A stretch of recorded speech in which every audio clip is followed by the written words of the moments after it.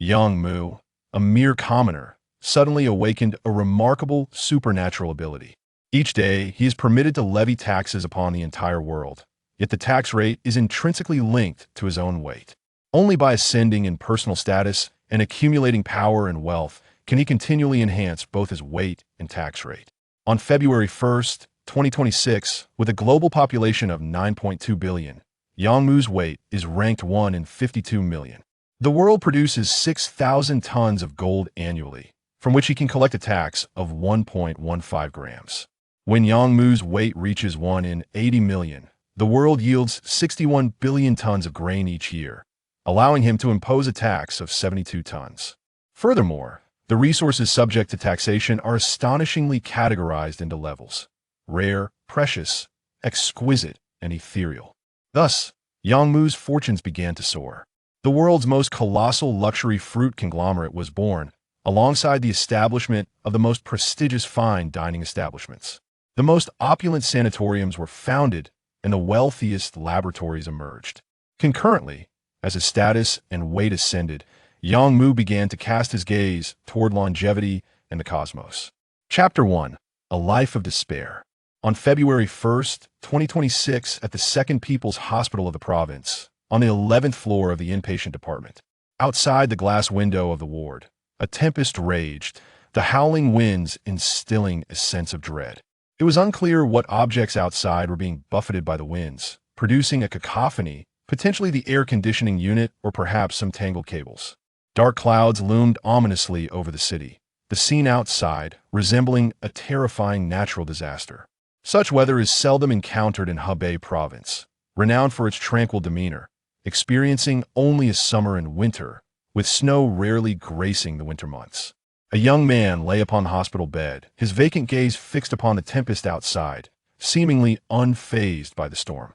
At the foot of his bed, the patient's information is inscribed. Name: Yang Mu. Age: 21. Yang Mu felt a slight discomfort in his lungs, coughed a few times, glanced at the drip, recognizing it was nearly depleted, and pressed the call button. Shortly thereafter, the nurse arrived. You have 2 more bags to go today, which should take about 2 hours. If you feel tired, doze off early. I'll keep an eye on you, the nurse said soothingly, her voice a balm to the ears. Yang Mu nodded, a faint smile gracing his lips. It's all right, I'm not sleepy. I can manage on my own. Thank you for your kindness. The nurse nodded in acknowledgement, saying nothing further, and turned to leave. Enduring the discomfort in his chest, Yang Mu struggled to sit upright and retrieved a bottle of mineral water from the nearby table. He took but a sip, afraid to drink deeply. Such an act would exacerbate his lung discomfort. Merely to sip that water took him 10 minutes. Feeling considerably better, he set the bottle down. Surveying his surroundings, the room felt desolate. Originally shared with 2 others, he now found himself alone. This was perhaps the only piece of good news worth mentioning in recent times. After all, paying a modest sum for a private room was undeniably a gain. The torrential rain continued to pour outside. Yang Mu has not lived for many years. He has been diagnosed with lung cancer, a terminal illness. Fortunately, it was discovered early, and being in the mid to late stages with proper management, he could extend his life for a few more years. However, the exact number of years remains uncertain. If life is comfortable, with good conditions and financial means, he could endure for a decade or so. Yet if circumstances are dire and the living environment mediocre, it might only be 3 to 5 years. The battle against cancer is an arduous and terrifying ordeal. Previously, Yang Mu regarded such tales as mere stories, never anticipating that at such a young age, he would have to face this reality himself. With a bitter smile, he mused, indeed, the adage holds true. Misfortune often seeks out the unfortunate, and the frail rope snaps at its weakest point. Yang Mu's origins are far from favorable. His parents divorced when he was very young, each establishing new families and bearing additional children. His father has 3 offspring, while his mother has 2. This means that Yang Mu has 5 blood-related siblings, albeit all being half-siblings. The outcome is evident. His childhood was fraught with hardship. Let there be no misunderstanding, his parents did not wrong him. They provided what they could and showed genuine concern for his well-being, regularly calling and video chatting, ensuring that living expenses and tuition fees were delivered punctually. For many families of a similar nature, this is considered quite commendable. Thus, Yang Mu harbors no resentment towards his parents. They did all they could. However, the crux of the matter is that everyone faces challenges. His parents are ordinary individuals from humble backgrounds, with limited income and already high family expenditures, so their capacity to assist Yang Mu is naturally constrained. And now, he finds himself afflicted with lung cancer. Yang Mu feels like a most unfortunate soul, convinced that his luck has completely run dry. It seems he has never experienced a stroke of good fortune in his life. Shaking his head, he sighed, "Perhaps it is better to die early and be reborn. After all, there is little hope left in this life. What can a few more years achieve other than prolonging mere survival?" He has already resolved to abandon treatment. After all, he has barely over 30,000, a sum that his parents provided for his university fees last month. As a fourth-year student, it seems he will not receive his diploma. After 5 days in the hospital, he has spent over 20,000. This is merely the initial cost for examinations, medications, accommodation, and more. The final bill has yet to be presented, but it is unlikely to be low. With only 30,000 to his name, he dares not pursue treatment. Death does not frighten him. Yang Mu is unafraid. After all, when a person has no attachment to this world, no hope, and no expectations, the distinction between life and death becomes rather blurred. Tomorrow, I shall discharge myself. Yang Mu made up his mind. He wished to preserve a modest sum, at least 10,000, to ensure his living expenses for a year. Before departing this life, he must accomplish something. For instance, he yearns to behold the mountains and rivers, to gaze upon the sea, to explore the grasslands. It is said that the landscapes of Guilin are unparalleled. He has never been, only seen images and videos. He has also heard of the beauty of Yunnan and the splendor of Huadu, and he longs to experience it firsthand. Yet, he is uncertain whether 10,000 would suffice for a journey. It seems dubious. If all else fails, he could travel on a tight budget, taking the cheapest green train, staying in parks, or on the subway. Those places should not be too cold at this time of year. With a heart full of contemplation, Yang Mu crafted his plans. Facing death, he must allow himself some enjoyment. Currently, the only pleasure he can grasp seems to be the beauty of nature, which, in a sense, belongs to everyone and requires no expenditure. Of course, this excludes the scenic areas that are cordoned off. As he lost himself in thought, time slipped away rapidly. Watching the 2 bottles of medication empty, he called for the nurse once more. Soon, a masked nurse entered to remove the 4. "Would you like to switch to a saline drip tomorrow? That way, you won't have to endure constant needle pricks. Your veins are delicate, and it's not easy to insert a needle, which causes you discomfort," the nurse empathetically suggested. Yang Mu shook his head. "I will be discharged tomorrow." The nurse paused momentarily, choosing not to say anything further. Everything was understood without words. She clearly grasped the patient's intent. Such situations are all too common in hospitals. Unable to be treated, unable to afford treatment, or simply unwilling. When faced with a severe illness, one is left with only a few choices. Those who endure until the end are few and far between. Clearly, Yang Mu is among them. The nurse cast a sympathetic glance at Yang Mu, thinking how young he was and lamenting his affliction. Yang Mu disliked being viewed in such a manner, so he feigned ignorance and turned his gaze outside. It had been raining for so long. It seemed to show no signs of abating. Would it rain all night? He casually inquired. "The weather forecast on your phone predicts rain throughout the night. It won't ease until tomorrow morning. It's certain to flood outside today. I find it puzzling. How can a provincial capital flood every time it rains? Is it so difficult to improve the drainage system?" the nurse complained. Evidently, she had endured enough torment. Yang Mu then realized that the nurse was about to change shifts and return home in the morning. In such weather, it would undoubtedly be a nightmare for her to get home. Chapter 2. The arrival of the golden finger having tidied up sufficiently, the nurse finally wheeled the cart out of the hospital room. Ensuring the door was securely closed behind her, Yang Mu felt a sense of gratitude for having encountered such a wonderful nurse. He had previously interacted with other hospital staff, many of whom were stern and unapproachable. Engaging in conversation was often a laborious task, as they seemed burdened by the weight of their responsibilities. Yet, one could hardly blame them. Confronted daily with numerous patients, their spirits were unlikely to be buoyant enough for casual exchanges. Returning to his thoughts, Yang Mu picked up his phone from the bedside, unlocking the screen to check the time. It was 11:30 p.m. He then glanced at the weather forecast, which confirmed that light rain was expected to begin by 6 in the morning. It had been years since International Village had experienced such heavy rainfall. It was indeed a rarity. Subsequently, he opened the messaging app, hoping for some news. Unfortunately, there were no messages or missed calls, just silence. This was Yang Mu's reality. Devoid of friends, connections, or networks, he existed as a mere transparent entity within society. After disappearing for a month, not a soul had sought him out. Were it not for his parents, he might never have garnered anyone's attention throughout his life. Little did he know, there were many like him in the world, those at the very bottom, utterly helpless. Yang Mu held no grievances. One must learn to accept their fate and embrace their own mediocrity. Why were some individuals able to rally friends, while others launched ventures during their first year of college, or cycled through multiple romantic partners in a single year? He decided against self-deprecation. Opening his banking app, he began to assess his financial situation, organizing the funds across his various accounts in preparation for his impending discharge. Ultimately, his net worth stood at 360,000, excluding a mere 800 in loose change. He frowned slightly. There was neither surprise nor disappointment. It aligned closely with his prior expectations. Setting his phone aside, Yang Mu reclined once more, flattening his pillow and turning onto his side to gaze out at the torrential rain. The raindrops, the size of thumbs, pelted against the glass, creating a cacophony of sound. Sleep was an elusive prospect under such conditions, but he decided to take solace in the rain's melody, embracing the moment as akin to one of the 10 elegant affairs of the ancients, indulging in the persona of a cultured scholar. Soon, the room was enveloped in a tranquil ambience, exuding serenity and calm. In that moment, the sound of a falling needle could be heard. As time swiftly approached midnight, a massive flash of lightning streaked across the sky, and Yang Mu suddenly perceived something unusual, a dark spot, growing larger and closer.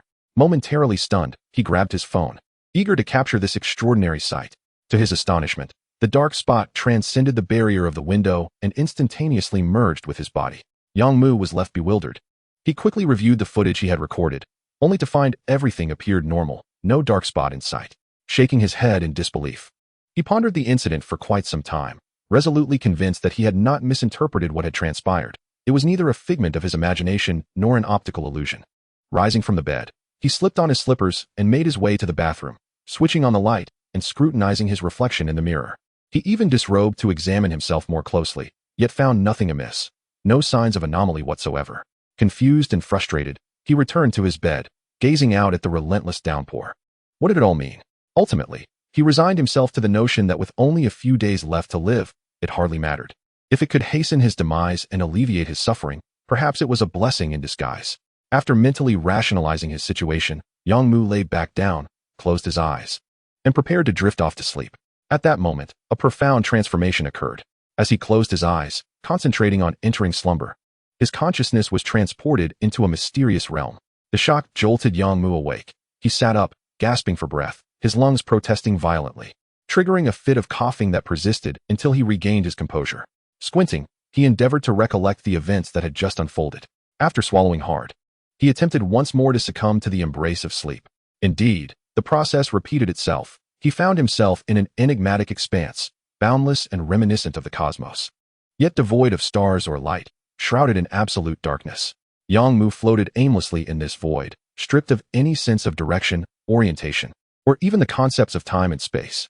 As he grappled with his disorientation, a surge of information flooded his mind. After a considerable interval, Yang Mu emerged from his stupor, his expression one of sheer astonishment. His interests were diverse. He enjoyed reading novels, playing video games, and scrolling through short videos. Thus, he was no stranger to concepts such as cheats or golden fingers. In an era where entertainment had thoroughly saturated society, he had long been inundated with narrative twists and turns. Yet, he had never envisioned himself as the protagonist of a story endowed with a golden finger. Indeed, Yang Mu had acquired a golden finger, this very mysterious space. Its origins were shrouded in mystery, perhaps a miracle of the universe or a remnant of a higher dimensional entity. Regardless, it was of no concern to Yang Mu. He simply understood that he was poised to take flight. He did not know the true name of this enigmatic space, but based on its functions, he dubbed it the tax collection aura. Now, one might wonder why he chose such a name. The answer was straightforward. It had the capability to collect taxes. This so-called mysterious space was, in essence, a high-dimensional magnetic field. Once merged with Yang Mu, it enveloped the entirety of Blue Star. Its effect was to facilitate high-dimensional taxation within the confines of this magnetic field. To elucidate, if Blue Star produced 10,000 tons of gold annually, this high-dimensional space could extract a portion thereof. Naturally, this was not limited to gold. It encompassed grains, fruits, steel, seafood, and more. Anything produced on Blue Star was subject to consideration. There were, however, limitations, particularly concerning the tax rate. In plain terms, the energy currently available for tax collection within this high-dimensional magnetic field was quite modest, allowing for only a minimal tax rate. This tax rate, or the energy of the high-dimensional field, was intrinsically linked to Yang Mu as the host. The key term here is weight. What is weight? It essentially refers to Yang Mu's standing in this world, his identity, influence, control, resources, and connections. Chapter 3.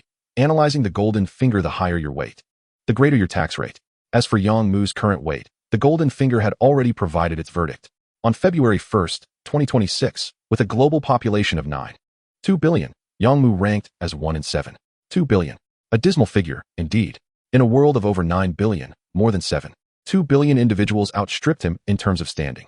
This realization was difficult for him to accept. Yet, upon further contemplation, it seemed rather reasonable. The weight assessment provided by the golden finger was comprehensive and multifaceted. Even if Uncle Hay is less fortunate, he possesses vast expanses of forests, grasslands, and land, among other natural resources, which inherently carry significant weight. In stark contrast, Yang Mu finds himself devoid of any assets. Even a burial plot remains a distant luxury. He is utterly perplexed about what to do in the event of his demise. His parents would likely have to expend a considerable fortune to resolve this predicament. Furthermore, the assessment of weight is influenced by factors such as influence, connections, and physical condition.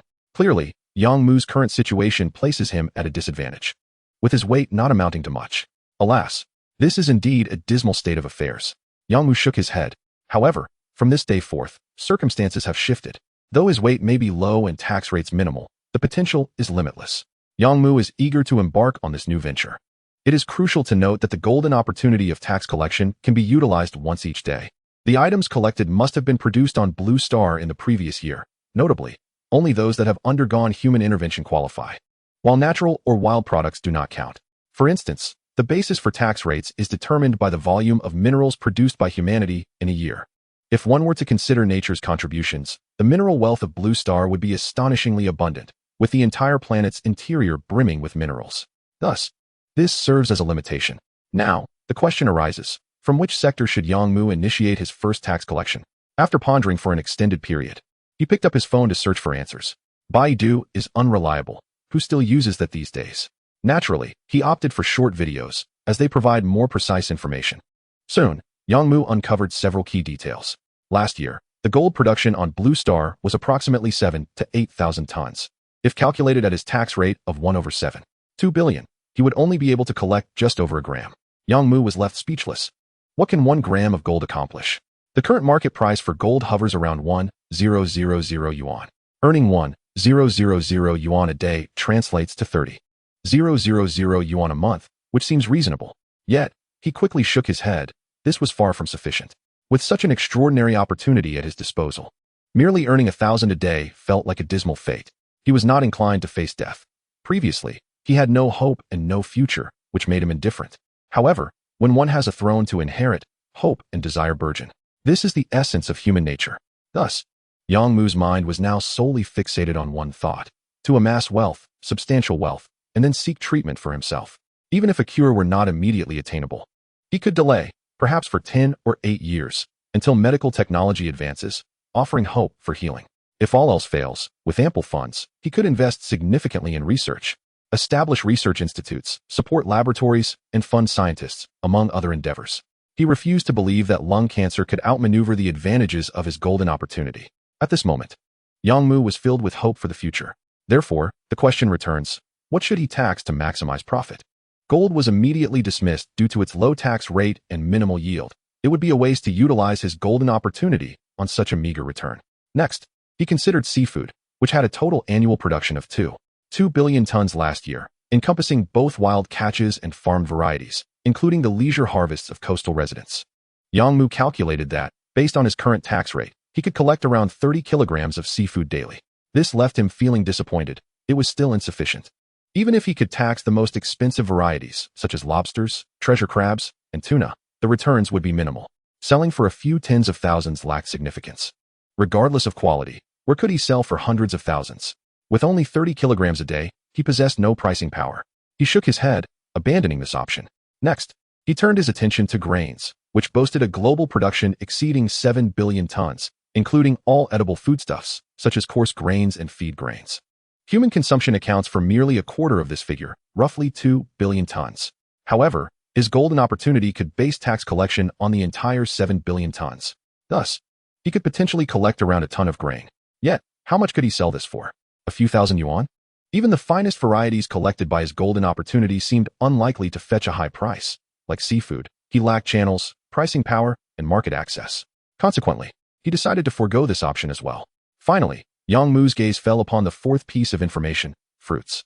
According to search results, global fruit production last year totaled around 1.2 billion tons. However, Yang Mu understood that if his golden opportunity were to assess the figures, the actual production would undoubtedly be much higher. As previously mentioned, any output that has undergone human intervention qualifies for tax assessment. Therefore, the true fruit yield on Blue Star is likely several times greater than this figure.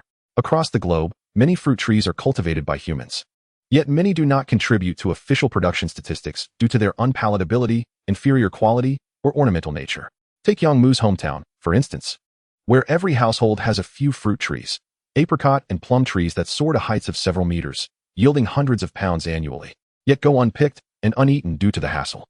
Not to mention the southern regions, where ornamental trees lining the streets bear fruit that nobody desires. Thus, the authentic fruit production on Blue Star is astonishing. If he were to tax fruits, the outcome would be entirely different. Based on his tax rate, he could collect at least several hundred, if not over 1,000 pounds of fruit daily. The key is that Yang Mu could target the most expensive varieties, such as durian. A pound can easily sell for dozens or even hundreds of yuan, leading to sales in the hundreds of thousands. Most importantly, fruits are easy to liquidate. Simply opening a fruit store would yield profits, with no costs and no need for storage. With so many advantages, there was no room for hesitation. Yang Mu made his decision. He activated his golden opportunity and utilized his first tax collection privilege. As the high-dimensional magnetic field resonated with Yang Mu's soul, it promptly began to compile high-dimensional statistics according to his wishes. In an unseen high-dimensional realm, a radiating magnetic field spread across the globe. Moments later, the golden opportunity produced its findings. An influx of information flooded Yang Mu's mind. In 2025, Blue Star's fruit production reached 9.6 billion tons, with a tax rate of 1/7.2 billion, allowing for the collection of 14 tons. Would he like to proceed with the collection? Chapter 4. The plan filled with excitement. Yang Mu clicked to confirm the collection. Instantly, the high-dimensional magnetic field transformed before him, revealing an endless array of images. A multitude of fruits materialized, astonishing Yang Mu. He had never imagined that humanity had access to such an abundance of fruits. The varieties were so numerous that they seemed impossible to quantify, hundreds, or perhaps thousands. Shaking his head, he remained undeterred. If he intended to earn his first pot of gold through fruit sales, he must select high-end, popular varieties that could be swiftly liquidated. His first choice was undoubtedly durian. The only reason being its high price. Although domestic production has surged recently, the price has been suppressed over the last 2 years, with peak seasons even dropping below 20 yuan per pound. However, it is essential to recognize that this pertains only to the standard golden pillow durian. In the realm of the durian family, he is but a younger sibling, inconspicuous and of little value. There exist far superior and pricier varieties, such as the Muzang King and the purple-skinned durian, among others, priced as high as several hundred yuan per kilogram, and at the very least 100 to 180 yuan. These are undoubtedly the luxuries of the fruit world. It is these varieties that yield the most profit. If one were to inquire whether they sell, let it be known that domestically, there is scarcely a place to procure them. The supply is virtually non-existent. Wealthy magnates and families rely solely on imports to indulge in these delicacies, often necessitating connections. Absurd as it may seem, this is the stark reality.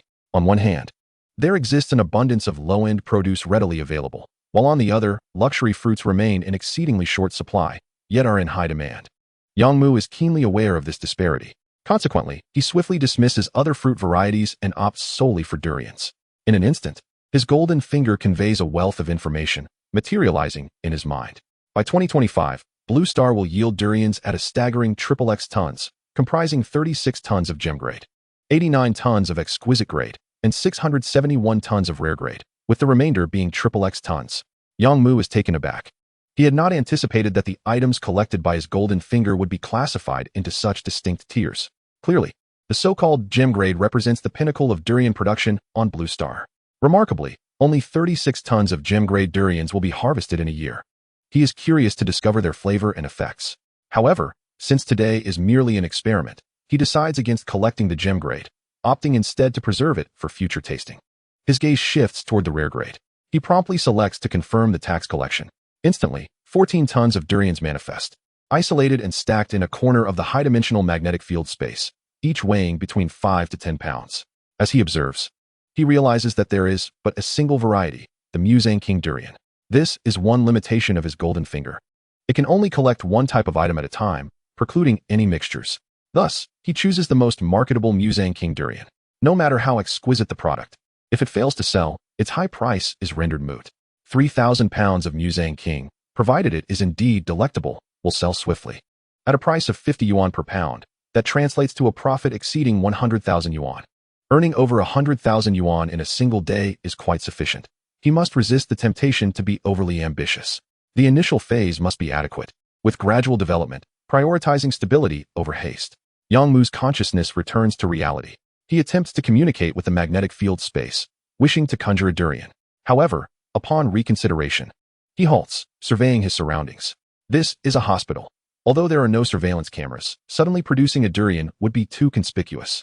The entire corridor would undoubtedly catch the scent. A discerning individual could easily trace the origin of such a marvel. Never mind, I shall sleep first. I will discharge tomorrow and find a discreet location then. With that thought, he dismisses his tumultuous emotions, lying down on the bed. Yet his excitement remains uncontainable, and his mind is bustling with plans. Tomorrow, after his discharge, he must promptly find a place to establish a fruit shop and begin earning. Time is of the essence. For the progression of lung cancer is alarmingly swift, changing daily. Yang Mu requires ample funds to sustain his life and manage his condition. But where to open the shop? International Plaza? Absolutely not. That location cannot fetch a decent price, and durians priced at 100 to 180 yuan, or even several hundred, would undoubtedly struggle to sell. Though it is a provincial capital, it ranks among the lowest in terms of purchasing power nationwide. Therefore, a different location is imperative. Yang Mu quickly considers several alternatives: Magic City, Hangzhou, Guangqing, Kyoto, and Shenzhen. After contemplation, he eliminates Kyoto from consideration. That place is far too intimidating. Continuously manifesting fruits, no matter how discreetly, would inevitably lead to discovery. Conversely, Magic City seems most suitable. Its purchasing power is robust, and as an international metropolis, even the most extraordinary occurrences would blend seamlessly into the cityscape. No one would raise an eyebrow. For the finest products from around the world could very well appear in Magic City. Thus, the plan crystallizes. Upon his discharge tomorrow, he shall make haste to Magic City, searching for a shop to establish his fruit store. The selection of the shop must be meticulous. Mediocrity is unacceptable. However, with only a little over 10,000 yuan remaining, what shall he do? That sum is decidedly insufficient. The exorbitant property prices in Magic City are well known, inducing a headache. As for rent, it inflates proportionately to the property prices, reaching ludicrous heights. He has heard estimates suggesting that a 30 square meter shop would cost at least 6 to 700,000 yuan annually. Even on a monthly basis, that translates to 50 to 60,000 yuan. Ouch! Yang Mu is left speechless by the staggering figures. It is utterly disheartening. Yet, operating without a shop is untenable. He is not a peddler of low-end goods. To sell premium fruits at premium prices, he must provide a commensurate ambience and presentation. Those willing to pay hundreds or even thousands for fruit would never patronize a roadside stall. Even the decor of the shop must meet certain standards. Alas, the challenges are overwhelming. After much contemplation, Yang Mu ultimately realizes that he must seek financial assistance from his parents. The initial funding is absolutely critical. Any delays of days or weeks could be irreversibly detrimental to his health. That is the price of life. Thus, he resolves to confide in his parents about his condition tomorrow, requesting some financial support, whatever the amount may be. How much can he expect to receive? Yang Mu feels uncertain. He knows that his father and mother lead rather frugal lives. One has 3 children, while the other has 2, all of whom are at school age. They have some savings, but certainly not substantial. His most optimistic projection is to secure 100,000 yuan, at the very least. He should manage to obtain 30 to 50,000. Surely, they would be willing to assist, especially considering his grave circumstances. Lost in thought, Yang Mu drifts into slumber. That night, he dreams a magnificent dream. In his dream, he amasses trillions of wealth through his golden finger, establishing the world's most prestigious hospital and the finest research team, ultimately discovering a cure for his lung cancer. Surrounded by beautiful women, he revels in boundless joy. Bliss, sheer bliss. Chapter 5. Discharge and Parental Love. Yang Mu is awakened by a series of coughs. Groggily opening his eyes, he sees a patient surrounded by 5 or 6 individuals entering the ward, accompanied by nurses and family members. In an instant, he comprehends that a new patient is being admitted. He hastily grabs his phone, which is charging, unplugs it, and checks the time, 7:10 a.m. Having slept for less than 6 hours, he still feels somewhat groggy. However, sleep eludes him now. The cough is contagious. As the new patient coughs, Yang Mu feels a tickle in his throat as well. Suppressing the discomfort in his lungs, he sits up and begins to dress.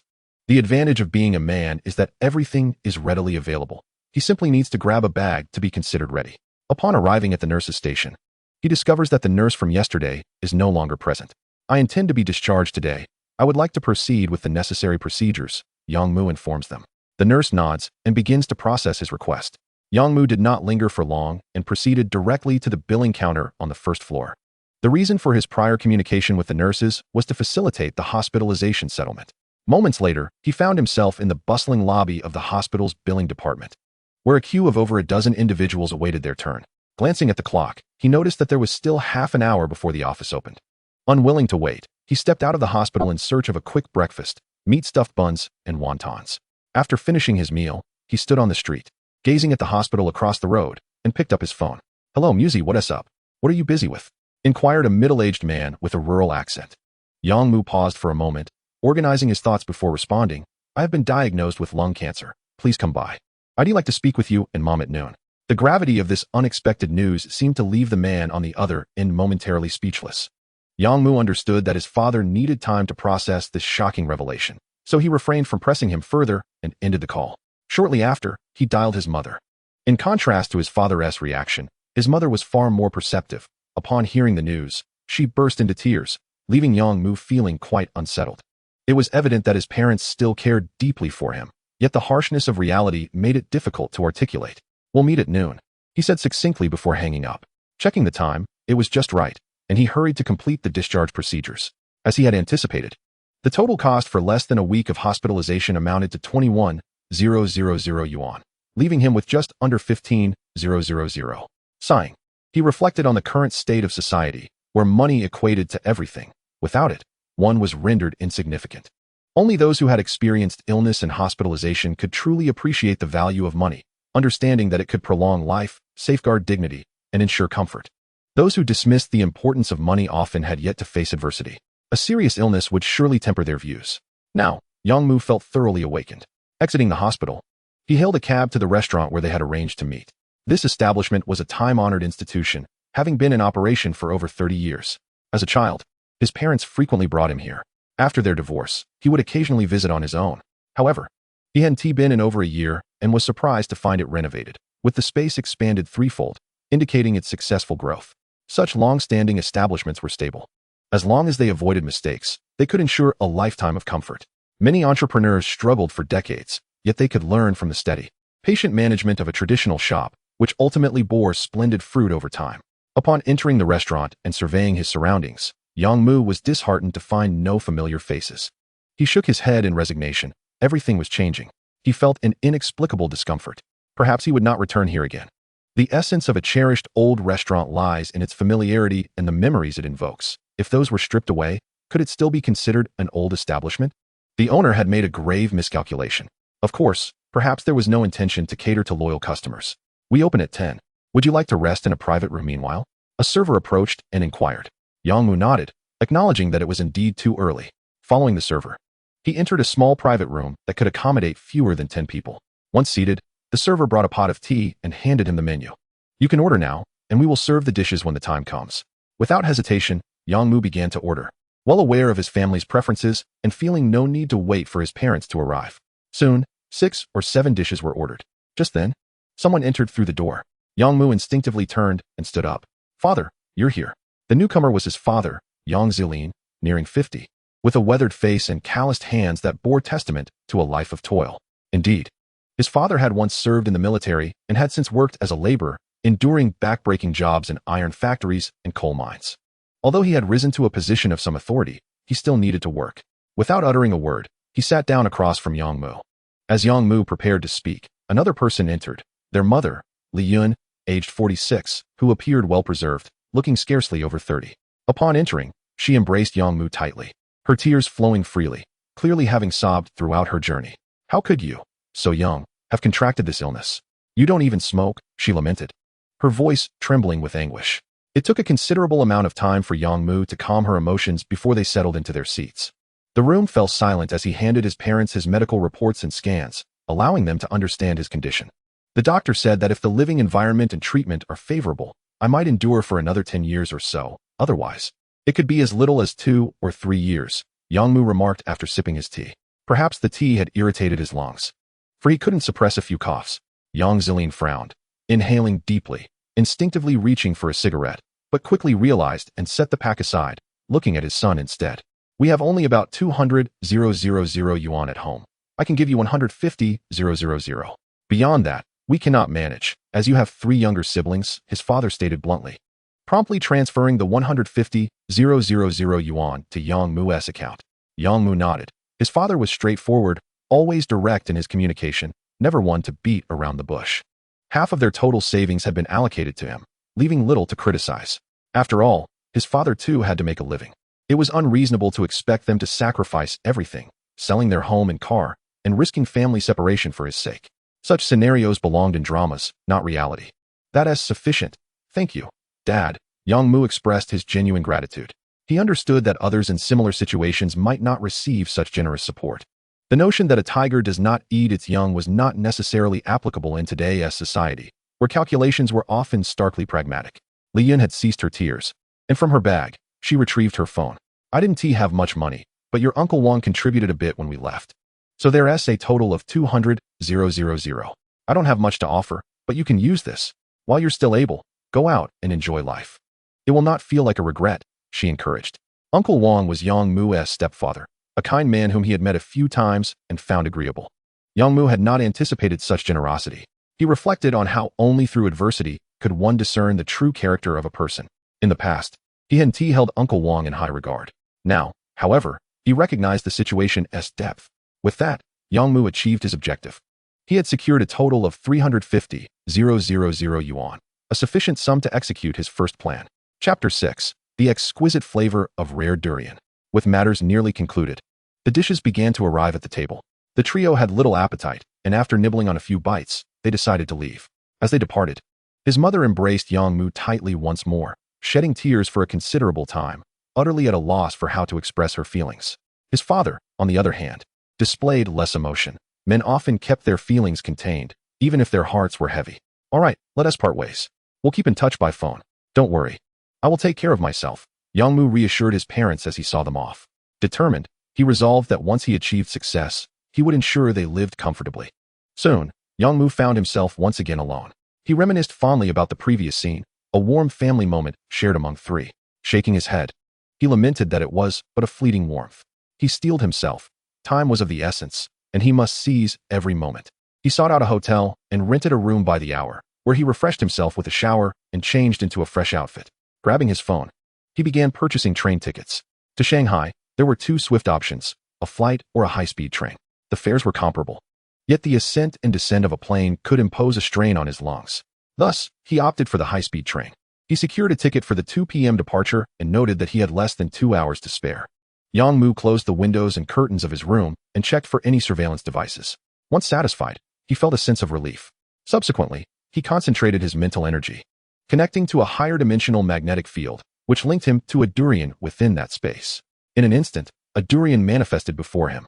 Its exterior was remarkably symmetrical, akin to the golden ratio, standing in stark contrast to the irregularly shaped and variably sized durians he had seen before. 6 distinct bumps were clearly visible, and a faint aroma began to waft through the air. Yang Mu's mind was momentarily stunned. He found the scent intriguingly peculiar. He had only sampled durian a few times, mostly not of his own choosing, but he had encountered it frequently in supermarkets and markets. So the fragrance was not entirely foreign to him. However, this particular durian exuded a uniquely distinctive aroma, a bizarre yet alluring scent. Yang Mu was certain that even those who were not fond of durian would not find this fragrance off-putting. Remarkable, indeed. He had not anticipated that such a rare durian could possess such magnificence. Donning the gloves he had prepared, he began to pry it open. Soon, the succulent flesh was fully revealed.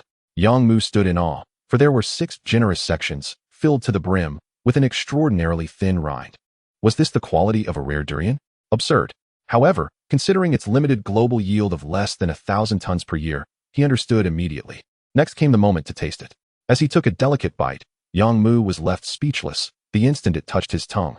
The gossamer exterior imparted a subtle sweetness, swiftly enveloped by the creamy interior. As the flesh melted between his teeth, the sumptuous texture slid down his throat, leaving behind a lingering, fragrant aftertaste. The sensation was akin to having velvet filling his mouth, with the aroma of the fruit lingering even in his breath. 2 words encapsulated it: delicious. 3 words: exceedingly delicious. No, words could scarcely convey the experience. Yang Mu was nearly moved to tears, astonished that he was privileged enough to savor such a fruit. How extraordinary! What would the taste of a prized or treasured durian be like? He dared not even imagine. What in this world was truly authentic? He had previously scoffed at the wealthy who spent thousands, even tens or hundreds of thousands, for a single meal, deeming it foolish. Yet after this experience, he realized the profound difference. Regaining his composure, Yang Mu hastily began to strategize. Selling durians should not be done lightly. If he were to sell this rare variety for just a few dozen per kilogram, he would suffer a tremendous loss. After some contemplation, an idea emerged. A fruit shop could sell ordinary fruits. After all, he needed to stock up. Otherwise, it would be glaringly obvious if his shop offered products without any inventory. Even if no one noticed for a day or two, over time, it would become evident. Did he think people today were naive? Thus, he must create a blend. The fruit shop would feature a range of fruits at varying price points. For the mid to lower tier fruits, Yang Mu did not intend to profit. He would sell them at cost to attract customers. However, for the premium fruits, he would command exorbitant prices. In doing so, he could maintain a less conspicuous operation. With his plan firmly established, Yang Mu checked the time. It was nearly time to dress and check out. Hello, may I speak with Mr. Yang Mu? This is XX Real Estate Agency. You are looking to rent a commercial space, correct? We have just what you need. Do you have time to come and take a look? The voice on the other end was a soothing, professional tone that was quite pleasant to hear. He replied, I'm currently on a train to the Magic City, expected to arrive by 9 p.m. tonight, so today may not work. However, I will be at your office promptly at 7 a.m. tomorrow. Please prepare as I intend to explore several options. Certainly, Mr. Yang. We look forward to your visit tomorrow. Yang Mu then received several more calls from real estate agents. Given the current downturn in the property market, whether selling or renting, every customer was a coveted opportunity. On the high-speed train, Yang Mu remained industrious. His time was invaluable. He could not afford to squander a single second. The matter of the commercial space was more or less resolved. He should be able to find a suitable option. Next on his agenda was to arrange the necessary permits, such as business registration and licenses. This was straightforward. He could simply hire a local agency online to handle it. The entire process would cost less than $5,000 and would be taken care of efficiently. Naturally, this would require the establishment of a shop first, but it did not hinder him from making preliminary arrangements, such as determining the company and shop names. Some might wonder why a fruit shop would necessitate a company structure. The answer was that Yang Mu had grander ambitions. He did not intend to operate just one fruit shop. Once the first proved profitable, expansion would undoubtedly follow. Therefore, registering a company was imperative. Moreover, his future plans extended beyond merely selling fruit. With a unique advantage, he was particularly well-positioned in the culinary realm. But that was a discussion for another time. Chapter 7. The Magic City, Opening a Shop. Yang Mu decided to name the company Evergreen and the shop King of Celestial Fruits. There was no profound significance behind these names. Evergreen symbolized longevity and vitality, while King of Celestial Fruits indicated exquisite fruits. They were simple and memorable. Having settled these matters, he glanced at the time. It was already past 6 in the evening. In just over 2 hours, he would arrive. Yang Mu moved on to the next task, reviewing the shop's decor. His establishment would sell the King of Celestial Fruits, the creme de la creme. The standard of the decor could not be subpar. It must at least meet a threshold of quality. What constituted a passing grade? In Yang Mu's view, it meant that customers with fortunes in the millions or billions would feel comfortable entering the shop. Thus, he opened his phone and began scouring short videos for various decor ideas. In a whirlwind of visuals, he was dazzled by the plethora of options. There was not a single unattractive design. Every style was commendable. However, the most vexing aspect was the cost of renovation. Without at least 100,000 to 800,000, achieving a satisfactory outcome was implausible. It was a headache. Furthermore, the timeline for renovations was even more intolerable. Even a 10-day delay was an unbearable burden. Ultimately, Yang Mu decided to abandon this route. He turned his attention to real estate agencies, hoping to find a shop that was already renovated. At the very least, he preferred not to undertake such extensive work himself. Even if it meant paying a transfer fee, he would be amenable to that. At 9 p.m., Yang Mu emerged from the bustling train station of the Magic City. He summoned a ride-hailing service, his destination, a budget hotel. At present, his finances were rather limited, precluding any indulgence in luxury accommodations. Thus, a star-rated hotel was unnecessary. However, the cost of lodging in the Magic City was exorbitantly high, and even budget hotels were several times more expensive than in other locales. Yang Mu shook his head in disbelief. Yet, on second thought, this could be a silver lining. His high-priced luxury fruit should have no trouble finding buyers. Half an hour later, Yang Mu completed the check-in process and entered his hotel room. He retrieved his medication from his bag and commenced his regimen, which consisted of 7 different types. Each must be consumed individually, some requiring merely a single tablet, while others necessitated over a dozen. It was akin to having a meal in itself. Alas, that was the reality of battling cancer. The act of taking his medication alone consumed nearly 10 minutes. Yang Mu rubbed his stomach, feeling a twinge of discomfort. It was hardly surprising, given the sheer volume of medication he ingested daily. After hastily consuming a meager meal, he lay down to rest. Recognizing the necessity of an early night, tomorrow would demand ample energy for a multitude of tasks. The following day, February 3rd, Yang Mu arrived at the first real estate agency bright and early. The designated agent was already present, having arrived on her electric scooter. Yang Mu scanned the area and opted for a shared e-bike. Mr. Yang, within a 3-kilometer radius, there are 6 commercial spaces available for rent, the smallest being 15 square meters and the largest a generous 230 square meters. Where shall we begin our search? Yang Mu surveyed his surroundings and inquired. What are the surrounding amenities like? Please provide an overview. Rest assured, sir, the agent replied confidently. There are 4 residential complexes nearby, all of which are mid to high-end developments. Additionally, there are 2 office buildings and a commercial plaza, ensuring a steady stream of foot traffic. The agent provided a detailed analysis of the area, speaking with assurance. Yang Mu, having conducted his own research prior to this visit, nodded in satisfaction. Let us start with the largest space, he declared. Having long since dismissed the idea of renting a modest shop of 30 to 50 square meters, such diminutive premises would not suffice for selling high-priced luxury fruits. Customers are not easily fooled. Without a certain level of credibility, they might suspect the quality of the products, regardless of their excellence. The agent's eyes brightened with excitement. Then please follow me, Mr. Yang. Moments later, they arrived at a commercial space, and at first glance, Yang Mu was captivated. The storefront was impressive, boasting a width of 12 meters, exuding an air of spaciousness. Even more remarkable were the floor-to-ceiling bay windows, framed by 3-meter-tall tempered glass on 2 sides, offering a direct view into the interior. Mr. Yang, this space was previously occupied by a high-end dessert shop, and a substantial investment, over $1 million, was made in its renovation. If you choose to lease it, you'll save a considerable amount in that regard. This location is currently in high demand, so you mustn't let this opportunity slip away. The agent seemed to sense Yang Mu's interest and eagerly offered encouragement. Yang Mu remained silent. Though he was young, he was not gullible, and such sales tactics would not sway him easily. Upon entering, they found the interior to encompass approximately 160 square meters, spacious yet empty. The decor was undeniably exquisite. Although dust and clutter littered the floor, the tiles were finely crafted, and the soft reflection of the light created a comfortable atmosphere. Then there was the overhead lighting. As is well known, lighting is paramount for selling cakes and desserts, and this establishment was no exception. Upon activation, the illumination transformed the ambience dramatically. It was truly stunning. The cash register still housed 2 computers, which made Yang Mu's eyes gleam with delight, another potential saving of several thousand. Suddenly, a thought struck him, and he queried, "Isn't this supposed to be 200 square meters? It seems a bit short."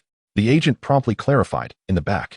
The previous tenant constructed a cold storage room and an office, both measuring 20 square meters. Yang Mu followed her to inspect. Indeed, a 20 square meter cold storage room was visible, clearly intended for food preservation by the former tenant. The 20 square meter office was currently vacant, but what pleased him most was that it included a restroom, allowing for personal hygiene and bathing. Although somewhat cramped, it was sufficient for one person's living needs. Excellent, he mused. If I leased this space, I would lack for nothing. Even my accommodation would be resolved. Yang Mu hesitated briefly. He was indeed tempted. But there were 2 concerns, the price and the disruption to his plans. After all, this was merely the first property he had seen. Should he commit so soon? He had appointments with several other agents and dozens of shops to explore. Let us first discuss the price, he decided. If it's not suitable, we'll move on to the next one.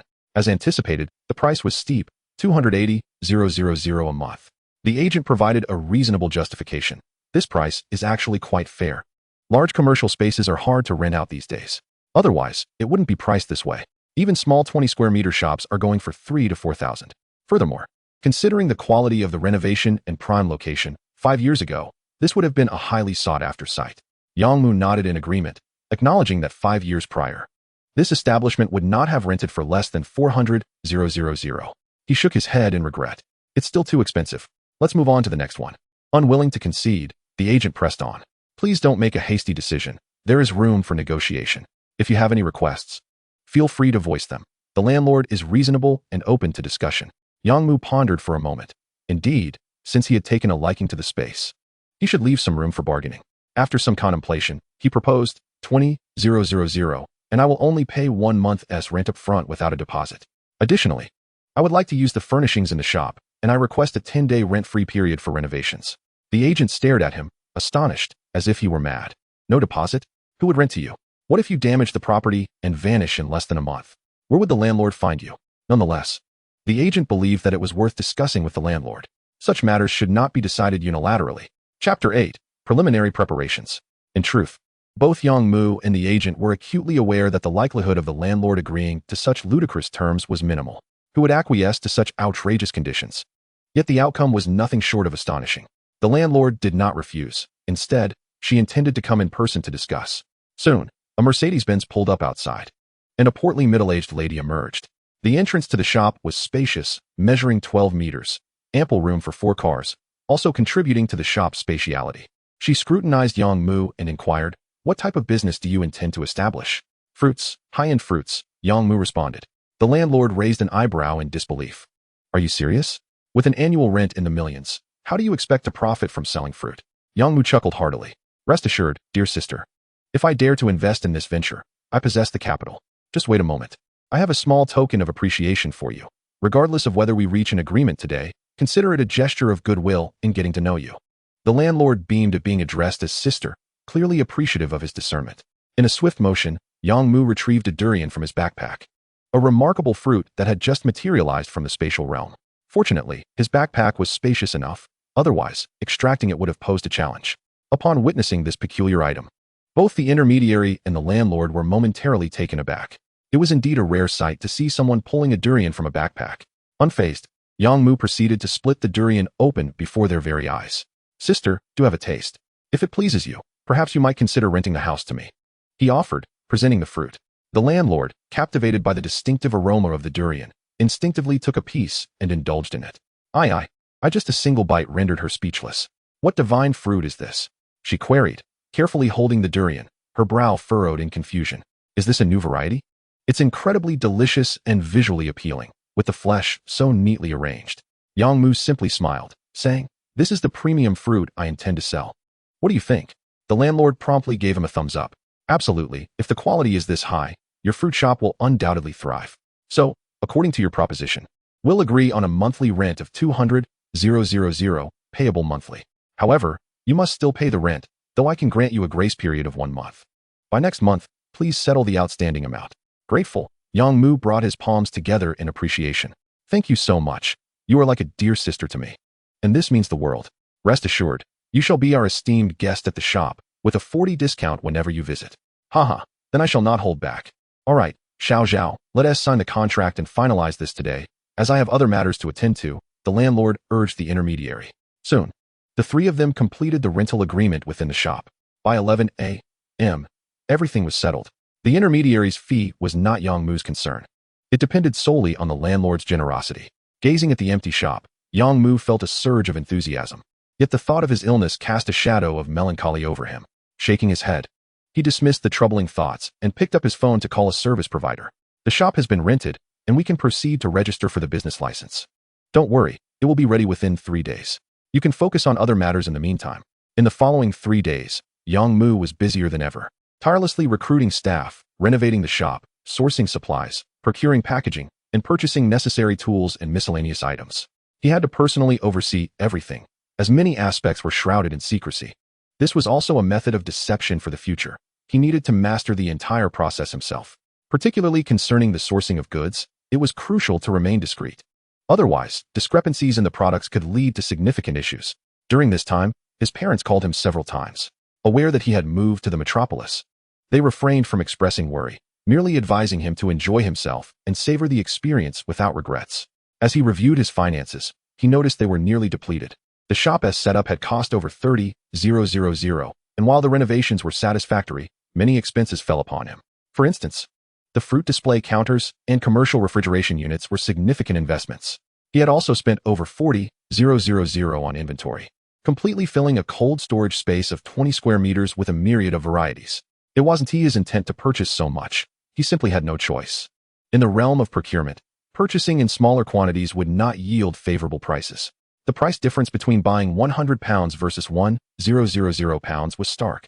Yang Mu aimed to acquire ordinary fruits at lower prices. If the procurement costs were too high, he would struggle to attract customers. Thus, he had to make bulk purchases to secure lower prices. Fortunately, his own cold storage made it feasible to stockpile goods. Moreover, the metropolis served as a port and a global trade hub, making imported fruits relatively cost-effective. Indeed, Yang Mu's fruit shop specialized exclusively in imported fruits.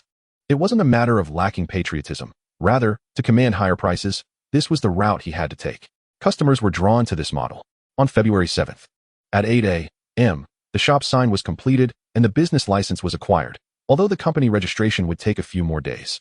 6 staff members arrived, all clad in white dresses, youthful and vibrant, creating an ambience that belied the nature of a fruit shop. Yang Mu offered a salary of $8,000 per month during the probation period, which would rise to $12,000 upon confirmation after a month. Even in the metropolis, this was not an insignificant sum. Yang Mu was unconcerned about affording their wages, as he wouldn't need to pay them for another month. In truth, he wished to hire more staff. But the criteria were stringent, and only 6 met his standards. The reason for needing so many employees was that Yang Mu planned to offer home delivery services within a 5-kilometer radius, allowing these young ladies to handle the deliveries. Additionally, it was crucial for nurturing future talent. Yang Mu's long-term vision involved extensive planning and the cultivation of his own team. Trustworthy associates were not forged overnight. They required investment in time and resources. Chapter 9. Planning before opening. It is noteworthy that during these 3 days, Yang Mu's significance escalated rapidly. Each day marked a distinct transformation, particularly on this day, when his value surged to 1.13 billion. His ranking had soared by several billion positions. This was quite understandable.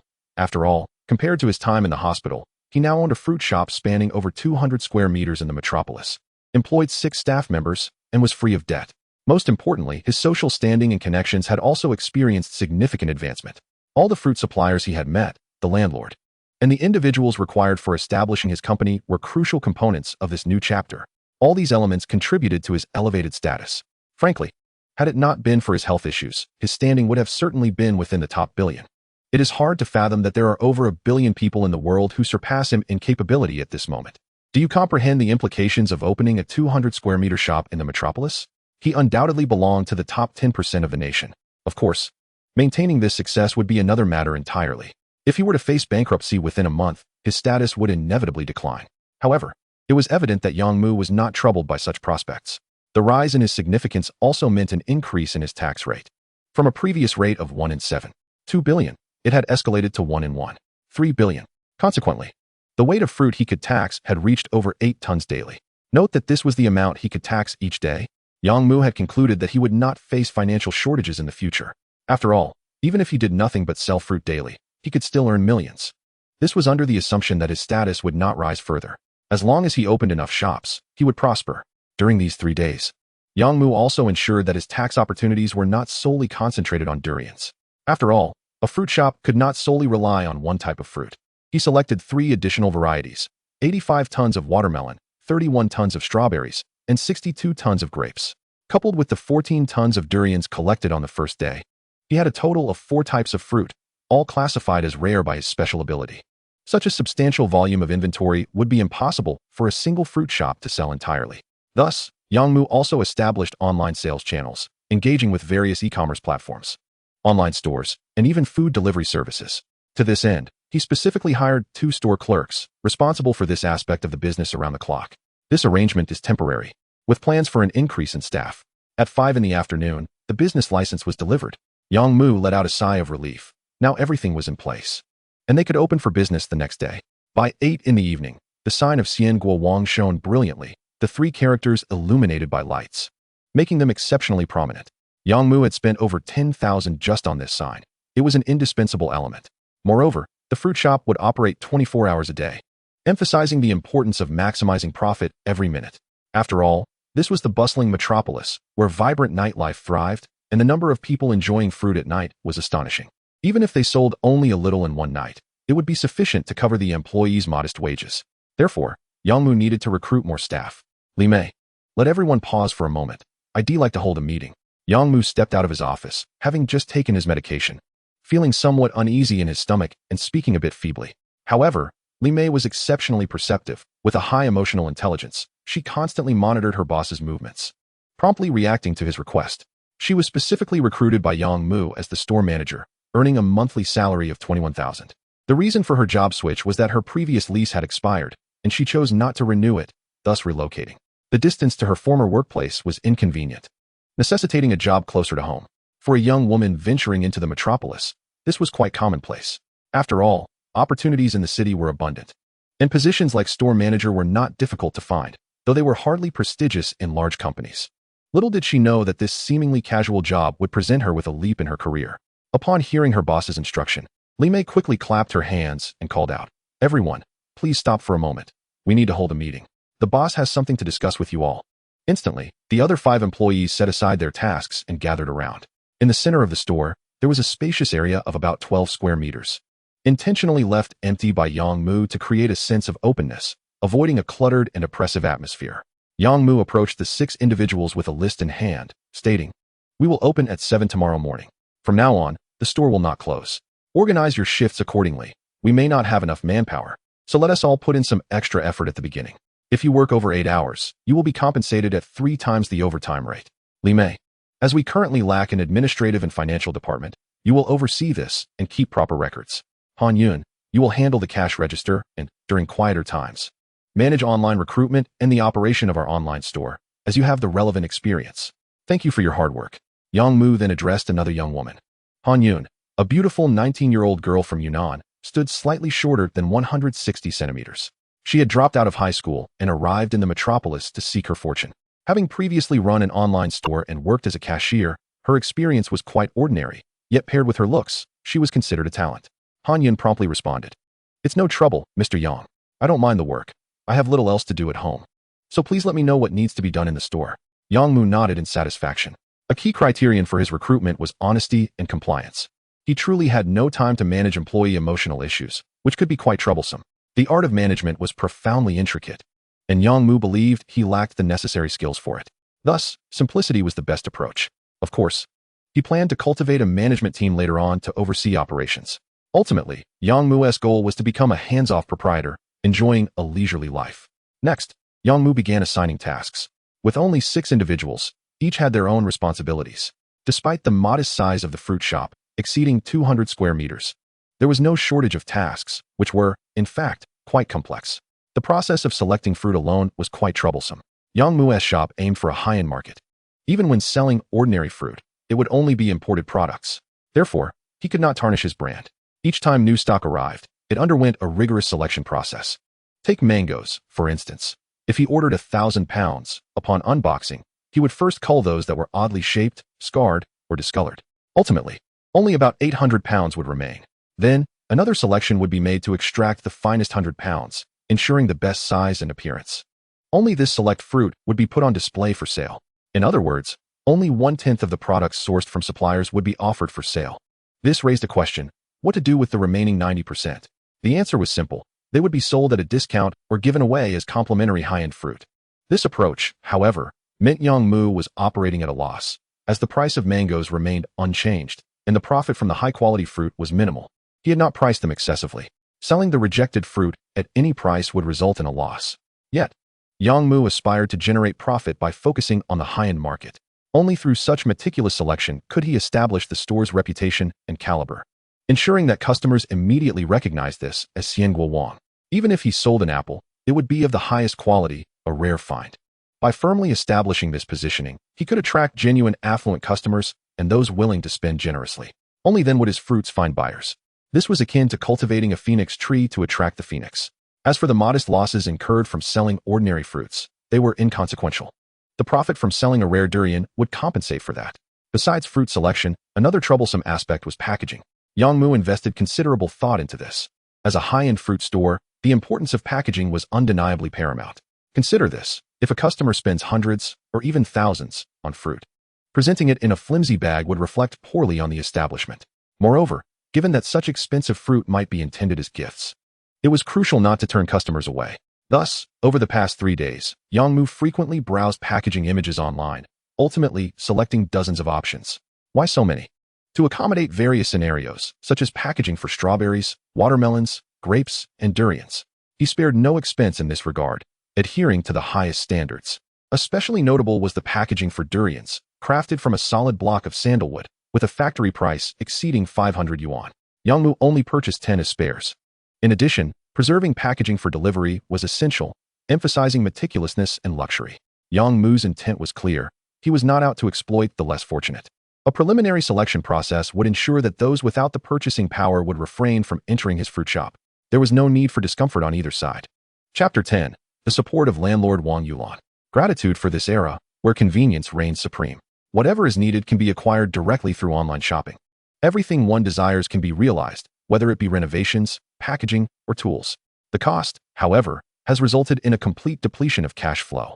Now, his bank card held less than 3,000 yuan. He had to earn money within 3 days. Otherwise, his situation would become dire. With this thought, Yongmu gestured to dismiss the meeting, allowing everyone to attend to their own affairs. Alone in his office, he took out his phone and called the landlady. "Hello, Sister Wang, this is Yongmu. Our shop opens at 7 tomorrow morning, and I sincerely hope you will come to support us. It would be even better if you could bring along some friends. Rest assured, I will provide a VIP card for all your acquaintances, offering a permanent 20% discount. You can count on it. I won't let you down." After 5 minutes, Yongmu hung up the phone, exhaling a sigh of relief. In the bustling metropolis, starting a business was exceedingly challenging. Unlike other cities, he couldn't simply hold an opening ceremony, as that could lead to embarrassment. He had no connections whatsoever, not even distant relatives or friends. Hosting an opening ceremony would be a waste of money. Yet, without a ceremony or preliminary outreach, there was a significant risk of the shop failing on its very first day. Many establishments fell victim to this cycle. If the initial reception was poor, it would deter further customers. Thus, Yongmu had no choice but to rely on the landlady for a successful launch. She was a local and had a vested interest as the landlord. Moreover, she was his only connection. Not utilizing this opportunity would be foolish. It was a win-win situation. She would gain access to high-end fruit resources, and at the very least, those in her circle would come to know of her association with such premium products, establishing a mutually beneficial relationship. Indeed, the landlady did not decline. However, it remained uncertain how many patrons she would bring along. A few would suffice, but dozens would be even better. Yongmu was confident that once the first customer made a purchase, they would return. Such was the confidence he held in the rare quality of the fruits he offered. On February 8th, at 7 in the morning, Wang Yulan drove while on the phone. "Yes, that's my shop. Do you know the way? You've only been there once, right? I'll send you the location. Let me tell you, the owner is quite remarkable. The sourcing channels are exceptional, and many of the high-end fruits are ones I've never seen before. You have to try them to understand." After finishing this call, she continued making others. Throughout her journey, she made numerous calls. Wang Yulan was indeed the landlady. By 7:30, she finally arrived at the shop. There was a parking space out front, so she parked directly. Upon stepping out, she was taken aback by the shop front, and Yongmu came out to greet her. "Looks good. It has that high-end fruit store vibe," she remarked. Yongmu, somewhat lacking in social finesse, didn't know how to respond to such compliments, only smiling and saying, "You're too kind. Please, allow me to show you inside." He glanced around, not spotting anyone else, and felt a twinge of disappointment. Wang Yulan laughed. "I've already notified everyone. They'll be here shortly, about a dozen wealthy individuals. Don't let me down. I'm fully supporting you." Yongmu's expression shifted to one of joy, and he quickly instructed Li Mei, "Go wash some fruits and prepare a king of durian." Li Mei nodded and hurried off to fulfill the request. Wang Yulan, feeling no need for pretense, thought nothing of indulging in the fruits after contributing so much. Yongmu led Wang Yulan to a corner of the shop where a dining table was set, surrounded by 6 small chairs, creating an atmosphere of casual elegance. This was prepared for customers who might need a break, such as children and husbands accompanying women on shopping trips. Chapter 11. The pricing of the Fruit King. Wang Yulan took a seat, and Yang Mu sat opposite her. Soon, Li Mei and another staff member brought out 4 platters of fruit: durian, strawberries, watermelon, and grapes. Each was beautifully arranged, rivaling the presentation of a 5-star hotel chef. Clearly, the staff had devoted considerable time practicing their skills over the past few days. The 4 platters filled the table, instantly evoking delight. Wang Yulan wasted no time, picking up a fork to taste the fruits. The watermelon, cut into triangular pieces, was a delight to savor, refreshing her to the core. If it were the height of summer, nothing would compare to a chilled platter of watermelon.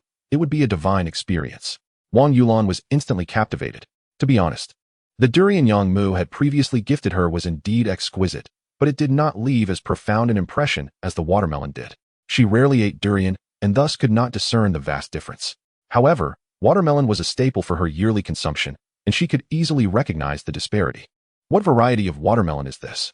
It's unbelievable," she exclaimed, her eyes fixed on Yang Mu, unable to stop herself from indulging. Yang Mu chuckled and replied, "This is our shop's watermelon king. I won't mention the variety, just enjoy it. Here, Wang Jia, do try some strawberries." Wang Yulan hesitated for a moment, abandoning the watermelon in favor of the strawberries. The platter contained only 12 berries, each the size of an egg, a rosy hue that was dazzling. Just their appearance was enough to leave one astonished. They resembled precious gems. Unsurprisingly, the 4 types of fruit completely won over the local connoisseur, Sister Wang. She realized she had underestimated the breadth of her experiences. "I thought I had seen it all, but in this city, the world holds more wonders than I imagined," she mused. Yang Mu laughed heartily. "You're too kind. Without some skill, who would dare venture into this business, right?" Wang Yulan wholeheartedly agreed, recognizing that appearances could be deceiving. This young man, with such impressive connections, was indeed remarkable. It is important to note that while rare fruits are scarce, it does not mean that ordinary people have never tasted them. In reality, the so-called rare quality stems from individual anomalies among similar varieties. Many have experienced this. Within the same batch of fruit, or even from the same tree, some pieces stand out as exceptionally delicious. This phenomenon is known as individual variation and is the basis for the classification of rare quality. Of course, higher-level treasures and gems follow the same principle. Thus, while rare fruits may be less common, most people will encounter them at least once in their lifetime, albeit randomly. If you happen to try one, consider yourself fortunate. The brilliance of Yang Mu's shop lies in its ability to consistently source rare quality fruits. Many are unaware of how challenging it is to maintain a uniform taste across a single fruit variety. It is often unattainable. But with the right channels, it becomes possible. 10 minutes later, Sister Wang was completely satiated, having eaten to the point of being unable to sit still. Li Mei, diligently wearing disposable gloves, peeled a grape and placed it in a bowl. Once she had 5, she presented them to Yang Mu with both hands. Yang Mu smiled and nodded, accepting them and savoring each one with a spoon. Witnessing this, Wang Yulan remarked with envy, "You truly know how to enjoy life. Living like this, surrounded by such exquisite fruits every day, must be incredibly blissful." Yang Mu chuckled in response, waving his hand to signal Li Mei to continue her work. Sister Wang envisioned a life of such simplicity, devoid of any complexity. In the future, she could simply stroll into the store to select whatever fruit she desired, all at a generous 60% discount. Of course, if she preferred not to pay in cash, she could conveniently deduct the amount from her rent. He chuckled as he spoke. Wang Yulan's eyes brightened at the prospect, and she genuinely began to contemplate it. What about the pricing of these exquisite fruits? If it's exorbitant, I might not be able to indulge, she remarked. Although she was a local of the bustling metropolis and possessed considerable real estate and heritage, these were merely assets without yielding liquid cash. Her daily life was comfortably affluent, even bordering on high-end, yet she found herself unable to afford luxuries, particularly when it came to fruits, which she considered everyday extravagances. Those like her, true natives of the metropolis, understood well that only the genuinely affluent would splurge significantly on food and clothing. After all, such indulgences were akin to a bottomless pit, capable of consuming vast fortunes. Among the vices of eating, drinking, and gambling, food held the paramount position, a testament to its undeniable value. Thus, Wang Yulan resolved to proceed with prudence. With this thought, she rose to survey the store's interior.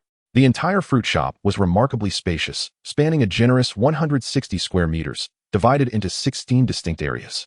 One of these was designated as the waiting area.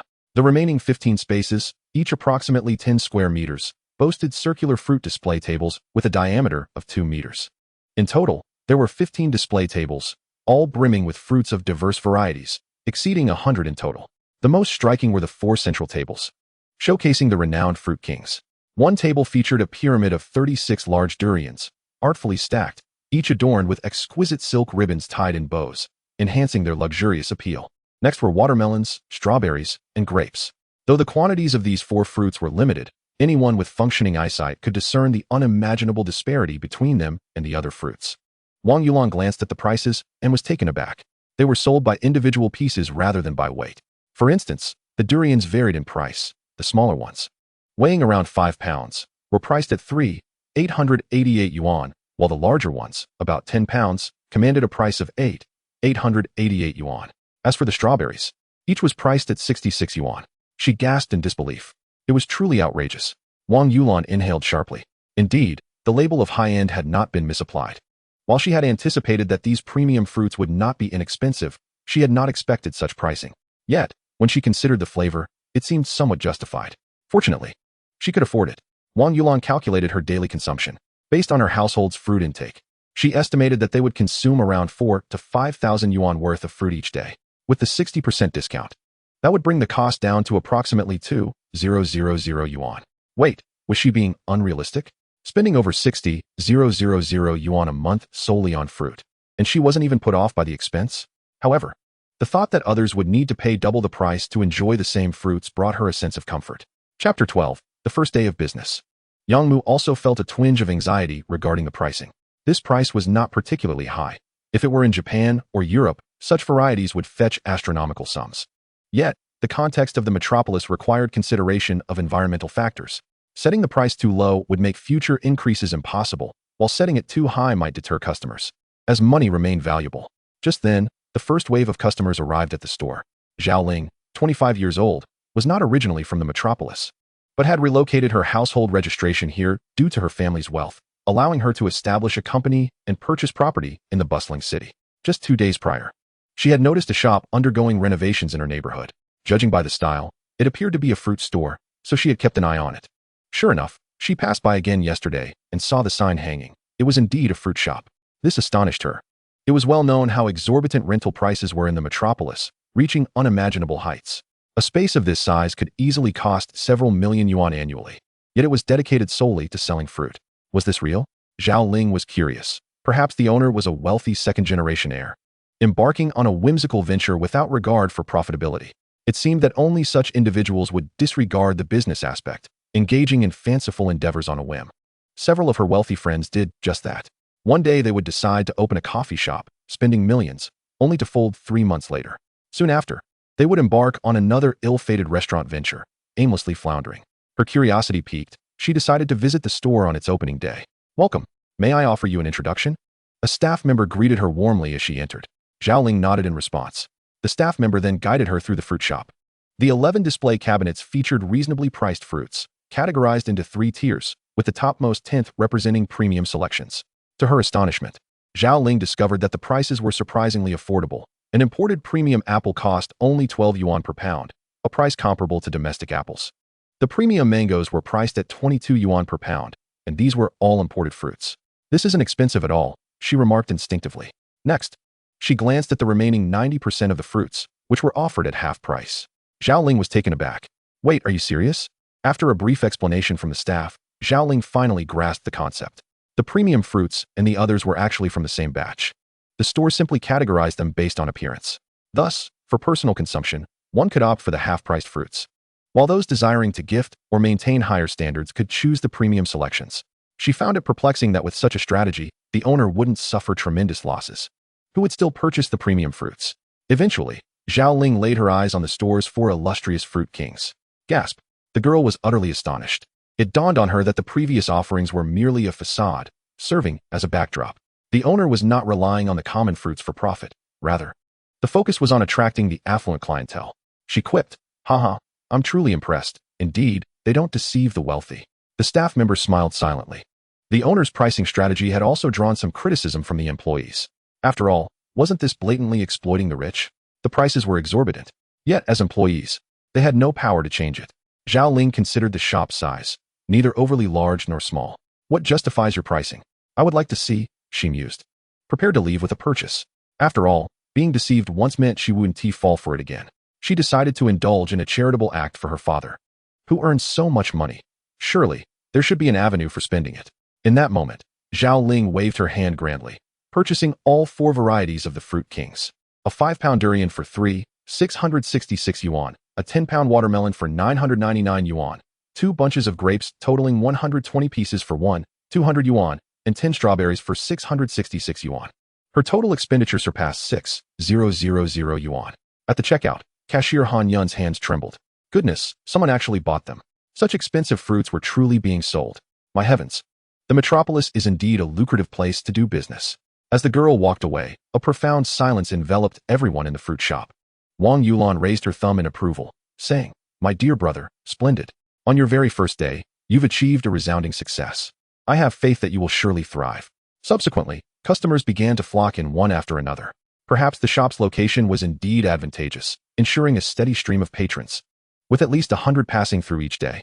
More importantly, the grand opening of this new establishment piqued the curiosity of the surrounding community, compelling many to come and explore. Each new customer was filled with intrigue regarding the Fruit King, yet, apart from Zhao Ling, not a single person made a purchase, as they were primarily interested in the cheaper offerings. It wasn't that these individuals lacked financial means. Rather, they were cautious and preferred to observe the situation before committing to any expenditure. As the clock struck 8, Wang Yulan's friends gradually began to arrive. They each bought a little something, merely to show their support for Wang Yulan. Regardless, the morning slipped by in this manner. During the lull at noon, Han Yun conducted a brief review. "Yang, the sales have reached 30,000. Yang Mu nodded, feeling quite satisfied with this outcome. This 30,000 in sales came from 15 customers who had purchased the Fruit King. He firmly believed that anyone who had tasted the rare fruits would be utterly captivated. If they had the means, they would not hesitate to indulge. In retrospect, he anticipated that the numbers would only grow. Additionally, sales of ordinary fruits were thriving as well, raking in several thousand in just the morning alone. "Transfer the funds to my account, and I will procure more stock," Yang Mu instructed. Han Yun nodded obediently and complied. Before long, Yang Mu had recouped some of his losses. 30,000 brought him a sense of relief. Life without money was unbearable, each moment fraught with anxiety. Upon returning home, Zhao Ling placed the fruits on the floor before heading off to take a shower. After her bath, she immersed herself in gaming, momentarily forgetting about the freshly purchased fruits. It wasn't until 5 in the afternoon that her parents returned home. "Ling, the fruits you bought look quite appealing," her mother remarked as she lifted a strawberry, observing it closely. Among the 10 strawberries, their aesthetic quality was undeniably impressive. One could tell they were exceptional, even without tasting them. Zhao Ling emerged from her room and said, "Each one costs 66 yuan. Of course, they're splendid. Let us give them a try. I'll go wash them." Her father, watching the mother-daughter duo, chuckled and shook his head in silence as he settled onto the sofa, lighting a cigarette while attending to business matters on his phone. Within 10 minutes, astonished exclamations emanated from the kitchen. Startled, her father hastily made his way there. "This is astonishingly delicious, my heavens," Zhao Ling exclaimed, her wide eyes fixed on her mother. Her mother nodded in agreement, equally impressed. Before long, the entire family was captivated by the exquisite fruits. Their exterior crisp while the interior was delectably succulent. "I realize now that my status is not high enough, my social standing insufficient. I had no idea such delectable fruits existed in this world. Clearly, I must strive harder," her father lamented. Chapter 13. Membership Tier System. Undoubtedly, the fruits from the Fruit King have left many in a state of unimaginable astonishment. Wealthy individuals would never find them lacking in value. Oftentimes, even with affluence, one struggles to acquire cherished items. To put it bluntly, it's a case of having money with no place to spend it. This is a stark reality. On the second day of operation, Fruit King rapidly gained recognition within certain circles. By midday, over 20 patrons had come, each purchasing at least something from the Fruit King. One individual spent over 20,000. In recognition of this, Yang Mu specifically instructed Li Mei to present a Tier 1 discount membership card. It is important to note that the membership system of Fruit King has also been developed, consisting of a total of 10 tiers, with Tier 1 being the lowest and Tier 10 the highest. Tier 1 members receive a mere 5 discount, which requires a recharge or expenditure exceeding 100,000. This pattern continues accordingly. The landlord, Sister Wang, possesses a Tier 5 membership card, granting her a generous 40 discount. Furthermore, membership Tier 8 and above incurs no fees. Instead, it is provided free of charge. What does this mean? Those in the know understand that such membership cards come with a fixed monthly allowance that requires no expenditure for purchases made. It is evident that members of Tier 8 and above are motivated by particular objectives, where profit becomes inconsequential. It is also worth mentioning that this membership is not exclusive to Fruit King. All future enterprises under Yang Mu's corporate umbrella will extend the same privileges. However, that topic will be reserved for another time. By noon, Han Yun reported the sales figures. What? Over 50,000 just for the morning. Yang Mu was somewhat taken aback. Is business really that lucrative in the Magic City? Little did he know, the more developed the area, the fiercer the competition. The rapid success of Fruit King can be attributed to three key factors. 1. The rare grade fruits are undeniably exceptional. This is fundamental and core. If the product is subpar, all else becomes irrelevant. 2. The location is indeed advantageous. Wang Yulan's shop is situated within a 3-kilometer radius of a clientele with significant purchasing power. Although not every household can afford Fruit King, at least 1 in 10 can occasionally indulge. 3. Wang Yulan's promotion and assistance should not be underestimated. The connections of a local resident in the Magic City can facilitate the rapid dissemination of word of mouth regarding genuinely good products within a single day across their social circles, relatives, colleagues, friends, and classmates. This is the advantage of the current era, where information spreads with remarkable speed. On this day, Yang Mu's fruit shop recorded sales of 110,000, with the Fruit King accounting for 100,000 of that total. Ordinary fruits generated over 8,000. However, Yang Mu was unconcerned. The ordinary fruits were merely a means to attract customers. The priority was to draw in the crowd first. Most individuals residing nearby were not impoverished. Even those renting were unlikely to earn less than 10,000 per month. After paying rent, enjoying Fruit King once a month is hardly an impossibility, Yang Mu mused optimistically. Though he was aware that this was an ideal scenario, Han Yun transferred the day's earnings to the boss's account, expressing her concern. Boss, you really should find an accountant soon. The company account and personal account must not be mixed. If there's an audit, it could lead to serious trouble. Yang Mu paused, realizing the gravity of the situation.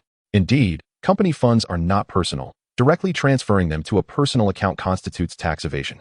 And if the amount is substantial, it could lead to criminal charges, even imprisonment. With a daily revenue exceeding 100,000, that equates to 3 million monthly. Surpassing 30 million annually, definitely a target for scrutiny. Should envious competitors deliberately seek flaws, that would be a fatal vulnerability. Yang Mu replied earnestly, I understand. For today, let us leave it at that. Starting tomorrow, all transactions will be directed to the company account. I'll keep a record of the recent earnings and make amends later. As for the accountant, keep an eye on recruitment websites. We'll conduct a unified interview tomorrow. Han Yun nodded with a smile. Despite being only 19 and lacking a university education, her 2 years in the Magic City and experience in various companies had equipped her with an understanding of the distinction between company and personal accounts. Yang Mu regarded her as a talent. At the very least, she actively sought to learn and absorb knowledge, which was significantly better than many aimless young individuals. The crux of the matter is that Han Yun's initiative in discussing this issue with his superior indeed reflects his benevolence and unwavering loyalty. Yang Mu is in dire need of individuals like him. He places little value on capability or academic qualifications, for such metrics hold no significance for him. What he truly lacks is steadfast loyalty, discretion, and the unwavering execution of his commands. Clearly, Han Yun, despite his lack of formal education, embodies the very qualities Yang Mu seeks in a talent. It appears that Han Yun is to be nurtured with particular care. In today's modern society, earning a person's loyalty is an arduous task.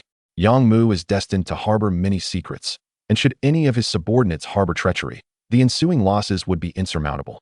With this thought in mind, Yang Mu began to formulate a plan, though he recognized that there was no immediate rush. Glancing at the clock, he noted it was already 6 in the evening. He turned to Li Mei and said, The store is in your capable hands. Manage it as you see fit. And feel free to call me should anything arise. Li Mei and Han Yun nodded in acknowledgement. For the past 2 days, the boss had been monitoring the store around the clock, which had rendered the staff somewhat uneasy. Without his presence, they would undoubtedly feel more at ease. This was not due to Yang Mu's demanding nature, but rather a natural sentiment. Anyone in the workforce tends to feel a certain discomfort when their superiors are nearby. This does not imply that they would become lax in their duties in the absence of their boss. Having conveyed his instructions, Yang Mu exited the Xianguo Wang. In just 2 days, along with the 4 days of preparation prior to opening, he had amassed 150,000 yuan in his bank account. His most pressing need now was to seek medical treatment. This could not be delayed, not even for a single day. It was imperative that he acted swiftly. A ride-hailing vehicle came to a halt at the entrance. Although Yang Mu had yet to ascend to the heights of affluence, he was no longer constrained by financial limitations. And thus, he sought a modicum of comfort. The fare of a few hundred yuan was but a trifling expense.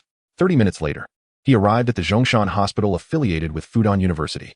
In Shanghai, it ranks among the top 5 hospitals in terms of comprehensive strength, with its departments, general surgery, cardiovascular medicine, and thoracic surgery, holding second place nationally, while respiratory and thoracic surgery rank fourth and fifth respectively, and plastic surgery ranks seventh, with endocrinology in ninth place. What Yangmu valued most was the respiratory, thoracic, and oncology departments, all of which this hospital possessed. At 6 in the evening, the specialists had already concluded their work for the day. His reason for arriving at this hour was twofold. First, he lacked the funds to seek treatment until today as sales figures were settled, which would provide him the assurance to approach the hospital. Second, Yangmu's visit was not initially intended for direct treatment, but rather to gather information. Upon entering the hospital, he was taken aback by the overwhelming throngs of people. The outpatient lobby was teeming, rivaling even the bustling scene at the second hospital in the international settlement. The timing was indeed astonishing. After 6 in the evening, shaking his head, he refrained from voicing his criticisms. Such scenarios were characteristic of the domestic landscape. Yangmu did not rush, instead meandering through the hospital, a casual stroll through the outpatient building, the inpatient department, and even the obscure administrative areas. He was in search of someone who could assist him. After a prolonged observation, he finally settled on a 50-year-old cleaning lady. He noted how the doctors and nurses passing by instinctively made way for her, with several specialists even greeting her with nods and smiles. This indicated that she undoubtedly held a certain stature within the hospital, either a seasoned veteran with extensive connections or someone with influential support within the institution. Having identified his target, Yangmu followed her for a while until she took a break in a secluded corner. Approaching her, he asked, "Excuse me, are you busy?" The cleaning lady looked at the young man with curiosity and replied, "Not busy. Do you need something?" Yangmu smiled, glanced around, and suggested, "Shall we find a quieter place to talk? I wouldn't want to impose on your time." "Sure, follow me," she responded amiably, without a hint of reluctance, which put Yangmu at ease. Soon, they arrived at a small room adjacent to the restroom, filled with cleaning supplies, clearly her private workspace. "What can I do for you? If I can help, I certainly will. Is there something troubling you?" the cleaning lady inquired, sensing his unease. Yangmu, not wishing to keep her in suspense, recounted his medical condition. "I approached you, not for any frivolous reason, but to inquire about which doctor or expert would be most suitable and reliable for my condition. To be frank, I have no shortage of funds. My only concern is ensuring I place my trust in the right hands," he lamented. The cleaning lady chuckled. "You have quite the confidence. But let me tell you, once you have this illness, money becomes a minor concern. Millions are just a drop in the ocean, and tens of millions wouldn't go amiss." After shaking her head, she expressed her pity for someone so young to be afflicted with such a condition, cautioning against flaunting wealth in a place like this, as it could lead to dire consequences. Without further ado, Yangmu asked her to pull out her phone. In plain sight, he transferred 2,000 yuan. The cleaning lady was taken aback, staring incredulously at the young man. "I mean no jest. I am serious in my request for your assistance, and I assure you, there will be generous compensation for your help," Yangmu stated earnestly. All right then. If that's the case, what more is there to say?" The cleaning lady promptly set aside her work and led Yangmu out of the hospital to a nearby restaurant, where they secured a private room. After ordering some food, they began their discussion. In this hospital, there are over a dozen specialists who treat your condition. While they may appear polished and esteemed from the outside, there are distinctions among them that the public is unaware of. For instance, Dr. Su, you can find plenty of information about him online, with numerous accolades and publications, but in practice, he ranks quite low. I'm sharing this internal information with you, so please don't spread it around, as I would prefer not to offend anyone." The cleaning lady divulged, revealing the inner workings of the hospital. Such insights were unknown to outsiders, and even within the hospital, those not in the same department were often oblivious. However, the cleaning lady had worked there for 34 years, witnessing 5 hospital directors come and go. Making her a veritable sage of the institution, no department could conceal anything from her. With his hands clasped in gratitude, Yangmu expressed, "It seems I have indeed encountered a true benefactor. I am profoundly grateful, and rest assured, I will repay your kindness." The cleaning lady, flattered by his praise, became even more animated. In no time, this prestigious hospital, ranked among the top 5 in Shanghai, had revealed its secrets, including some unsavory dealings among specialists and department heads. Yangmu listened, astonished. Ultimately, the cleaning lady highlighted the key figures he should consult. "I recommend you seek out Director Wang and Director Huang. One is an associate chief physician in the respiratory department, and the other in thoracic surgery. Both are at the top of their game. While the directors may be well known, it's the associates who do the actual work. However, while Director Wang possesses remarkable skills, he is also notoriously avaricious and lecherous. He exhibits little patience for ordinary individuals, particularly the impoverished, often neglecting their treatment and relegating them to other practitioners. Conversely, Director Huang, a woman of commendable character, is diligent and conscientious, yet she is burdened with 3 children and, reportedly, a grandchild, prioritizing her health regimen and returning home promptly after work, showing no inclination to extend her hours. Given this context, the likelihood of her offering you any special consideration appears minimal. Yang Mu squinted, mentally noting these 2 individuals. It was evident that both Director Wang and Director Huang rank among the foremost authorities in the nation, particularly in the treatment of lung cancer, undoubtedly within the top 100 nationwide. After satisfying his hunger, Yang Mu bid farewell to the cleaning lady and checked into a 5-star hotel. Spending several consecutive days in the establishment, he found the experience somewhat stale and uncomfortable. Nevertheless, the cost of over $3,000 per day posed no significant burden for him at this juncture. Of course, his accommodation was merely a standard executive suite, not a presidential suite, for he had not yet accumulated enough wealth to indulge extravagantly. Once in his room, he commenced with a refreshing shower, thereafter proceeding to the living area to explore the hotel's computer for information. Information on esteemed experts like Directors Wang and Huang was readily available online. Yang Mu diligently scrutinized the data, seeking a comprehensive understanding of both individuals. What struck him most was Director Wang's flamboyant history, having been married thrice and fathering 5 children. He appeared poised for a 4th marriage at nearly 50, demonstrating that while age may advance, one's passions often remain youthful. It was also understood, albeit unspoken, that he likely had numerous clandestine affairs. Experts of such caliber were not financially constrained, earning millions annually with apparent ease, rendering the acquisition of numerous lovers a trivial matter. Yang Mu considered this type of individual as potentially easier to influence. Chapter 15. Yang Mu's criteria for recruitment. As for Director Huang, Yang Mu found her to be a more complex challenge. This seasoned expert enjoyed a fulfilling family life, lacking for nothing and harboring no ulterior motives. Furthermore, her status as a physician to the nation's elite afforded her both prestige and connections, rendering financial incentives secondary. Winning over someone of her stature would prove exceedingly difficult. Ordinary treatments would not suffice for Yang Mu's ambitions. He resolved to take a step-by-step approach. He recalled that he had yet to employ today's extraordinary ability. Upon entering the high-dimensional magnetic field, he discovered that his weight had increased slightly, reaching 1/1,000,000th. Contemplating his next move, he resolved to delve into the fruit market, aiming to secure his initial fortune. Thus, he selected peaches as his 5th fruit, simply because he relished them.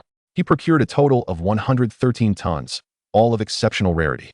What piqued Yang Mu's curiosity was the observation that for common fruits, high-grade varieties abounded.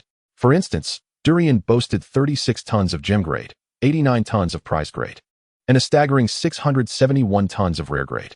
In stark contrast, watermelon had over 3,000 tons of rare grade and grapes surpassed 5,000 tons.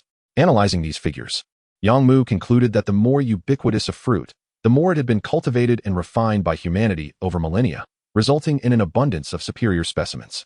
Conversely, durian lacked the foundational quantity, leading to its scarcity at higher grades.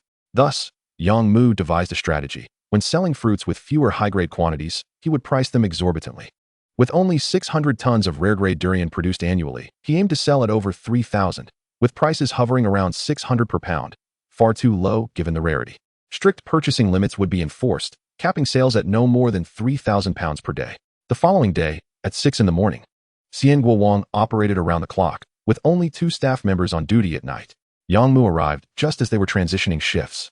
Witnessing Han Yun and another employee listlessly tidying the store, he mandated that regardless of customer presence, the store should undergo cleaning every 2 hours, with fruit sorted and organized to maintain optimal quality. Though this was a cumbersome routine, its effectiveness was undeniable. Yang Mu recognized, however, that such practices could not be sustained indefinitely, as staff would inevitably grow weary. Therefore, he resolved to raise salaries next month, previously constrained by financial limitations. He now felt confident in the stability of income. Employee wages could be elevated as long as they demonstrated loyalty and fulfilled their duties diligently, offering generous compensation in return. Yang Mu was entirely willing to do so, for he was acutely aware that he would not lack for funds in the future, provided he was given time. He would never exhaust his resources. Even now, utilizing his extraordinary ability to collect taxes in gold amounted to over 10 grams daily, a staggering equivalent of thousands of dollars. Upon entering, Han Yun and the other employee perked up, greeting him with enthusiasm. "Mr. Yang, you're here. By the way, I received over a dozen interview requests last night, totaling 32 candidates. 4 applied for accounting, 2 for drivers, 3 for store managers, and the rest for service positions. As Han Yun spoke, she opened her computer and Yang Mu nodded, stepping closer to review the applications. Yang Mu had registered on numerous national recruitment platforms, investing a significant sum to attract talent. He intended to expand aggressively. Lacking a solid foundation, he had to rely on these methods, and fortunately, the results had been promising. The limited pool of 32 candidates stemmed from his rather specific requirements. Firstly, his company and group sought primarily young and attractive women, minimizing male hires unless they were peripheral workers beyond his direct interaction. The reasoning was straightforward. He preferred an aesthetically pleasing environment. Of course, employees who had been with the company for over 3 years would face fewer restrictions. At that point, he could discern and select trustworthy core staff. Until his establishment was firmly rooted, he understood the necessity for utmost caution. Aside from these peculiar criteria, Yang Mu's other requirements were quite reasonable. For example, he imposed no age restrictions. Even women in their 40s could be employed, provided they were physically fit. If they could not serve as store attendants, they might contribute in other capacities, though they would need to possess a particular skill set. In terms of appearance, a passing grade sufficed. 60 was the minimum standard.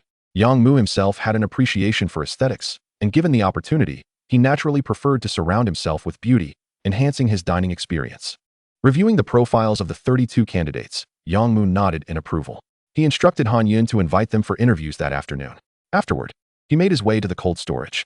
In a corner, he placed the 5 varieties of premium fruits, including the new peaches. Upon exiting, he encountered the shift change as Han Yun and another girl exchanged greetings before departing. Everything was proceeding perfectly, and no one would suspect the addition of more fruits to the cold storage. They may engage in conversation and communication, yet no one would entertain any peculiar notions. At most, it is assumed that the boss is conducting covert operations to maintain the confidentiality of supply channels. Today, a new product has arrived, peaches, which shall be priced at a modest 99. Yang Mu contemplated that perhaps a lower price would be more prudent, especially considering the rare peaches that were taxed at over 10 tons yesterday, with a total exceeding 5,000 tons. Thus, there was no need to create an unfavorable situation. The priority was to earn a profit first, with price increases to follow later. Li Mei nodded in agreement and promptly began to clear a shelf to display the new products. Yang Mu acknowledged her efforts with a nod, imparted a few more instructions, and then exited the premises. Once again, he returned to the hospital, seeking the cleaning lady. Here, I have specifically procured the home addresses, phone numbers, and family details of Director Wang and Director Huang for you. But do refrain from disseminating this information indiscriminately. The cleaning lady had indeed exerted considerable effort. Chapter 16. Taking Action for Treatment. Yang Mu felt immense gratitude, although he had paid for this information. It was crucial to recognize that such matters could easily lead to complications. If the individuals involved harbored any reservations, they would undoubtedly hesitate to divulge such details. Being under the scrutiny of 2 associate chief physicians could jeopardize his career. Little did he know, the cleaning lady was entirely unfazed. Setting aside her extensive qualifications, the potential fallout from leaking such information would likely result in nothing more than a warning. No grave consequences would ensue. Moreover, the sum involved was merely tens of thousands. What was that in the grand scheme of things? In that moment, Yang Mu transferred an additional 30,000 to the cleaning lady, bringing the total to 50,000. All in exchange for this information. Whether it was a loss or not depended entirely on personal perception. For Yang Mu, time equated to life itself. A single day's worth of information could yield invaluable intelligence. 50,000 was a worthwhile investment. Upon leaving the hospital, Yang Mu proceeded to the car rental company. As previously arranged, he opted for a sleek black Audi A8, discreet yet prestigious, perfectly suited for his current circumstances in this bustling metropolis. After graduating high school, his parents had advised him to obtain a driver's license, which bestowed upon him over 2 years of driving experience. Gradually acclimating to the vehicle, he found that driving at a moderate pace posed no issues. Meanwhile, Bai Wanqing was at home indulging in a facial mask when the doorbell rang. Slightly irritated, she rose to answer. Hello, this is the property management. There is a gentleman here wishing to visit Mr. Wang. Should I allow him in? The security guard's tone was exceedingly respectful. Bai Wanqing retorted, my husband is at work and not at home. Ask him to reschedule. At that moment, Yang Mu took the initiative to speak over the phone. Hello, Ms. Bai. I am aware that Director Wang is currently occupied, but I have come specifically to pay you a visit and hope for the opportunity to meet. Bai Wanqing, feeling somewhat helpless, feared there might be something of importance. Thus she refrained from outright refusal. Very well, you may enter. Yang Mu hung up the phone and cast a grateful glance at the security guard, slipping him a red envelope as a token of appreciation. Otherwise, the guard would not have risked offending the owner by granting him this opportunity. This was a high-end community. with residences exceeding 300 square meters, each valued in the tens of millions.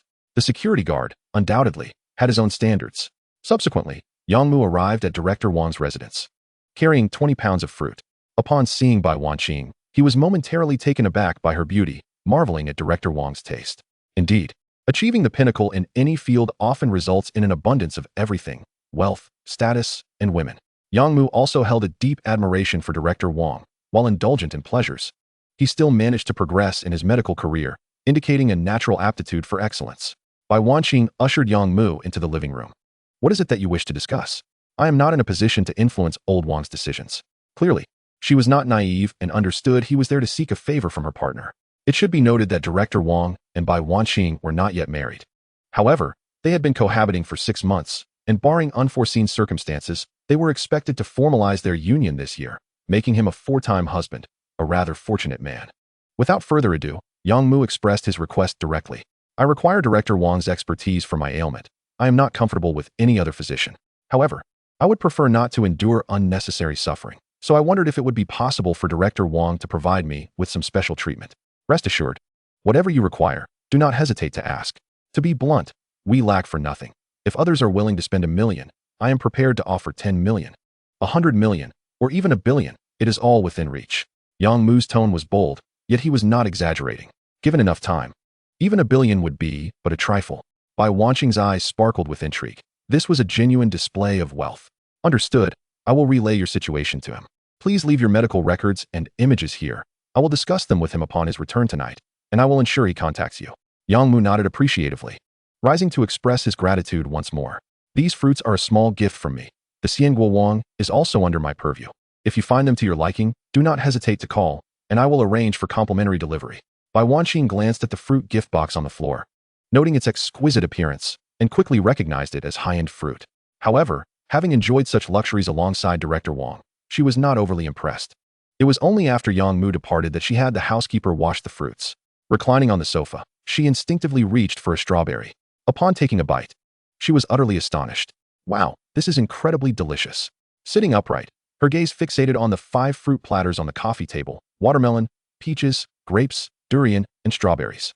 She sampled each one, her senses overwhelmed. "What kind of fruit is this? It is simply extraordinary." It turned out that indulging in fruit could indeed become addictive. For lunch, Bai Wanqing found herself satiated solely by the fruits. As for Yangmu, he replicated his approach at Director Huang's residence. Her spouse, now retired, spent his time at home engaging in writing and tending to flowers. This was an individual of notable stature, a former university professor. In conversing with such a person, Yangmu felt no need for embellishment.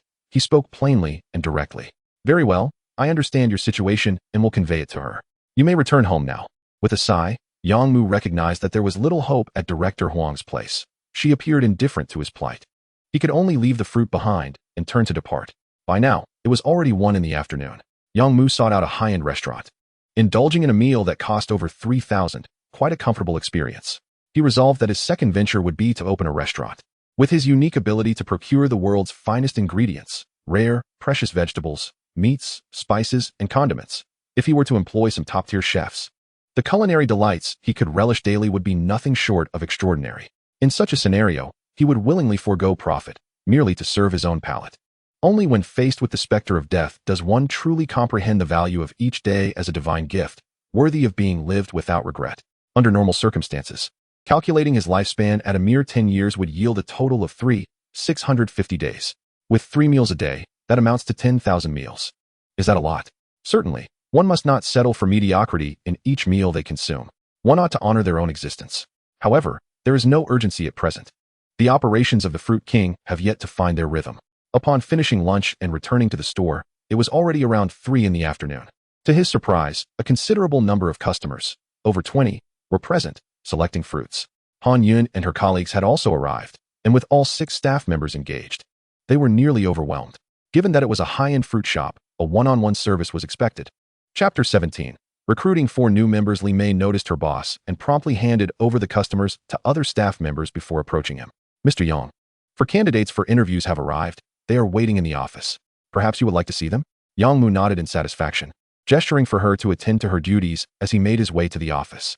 Since he was currently residing in a 5-star hotel, the office had transformed into a genuine workspace, no longer serving as living quarters.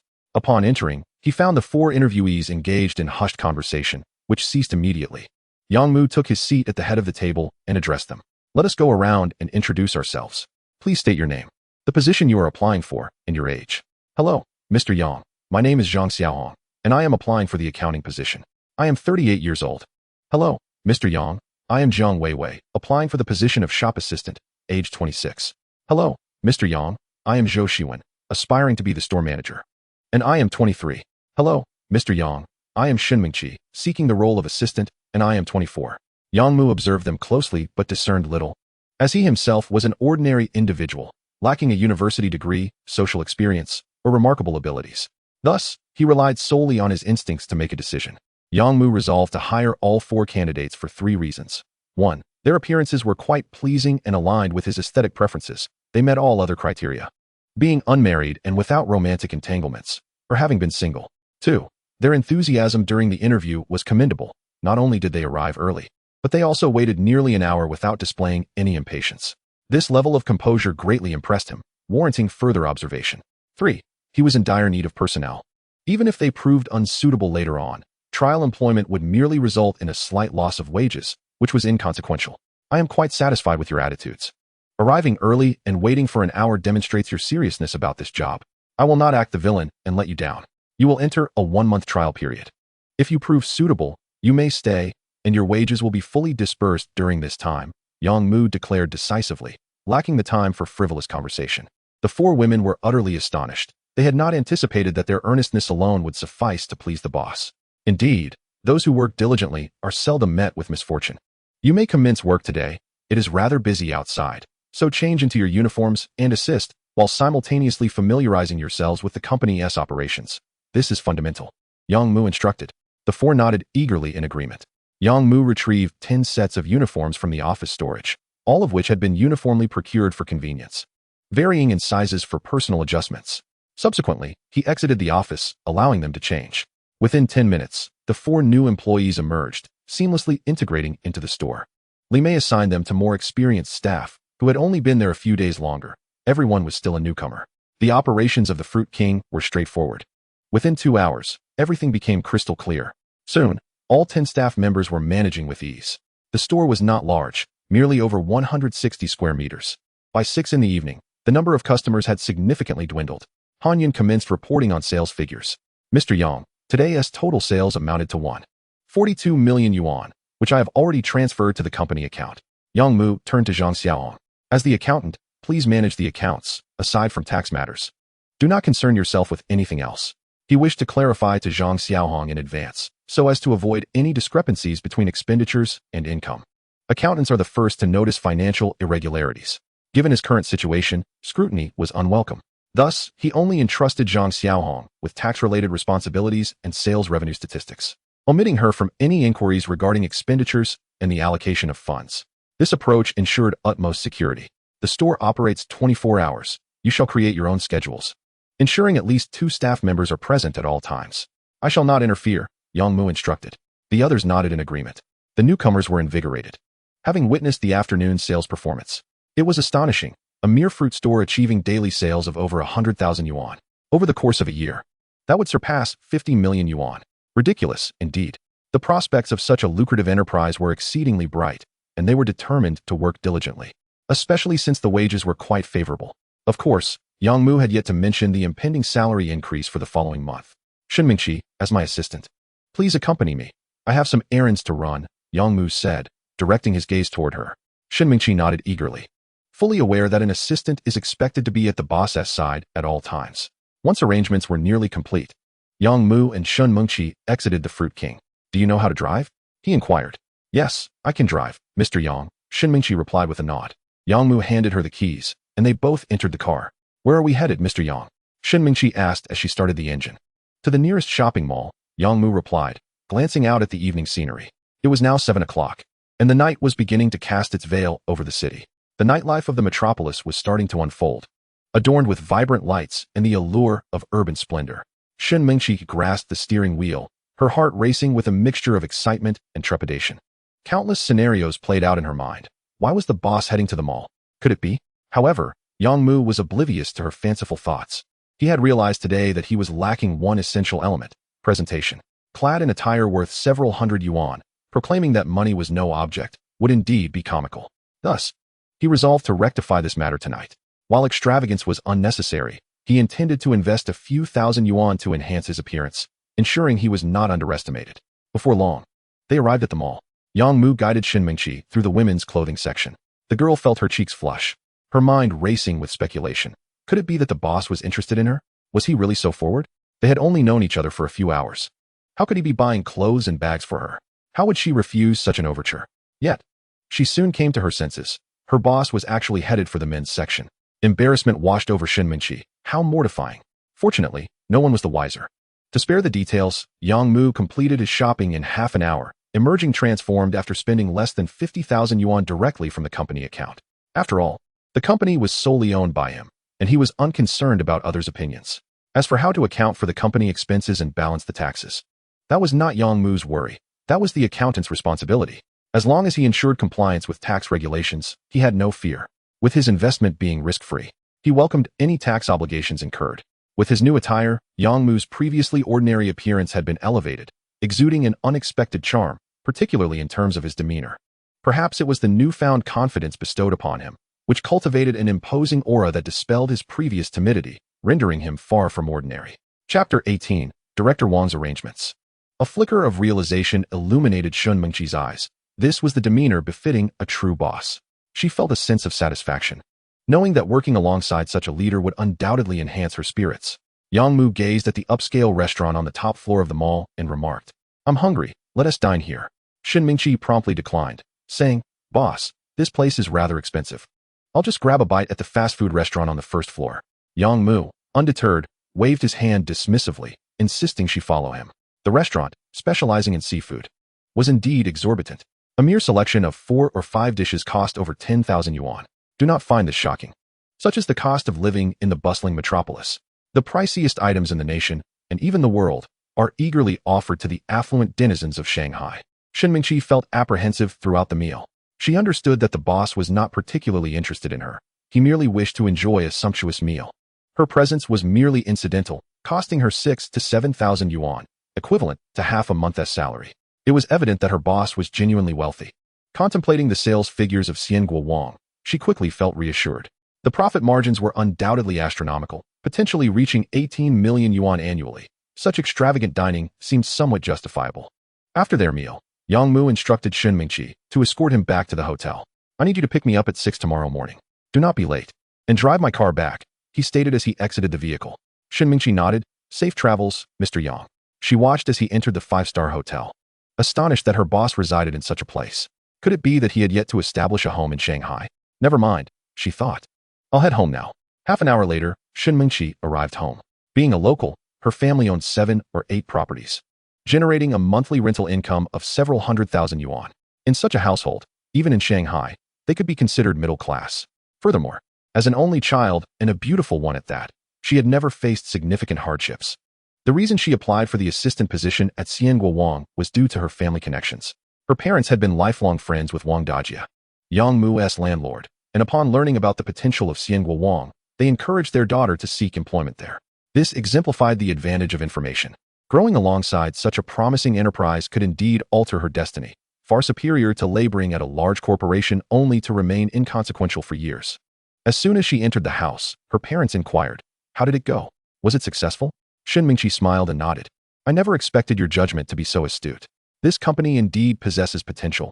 Just today, it achieved sales exceeding 100,000 yuan. Can you believe it? They sold over a dozen durians at several thousand yuan each. There are truly so many wealthy individuals. Then work diligently. This could be a shortcut for you. As long as you don't make any mistakes, you'll surely become a valued employee. Don't forget to treat Aunt Wang to a meal later," her parents encouraged. "All right, I know. Don't worry. I'll head to bed now. The boss treated me to seafood today, and it cost over 10,000 yuan. How extravagant. I have to pick him up at 6 tomorrow morning." As she went to shower, her parents exchanged glances. "Wait, he treated her to seafood worth over 10,000 yuan. I'm a bit concerned. Perhaps we should visit the store tomorrow. I've heard the boss is usually there." That night, both parents struggled to sleep, fretting over their daughter's job and her well-being. Oh, how they worried. If only they had a son instead.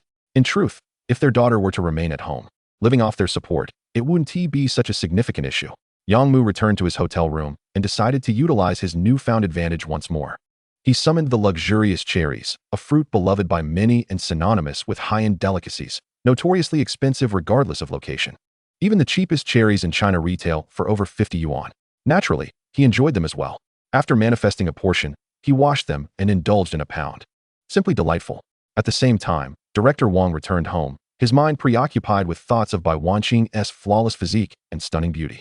After a long day, having such a captivating companion at home was the true driving force behind Wan's ambitions. Upon arriving home, he could hardly contain himself as he embraced Bai Wanqing. Yet, before he could proceed further, she stopped him. "Don't be so hasty. I have something to discuss with you," Bai Wanqing interjected. She then proceeded to share Yang Mu's situation, including his medical history and examination results. Initially, Director Wang had felt discontent, but upon learning of Yang Mu's wealth and his lack of a financial cap, he became intrigued. Treating wealthy patients could yield substantial profits and be considerably less troublesome. At that moment, an idea took root in his mind. As he sampled the fruits Bai Wanqing had brought, his satisfaction only increased. This was not merely a wealthy individual. He took out his phone and dialed. "Hello, this is Director Wang." Yang Mu finally received the call. "Hello, Director Wang, this is Yang Mu. I apologize for disturbing you at such a late hour. Do not be so formal. Your health is paramount. As a physician, it is my ethical duty to understand your condition thoroughly. Therefore, I would like you to come in tomorrow morning for a comprehensive examination. Afterwards, we can discuss everything in detail. How does that sound?" Yang Mu was pleased with this arrangement and readily agreed. Everything was proceeding smoothly. The following day, Shen Mingqi arrived at 6 to pick up Yang Mu, only to discover their destination was the hospital. A sense of foreboding crept into her heart, yet she dared not speculate, as her boss had said nothing. "Just wait for me outside. Keep an eye on your phone," Yang Mu instructed. Upon entering the department, Yang Mu finally met Director Wang in person. Goodness, he appeared to be in his 30s, despite being under 50, and was quite handsome. Truly, a winner in life, possessing looks, capability, status, and wealth. How could one possibly compete? Clearly, Bai Wanqing's affection for him was not solely based on his wealth and position. "Hello, Director Wang. I am Yang Mu," he introduced himself. Director Wang nodded, stood up, and closed the door, instructing the assistant to suspend the outpatient service. Thus, no patients would intrude. As the doctor was not on duty, allowing for a private meeting. This was the essence of status and authority. "I have arranged everything for you. My assistant will guide you through the examinations. It should take about an hour, and once I review the results, we can discuss further," Dr. Wang stated. Yang Mu acquiesced without hesitation. Financial matters were not broached. Both were men of stature, and such discussions seemed trivial. Soon, Director Wang's assistant led Yang Mu through a series of examinations. He had never anticipated that the process would be so seamless and swift. Throughout the entire procedure, there was no need to queue, all orchestrated by Director Wang's authority. Yang Mu relished the experience. The results were also delivered with surprising speed, with all examination data and imaging sent directly to Director Wang's computer. Chapter 19, Treatment Plan. At 9 in the morning, Yang Mu sat face-to-face with Director Wang. As Director Wang meticulously examined the test results, he dedicated nearly 20 minutes to the task. Simultaneously, he was inputting various results and quality plans into his computer. Ultimately, he spoke up. Yang Mu felt a surge of anxiety. "Your situation is somewhat grim. Why didn't you seek treatment at the International Zhuang Second Hospital to manage your condition? You've delayed for nearly 10 days, and it has progressed to an intermediate stage." Naturally, he could not divulge that he had been financially constrained at that time and had only recently begun to earn money. Instead, he diplomatically replied, "I was merely concerned for their well-being, which is why I specifically traveled to the metropolis to consult with you." Director Wang took him seriously, nodding in acknowledgement. "As of now, I have 3 treatment options for you to consider." Yang Mu listened intently, fully aware that the matter at hand concerned his very survival. The first option is to proceed with surgery. Its advantages include convenience, speed, and high feasibility. However, the drawbacks are significant: a high recurrence rate and considerable suffering, with a relatively low survival rate. Nonetheless, under my supervision, I can elevate your 10-year survival rate to over 90%, which is commendable when compared to other physicians, whose 10-year survival rates hover below 30%. Despite this, Yang Mu was not inclined toward this option, as he had no desire to undergo surgery. With such a remarkable fortune at his disposal, it would be too undignified to inflict harm upon himself. Noticing Yang Mu's silence, Director Wang understood his reluctance. He continued, "The second option involves a magnetic photon beam intervention device available at our city's XX hospital. Its effectiveness surpasses that of chemotherapy by 3-fold. The advantages include a painless procedure with more precise annihilation of cancer cells, while simultaneously reducing side effects by a factor of 10. The downside, however, is that it only addresses the symptoms rather than the root cause, merely prolonging your time, at most, an additional 10 years. Furthermore, the costs are exorbitant, with monthly treatments exceeding $300,000, amounting to $3,600,000 annually, culminating in $36 million over 10 years. And mind you, this is merely the usage fee. When factoring in medication, nutritional expenses, and other costs, the total could easily exceed $1 billion. Yang Mu remained unfazed. $1 billion was trivial to him. Director Wang was convinced. It was evident he was dealing with a wealthy individual who did not flinch at the prospect of such treatment costs. He nodded in satisfaction and continued. The third treatment option involves substantial financial investment. Numerous substances can combat cancer, such as Taxol and extracts of ginseng and reishi mushrooms. However, these require high-quality varieties and extensive extraction of their essence to yield favorable results. The key is long-term consumption, which can lead to expenses spiraling into the abyss. If you can meet all these conditions, I can assure you that your lifespan could extend to 15 years, by which time medical advancements may very well provide a cure for your ailment. Yang Mu grasped the implications clearly. Director Wang's intention was evident. He was suggesting a combination of the second and third options. Monthly treatments with the magnetic photon beam intervention, supplemented with a plethora of rare medicinal materials for cancer treatment, would mean that after a year, one would require no less than $3 to $5 billion. It goes without saying that Director Wang would pocket a substantial portion of that, $3 to $5 million annually, no less. This was a straightforward means of profiting from the wealthy.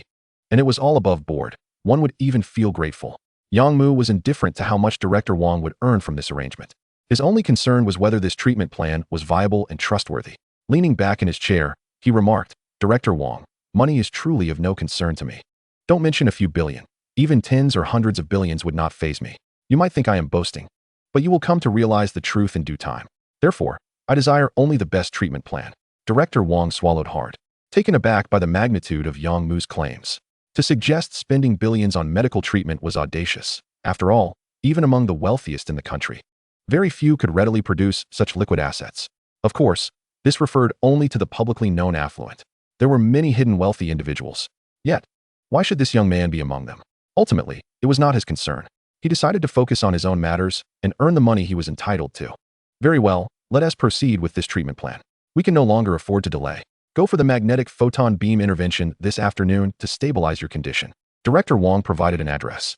This particular device was one of only 5 in the world, with the sole unit located in the metropolis. Each usage was costly. Although the price exceeded threefold that of conventional methods, there was no waiting list. It was immediately accessible. Yang Mu chose not to say more and nodded before exiting. He was not yet in a position to flaunt his wealth before Director Wang, so he resolved to take things slowly. Soon enough, he would demonstrate to Director Wang what it truly meant to be an affluent individual. In the afternoon, Yang Mu underwent the magnetic photon beam intervention.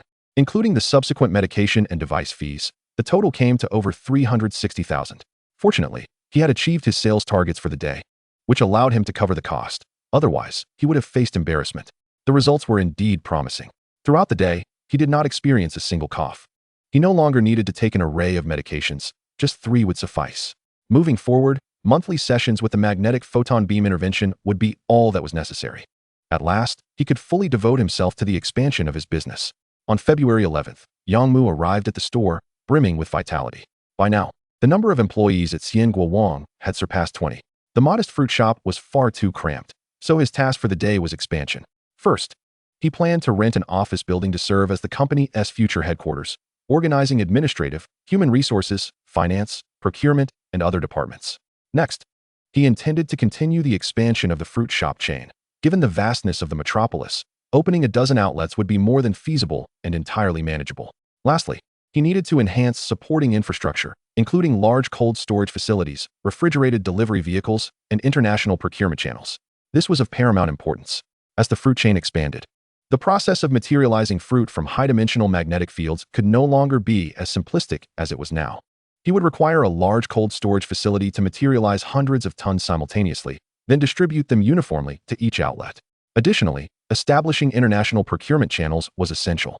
This was not merely for show. While a single shop could be overlooked, a dozen could not. If one were to sell several tons, or even tens of tons, of premium fruit daily, questions would inevitably arise about their origin. Relying solely on current suppliers would not suffice. Others were not naive and would quickly expose the truth upon inquiry.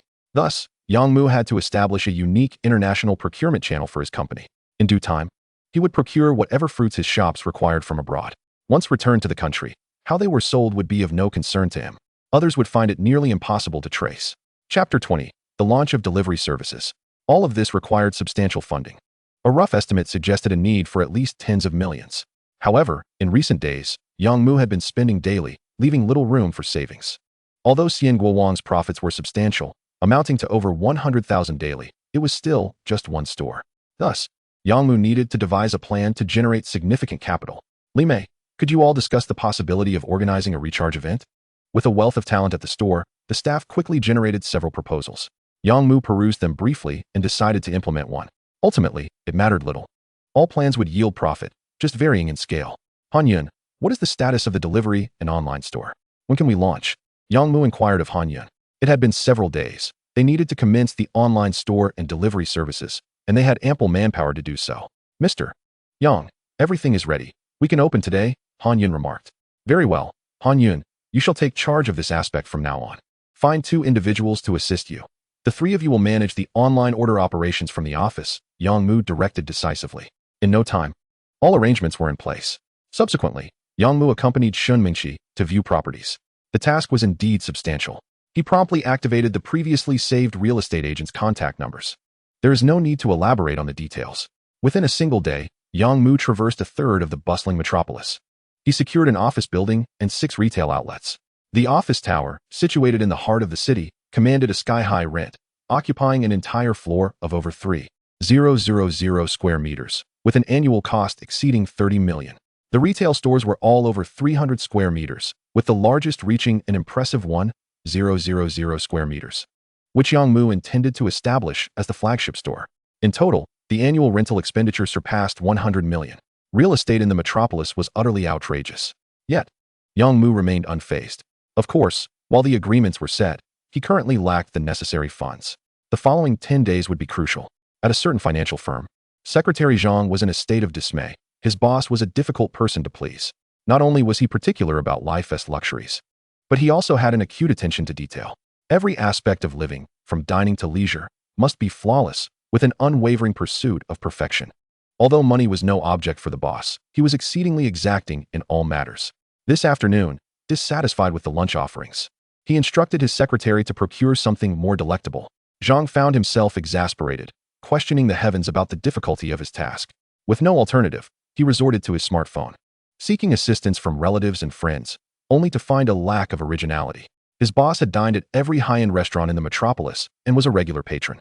Ultimately, he opened a certain app. To his astonishment, it had been ages since he last used it, and he never anticipated finding himself in such a predicament. However, desperate times called for desperate measures, and he had to explore this option. He began with a filter. The most expensive items appeared first. It was common knowledge that high prices did not guarantee quality, but one could be certain that cheaper options were unlikely to be satisfactory. Thus, he dismissed any consideration of budget-friendly choices. The screen transformed instantaneously. The first shop's information left him dumbfounded. Goodness, he exclaimed, rubbing his eyes in disbelief at the exorbitant prices. A strawberry for 66, a durian ranging from 3,888 to over 10,000. Absurd. Just as he contemplated closing the app, he recalled his boss's request. A glimmer of inspiration struck him. He hurried to the office and knocked on the door. Mr. Jean, I have found a high-end fruit store that should offer exquisite flavors. Though the prices are rather steep, would you be interested in trying it? Secretary Zhang thought this a clever way to fulfill today's task. If the fruit turned out to be subpar, it wouldn't matter much.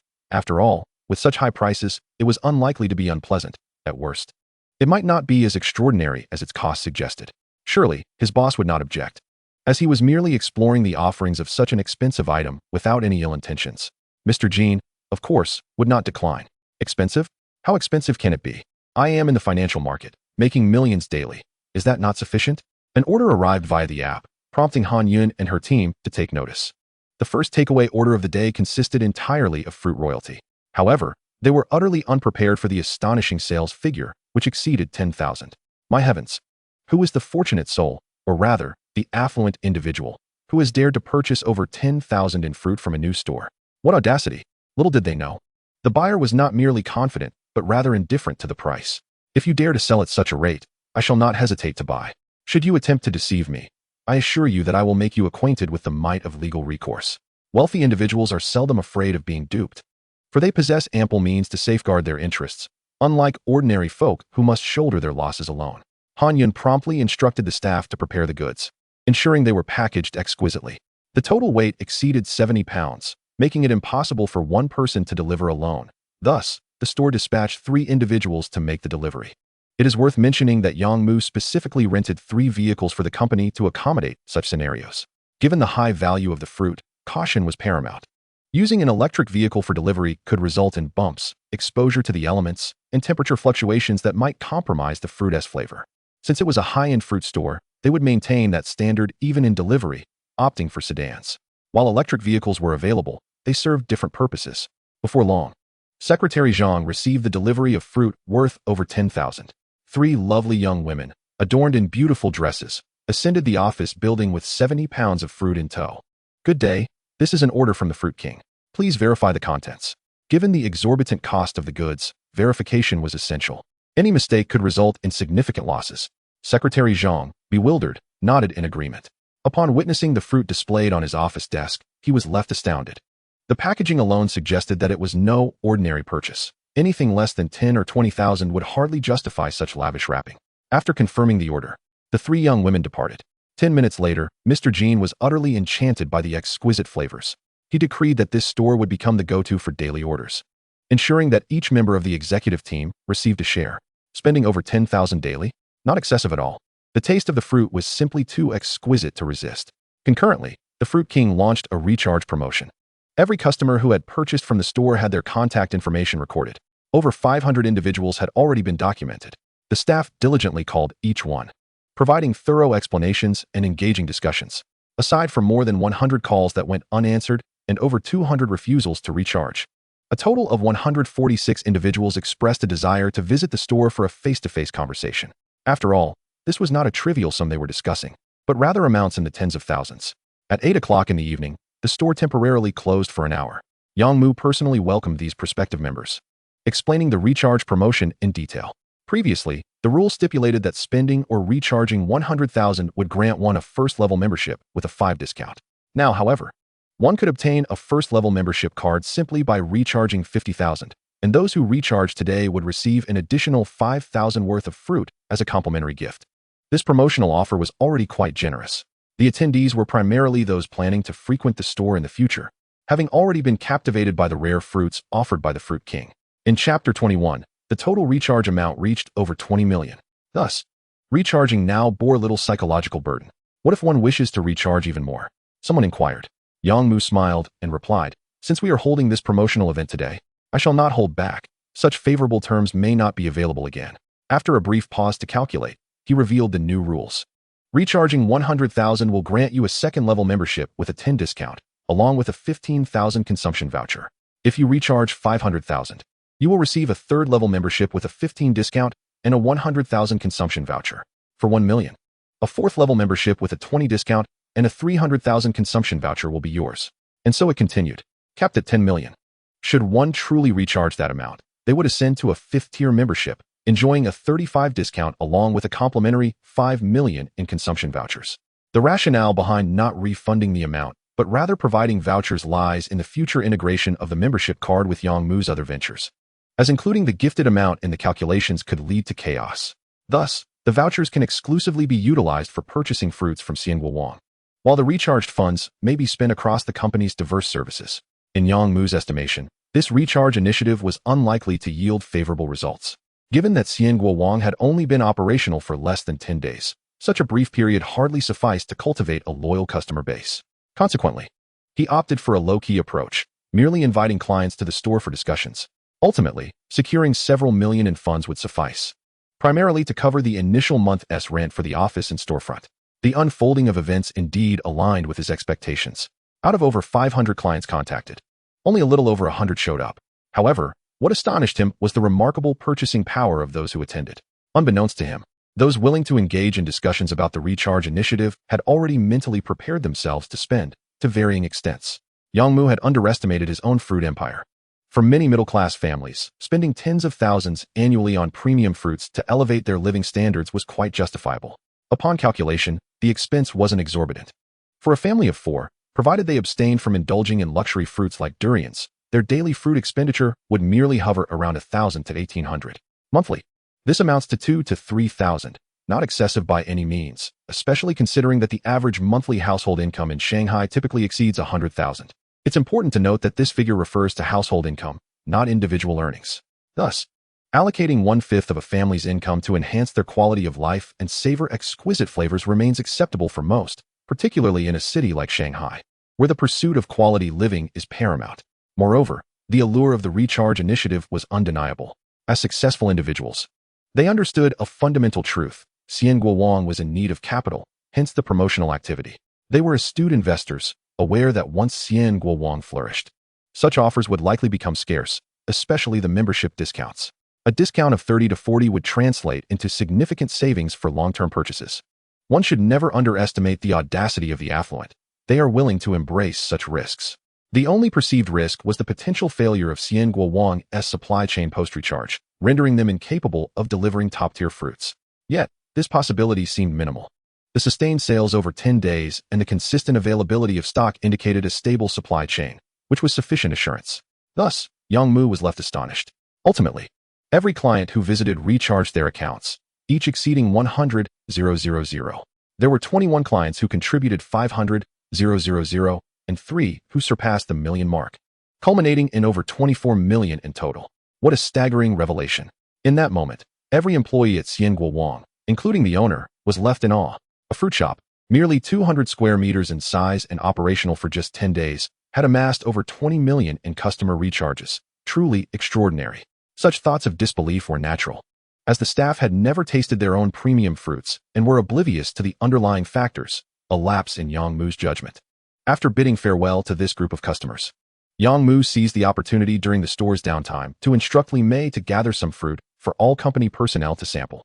Naturally, the quantity was limited, merely intended to provide a taste of the exceptional quality. Consequently, everyone experienced the revelation that the fruits sold by their company were indeed extraordinary. The over 20 million in recharges began to make sense. Without genuinely exceptional products, who would willingly part with their money? It was evident that the fruits had captivated the staff. Yang Mu then proposed, from now on, each month, in addition to salary, every employee will receive a complimentary selection of fruits equivalent to 1/3 of their salary. The specific varieties will depend on stock availability, as this shall be our employee benefit. Instantly, applause erupted, and all employees were filled with jubilance. This concept meant that with a salary of 30,000, one could enjoy 10,000 worth of premium fruits for free. What a delectable perk. Such a benefit dramatically elevated the loyalty of Chongqing Company's employees. In this era, self-interest reigned supreme. 10 minutes later, the employees tidied up the store and resumed operations, their spirits markedly uplifted. Previously, they regarded their roles as mere jobs. Now, they aspired to accompany the company's long-term growth. The 24 million in recharge funds signified that this enterprise was unlikely to face imminent collapse, and the future appeared promising. Anyone with sense would cherish their position. As Shun Mingqi drove, glancing at the rearview mirror to catch a glimpse of her boss, she inquired, "What are the plans for tomorrow, General Yang?" Yang Mu, engrossed in his phone, replied without looking up, "Continue the search for premises. We'll scout the outskirts tonight for secluded, tranquil warehouses with optimal environments. Cold storage is preferable, but if not, we shall construct one ourselves." After a pause, he continued, "We must expedite the establishment of an international procurement department, hiring extensively. Do not fret about my ability to pay salaries." Shen Mingxi was left speechless. She contemplated offering her thoughts, but ultimately refrained. Establishing an international procurement department and securing a global supply chain seemed beyond the reach of a small company. To put it plainly, even at the most modest scale, there are at least 30 to 50 countries globally that produce high-end fruit ingredients. Each nation or region necessitates a dedicated team, and even if each team comprises only 3 to 5 members, the monthly costs, including accommodation, salaries, meals, transportation, and public relations, would easily run into millions. Chapter 22, the first spiritual item, ginseng. Without substantial capacity, how could any company afford such an undertaking? Of course, a simplified approach is feasible, sending employees on business trips to various countries to locate sources, but that would hardly align with Yang Mu's vision. He intended to expand beyond merely selling fruits, venturing into a range of products such as various ingredients and seafood. Therefore, establishing a comprehensive procurement network across the globe. with stable bases to monitor local product trends, was essential. Shinmingqi, however, could not grasp this. She assumed her boss was getting ahead of himself, allowing newfound wealth to cloud his judgment. Nonetheless, it was not her concern. Her job was to work. With the Xian Guowang brand in play, at least the boss had achieved financial freedom, allowing for some creative exploration. Upon returning to the hotel, Yang Mu showered and approached the window, gazing at the vibrant nightlife outside, a kaleidoscope of colors with skyscrapers standing tall, an endless vista that was utterly captivating. Only at night can one truly appreciate the essence of an international metropolis, indulgent and extravagant. His spirits soared. Not only had his illness been effectively managed, but with merely a monthly session of magnetic photon intervention, he could sustain his life without impeding his daily existence. Furthermore, his career had ascended to a new echelon. The first pot of gold had been accumulated, and an explosive breakthrough was imminent. He envisioned that within 3 months, he would ascend to the ranks of billionaires. Yang Mu harbored countless desires yearning for realization. There was no rush, it was all forthcoming. Returning to the present, he contemplated where to apply his golden finger today. After conferring with Director Wang regarding his health, Yang Mu intended to utilize his advantage to procure some exquisite pharmaceuticals. The one that left an indelible impression on him was paclitaxel. Through his research, Yang Mu learned that this was one of the cornerstone medications for cancer treatment, fetching prices exceeding 300 yuan per gram. Regrettably, he found it unsuitable for his condition, as its efficacy against lung cancer was rather mediocre. According to Director Wang, it would be prudent for him to consume high-end medications that could enhance his immune response, such as premium-quality reishi mushrooms and ginseng. As for cordyceps, he held no objections, given that science had yet to ascertain its true value. Regardless of its efficacy, Yang Mu was determined to consume it. He now preferred quality over quantity, believing that as long as something posed no harm, it was worth using. Thus, his targets for procurement were the 3 items: ginseng, reishi, and cordyceps, all of which were currently known to bolster immunity. It is essential to clarify that these herbal remedies served merely as adjuncts to treatment. Genuine healing relied upon the magnetic photon intervention device and targeted cancer medications. This tripartite approach constituted the treatment plan proposed by Director Wang. At this juncture, Yang Mu had reached an optimal state. He activated the high-dimensional magnetic field space of his golden finger to commence his procurement. As he selected the herbal materials, a surge of information flooded his consciousness. In 2025, the global yield of herbal materials would be 11 million tons, with a tax rate of 1 billionth, yielding a potential share of 11 kilograms. Yang Mu opted for ginseng, and immediately, new information unfolded. Ginseng classification: spiritual essence at 421 grams, treasure at 63 kilograms, and rare gems at 161 kilograms. To his astonishment, Yang Mu finally encountered something classified as spiritual essence. He had never seen such quality before, having only encountered treasures at best. It was reasonable to consider that many herbal materials required years of growth to attain such a transformation. Without hesitation, Yang Mu chose to procure the treasures. Why forego spiritual essence and treasures? The answer was simple: Yang Mu feared waste. Lacking resources at present, he deemed it a waste to utilize such items. He preferred to wait until his development reached a point where he possessed effective means of handling them, ideally with a private medical team, a personal pharmaceutical storage, and a private culinary team to maximize their potential. The 11 kilograms of treasure-grade ginseng represented an immense fortune, comprising hundreds of roots. If sold, it would command a price in excess of 1 million. Shaking his head, he decided to focus on generating revenue through fruits for now. The more industries he ventured into, the greater the complexities he faced. Running a fruit business was already causing him considerable stress. With 6 new stores set to open, he anticipated competition from the giants of the fruit industry in the metropolis, a battle that seemed inevitable. He steeled himself for the challenges ahead. The following day, his assistant, Shinmingqi, awaited him early at the hotel entrance. After picking up Yang Mu, they headed straight to the office building. With newfound wealth, it was time to finalize contracts. By noon, Yang Mu had successfully secured a 3,000 square meter upscale office building along with 6 retail spaces, amounting to an expenditure of over 16 million yuan. The monthly rent would also be astronomical, but Yang Mu remained unfazed. With the continuous influx of resources from Xian Guowang, he felt invincible. The office's interior was already exquisitely designed, having previously served a financial investment firm, which explained the lavish decor, one of the reasons Yang Mu didn't mind the cost, as it saved him from the hassle of renovations. Moreover, the previous tenants had provided numerous amenities, including coffee machines, recreation rooms, and a modest kitchen and dining area. The chairman's office was particularly extravagant, spanning 200 square meters with both internal and external zones. The inner area resembled a suite, complete with a bedroom and bathroom, rivaling a five-star hotel. Outside, a small indoor garden flourished with a variety of plants, offering a delightful retreat. Yang Mu mused that the previous financial firm's downfall was likely tied to the owner's penchant for luxury. Isn't it ironic that they essentially paved the way for me? Shen Mingqi coordinated the transfer of staff from Xianguo. Recent recruitment efforts had yielded 30 employees, who had been rotating between assisting at Xianguo and working in a cramped 20-square-meter office.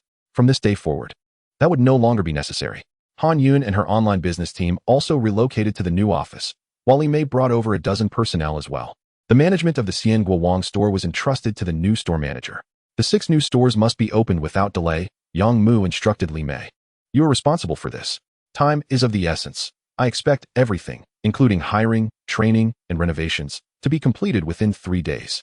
If you cannot manage it, I will find someone else, Yang Mu stated with utmost seriousness. Chapter 23.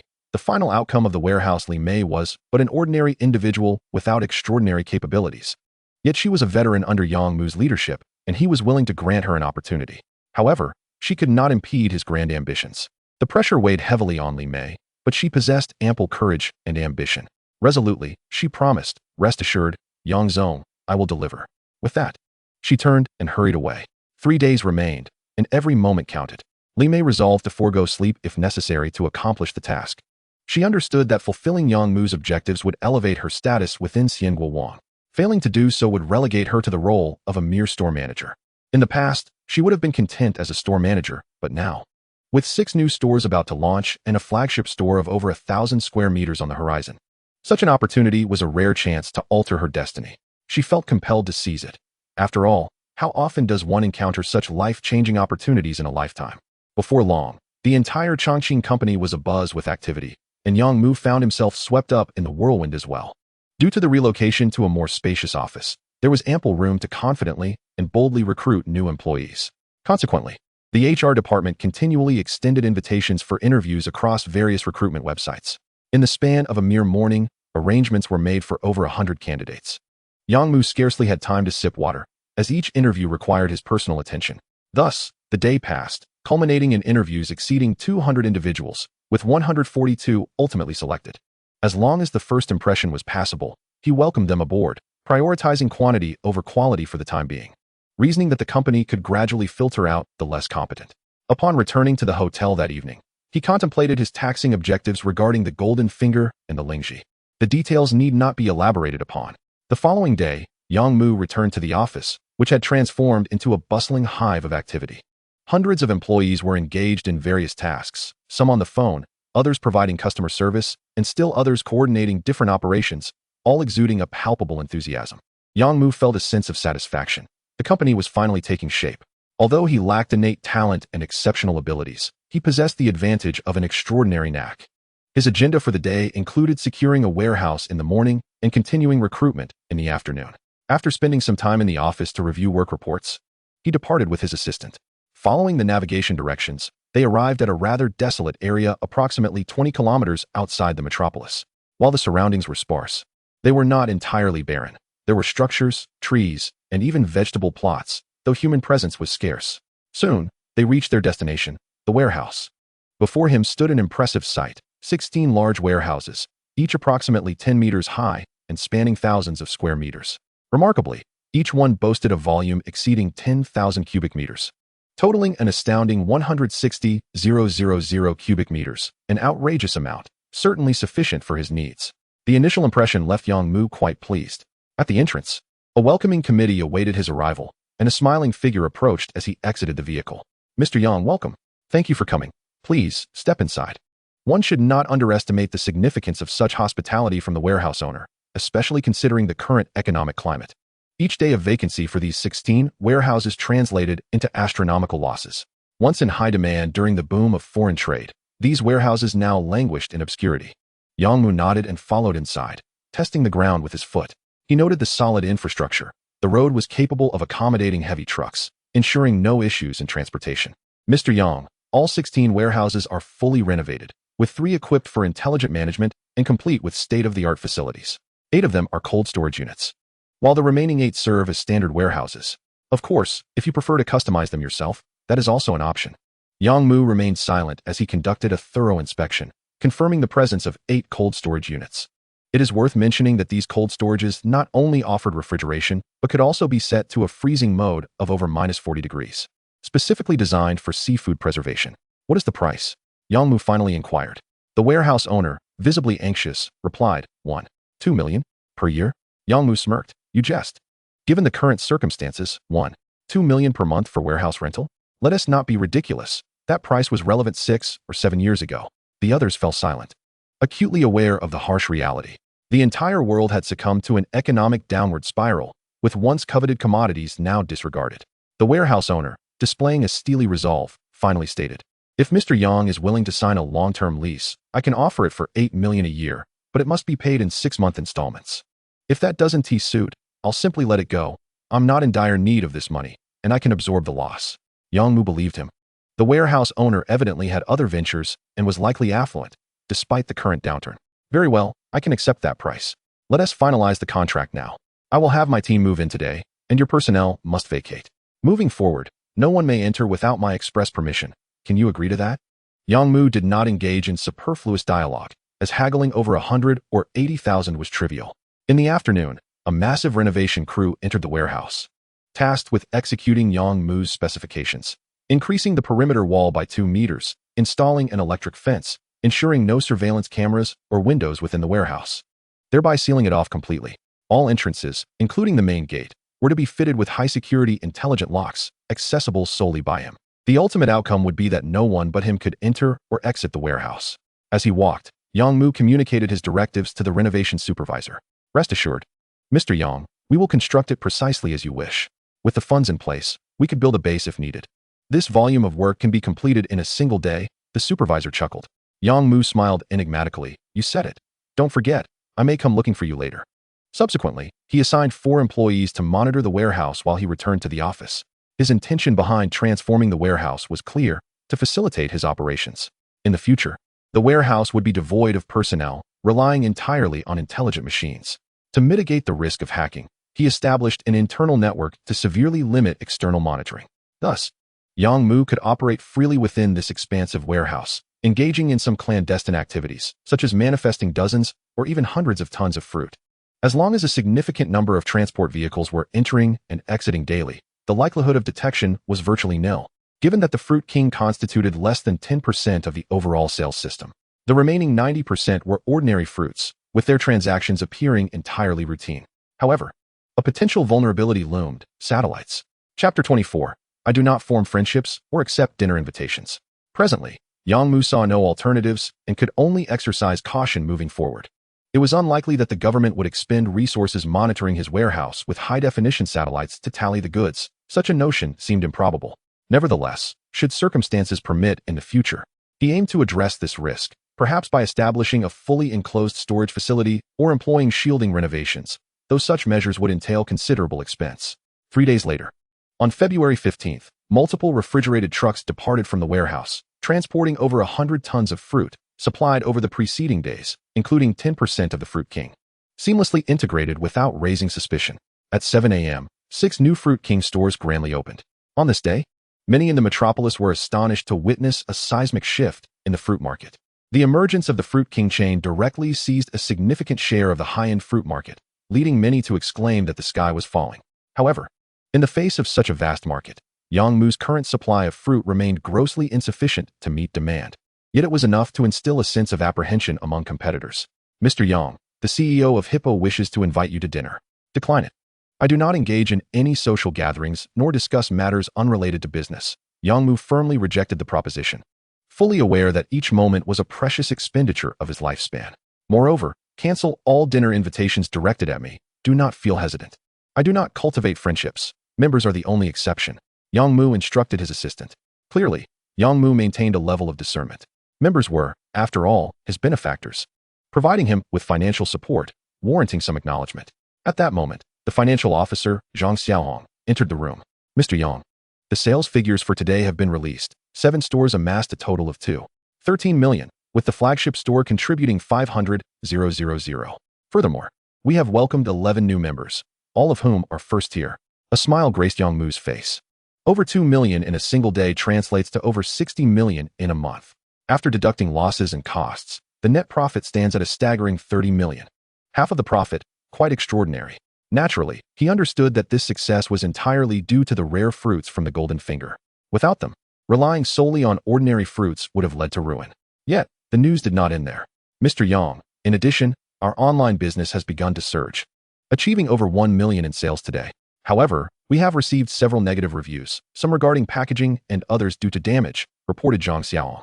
Yang Mu nodded thoughtfully and promptly instructed, cease all online sales, retaining only the delivery service in the metropolis. Our Fruit King cannot be shipped remotely. For those who left negative reviews, issue full refunds, and we shall no longer engage in this business. Zhang Xiaohong glanced at Shen Minqi. I can handle this. Hanyan might take it poorly, she whispered. Yang Mu suddenly realized that the online operations were under Hanyan's purview, and halting them would indeed be a significant blow to her. However, there was no alternative. They would have to let her manage other products in the future while focusing on perfecting the delivery service for now. Mr. Li from Hangzhou, during a recent business trip to the metropolis, felt a craving for fruit one evening and went out for a stroll, only to fortuitously discover the 24-hour open Xian Guowang. Though the prices were steep, he decided to indulge and subsequently became an ardent fan. Upon returning to Hangzhou, he could not shake the memory of those exquisite fruits and was overjoyed when a friend from the metropolis informed him that Xian Guowang had begun online sales. Ecstatic, he placed an order for over 10,000 yuan worth of fruit. His family thought he had lost his mind. However, when the fruits arrived at his home, the entire family was won over, finishing everything within 2 days. On the third day, when he attempted to reorder, he found that the online store had ceased operations. Furious, Mr. Li raged at the negative reviews, transforming into an online warrior, venting his frustration for an hour. It was infuriating. That day, he resolved to relocate to the metropolis. Fortunately, his company also had operations in the metropolis, so his move would not disrupt anything. He had long achieved financial freedom. His family supported his decision. Although fruit was merely a catalyst, they had considered relocating before. This was just a microcosm of a larger phenomenon. Nationwide, Xian Guowang had begun to stir some ripples. Those fortunate enough to sample the Fruit King could not forget it, aware of the high-end fruit brand in the metropolis. Meanwhile, the customers who had left negative reviews were left dumbfounded upon discovering they had received full refunds while the store had closed its doors. Why refund and then shut down? The taste was exceptional. Even more infuriating was the barrage of criticism they received. They felt utterly wronged. Returning our focus to the metropolis, the flagship store of Xian Guowang had opened. Spanning over 1,000 square meters, the store was not particularly large. However, given that it exclusively sold fruit, its scale was considerable. Just the task of filling those 1,000 square meters with fruit was a daunting prospect, requiring at least several tons. To ensure a grand opening for the flagship store, Yang Mu orchestrated a promotional event, inviting all members to receive a complimentary box of the new Fruit King cherries valued at 3,666 yuan. Additionally, those who referred others to become members would receive a complimentary Fruit King durian, among other incentives. As a result, on opening day, the flagship store welcomed over 1,000 customers, with more than half being referrals from existing members. The number of new memberships soared to 120, generating over 9 million in revenue. They sold over 10,000 jin of fruit in a single day. Although the majority were ordinary fruits, it undeniably attracted foot traffic. In the metropolis, it was challenging to find imported fruits at such affordable prices, comparable to domestic ones. As long as customers were not too far away, they would come to explore and purchase in bulk. Yang Mu had anticipated this, ensuring that all chosen store locations had parking facilities. The flagship store boasted over 170 parking spots, both above and below ground, all free for customer use. Beyond the flagship store, other fruit shops also performed admirably. Even the least successful among them surpassed 100,000 in sales. In today's society, information spreads rapidly. Xian Guowang had only been established for a little over 10 days. Yet those who needed to know were already aware. Many were curious about this high-end fruit brand that had seemingly emerged overnight. Thus, whenever they encountered it, those with means would eagerly purchase a bit to sample. This exemplifies the influencer effect. Many brands achieve sudden fame overnight, only to become mere shadows of their former selves, resulting in a valuation in the billions. However, most end up as a chaotic mess. Customers are perpetually drawn to new brands. Yet, fruits are different.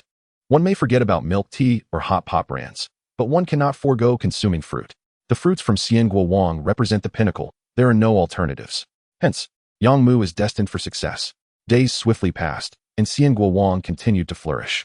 The company's growth had entered a steady trajectory, with over 500 employees now on the team. Among them, the 7 stores employed over 150 staff members, with the flagship store alone housing 60 to 70 employees, while the other stores each had several. The service standard at Xianguo Wang mandated one-on-one service. Each customer must be attended to by a dedicated staff member, as a high-end fruit store necessitates such refinement. Of course, if a customer indicates they do not require assistance, that is another matter. In the headquarters office, approximately 100 employees worked, which may seem numerous, yet it is manageable, given the demanding nature of their roles in administration, finance, after-sales, human resources, legal affairs, public relations, and security. Although they may not seem necessary at present, Yang Mu understood that his growth trajectory would be rapid. Establishing a solid foundation now would prevent future chaos. Additionally, around 250 employees were engaged in field work, including delivery personnel, fruit packaging, transport, and handling. Notably, women comprised approximately 70 of Yang Mu's workforce, with men constituting a minority, primarily in peripheral roles. This peculiarity left many puzzled. However, Yang Mu relished being surrounded by beautiful women. Of course, female employees also faced their challenges, such as the monthly cycle affecting physical stamina. Yet, these issues were manageable. Hiring more staff would suffice as long as the numbers were adequate. Among the field employees, Yang Mu specifically established an international procurement team. Currently, it consists of 10 teams, each with 5 members, tasked with traveling worldwide to source goods, handle purchasing negotiations, and manage import matters. Yang Mu need not concern himself with these operations. Naturally, the majority of these external members are male, as few women can undertake such roles, which can be perilous abroad, where conditions differ markedly from home. Yang Mu had no intention of profiting from these operations. Every action was a facade designed to obscure the manifestation of the rare fruits from the golden finger. The costs were staggering, including rent, labor, and operational expenses. The monthly expenditure approached an astonishing 30 million, a terrifying figure indeed. Due to Yang Mu's recent salary increase, even the most junior employees now enjoy a monthly income exceeding 15,000, supplemented by contributions to social insurance and various benefits, which can elevate their earnings to around 20,000. As for the management, their compensation is significantly higher. This leads us to ponder, how much does Yang Mu earn in a month? To put it succinctly, at this rate of growth, the sales figures for the Celestial Fruit King have transcended the question of quantity sold, shifting to concerns about the availability of stock. What does this imply? It suggests that, if all goes well, within less than a month, the rare fruits conjured by his extraordinary ability will be swept away daily, leaving none behind. Is this excessive? Not in the slightest. According to the current tax rate, that amounts to a mere 1 in 300 million. Yang Mu collects taxes exceeding 40 tons daily, equivalent to 80,000 pounds. With millions residing in the metropolis, even if just 1,000th partake in the Celestial Fruit King, it still fails to satisfy such a vast appetite. Regarding pricing, 80,000 pounds of fruit, even at the lowest tier, commands dozens of yuan per pound, summing up to tens of millions daily. Over a month, this accumulates to 300 million. Notably, this calculation is based on the minimum standards. In truth, the prices for rare fruits often exceed 100 yuan per pound. Thus, as long as no issues arise, Yang Mu's monthly income will undoubtedly surpass 500 million, all in cash. This exemplifies what it means to have a cash cow. A mere 30 million in costs pales in comparison. It is but a drop in the ocean. On March 1st, the expansion of the Celestial Fruit King reached its limit. With a total of 36 stores in the metropolis, the smallest spanning 200 square meters and the largest 1,000. No more can be added. Although the metropolis is affluent and bustling, the high-end areas are finite. Establishing stores in other regions yields little clientele, as the locals cannot afford the several thousand to even 10,000 yuan price tags of the Celestial Fruit King. Thus, Yang Mu's fruit empire has begun to take shape, with daily sales figures exceeding 10 million. Simultaneously, the sales of ordinary fruits have been remarkable, often reaching dozens of tons daily. Thanks to high sales volumes, costs are minimized, allowing Yang Mu to break even on ordinary fruits, a pleasant surprise indeed. Of course, this break-even point excludes rent and labor costs. Accounting for those would result in significant losses. At this juncture, Yang Mu intends to modify his strategy, ceasing subsidies for ordinary fruits and implementing price hikes. The Celestial Fruit King no longer requires promotional efforts. Now, the entire metropolis is well aware of the Celestial Fruit King. Those who know are already informed, rendering self-deprecation unnecessary. Consequently, the prices of ordinary fruits have reached their rightful status, with items previously sold at 5 or 6 yuan per pound now priced at 12 or 13, aligning with other supermarkets. This adjustment also serves to alleviate the tense atmosphere in the fruit market. In this month, the emergence of the Celestial Fruit King has caused a seismic shift throughout the industry in the metropolis. Many large supermarkets now rely on fruits and vegetables as a lifeline. Such tactics could spell doom for others, inciting inevitable resentment. The hostility generated is unimaginable. The assistant now receives dozens of calls daily, ranging from cordial inquiries about potential collaborations with Yang Mu to outright accusations. Yang Mu is no fool. He understands the intricacies of business warfare, which often lack decorum.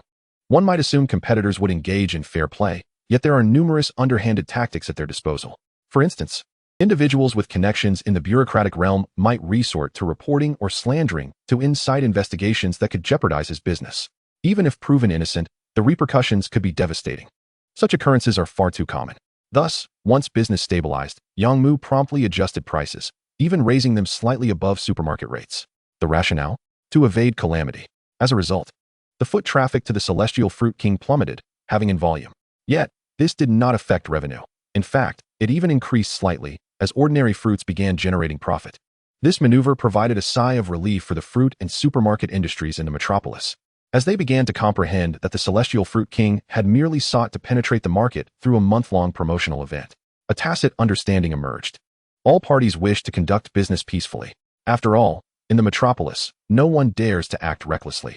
Unless cornered, they will not engage in relentless competition. It is fortunate that Yang Mu chose a commendable path. The high-end fruit industry is quite niche.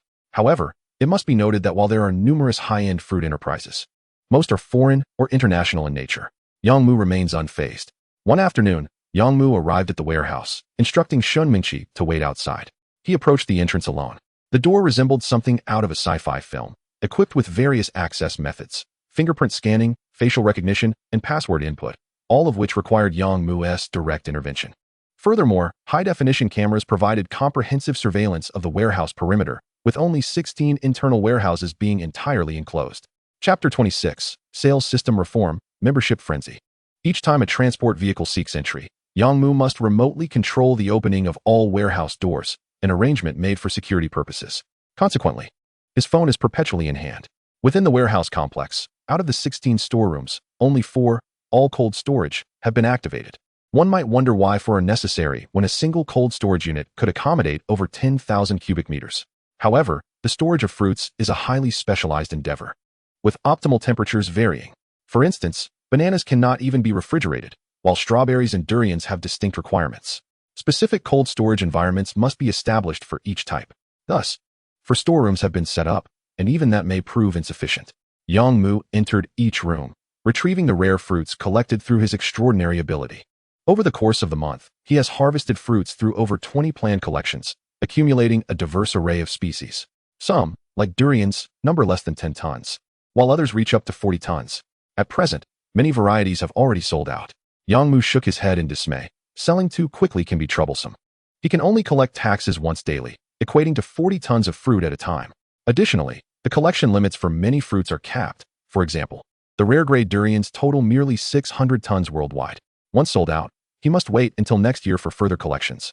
It seems that beginning this month, a sales limit must be instituted, Yang Mu mused to himself. Indeed, this is the only feasible solution. Otherwise, the Celestial Fruit King will not have enough stock to meet demand. 600 tons of durians could be snatched up in mere days. However, raising prices may not be necessary. Many members recharge their accounts at the initial prices. If the Celestial Fruit King's prices rise now, it would be meaningless to reduce quantities, while increasing them would undoubtedly offend customers. He returned to the company. Yang Mu convened an internal meeting, gathering more than 30 management personnel in one room. The Fruit King was experiencing a shortage, potentially unable to keep pace with the sales velocity, and he contemplated implementing a purchase limit. I welcome your thoughts. Please speak freely, he urged. Yang Mu was forthright. He was neither a business magnate nor a seasoned veteran, and he preferred straightforward dialogue over lengthy discourses. Upon hearing this, a wave of astonishment rippled through the room. The remarkable growth of Fruit King relied heavily on its supply. Without this source, everything could collapse. Li Mei cautiously inquired, Mr. Yang, how severe is the shortage? Could you provide an approximate figure? Yang Mu, resting his right hand on his forehead, realized he had misspoken, leading to misunderstandings, and quickly clarified, we are looking at a shortage of approximately 200 tons per month, about 40 tons per day. Let us use this figure. Instantly, a collective sigh of relief echoed among the attendees. 1,200 tons per month was manageable. In light of this, one suggestion emerged. Perhaps we should limit Fruit King sales to members only, stipulating that each member can purchase a specific variety per month. For rarer varieties, we could impose stricter limits, such as allowing only one purchase per month, capped at no more than 10 pounds. Yangmu nodded. He had contemplated this idea as well. Could we not simply raise the prices? Doubling the price might reduce sales volume, yet potentially double the revenue, another voice suggested. Soon, numerous recommendations were exchanged. Ultimately, Yangmu opted for a member-exclusive purchasing strategy. He produced a chart delineating over 20 categories, specifying quantities such as 50 tons of durian and 110 tons of strawberries. You will devise a membership purchase allocation. Henceforth, Fruit King will exclusively sell to members, he instructed. Meanwhile, Zhao Ling received a message that read, "Dear member, thank you for your support and loyalty to Fruit King. Due to supply constraints, we are unable to meet market demand. The following policy has been enacted. Non-member customers will no longer be able to purchase from the Fruit King series. Primary members are allotted a monthly purchase quota of 300 pounds of Fruit King, with durian limited to 1. Additionally, effective immediately, we will not issue new membership cards for a short time. Please cherish your membership privileges. Thank you." She was left speechless. A fruit vendor had escalated to such heights. Unbelievable. Quickly, she descended to the nearby Fruit King store. Upon entering, the cacophony of voices struck her. Several customers were angrily protesting. "Why won't you sell to us? We traveled over 2 hours to get here just for your Fruit King, and now you refuse to sell. What is the meaning of this? Are you discriminating against outsiders?" A few employees, looking helpless, apologized. "We sincerely regret the inconvenience. Due to limited supply, the company has just instituted this regulation, and Fruit King is now restricted to member purchases. We apologize, and as a gesture of goodwill, we will provide each customer with a complimentary fruit gift box." The store manager, demonstrating responsibility, hurriedly brought forth the gift boxes, each weighing around 7 to 8 pounds, containing ordinary imported fruits like apples and mangoes, which would easily fetch over 100 yuan outside. Zhao Ling stepped forward and declared, "I am a member. I would like to purchase some fruit." An employee promptly attended to her, guiding her in selecting over 10 pounds of Fruit King varieties, including strawberries, cherries, and grapes. Observing this, the disgruntled customers implored, "Miss, since you're a member, could you assist us in purchasing some? We assure you we will pay the price." Zhao Ling quickly shook her head. "That won't do. I am merely a primary member with a monthly limit of 300 pounds. Once I reach that limit, I cannot purchase more, as I also need to eat." She then showed them the message she received, revealing the stringent new policy. The customers were astounded. Such a policy was utterly ridiculous. Typically, businesses cater to new customers, as existing ones have already spent their money. Yet here, Fruit King rejected new clientele outright, offering benefits solely to loyal customers. Was this not a recipe for disaster? Frustrated, one customer pleaded, "Young lady, please help us out. We can pay half the price for just this once. We've traveled far. Let us savor the taste." With hands clasped together in supplication, Zhao Ling, young and bashful, found it hard to refuse. Ultimately, she acquiesced and purchased 40 to 50 pounds of Fruit King, spending over 40,000 yuan while earning 20,000 yuan in the process. Oblivious, she returned home, sharing her experience with her parents, who were astounded. Chapter 27, 10 billion, establishing a private medical team. What a venture! If this could be managed, Zhao Ling's 300-pound Fruit King quota could potentially yield 80,000 to 100,000 yuan. In a month, with minimal effort, simply reselling Fruit King's fruits could lead to an annual income exceeding 1 million. The world was utterly insane. Zhao Ling's experience was not unique. Early March marked the explosive period for Fruit King, gaining notoriety and influence that reached even the outskirts of the metropolis and nationwide. Many tourists flocking to the city wished to partake in the experience. Wealthy individuals, too, sought to indulge. Thankfully, Yangmu had swiftly implemented a purchase limit. Otherwise, the Fruit King would have sold out within a day. However, the introduction of a membership sales system led to the emergence of the term proxy purchasing. Many members possessed quotas yet could not afford to buy in bulk, thus relying on resale for profit. Remarkably, one could effortlessly earn several thousand yuan daily as a primary member. For those at higher tiers, the profits were even more astounding. For instance, a level 5 member enjoyed a 35% discount and a monthly quota of 3,000 pounds, with the ability to purchase 10 durians.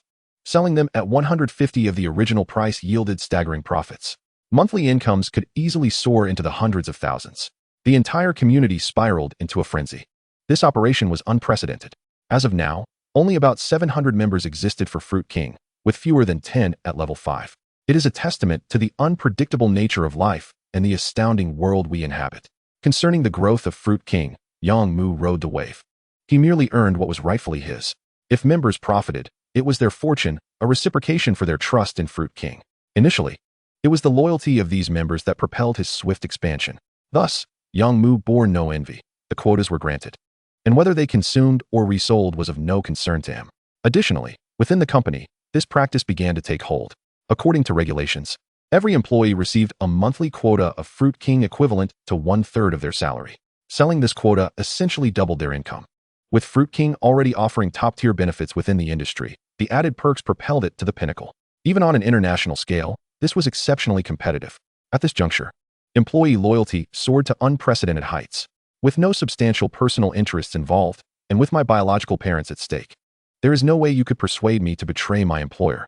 This is precisely the effect Yang Mu intended to achieve. Otherwise, he would live in constant trepidation. On March 5th, Yang Mu once again performed a procedure using the magnetic photon beam intervention device. After completing the surgery, he arranged to meet with Director Wang. The two convened in the presidential suite of a 5-star hotel, spanning over 300 square meters, with the dining area alone exceeding 70 square meters.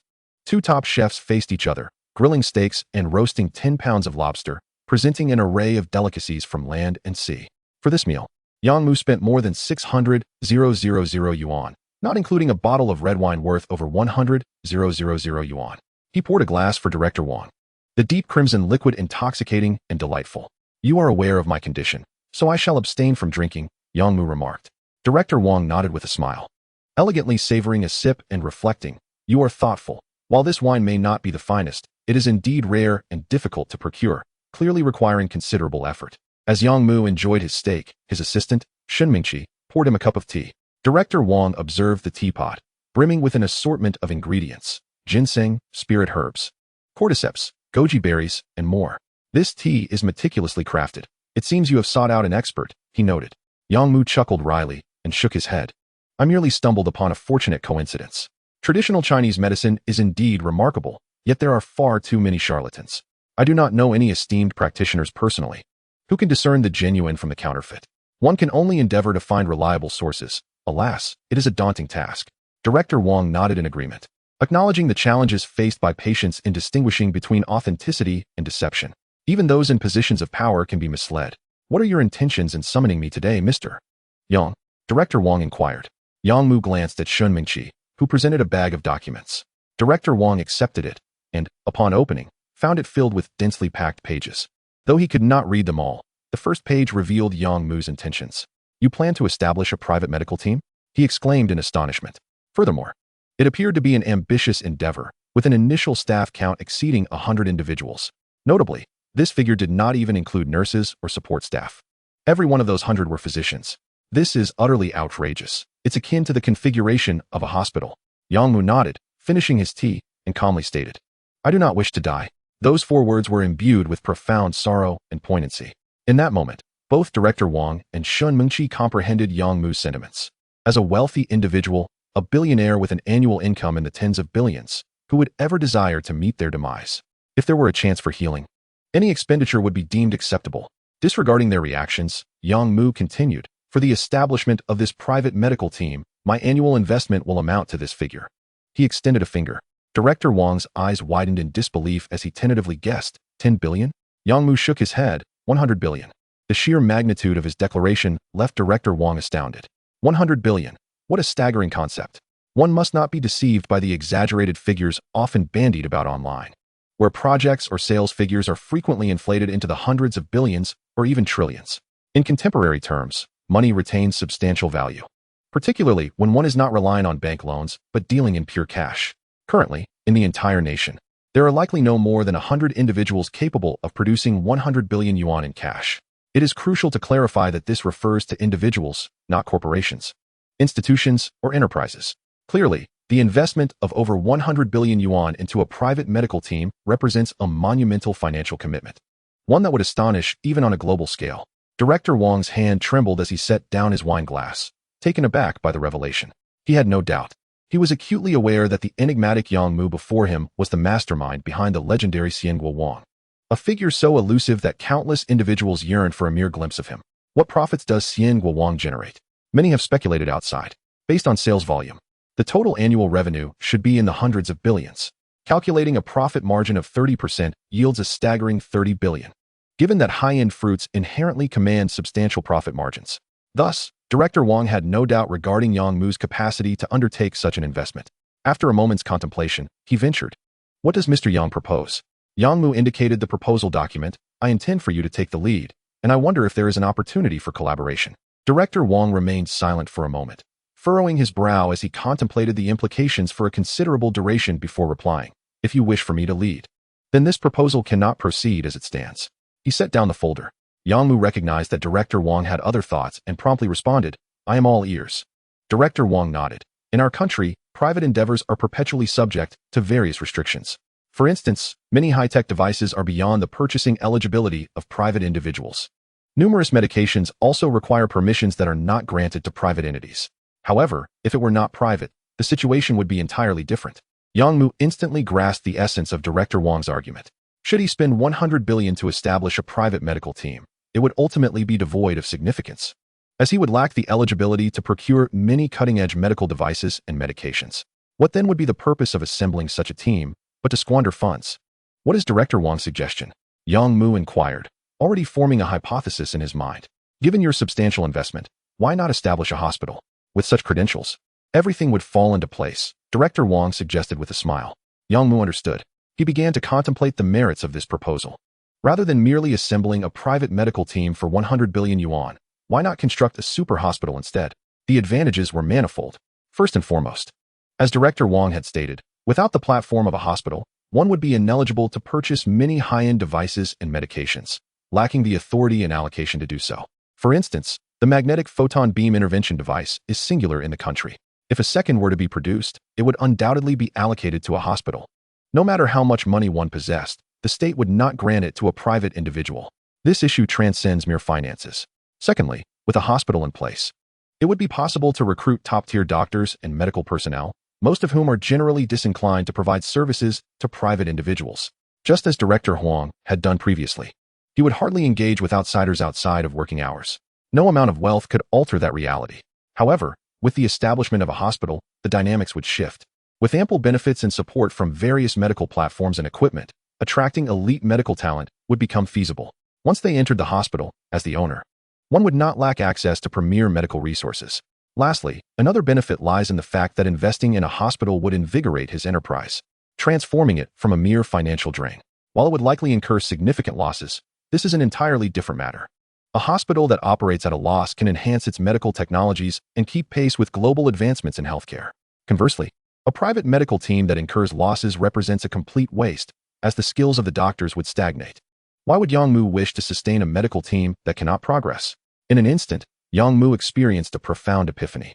With a resounding slap on the table, he declared, let us proceed with great vigor. A foundation of 10 billion is merely the starting point. Director Wang, we shall follow your lead without hesitation. Fear not the expenditure. Rest assured, I am prepared to invest as much as necessary to combat lung cancer, even if it requires 100 billion or 1 trillion. Director Wang, however, took his words lightly. 10 billion was merely his expectation. As for 100 billion or 1 trillion, he dismissed it as jest, assuming President Yang was merely speaking whimsically. Little did he know that Yang Mu was utterly sincere and truly capable of such investment. Given this, I shall agree to collaborate and take the lead in this endeavor. However, the terms of compensation must be delineated clearly, Director Wang stated forthrightly, his eyes gleaming with ambition. Upon hearing this, Yang Mu waved his hand confidently. The position of hospital director is yours, and the establishment of the hospital shall also be entrusted to you. A salary of 30 million awaits you, and in addition, I will ensure you receive all manner of benefits under my purview. Rest assured, you shall not suffer any losses. With a sigh, Director Wang replied, I would still prefer to acquire some equity. I wonder if President Yang would be amenable to that. Yang Mu shook his head. This hospital is destined to operate at a loss. Its primary function is to serve my own interests. Even if I were to offer you shares, it would hold little significance. Of course, if you desire, I can grant you 1% of the equity, but dividends would be a distant prospect. The 1% equity is non-transferable. Should you choose to resign, it would be forfeited.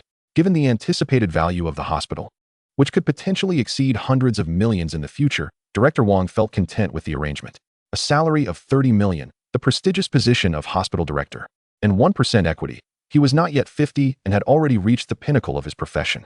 As long as he did not seek to enter the bureaucratic system, he had effectively hit the career ceiling. A perfect life indeed. Director Wang felt utterly at ease. Then President Yang, I shall now transition into work mode. Where do you intend to construct the hospital? Yang Mu inquired. Is it truly so simple to establish a new hospital? I have heard that it requires a multitude of processes and procedures, along with various official approvals. It might be more prudent to acquire an existing one. Director Wang replied with a hearty laugh. You need not worry about this, President Yang. What seems difficult to outsiders is simple for me. You need only decide the location. The rest shall be managed without your concern.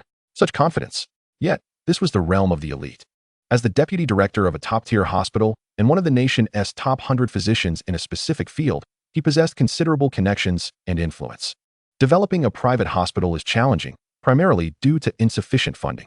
However, should one dare to invest, success is attainable. Not to mention, abroad.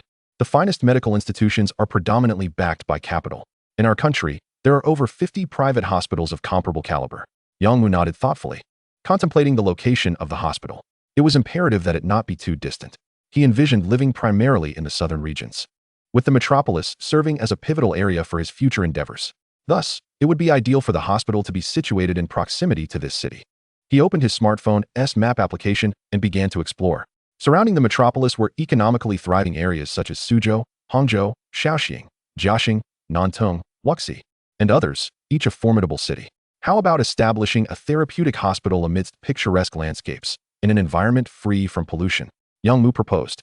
Director Wang pondered for a moment before shaking his head. President Yang, let us remain pragmatic. If we are to open a hospital, it must be grounded in reality. Building it in such a location would deter patients from coming. In that case, hundreds or even thousands of medical personnel would find themselves idly sitting in their offices. Even if salaries were paid, they would not remain. They simply would not stay. Yang Mu offered an awkward smile and pointed towards the outskirts of the metropolis, suggesting, what about this area? I heard there were plans for development here last year, but nothing has materialized yet. Let us not concern ourselves with the higher-ups' thoughts. We should secure the land and commence the hospital as construction. If development occurs, we profit.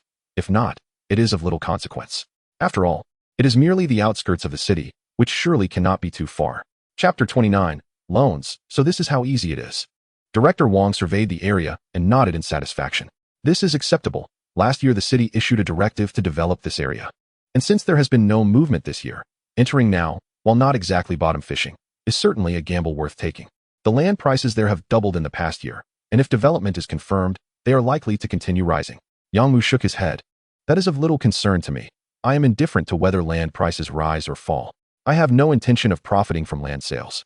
Our focus should be on constructing the hospital. He then inquired, by the way, how much land will we require for the initial phase of the hospital?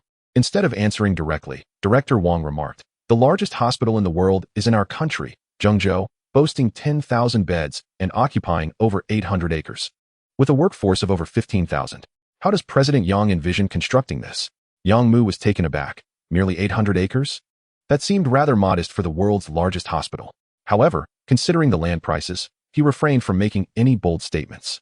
Presently, while the outskirts of the metropolis face challenges due to the housing market, land still cost at least 20 to 30 million per acre. 100 acres would amount to 2 to 3 billion, and 1,000 acres could easily reach 20 to 30 billion. This figure only accounted for land costs, construction, equipment, and personnel expenses would be even more daunting. To truly establish a well-functioning facility, 4 to 500 billion would be required. At this moment, Yang Mu lacked such capital. He needed time to grow. Director Wang seemed to perceive his thoughts and inquired, are you facing a funding shortfall? Yang Mu nodded in affirmation.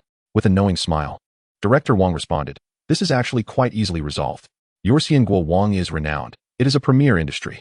Simply approach the bank for a loan. While I cannot guarantee more, 2 to 300 billion should be effortlessly attainable, and they would be eager to lend to you. Furthermore, with this banking relationship, you will have a solid backing. Yang Mu furrowed his brow. He had never been fond of banks and held no favorable sentiments towards them. Yet, it seemed unavoidable now. Surely, he could not rely solely on selling fruit to amass 2 to 300 billion. While not impossible, the timeline was daunting. Would it take 1 year or 2? He could not afford to wait. Perhaps it was within these crucial years that hope for his health might emerge. Thus, he could not afford to adhere too rigidly to convention. Moreover, as long as he could repay the loan, there would be no issues.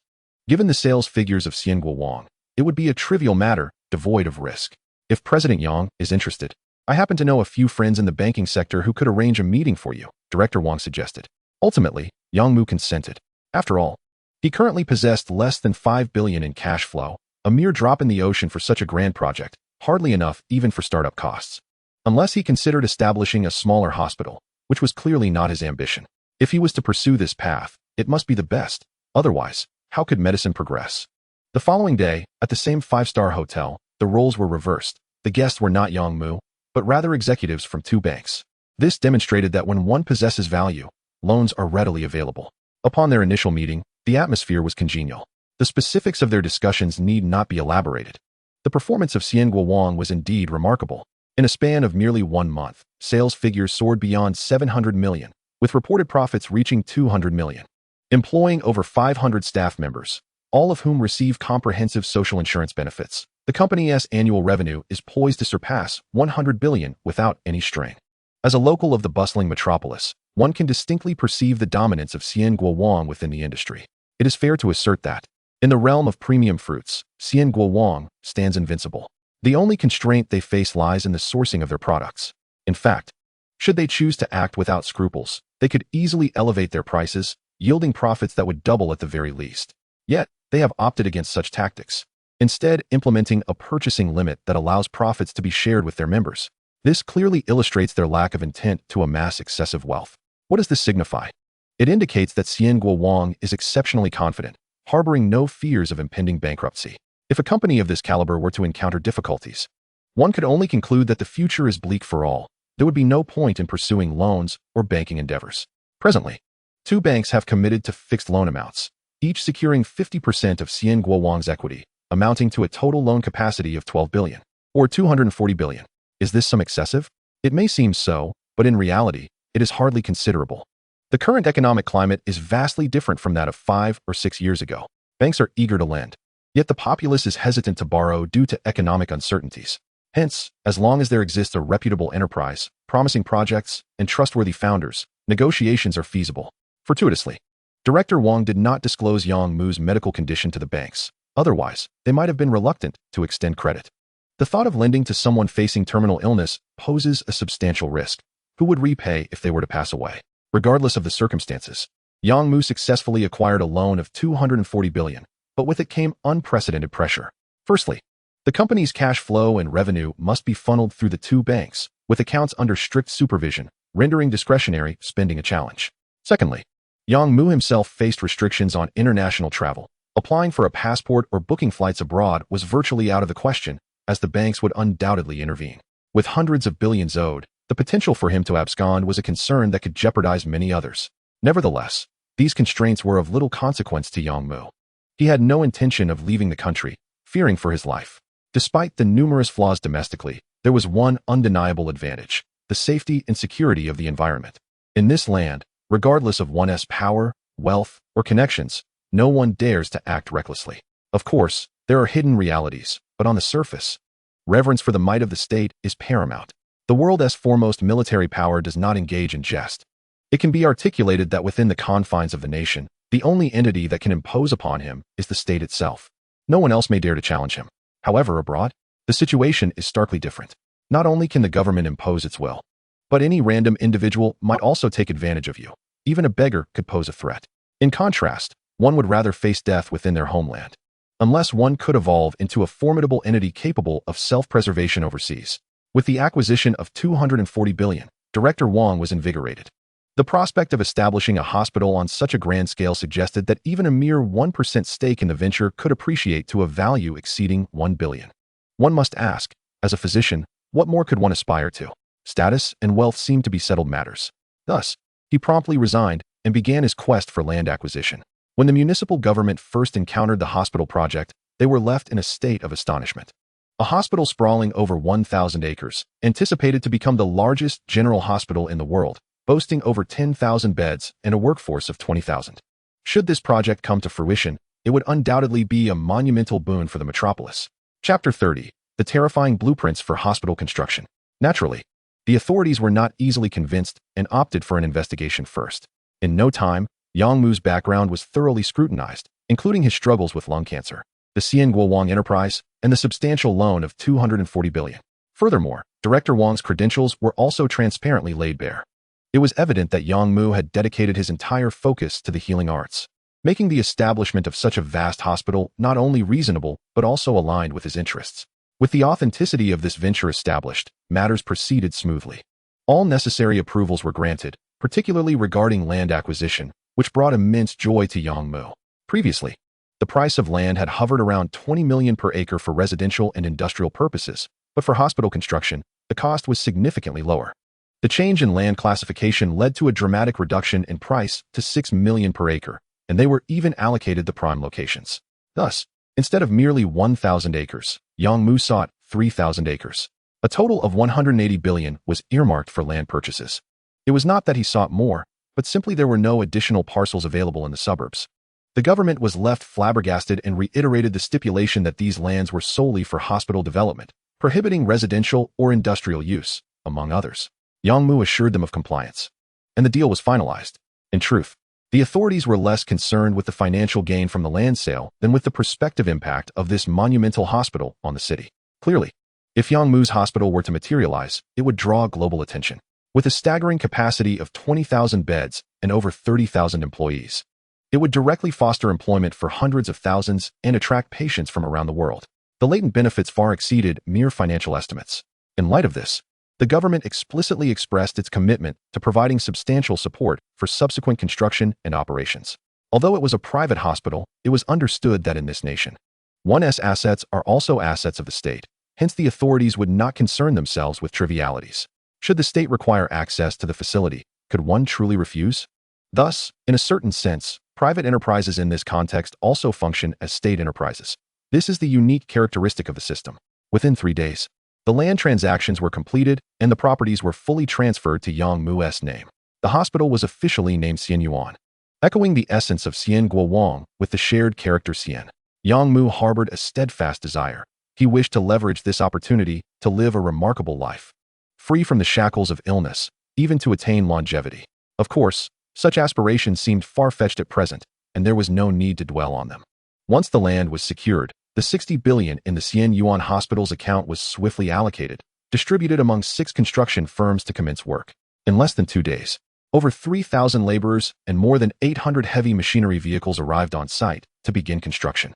At this moment, the attributes of a construction fervor were fully unleashed. The Architectural Institute of the metropolis, along with various construction schools, united to offer their design services to Xian Yuan Hospital pro bono, under the auspices of the government. Over 1,000 individuals rallied to complete this project. Ultimately, within just 5 days, the foundational design was established, while further detailing would require an additional 3 to 4 months. However, there was no urgency, as the construction of the foundational design would also take several months. When Yang Mu laid eyes upon the blueprints for Xian Yuan Hospital, he was astonished. "Does it truly need to be this grand?" he exclaimed. His surprise was warranted, as he had not anticipated such extensive planning. The expanse of 3,000 acres had been meticulously organized, with the entirety of the underground space excavated to accommodate 6 levels below ground. What an extraordinary concept! 3,000 acres, not merely 3,000 square meters, all excavated to create 6 layers of subterranean space. That translates to a staggering 18,000 acres, with a ceiling height reaching approximately 5 meters. Most of this underground area is intended for parking. One can only imagine the influx of individuals once the hospital is fully operational. Tens of thousands of vehicles, not to mention those belonging to employees, potentially exceeding 100,000. Without a vast parking facility, convenience would be utterly compromised. Furthermore, various hospital departments, such as morgues and certain virus-related facilities, will likely be relocated underground. To put it plainly, the excavation of this underground space alone cannot be resolved with a mere 10 billion. It is indeed quite extravagant. Yang Mu gazed upon the surface architecture, utterly astonished. There were a total of 12 architectural complexes, each comprising 1 large and 10 smaller structures. The larger buildings reached 66 stories, while the smaller ones ascended to 33. In total, there are 12 large buildings and 120 small ones. Is that small? Not in the slightest. If this is the plan, then Xian Yuan Hospital could accommodate not just 20,000 beds, but potentially 100,000. This clearly exceeded Yang Mu's expectations. He lamented, "Are they out of their minds? If this is constructed, how much will it cost me? 100 billion? Director Wang offered an awkward smile. "You know how it is with the authorities. They always aim for grandeur. This benefits everyone, political achievements. Who wouldn't he want that?" The architectural designers, too, disregard practical considerations, only wishing to create the world's largest. Alas, what do you think we should do? He assumed that Yang would surely refuse. After all, who would want to be taken advantage of? Such a design plan could easily deplete his resources, leaving the hospital wholly in someone else's hands, effectively dressing them in his efforts. The authorities, in this regard, harbor similar intentions. They wish to have all preliminary work completed, leaving only the victorious fruits to be reaped by someone else. If you can't manage it, they'll find someone who can. At that point, leaving you with a mere fraction of the shares would be generous. Don't say I didn't give you an opportunity. It's your own inadequacy. Though Yang Mu may lack talent and capability, having not even graduated from university, he is not devoid of intellect. This situation is all too clear. It's a blatant scheme. In truth, the authorities harbor no malicious intent. They simply do not trust him and wish for a more reliable individual to take over the project. Yet, they find it awkward to say so directly, opting instead for such underhanded tactics to squeeze him out. Should he voluntarily withdraw, a substantial influx of capital would ensue, and Xianyuan Hospital would still be built. However, he would no longer be its master. He scoffed. What percentage of shares will they leave me? 10%, or perhaps 5%. How delightful. Director Wang sighed, astonished by how the situation had unfolded. It was entirely unexpected. Had he foreseen this, he would not have pursued such grand ambitions. Yang Mu slammed the blueprints onto the table, asserting, "Let them build.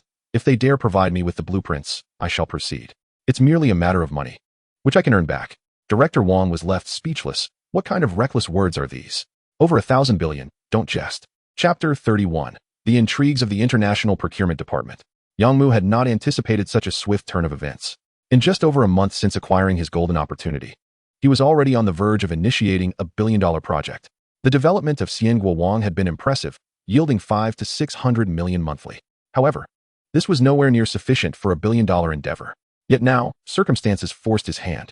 For the sake of treatment, for the sake of survival, control of the hospital must not slip away. Many might question the significance of maintaining control over the hospital. Wouldn't he owning shares suffice? As a shareholder, he could still ensure medical treatment, right? Little do they realize, this is an entirely different matter. Consider this. In the future, Yang Mu would wish to invite the world's top doctors to the hospital and procure the most expensive medical equipment and medications available. Much of these operations would be wasteful. If control of the hospital were not in his hands, such projects would never gain approval. Other managers and board members would hardly heed his requests. Spending hundreds of billions would yield no benefits and would be a colossal waste. Only by retaining exclusive control over the hospital could Yang Mu pursue these audacious strategies, indifferent to profit or waste. Therefore, the hospital must remain his. Now he found himself in a dilemma. There was no way to extricate himself. Over 200 billion had already been invested. How could he withdraw? He could only press onward, determined. Some might argue that he could reject the official design plans, who mandated that he must build according to them. That is a valid point. Yang Mu certainly could refuse. But what was the current situation? Did he have the time to seek out a design team? For such a vast hospital, a team of hundreds would require several months, if not a year or two, to create a design from scratch. Where could he find an official lead to expedite the process? They wouldn't charge him. They were offering their services for free. Quick, cost-free, and perfect. Who would turn down such advantages? Yang Mu did not lack financial resources, but was pressed for time. Saving a year or more was crucial. Thus, he had no alternative but to utilize the official design plans. This way, he could construct one building at a time. After completing the foundation and underground spaces, he could first erect one complex, one large and 10 small structures, totaling 11 buildings. That would suffice for the initial phase to get the hospital operational. With subsequent construction to follow, Yang Mu could only proceed step by step. Director Wang nodded. If we take this approach, it would certainly alleviate some pressure. Regarding funding, there shouldn't be an issue. Even constructing just one area will require at least 100 billion. Yang Mu calculated that he had already allocated 60 billion for construction. The subsequent underground spaces and renovations would demand an additional 40 to 50 billion. Together with the 11 buildings above ground, it would easily exceed another 100 billion. Not to mention the costs for equipment procurement and personnel recruitment. A rough estimate suggested a total requirement of around 200 billion. This amount he could not possibly borrow again. The banks would not extend further loans, as they were already aware of his dire health situation. All major banks were surely informed by now. Fortunately, he had managed to secure funds earlier. Otherwise, that 240 billion would have been unattainable. Director Wang, please attend to your duties. I'll handle everything, Yang Mu reassured him. Hearing the title, Director Wang brought a smile to Wang, yet as he departed, he still bore a heavy heart. The prospect of needing an additional 200 billion loomed over Yang Mu. Could he manage it? Alas, returning to his company, Yang Mu convened a senior management meeting. The workforce had expanded by over 200, now exceeding 700 employees. As a high-end fruit enterprise, this number was technically excessive. Yet Yang Mu was unfazed, continuously recruiting. Those deemed suitable were retained, while the others were assigned to accompany the procurement department in search of fruit sources worldwide. Consequently, the largest department in the company became the International Procurement Department, comprising around 300 individuals. Armed with substantial funds, they ventured across the globe in pursuit of premium fruits. Subsequently, the import process was established to bring back goods to Shanghai, entering the sales framework of Xianguo. Remarkably, within a mere fortnight, the results were striking. Over 100 varieties of imported fruits from around the globe found their way into the sales system of Xianguo, many of which had never been seen by the residents of this bustling metropolis. Should the sales falter, these varieties would cease to be imported. Conversely, if they sold well and were delightful to the palate, replenishment would follow. The strategy was primarily one of opportunism. Who could have foreseen that all these maneuvers were merely a facade to conceal the rare fruits brought forth by the golden finger? Others believed that these fruit kings, akin to the hundreds of other imported fruits, were also sourced from abroad. This impression was deeply entrenched, as it was well known that Xianguo's international procurement team was formidable. As the meeting commenced, the first agenda item weighed heavily on Yang Mu's mind. The expenditures of the Overseas International Procurement Department were exorbitant. Mr. Yang, here are their reimbursement receipts from last week. Just for transportation and accommodation, it exceeds $2 million. On average, over $10,000 per person, equating to $2,000 a day. This is outrageous. You must intervene, Zhang Xiaohong stated, presenting the reimbursement forms. Yang Mu felt a headache coming on. He was neither a genius nor a commercial elite, and managing such matters was far beyond his expertise. It was commonplace for overseas employees to incur high expenses, but such extravagance was indeed abnormal. After all, not every country was akin to Europe and required spending in dollars. Thus, there must be some hidden agendas at play. It was unlikely they were embezzling company funds. But the deliberate misuse of public funds for personal enjoyment was all too plausible. They could stay in a 3-star hotel, yet they opted for a 5-star, knowing the company would foot the bill. Yang Mu understood this mentality, for he might have acted similarly in their position, rationalizing that he was not engaging in outright embezzlement. However, imposing excessive restrictions could also lead to discontent. After some contemplation, Yang Mu proposed, let us establish a guideline categorizing global consumption levels into 3 tiers. Tier 1 with a daily reimbursement cap of $1,500, Tier 2 at $1,000, and Tier 3 at $500. Any excess will be borne by the individual. What did this mean? For instance, if employees were sent to locations with high living costs, such as European countries, their daily reimbursement would fall under Tier 1, allowing for $1,500. Conversely, regions like India or Southeast Asia with lower costs would be classified as Tier 3, permitting only $500 daily. This seemed far more reasonable.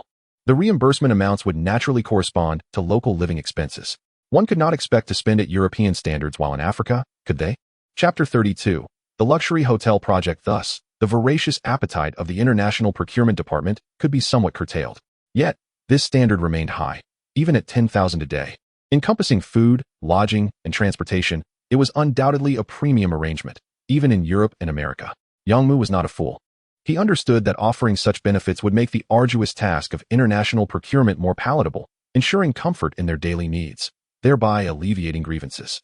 A slight reduction in profit was inconsequential. However, should any issues arise, it would be far more troubling than the lost profits. It is essential to note that the International Procurement Department was not a monolithic entity. Yang Mu had divided it into 12 distinct teams, each unaware of the other's existence.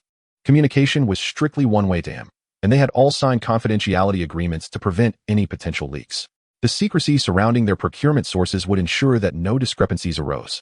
Presently, all employees within the procurement departments instinctively kept their secrets, and even familiar faces would refrain from prying into one another's affairs. The meeting moved on to the next agenda item. Yang Mu stated, Xianyuan Hospital will be the focal point of the company's future development. We must expedite the formation of an administrative team and a logistics team, while also expanding our human resources. Foster communication with Director Wang, as he will take the lead in this initiative. The nearly 50 attendees in the room exchanged anxious glances, fully aware of the state of Mr. Yang's health. It was a disheartening realization. After all, here was a self-made entrepreneur who had remarkably established Xianguo within a month, only to be stricken with terminal lung cancer. Fortunately, it was believed that their boss still had a decade or more ahead of him, alleviating concerns about the continuity of the business. By that time, It was expected that Mr. Yang would have found a successor, ensuring the company would endure. As for the next step, I plan to venture into the realm of high-end dining. I welcome your feedback and opinions, Yang Mu declared, revealing his intentions. The room fell silent, taken aback by the bold leap. The restaurant industry was fraught with uncertainty. Frankly, it was a precarious endeavor, with the restrictions on alcohol sales. Upscale dining establishments faced immense challenges. Those in positions of power were disinclined to indulge in high expenditures, leaving the question of who would patronize such venues. In stark contrast, affordable dining options thrived, bustling with patrons at mealtimes across cities. The viability of high-end dining remained dubious, and opinions leaned against pursuing this path. After considering their arguments, Yang Mu nodded, "I understand your concerns. Let us open one establishment as a trial. If it proves profitable, we can expand. If not, consider it a private dining venture for me." The attendees swallowed hard, awestruck by their boss's audacity. Establishing a high-end restaurant as a private dining venue was indeed a rare maneuver. "Mr. Yang, how shall we determine the investment amount?" the finance team inquired. Yang Mu pondered for a moment, deciding that if they were to undertake this venture, it should be grand in scale. He was in pursuit of substantial funding, not trivial amounts. Therefore, he stated, for the high-end restaurant, it cannot be modest. It must exceed 3,000 square meters. Based on the highest rental rates in this metropolis, we should budget for 30 million a year in rent and 20 million for renovations. This estimate did not include hiring costs. Yang Mu was aware that the salaries for top chefs would require negotiation, often reaching into the millions annually, which was not uncommon. If he were to hire a team of around 10 premier chefs, the annual labor costs would easily surpass 100 million. In any restaurant, such practices would be unheard of. Yet Yang Mu was resolute, as he refused to compromise on quality. A team of 10 elite chefs was hardly excessive. After all, 3 meals a day necessitated diversity. He envisioned a culinary experience featuring the finest global dishes, and with 8 major Chinese cuisines alone, he was already nearing his chef quota. Thus, Yang Mu's ideal culinary team would encompass at least 20 chefs. No one dared to challenge the ambitious project set forth by their boss. Before long, the restaurant initiative was set into motion. The current state of the Evergreen Group has transformed entirely. Hundreds of administrative and logistical staff tirelessly toil on its behalf, relieving Yang Mu of any concerns. The following day, news emerged. A certain skyscraper in the Magic City, the pinnacle of which stands at the 88th floor, is now available for sublease. Spanning 200 square meters with a ceiling height of 8 meters, 60 of the top is shielded by bulletproof glass, offering a breathtaking view of the nightscape. The opulence of its decor surpasses that of even 5-star hotels, reportedly costing over 40 million, a figure from a decade ago. With facilities and equipment of the highest global caliber, it was once a high-end restaurant, but by the end of last year, it could no longer sustain itself. The news of its transfer lingered for half a year, with no takers until now. Yang Mu. A mere glance at the photographs was sufficient for him to nod in agreement. The transfer fee and a year's rent totaled over 52 million, a sum Yang Mu did not mind, especially since the establishment came with 2 top-tier chef teams, saving him the trouble of recruiting anew. In the afternoon, Yang Mu visited the restaurant, personally meeting its manager, Lu Yan. At 36, her beauty was undeniable. Otherwise, she would not have qualified to manage such an upscale dining establishment. Yet, her attractiveness was merely a foundation. Her capabilities were equally formidable. The restaurant's struggles were not a reflection of her competence. The cutthroat competition in the Magic City was simply too fierce. High-end restaurants proliferate, and while everyone acknowledges the high consumer spending, the market cannot sustain such a multitude. Hence, some inevitably falter. "Please inform me of the current situation," Yang Mu said calmly. Sipping his tea, Lu Yan cautiously opened her folder. The restaurant employs a total of 121 staff, including 40 in the kitchen, with 2 chef teams, each boasting 1 head chef and 2 sous chefs. Yang Mu nodded. It was evident that the staff here were the creme de la creme. Even the waitstaff had been meticulously selected and trained over several years. Such is the nature of fine dining, sparing him the need to rebuild from scratch. "How large is the kitchen? How many can it accommodate?" Yang Mu inquired. Lu Yan pondered for a moment. The kitchen is quite spacious, measuring 600 square meters. Even with hundreds working simultaneously, it would suffice. "Would you like me to show you around?" Yang Mu nodded in agreement. He followed Lu Yan into the kitchen.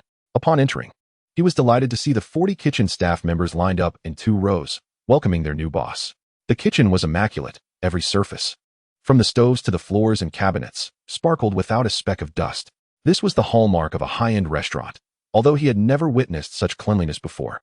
In a corner, a massive fish tank caught his eye, measuring 4 meters in length and width, with a height of 1.5 meters, a total of 16 square meters. "What is this for?" Yang Mu asked curiously. Mr. Yang, our restaurant previously specialized in seafood. This tank is for storing live seafood, Lu Yen explained promptly. Yang Mu's mind raced with possibilities. His unique ability to procure seafood could yield many rare varieties, promising exquisite flavors. Thus, focusing on seafood would pose no challenge. He formulated a plan. This tank is too small. Please communicate with the building management to lease several hundred square meters in the basement to construct a dedicated storage room for our restaurant's ingredients, including refrigeration and additional seafood tanks. Lu Yin found this operation perplexing but thought it best to heed her boss's directives without question. After all, her employer was wealthy. Indeed, Yang Mu's identity was no secret, and Lu Yin was well aware of the Fruit King. The restaurant's name had been changed to Xian Shuanyuan, incorporating the character Xian, indicating their inclusion in this auspicious system, granting them access to the benefits of the group company. It was a significant improvement over the past. At least they need not worry about the restaurant's closure, as long as the Fruit King provided support. Yang Mu surveyed the expansive 600-square-meter kitchen, noting that while it was quite large with nearly 20 stoves, accommodating 100 workers would indeed be a bit cramped. 60 would offer more comfortable spacing. I would like to meet the head chefs, he stated. Soon, the two head chefs approached. What cuisines do you specialize in? Yang Mu inquired. I excel in Western cuisine and seafood preparation, one chef replied. And I am proficient in Japanese and Cantonese cuisine, said the other. Yang Mu was intrigued. The combination of Japanese and Cantonese styles was quite fascinating. Very well, it's lunchtime. Let me see your skills. I am quite hungry, he instructed. Rest assured, Mr. Yang. Please wait a moment. The two chefs responded confidently. Lu Yin escorted Yang Mu out of the kitchen. Let us recruit additional chef teams. I enjoy Sichuan cuisine, though it doesn't suit my health. Dishes from the official cuisine, Ten family cuisine, medicinal cuisine, and others are all acceptable. Please reach out. Money is not an issue. Yang Mu directed. Lu Yin nodded in excitement, realizing this indicated that her boss was more concerned with personal satisfaction than profitability. Returning to the restaurant, Yang Mu took the time to appreciate the 10-year-old decor, which remained remarkably stylish, exuding an aura of luxury.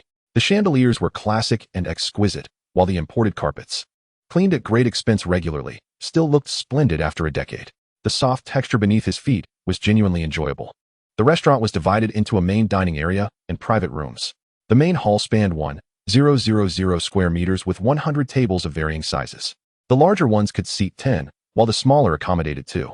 The private area, about 300 square meters, featured 40 rooms, each exceeding 30 square meters, showcasing unparalleled opulence. The large circular tables in the private rooms could seat up to 30 diners at once, a lavish arrangement indeed. Each private room was equipped with luxurious restrooms, sofas, coffee tables, smoking areas, and service stations. There's no need for alterations. This setup is perfect, Yang Mu declared, eschewing any desire to impose unnecessary changes. This establishment was already exceptional, ranking among the finest in the Magic City. Any further meddling would be futile and wasteful. At least for now. He had not reached the stage of indulgence. Mr. Yang, do you prefer dining in the private room or the main hall? Lu Yin inquired. Let us dine in the main hall, Yang Mu replied, as he preferred not to be alone in the restaurant. After exploring the private rooms, Yang Mu was pleasantly surprised to find 3 tables of patrons already dining and placing orders in the main hall. The staff exhibited commendable dedication. This is promising. We already have customers, Yang Mu noted, glancing at the clock, which read 11:30 a.m. They are regulars, visiting several times a week. Would you like an introduction? Lu Yin offered. Yang Mu shook his head. No need. Since they are regulars, let us acknowledge them. I have some fruit from the Fruit King in my car. Please have the kitchen prepare fruit platters for each table. Lu Yin smiled and promptly instructed 2 servers to head to the underground parking lot. See, things are already looking up. In collaboration with the Fruit King, we have struck a remarkable deal. One must inquire, in the entirety of the Magic City, aside from members, where else could one savor the Fruit King, if not at our esteemed restaurant? Contemplating this, Lu Yin cautiously remarked, General Yang, as all of this is under your domain, we mustn't show favoritism. Please allocate a portion of the Fruit King's share to our restaurant. Yang Mu, of course, had no reason to decline. He, too, desired the flourishing of the restaurant. Financial gain was secondary. The primary goal was to nurture a cadre of top-tier chefs. For individuals of such high standing in the culinary world, offering a generous salary is one thing, yet the nature of the work is another. It is challenging to have hundreds of people revolve around one single individual daily. Most would find such a scenario unappealing. After all, who wishes to be reduced to a private chef? Contrary to popular belief, many elite chefs do not relish the idea of being private cooks. Rather, they aspire to secure their place in prestigious restaurants. The allure of fame and fortune, where recognition precedes wealth, holds considerable truth. At the very least, when one steps outside, they can be introduced as the head chef of Xianshan Yuan, which elevates both style and status. Thus, a portion shall be allocated to you each month. The specifics can be determined later, Yang Mu acquiesced. Speaking of this matter, it is worth mentioning that Yang Mu's golden finger had reached a weight of 1 in 100 million. Yet, it had stubbornly plateaued. Logically, with his current wealth and status, he should rank among the top 100,000 globally, if not the top million.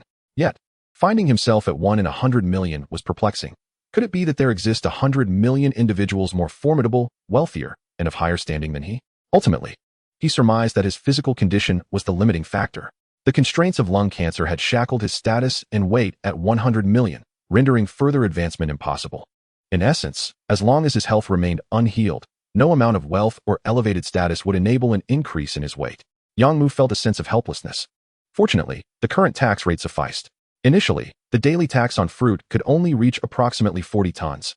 Now, it had increased to over 100 tons. Quite satisfactory indeed. Chapter 34. Security Concerns. Hence, Yang Mu was finally willing to allocate a portion of the Fruit King to the restaurant. Since the tax rate had been raised, daily sales of the Fruit King now exceeded 70 to 80 million, accumulating to over 2 billion monthly. The reason it did not multiply tenfold was due to the limitations in varieties. The most lucrative and sellable types were finite. For instance, durians were scarce, with only about 600 tons available. Beyond that, there was little to sell. Thus, he was compelled to tax more common varieties. Even rare-grade apples could hardly fetch a price beyond several dozen yuan. Ultimately, the sale of fruits had its limits. The most easily sold 30 to 40 types of fruit, even at their rarest quality, would only yield several hundred billion, unless he raised prices or taxed fruits that did not meet rare quality standards. Yang Mu was reluctant to squander his golden finger. This was one of the reasons he aspired to open a high-end restaurant, with the fruit tax no longer maximizing benefits. It was time to pivot. For instance, seafood.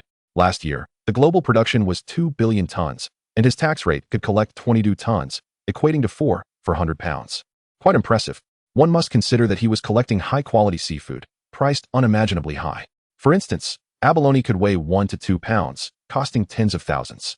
Similarly, bluefin tuna could manifest as a top-tier product, fetching millions of dollars for a single fish. This meant that as long as he could sell it, the over 4,000 pounds of seafood he could manifest daily could easily yield tens of millions. Of course, it was not that simple. After all, who casually dines on such expensive seafood? It remained a rarity. The most commonly consumed were lobsters and salmon, which would cost only several thousand at most. Thus, he estimated that seafood sales could reach around 10 million daily, amounting to 3 to 5 billion monthly. However, this was calculated per restaurant. Yet, for a high-end restaurant to expand like the Fruit King was unrealistic. Ultimately, it could never rival fruits. After all, while one might forego seafood, one cannot forego fruit. As Yang Mu pondered, the grand feast was served. A table capable of accommodating 10 persons was occupied solely by him. 2 teams of master chefs showcased their skills, each presenting 9 exquisite dishes, a total of 18 culinary masterpieces. Upon seeing 3 Japanese dishes, Yang Mu waved his hand, indicating their removal, as he had no taste for them. Lu Yin promptly arranged for their removal, etching the boss's preferences into her memory. Following this, he indulged in the feast. It was indeed delectable. Whether seafood, steak, Western cuisine, or Cantonese dishes, all were exceptionally delightful. The craftsmanship was beyond reproach. A high-end restaurant must excel in this aspect. What was lacking, however, was the quality of ingredients. While their ingredients were not subpar, many were imported via air freight, yet they held no competitive edge in the Magic City. Yang Mu felt reassured. This restaurant had potential and would undoubtedly thrive. With the support of the Fruit King and the top-tier seafood ingredients taxed by his golden finger, how could it not flourish? Before long, he had eaten his fill.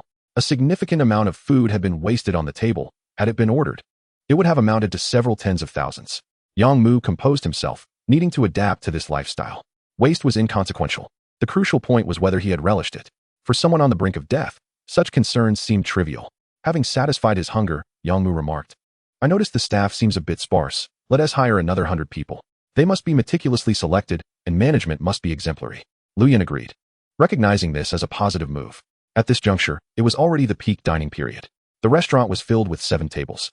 No wonder they wished to transfer ownership. The sales figures barely reached 100 or 80,000 daily, insufficient even for staff wages, let alone rent. As the fruit platter was presented, the server took the time to explain, much to the surprise of all diners, who turned their gaze toward Yang Mu. He smiled and nodded. Noticing someone preparing to take a photo, Yang Mu quickly turned and departed. He wished to keep his image and likeness from being exposed. At that moment, Yang Mu suddenly realized that security measures could not be delayed. He was no longer a mere trivial figure. Too many sought to undermine him. Should he falter, it would be a farcical turn of events.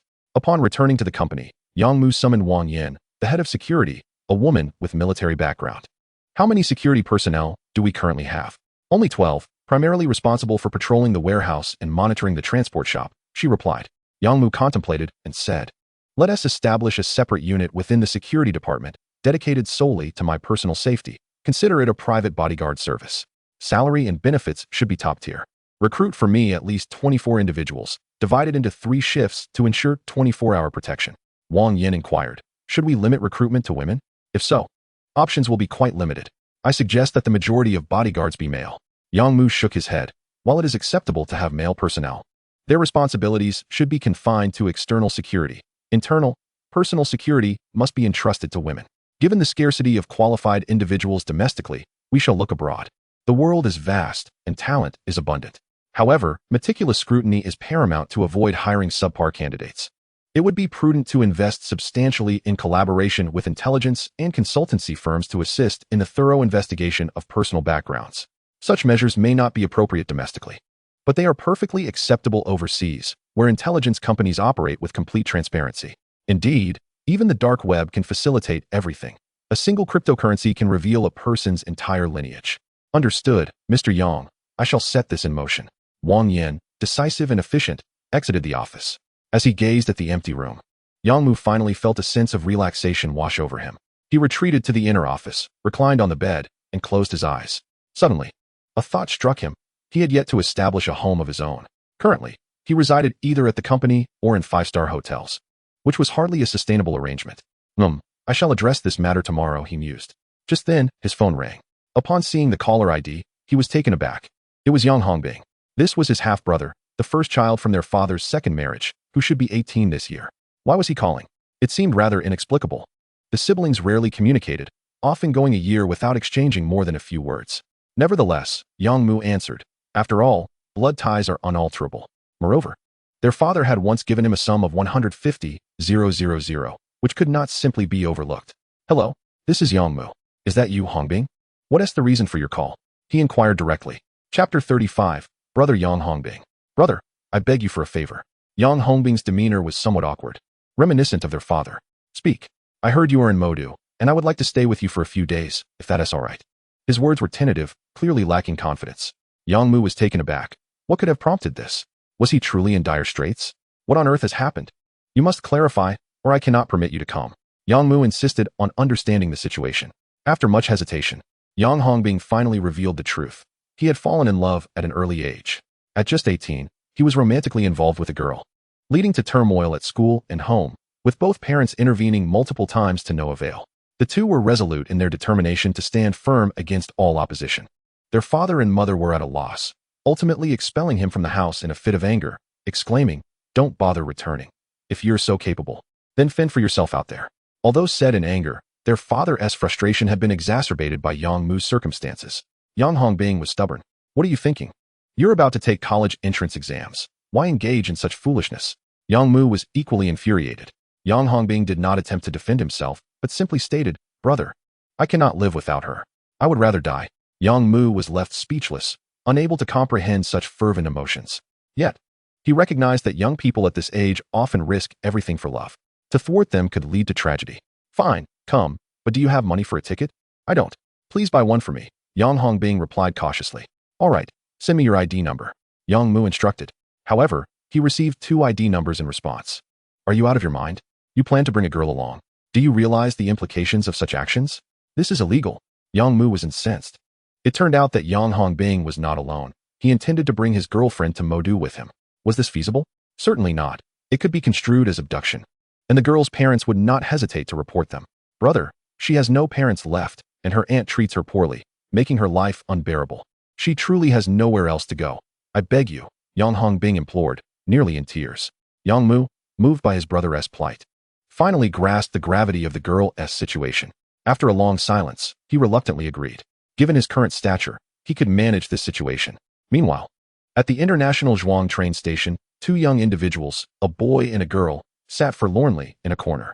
Yang Hongbing produced a half-consumed bottle of mineral water. "Lulu, have some water." The girl named Lulu looked up and took it from him. She was surprisingly fair-skinned, although not a stunning beauty. She was certainly charming enough to be well-matched with Yang Hongbing. Her endearing disposition evoked a sense of protectiveness in him. The two were childhood friends, inseparable. "Perhaps I should return. I wouldn't want to burden your brother. He must be struggling too," Lulu suggested sympathetically. Yang Hongbing shook his head. "Trust me. If you go back, you'll be in serious trouble. My father has given all the money to my brother. I know he is financially stable now. We're merely staying for a few days until I find work and can establish a life for us in Modu." Lulu sighed, aware that at 18, she was an adult. With the rapid flow of information, she understood well the challenges of surviving in Modu. They lacked both credentials and financial backing.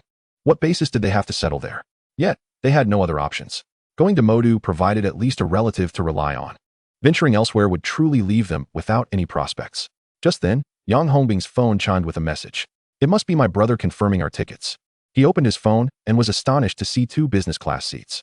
As is well known, high-speed trains offer second class, first class, and business class seating, with business class being the most expensive, often costing several thousand. He was momentarily stunned. Has my brother really gone to such lengths? After all, their relationship was rather tenuous. They were half-brothers who had scarcely met. Lulu was equally astounded. Yet there was no time for contemplation. They hurried into the station. An hour later, they boarded the train. Business class was opulent beyond their imagination. The service was exceptionally attentive, with complimentary food and beverages. The luxury was unfathomable.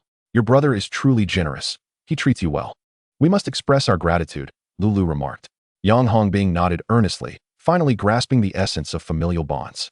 In times of need, family proved to be the most reliable support. Yang Mu had initially planned to secure a home the following day, but with his brother's arrival, he had to expedite his preparations.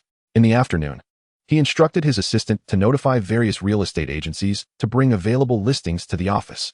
Having reached a position where he no longer needed to make public appearances, he could delegate such matters to others. By 3 o'clock, over 10 real estate agents arrived, all aware that this was a significant opportunity. Securing the deal could yield a commission of at least 100,000, making them all eager. As Yang Mu surveyed the array of luxurious properties, he felt somewhat overwhelmed. Each listing on his tablet was a marvel of elegance, with opulent decorations that were nothing short of extravagant.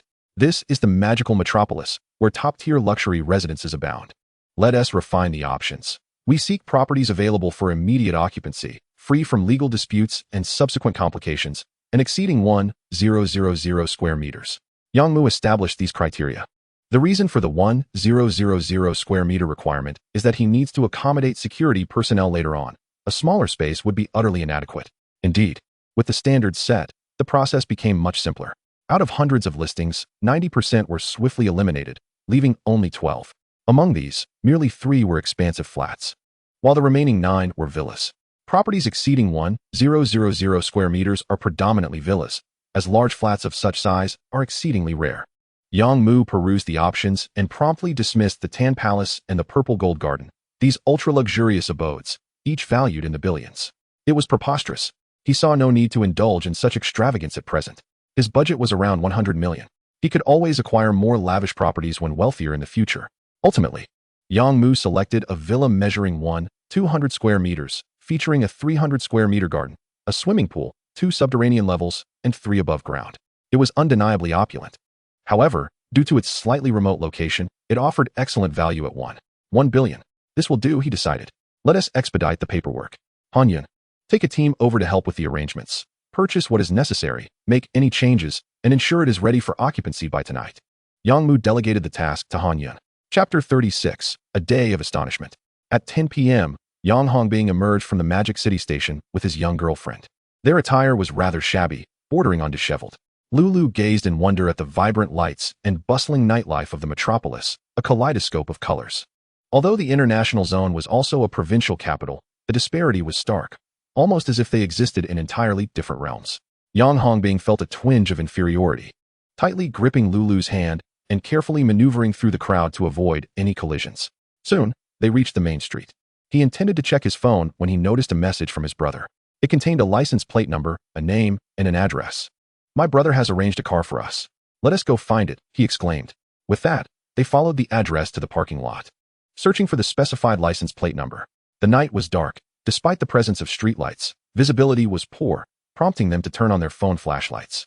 After a thorough search, they paused, uncertain as they gazed at a vehicle before them. Lulu's voice trembled with a hint of tears as she questioned, "Is it possible we made a mistake? Shouldn't that be a Rolls-Royce? Perhaps you should double-check." Yang Hongbing eagerly nodded, preparing to call his brother. Just then, a female driver emerged from the vehicle and approached, asking, "Are you Mr. Yang Hongbing?" "Yes, that's me," he replied, putting his phone down. "Mr. Yang has everything arranged. We can depart now." Both Yang Hongbing and Lulu exchanged bewildered glances, utterly dumbfounded. They cautiously entered the car. Lulu whispered, "Didn't you say your brother has cancer and only has a few years left? What is going on?" Yang Hongbing was at a loss for words and could only speculate. "It must be rented. He is probably using the money my father gave him. My brother's mother has contributed quite a bit too. I never imagined he would be so generous towards me. He is truly a wonderful brother." Lulu pondered, yet it felt implausible. However, lacking alternative explanations, she chose to go along with it. Soon, the Rolls-Royce traveled for less than 30 minutes before entering a villa community. The area was tranquil, and although it was nighttime, the meticulous landscaping of flowers and trees was evident. Moments later, the vehicle halted in front of a villa. From a distance, they spotted two young women waiting outside. Upon seeing the car stop, they approached to assist, opening the doors. The scene left the two young individuals utterly speechless. Was this reality, or were they dreaming? They followed the girls into the villa.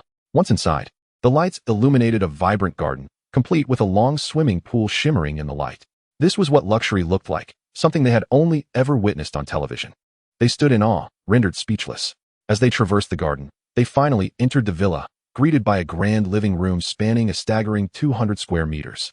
The opulence of the decor was beyond what an average person could fathom. Yang Mu reclined on the central sofa, flanked by two assistants, perusing company documents.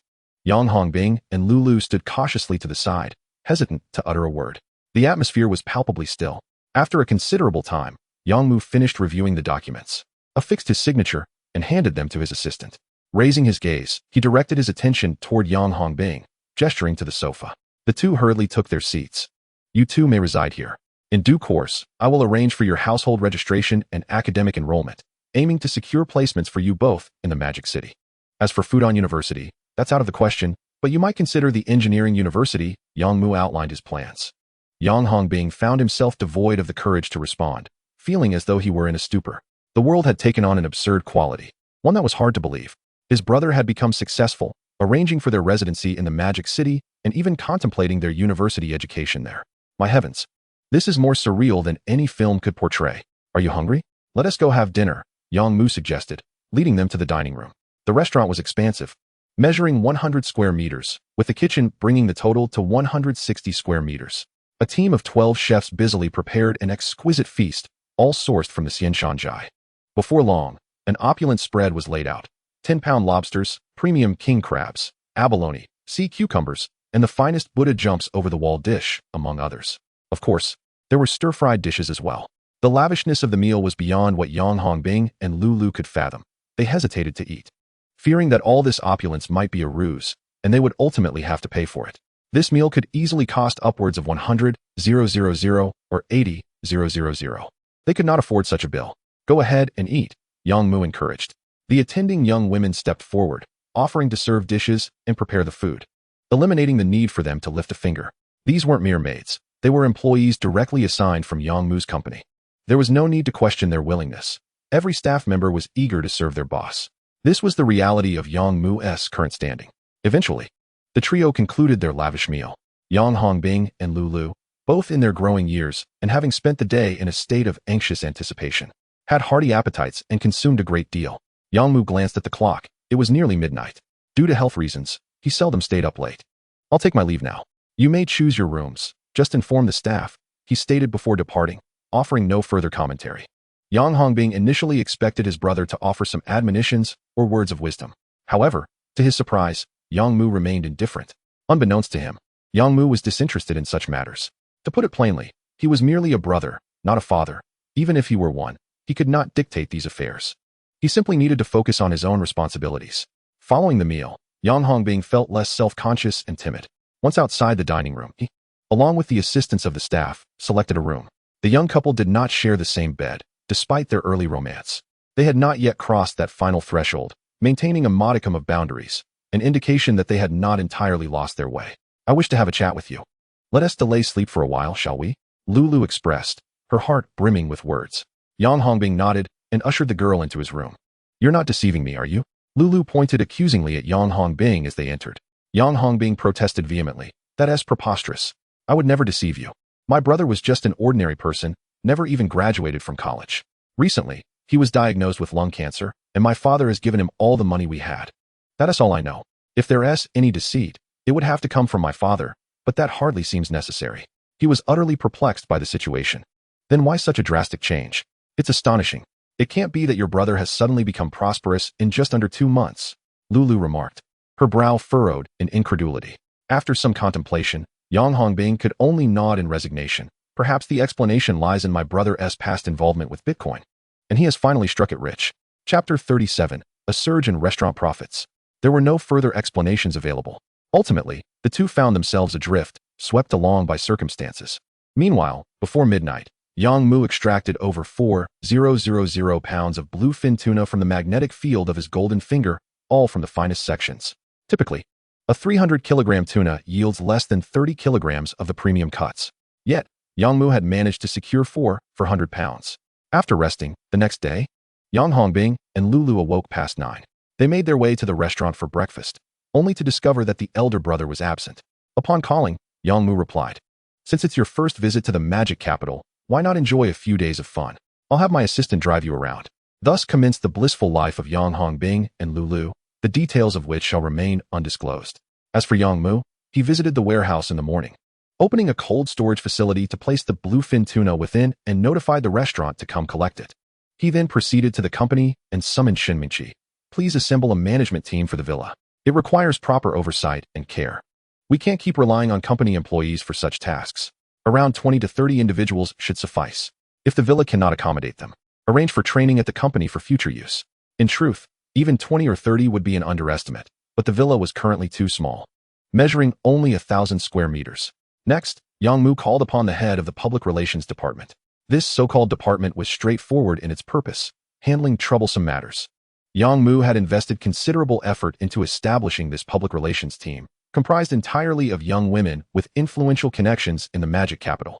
They were not required to perform any daily tasks and received salaries simply for their presence. However, when their assistance was needed, they were expected to contribute. Of course, performing well would earn them bonuses, though these were not to be confused with bribes. I have 2 relatives who have come to the magic capital. Both are 18 and preparing for college entrance exams.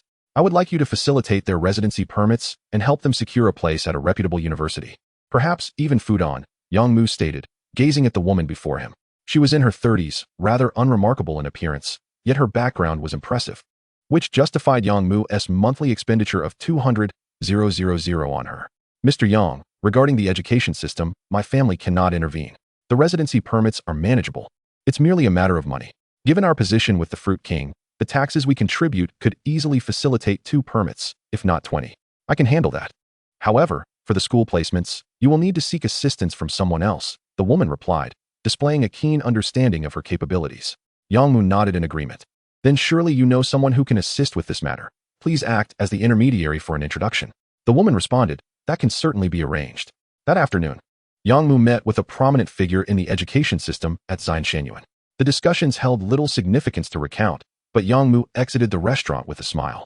After several days of internal organization, Xianshenyuan had undergone a transformation, complete with a new sign and an optimized menu. Many curious regulars called in to inquire. And upon learning of its acquisition by the Fruit King and its integration into the Evergreen Group, excitement ensued. Word spread rapidly. The following day, Xianshenyuan was fully booked. Indeed, the fruits from the Fruit King were now supplied to the restaurant as well. Although a single fruit platter could cost thousands, patrons were willing to spend such sums.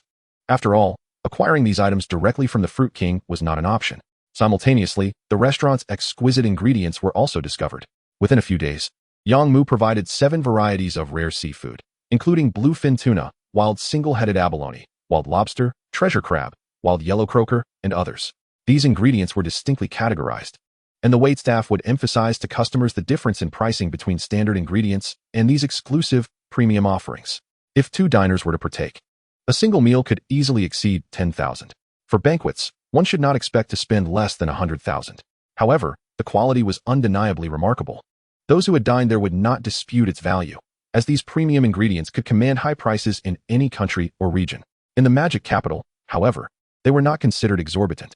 Yang Mu initially believed that due to the alcohol ban, the sales of high-end restaurants would not be overly impressive. To his astonishment, he was mistaken. The magic capital truly lacked for affluent individuals. Most importantly, it stood as a global economic hub, with people from all corners of the world converging daily to discuss business and collaboration. It is noteworthy that nearly 200 of the world's Fortune 500 companies have established branches here. Just considering the daily banquets hosted by major global enterprises, the volume was staggering. With only 100 tables and 40 private rooms, Xianshanuan was merely a drop in the ocean. Many clients even settled their bills in US dollars. And when converted, a single meal could amount to several $1,000s. Was that significant? For them, it was merely an average expenditure. This phenomenon illustrated an economic disparity that seemed insurmountable, leaving Yang Mu in deep contemplation. Given the circumstances, he mused that perhaps he should open a restaurant abroad, where profits would be in dollars. However, considering his health, he ultimately shook his head. With the restaurant thriving, there was no need for further deliberation. Expansion was the only course of action. Concurrently, the Golden Finger continued to extract taxes from premium ingredients. With the popularity of Western cuisine, Yangsu focused on collecting taxes from steak. Excluding seafood, the global meat production totals around 600 million tons. Yangmu could collect taxes on 6 tons daily. The only regret was that the world's supply of rare quality steaks amounted to only 1 for 100 tons. He could not limit his collection solely to beef. Thus, both Xianshanuan and the Fruit King planned to implement a purchase limit. Once the day's supply of premium ingredients was exhausted, they would cease sales. Within less than 10 days, 3 more Xianshanuan restaurants opened in the magic capital, each comparable in scale to the original high-end establishment. Thus, Yang Mu's restaurant initiative reached a significant milestone. There are a total of 4 upscale restaurants, with the Xianshanuan generating over 30 million in sales daily. This amounts to over 1 billion in a month. Coupled with the 2 billion from Xianguo, Yang Mu is poised to earn nearly 4 billion monthly. After deducting all costs, his net profit must reach at least 3 billion. The entirety of March marks a pivotal month in Yang Mu's rise to prominence. As for Xianyuan Hospital, the 2 enterprises with the character Xian have directly transformed into his cash cows, yielding over 30 billion in pure profit annually. In the domestic landscape, few can rival this. Of course, this pertains to real industries. Should one factor in finance, insurance, and banking, he would be akin to a minor Karami. Chapter 38, Membership Expansion. Yet, Yang Mu finds satisfaction in his current state. There is no rush, nor can there be further expansion. Even the most oblivious individual must recognize the multitude of eyes fixated upon him. If he fails to exercise restraint, the outcome could be dire. Moreover, the tax rate on his golden finger has yet to increase. With the 2 industries he manages, he has nearly reached his limit. Otherwise, the daily tax collection of approximately 100 tons of fruits, over 2 tons of seafood, or more than 6 tons of meat would simply not suffice. These 3 avenues represent the foundation of Yang Mu's current profitability. As for diversifying into other tax collections, Yang Mu has contemplated it. For instance, vegetables, whose global production is unfathomably vast, reaching hundreds of billions of tons annually, could yield an explosive income should he choose to harvest rare, high-quality varieties. However, Yang Mu hesitates. Vegetables differ from fruits. They are essential to daily sustenance. Countless individuals and enterprises rely on them for their livelihood. Should he flood the market with superior quality vegetables, the repercussions would be immense. Unlike fruits, which can be forborne, vegetables are indispensable. Thus, Yang Mu believes that even if the profit potential is substantial, venturing into this realm is fraught with risk, as safeguarding his life is paramount. Furthermore, he possesses ample means of generating income and sees no need to encroach upon this modest profit margin. Naturally, he could cultivate some for personal consumption or as benefits for his members, but that is a matter for another day. For now, the tax collection from his golden finger is meticulously arranged, leaving no room for waste. On April 1st, Yang Mu finally found a moment to unwind from his busy schedule. However, new troubles arose as the project for Xianyuan Hospital entered a new phase. The foundation had been excavated, an astonishing feat accomplished in just 1 month, spanning over 3,000 acres and plunging to a depth of more than 30 meters. This exemplifies the formidable prowess of infrastructure development. The next step beckoned. Yet Yang Mu's previous plan to construct a cluster of buildings before gradually developing the remaining 11 was rendered impossible. With the foundation completed, concrete must be poured immediately. All structures must commence from the foundation. There is no room for incremental progress. Surely, one cannot leave the foundation bare. It would be quite unseemly. Thus, the question returned to its origin. Where would the funds come from? Currently, the company accounts reflect over 2 billion accrued from March's revenues. While this figure appears substantial, it is insufficient for the grand endeavor of Xianyuan Hospital. At this pace of construction, the hospital could be operational within a year. Yet Yangmu cannot possibly earn 50 billion in that time frame. The situation is vexing.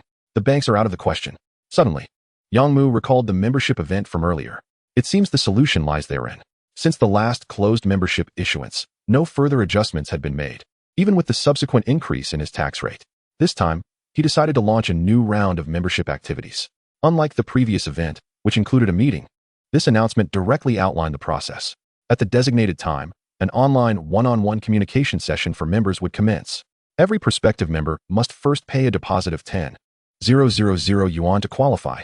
Astonishingly, the number of individuals paying the deposit exceeded 100,000. 3 days later, over 600 employees of Chongqing Company began online reception and communication at 7 a.m. with one-on-one service. Hello, Mr. Wang. Let us swiftly move to the point. This time, our company is offering 6,000 first-level membership cards, 2,000 second-level cards, and 500 third-level cards, requiring deposits of 200,000, 1 million, and 3 million respectively. Here are the details of the membership benefits. If you need time to consider, please reconnect later. No need. I wish to apply for a third-level membership card immediately, Mr. Wang stated decisively, leaving the staff somewhat astonished. After all, this required a commitment of 3 million yuan. To savor the Xiangguo Wang, I relocated my entire family to Shanghai, only to discover your membership system. At last, my wish has been fulfilled, Mr. Wang expressed, sounding rather aggrieved. The employees were left speechless. It turns out there are indeed individuals willing to relocate their families just for the sake of food. By the end of the day, the entire staff of over 600 was utterly exhausted, having processed connections from tens of thousands of clients, with all membership cards issued. Yet, even this was insufficient. Consequently, the employees had to conduct a screening process. First, nationality was considered. Domestic applicants were acceptable, while foreign ones were not. Second, the work address was scrutinized. Those who lived and worked in Shanghai long-term were favored. Lastly, the nature of the profession was evaluated, with many in questionable or dubious industries being rejected. It is essential to note that Yangmu's members are not ordinary clients. They stand to gain significant benefits and will grow alongside Chongqing Company. He is keen to avoid allowing peculiar individuals into this circle. Ultimately, after the membership cards were sold out, Yangmu garnered 2 billion from first-level cards, 2 billion from second-level cards, and 5 billion from third-level cards, totaling 7 billion. Do not underestimate this figure. It is quite impressive. This sum was directly deposited into the account of the construction company for Xianyuan Hospital. The hospital's construction must not be interrupted. Consequently, for at least 2 months, Xianyuan Hospital would not require any additional funding. However, what follows in 2 months? Yangmu found himself troubled once more. Memberships could not be issued again, and he simply did not possess enough Xiangguo Wang to sell. Moreover, in the upcoming months, sales of Xiangguo Wang would likely decline, as customers who had invested would seek to utilize their credits. This juxtaposition of increase and decrease essentially amounts to quenching thirst with poison. It does not resolve the underlying issue. It appears that he must devise a strategy to discover new profit growth points. The cash cows are insufficient: fruits, seafood, and premium steaks. Based on the current daily tax collection, the maximum sales revenue hovers around 2 billion, translating to an annual figure of 5 to 600 billion. It seems implausible to exceed this threshold. Ultimately, Yangmu found himself at a loss for viable solutions, resigned to navigate the uncertain path one step at a time. If all else fails, he would have no choice but to continue borrowing. Domestic lenders were uncooperative, but perhaps international banks would be more amenable. He considered that his ventures, the Fruit King and the Celestial Cuisine Garden, possessed excellent credentials, suggesting that securing loans of 1 or 200 billion should be feasible. Chapter 39. Surviving the Crisis Indeed. Yangmu's intuition proved correct. In the days that followed, daily sales figures plummeted dramatically, descending from approximately 2 billion to around 40 to 50 million. A significant portion of sales stemmed from member prepayments, leaving Yangmu with little time to devise a plan. In 2 months, the construction of the Xianyuan Hospital would reach a critical phase, necessitating nearly 100 million in funds daily. Such payments could not be deferred, as the authorities would be eager to expose any weaknesses and remove him from the project. Faced with this predicament, Yangmu had no choice but to delve deeply into his 2 major industrial sectors. The Fruit King's 36 stores were expanded to 108, with the additional 72 comprising smaller shops of approximately 100 square meters, primarily selling ordinary fruits, including domestically sourced produce, capitalizing on brand prestige. Although the Fruit King was not available, the majority of local patrons in Modu still prefer to shop there, deriving comfort from the assurance that they were purchasing from a top-tier premium fruit brand. Consequently, relying solely on ordinary fruits, the Fruit King could generate an additional 2 to 3 million in daily revenue, amounting to 70 to 80 million monthly.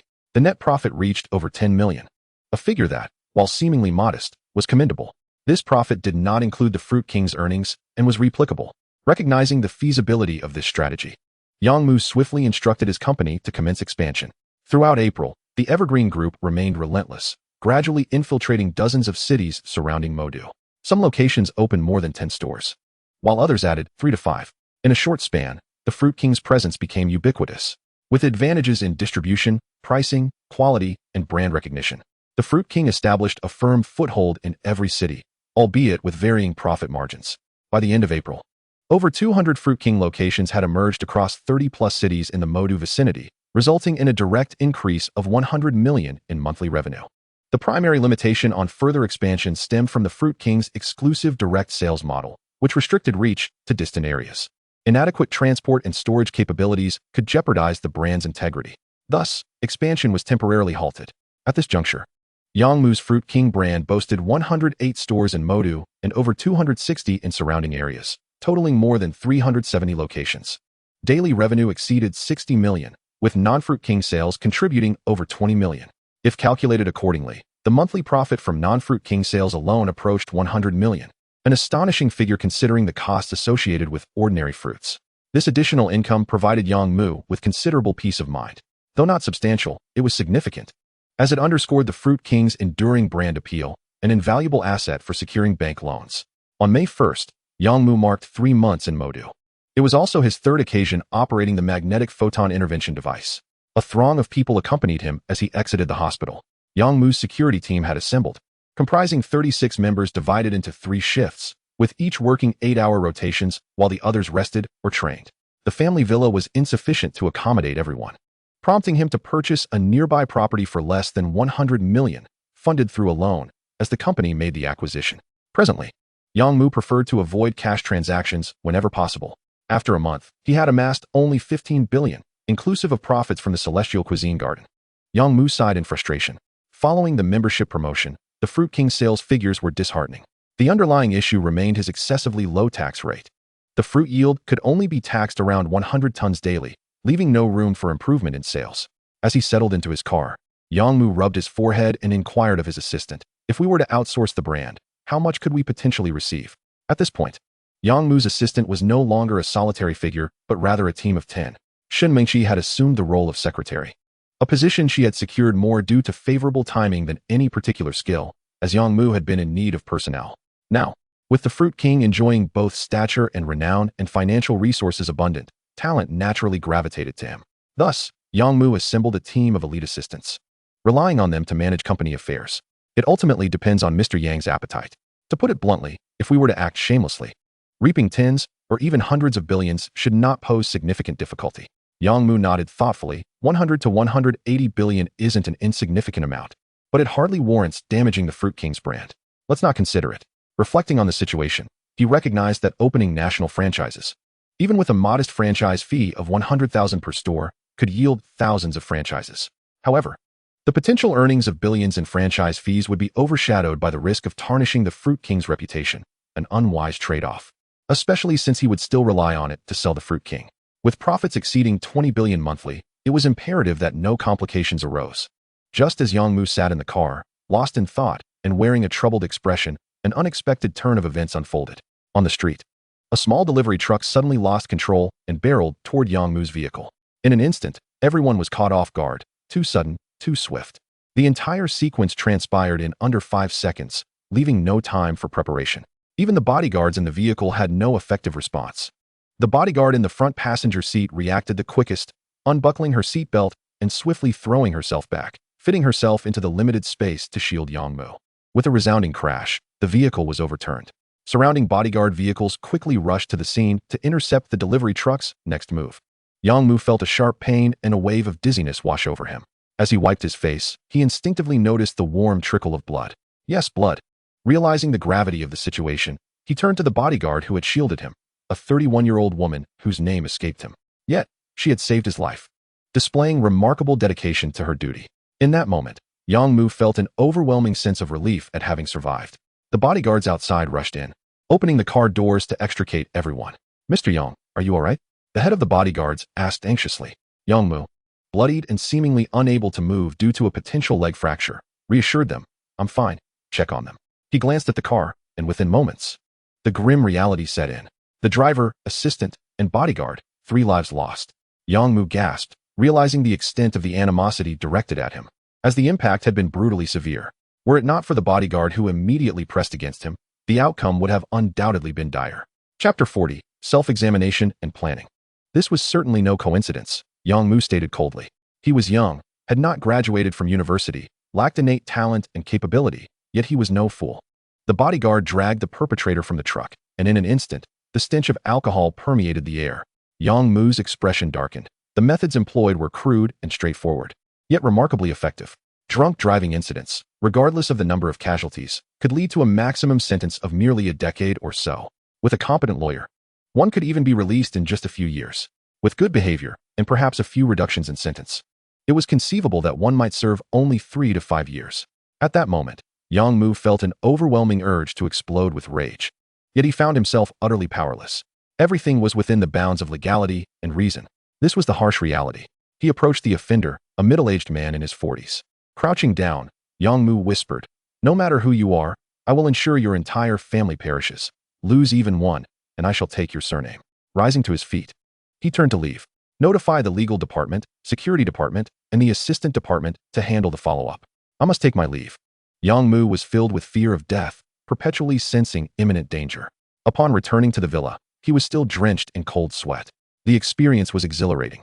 A brush with death, perilously close. Such an unexpected turn of events was unfathomable to him. He had no inkling of who might be behind this. Many harbored hatred towards him. Just the Fruit King alone had driven countless individuals in the fruit industry to ruin. Hundreds of billions in yearly profits came at a cost. While he thrived, others were left starving. Taking away someone's livelihood was akin to murdering their parents. Furthermore, there was the matter of Shengyuan Hospital. Yang Mu could envision that should he perish, the equity of Shengyuan Hospital would be transferred, with the recipient remaining a mystery. After all, he had no wife or children.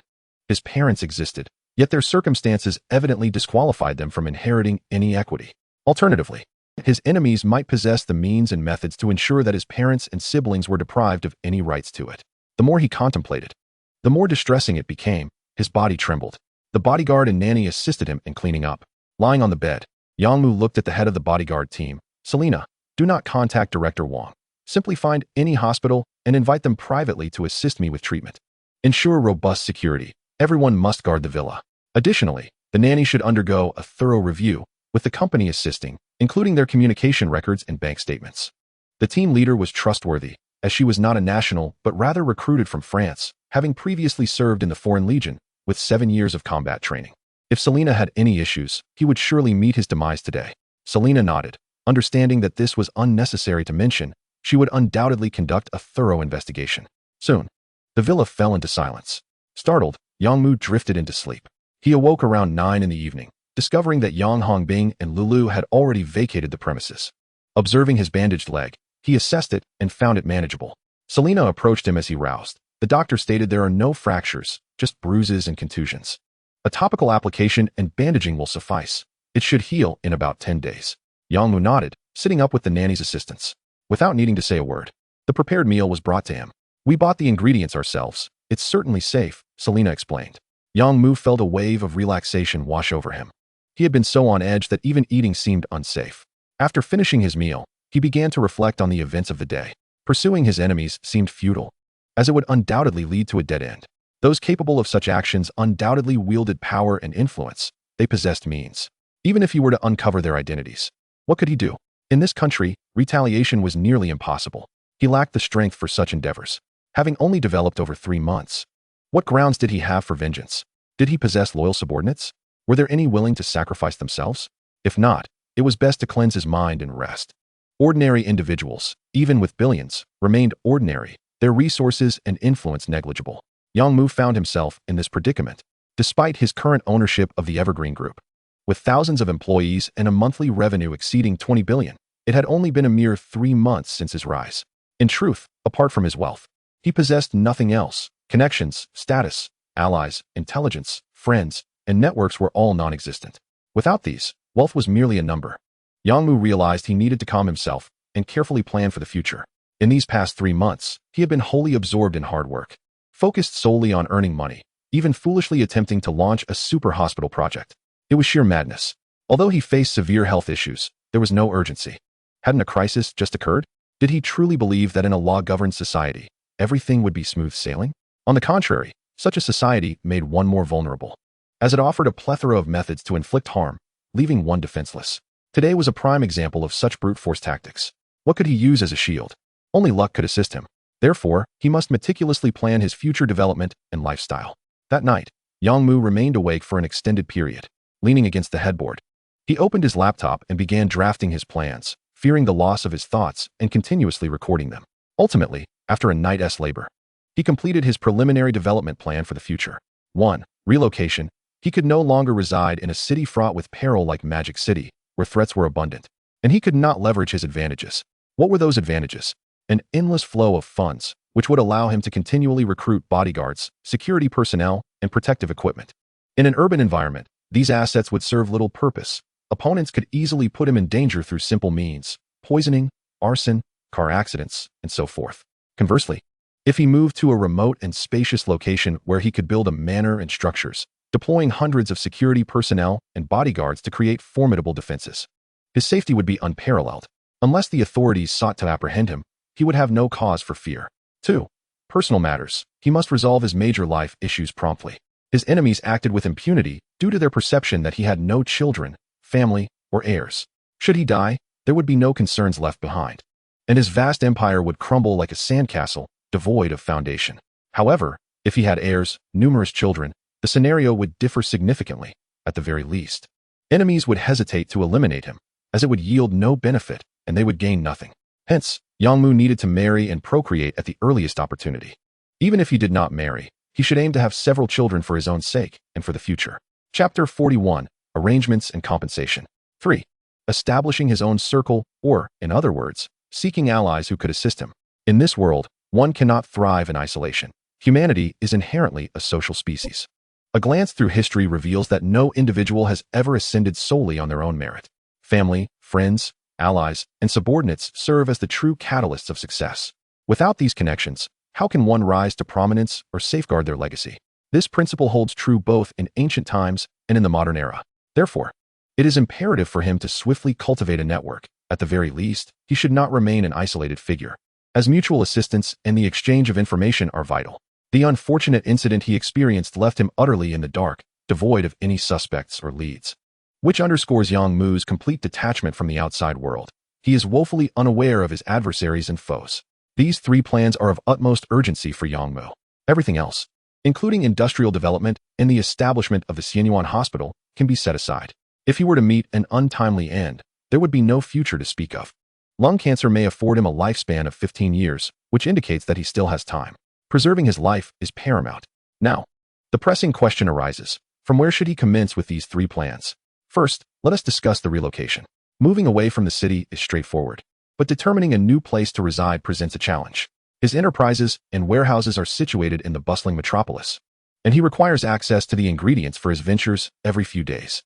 If he were to move too far away, timeliness, convenience, and safety would all be compromised. Thus, he must select a locale that is neither too distant from the warehouse nor from the city. Consequently, Yang Mu devised a project proposal and transmitted it to the company's assistant department. Such matters should be delegated to his subordinates. He need not burden himself with the details. Next, we approach the second plan: marriage and procreation. The mere mention of this invigorates Yang Mu. As a young man, he is not immune to the allure of beauty. Previously, the pressures of illness had clouded his thoughts, leaving little room for such considerations. However, now that circumstances have stabilized, and driven by innate desires, he sees no reason to hesitate in pursuing perfection. Marriage, however, is not in his plans. Who among the wealthy would wed? That would merely relinquish his assets. Unless it were a strategic alliance or a partnership built from the ground up, marriage is out of the question. Even if he were to marry, a plethora of prenuptial agreements would need to be signed. Therefore, Yang Mu resolves to engage in romantic relationships without the binding of marriage and to bear children without forming a family. This approach represents the most prudent course of action. However, such matters are deeply personal and require the trust of someone knowledgeable in the field, which his current subordinates do not possess. This plan shall be temporarily shelved for future consideration. Lastly, we turn to the third plan, establishing a network and seeking allies. The metropolis is vast, as is the nation, and the world is even larger. Finding companions should pose no difficulty. Soon enough, Yang Mu recalls his membership group, an existing resource at his disposal. He swiftly formulates a plan. On May 5th, the official accident report is released, detailing the responsibilities and subsequent measures. Without question, the perpetrator bears full accountability. Yet, the crime of drunk driving resulting in 3 fatalities and 1 injury merely constitutes a threat to public safety, rendering a death sentence improbable. Yang Mu has little interest in the ensuing developments, for he possesses his own judgment, death to the entire family. However, now is not the time for action, nor does he have the capacity for it. He cannot simply place an order on the dark web, expending dozens or hundreds of cryptocurrencies. While feasible, such an act would ultimately diminish the satisfaction of vengeance. Yang Mu prefers to enact his revenge personally and allows them a few more days of life. During these days, Yang Mu has remained in the villa. Frankly, he admits to feeling fear. As an ordinary individual, he lacks the steadfast resolve and the courage to face death. Such a high-stakes confrontation is beyond his endurance. Only those who have brushed against death can truly comprehend the depth of their fear. This experience is not comparable to his previous acceptance of mortality while bedridden, where the inevitability of death loomed and hope had faded.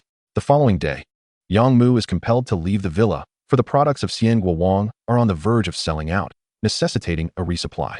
At dawn, a convoy of 5 vehicles, safeguarding Yang Mu, slowly makes its way out. A full complement of 23 bodyguards stands ready. The previous accident cannot be allowed to recur. The security team must not falter a second time. Upon exiting the warehouse, they head directly to the company. As Yang Mu enters, he draws the attention of countless eyes.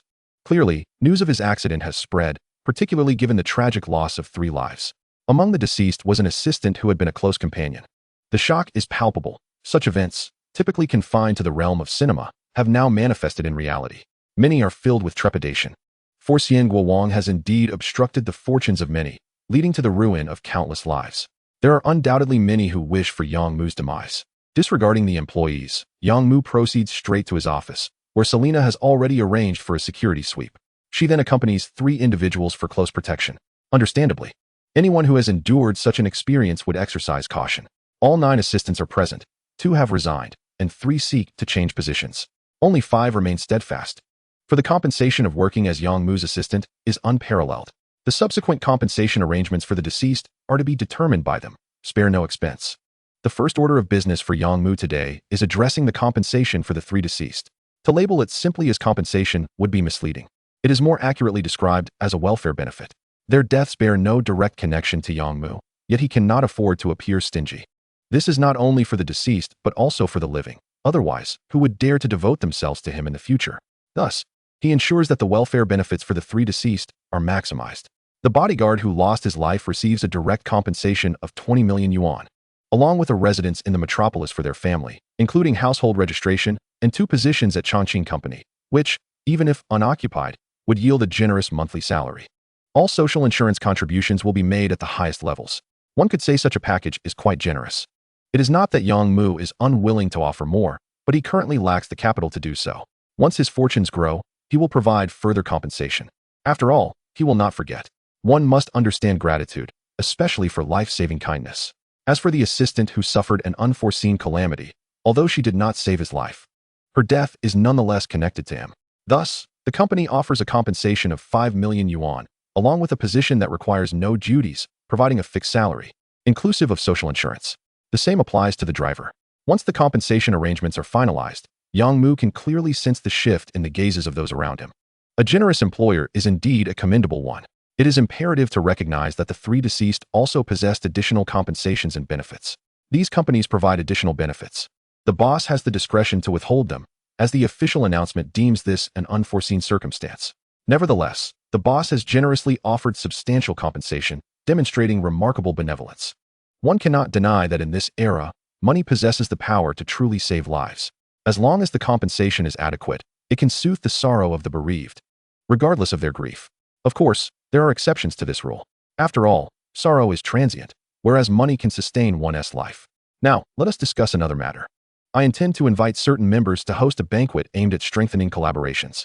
You are to conduct a selection process, focusing primarily on individuals of stature, connections, and influence. Ordinary individuals need not apply. Yang Mu instructed, and the assistants promptly nodded to carry out the task. Soon, after sifting through the computer records of members, over 300 individuals were selected. These were formidable clients within the bustling metropolis, predominantly possessing fortunes exceeding billions or boasting significant backgrounds. After all, those who indulge in the extravagant consumption of several thousand yuan worth of fruit daily, or who can directly recharge millions, are certainly not of the ordinary sort. Naturally, the remaining members might also harbor hidden talents, yet at present, they remain undetected, as the company's data is merely a preliminary assessment conducted by various establishments. Many individuals prefer to maintain a low profile and would not divulge their circumstances to the staff at Xianguowang.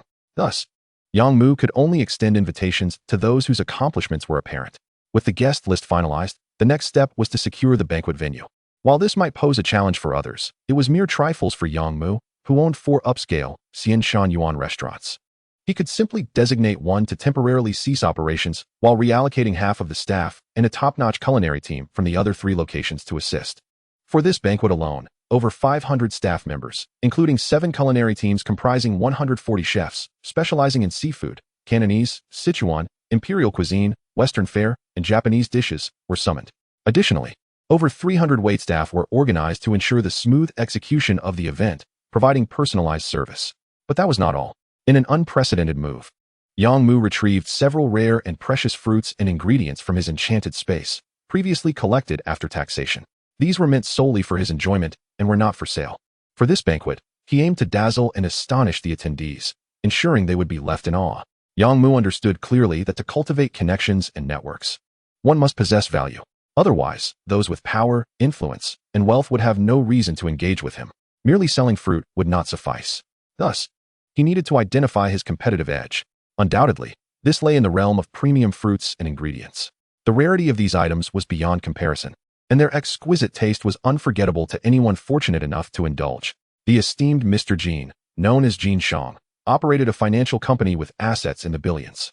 In Shanghai, he held a position of moderate status, having risen from humble beginnings to achieve remarkable success within a mere decade. Today, he had intended to rest, adhering to his weekly regimen of taking a day off for relaxation, barring any significant matters.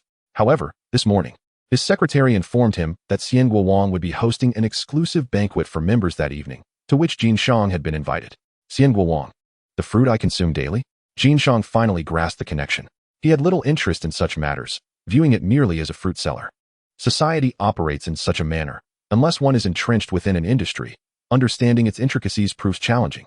The exceptional nature of Xianguowang escaped the notice of most, with only those invested in the field or with idle time to spare delving into its significance. Thus, Jin Shang recognized the name but was not astonished. Mr. Jin, you are indeed the esteemed Xianguowang. Fortunately, your foresight allowed for membership registration without delay. Otherwise, purchasing the fruit now would be quite difficult. This evening's banquet will surely feature new varieties for tasting. Since you are free today, it would be an excellent opportunity to sample them. The secretary remarked with a smile. Jin Shang nodded. Besides his pursuit of wealth, he held a singular passion: food. He had endured poverty in his youth, which left an indelible mark, compelling him to indulge in culinary delights now that he had achieved success. Therefore, as long as there was good food, all else could be negotiated. After the secretary's explanation, Jin Shang gained a clearer understanding of Xianguowang, realizing that Xianshan Yuan was also part of its enterprise. I have dined there twice. The cuisine was delightful, he acknowledged with newfound clarity. Very well. I shall attend the banquet. May I bring family? He inquired suddenly. Clearly, if family were not permitted, he would rather abstain from attending. You may bring up to 2 guests, as space is limited, the secretary promptly replied. Satisfied, Jin Shang nodded. Excellent. I shall bring my wife and daughter. Then let us have a light lunch today in anticipation of tonight's grand feast. He laughed heartily. The secretary joined in his mirth. Mr. Jin, a man of humble beginnings, cared little for pretense, expressing himself candidly. He was unafraid to seize opportunities, a trait that had facilitated his rise to prominence. Move this table. What is going on? What time is it? The venue is still unprepared. Which establishment are you from? Zhao Yin, the banquet coordinator, commanded with authority. The three young women replied timidly. We are from the XX store. We apologize, Manager Zhao. Upon hearing this, Zhao Yin refrained from reprimanding them further. Recognizing that this establishment had only recently opened and many staff members were novices. Thus, she softened her tone, saying, very well. Do expedite the preparations. Subsequently, Zhao Yin called Mr. Yang. Boss, we may lack sufficient personnel here. Could you send additional staff? Yang Mu was astonished. Over 300 waitstaff were already present. Soon, he understood that orchestrating a high-profile banquet was no minor task, especially with only one day to prepare. Everything from the previous setup needed to be cleared away, followed by a complete reconfiguration, including decorations, chandeliers, carpets, and more, requiring thorough cleaning and arrangement. Chapter 43, The Banquet Begins. In addition, many items needed to be repurchased or rented, including high-end equipment and utensils essential for an upscale banquet. It was indeed a cumbersome endeavor. Fortunately, with Zhao Yan's extensive experience as a restaurant manager, having overseen numerous such events, Yang Mu felt grateful. Otherwise, he would have been utterly lost. Such talent was invaluable. He mused. Thereafter, the company mobilized another 300 individuals to assist, comprising employees from Xiangguo Wang and headquarters. With over 600 helpers, the banquet venue was finally prepared within a day, capable of accommodating 800 guests across more than 4,000 square meters. Simultaneously, discussions were held with the building's management to prearrange parking spaces. In the kitchen, the 7-member team of chefs exchanged glances. All faced with an array of exquisite ingredients: 30-pound lobsters, 2-pound abalone, top-tier marbled beef, and prime bluefin tuna, among others. If each item were merely a token quantity, it would be inconsequential. However, the reality was far more extravagant, with each type presented in hundreds of pounds. One could only ponder the thoughts that would arise when confronted with over 130-pound lobsters or more than 302-pound abalones. The depth of our proprietor's resources was unfathomable. As a seasoned chef in his 40s nodded in agreement, his sentiment echoed by the other 6 chefs. To orchestrate such a grand banquet, one would require no less than several million. It was an endeavor not to be trifled with. Outside of state banquets, who else could muster such a gathering? One chef remarked. This was no exaggeration. While the wealthy abound in our nation, many things remain unattainable despite monetary means. For instance, where could one procure the fruits from the Fruit King? Only our boss could provide such luxuries. The procurement team of our Evergreen Group is truly remarkable. Another member of the culinary team chimed in, expressing profound respect for the company. Only those in this profession could grasp the immense difficulty involved in gathering such premium ingredients, a feat that could almost be deemed impossible. Yet, our general manager Yang has accomplished it. Astonishing. All right, let us commence, he declared. As work was divided among the 7 teams, each tasked with preparing 15 distinct dishes. The eldest chef, renowned within the industry, assumed leadership in the kitchen, earning the trust of his peers. Today's banquet required the creation of 108 dishes, encompassing staples, soups, and more. Each dish must cater to the appetites of hundreds, indicating that the workload was far from trivial. With a kitchen staff of 140, it might prove insufficient. Fortunately, by evening, 3 other culinary teams from the Fairy Banquet Garden dispatched over 30 helpers. At 6 in the evening, Jin Shang departed his home with his wife and child. His daughter, a vivacious 19-year-old freshman, was initially indifferent to the banquet but fell silent upon learning it was hosted by the proprietor of the Fruit King. Perhaps it was hereditary. Both father and daughter had a penchant for fine dining. The driver swiftly arrived at their destination, having pre-registered the license plate, allowing the staff of the Fairy Banquet Garden to escort them directly to the parking area and provide one-on-one service. An employee guided the Jean family to a private elevator that ascended directly to the banquet hall. Throughout the journey, Jin Shang nodded in satisfaction. The treatment and service were impeccable. He concluded that the owner of the Fruit King was indeed capable. In scrutinizing details to discern outcomes lay the secret to his success. If one is to host a banquet, then one must embrace the intricacies involved, as this reflects a person's vision. A mere lackadaisical effort would render the occasion devoid of significance and could potentially offend. Judging by this alone, the owner of the Fruit King placed great importance on them, marking an auspicious beginning. Upon entering the banquet venue, the Jean family was instantly dazzled. Goodness, what opulence! The decorations alone suggested an investment of no less than hundreds of thousands. The entire banquet adopted an island format, with 300 expansive dining tables, each measuring 4 meters long, 2 meters wide, and 1 meter high, strategically dispersed. Each table accommodated a family of 3. As Jin Shang surveyed the surroundings, he noted that many attendees had already arrived. With several tables occupied by guests, most accompanied by family, eager to seize such a fortuitous occasion. Naturally, some chose to come without children, opting for spouses or lovers. Such matters were of no concern to anyone. Jin Shang did not recognize anyone, so he refrained from mingling. Guided by the staff, the family settled into a prime location where early arrivals were rewarded with front seating, without any deliberate hierarchy. This arrangement pleased Jin Shang immensely. This was how it should be. He detested events where hosts reserved prime seating for esteemed guests. While understandable, it left him feeling discontented. Here, it was fair. No matter one's status, latecomers were relegated to the rear. As soon as they were seated, two attendants approached, presenting a large platter of fruit, boasting 12 varieties, all of royal quality. His daughter exclaimed joyfully, indulging in the feast. Delicious. Truly delightful. Look, Mom and Dad, there's mango, which the Fruit King has never sold before. I wouldn't have known if it weren't for this banquet. Jin Shang, also a lover of good food, joined her in the indulgence. The fruits from the Fruit King were indeed exceptional, beyond reproach. Soon, half the platter was devoured, and a nearby attendant discreetly reminded Mr. Jin, "We have a grand meal coming up. That will be the true delicacy. You mustn't fill up now. That would be a loss." Jin Shang's eyes brightened as he fought the urge to continue eating, nodding to his wife and daughter. "Let us keep our stomachs empty to truly savor the anticipated feast." His daughter nodded vigorously. If such exquisite fruit were merely an accompaniment, one could only imagine the grandeur of the main course. Time passed swiftly, and by 7 o'clock, the banquet hall buzzed with excitement. Of the 300 invited members, 287 had arrived, bringing the total number of attendees, including families, to 776, with over 30 children. Zhao Yan had meticulously accounted for every detail, arranging a play area and staff dedicated solely to the children, allowing adults to partake in the banquet without concern.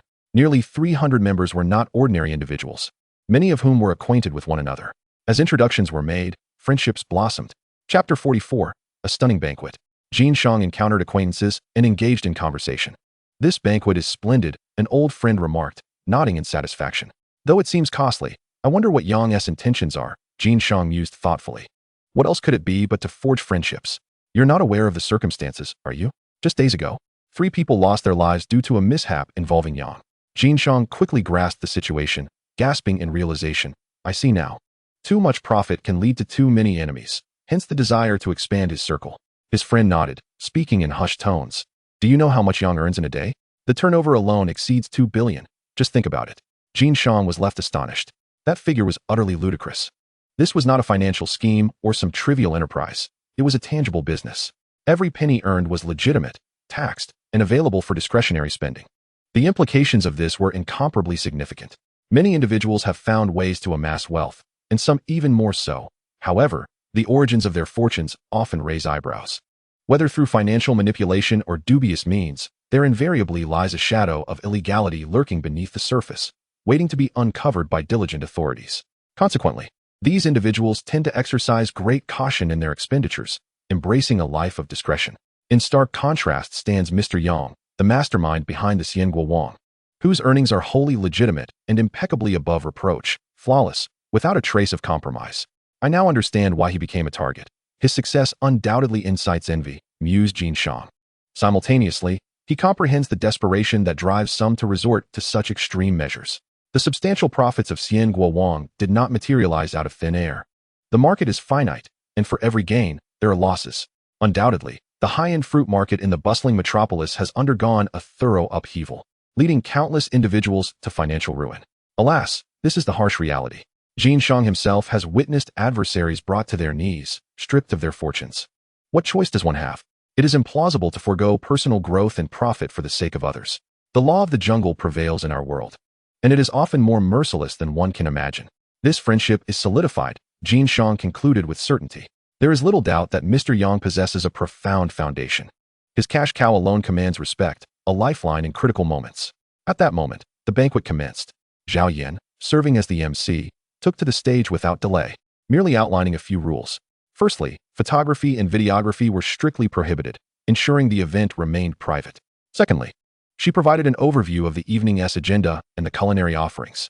In less than 10 minutes, the details were conveyed, and all attendees complied willingly. After all, the ambience can significantly influence behavior. The grandeur of such a high-caliber banquet, coupled with the host's stature, commanded reverence. Finally, the feast began, and when the dishes were served, all present were rendered speechless.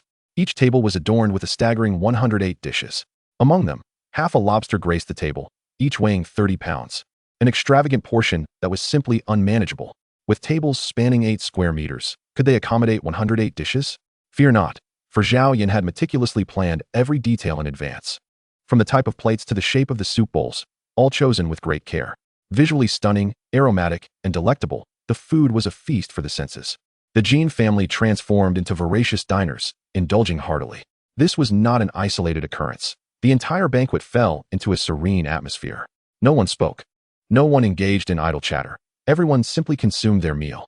Each attendee was a person of distinction, seasoned by the world, yet none had previously experienced such an extraordinary feast. To speak frankly, even a state banquet would struggle to assemble such a plethora of exquisite ingredients. The 108 dishes showcased a cornucopia of mountain and ocean delicacies. Remarkably, 1/3 of the ingredients were sourced through Yang Mu's tax reduction strategies, while the remaining 2/3 were procured by the company's international purchasing department, gathered from across the globe. All were of the highest caliber. It could be said that the cost of this meal alone surpassed 30 million. This figure does not even account for the tax benefits, which would render any calculation impossible. At that moment, even the most indifferent to culinary pleasures found themselves awestruck. This epitomized the adage that food is paramount. Many toil for their careers, wealth, and aspirations, often disregarding the pleasures of dining. Some business magnates would settle for instant noodles. Yet, from this day forward, perceptions would shift dramatically. It became evident that the most worthwhile pursuit in life is, indeed, the enjoyment of food, for all that one possesses is rendered meaningless unless consumed. Otherwise, be it property, vehicles, or wealth, in the end, they bear no significance. Death renders all but emptiness. One elder, tears streaming down his face as he ate, was quickly comforted by his young companion. What kind of life have I led? Earning so much money, yet unable to enjoy it. Today, I finally feel human. This meal makes my existence worthwhile, he expressed candidly. His words resonated with the collective sentiment in the room. After half an hour, most had satisfied their appetites. If there was a notable shortcoming to this banquet, it was the absence of alcohol, which left many feeling somewhat disappointed. However, it was understandable. The host had his reasons for this omission, and as guests, it was something they could accept. Unbeknownst to them, Yang Mu himself harbored a distaste for alcohol and preferred to avoid conversations with those who indulged. The scent of liquor was unpleasant, and intoxicated individuals often became unpredictable, making interactions difficult to foresee. Thus, it was best that no one drank. Smoking was equally intolerable to Yang Mu, who could not abide the smell of cigarettes. Zhao Yan had made these stipulations clear from the outset, and everyone adhered to the guidelines. Once it was apparent that the guests were nearing the end of their meals, Yang Mu finally made his entrance.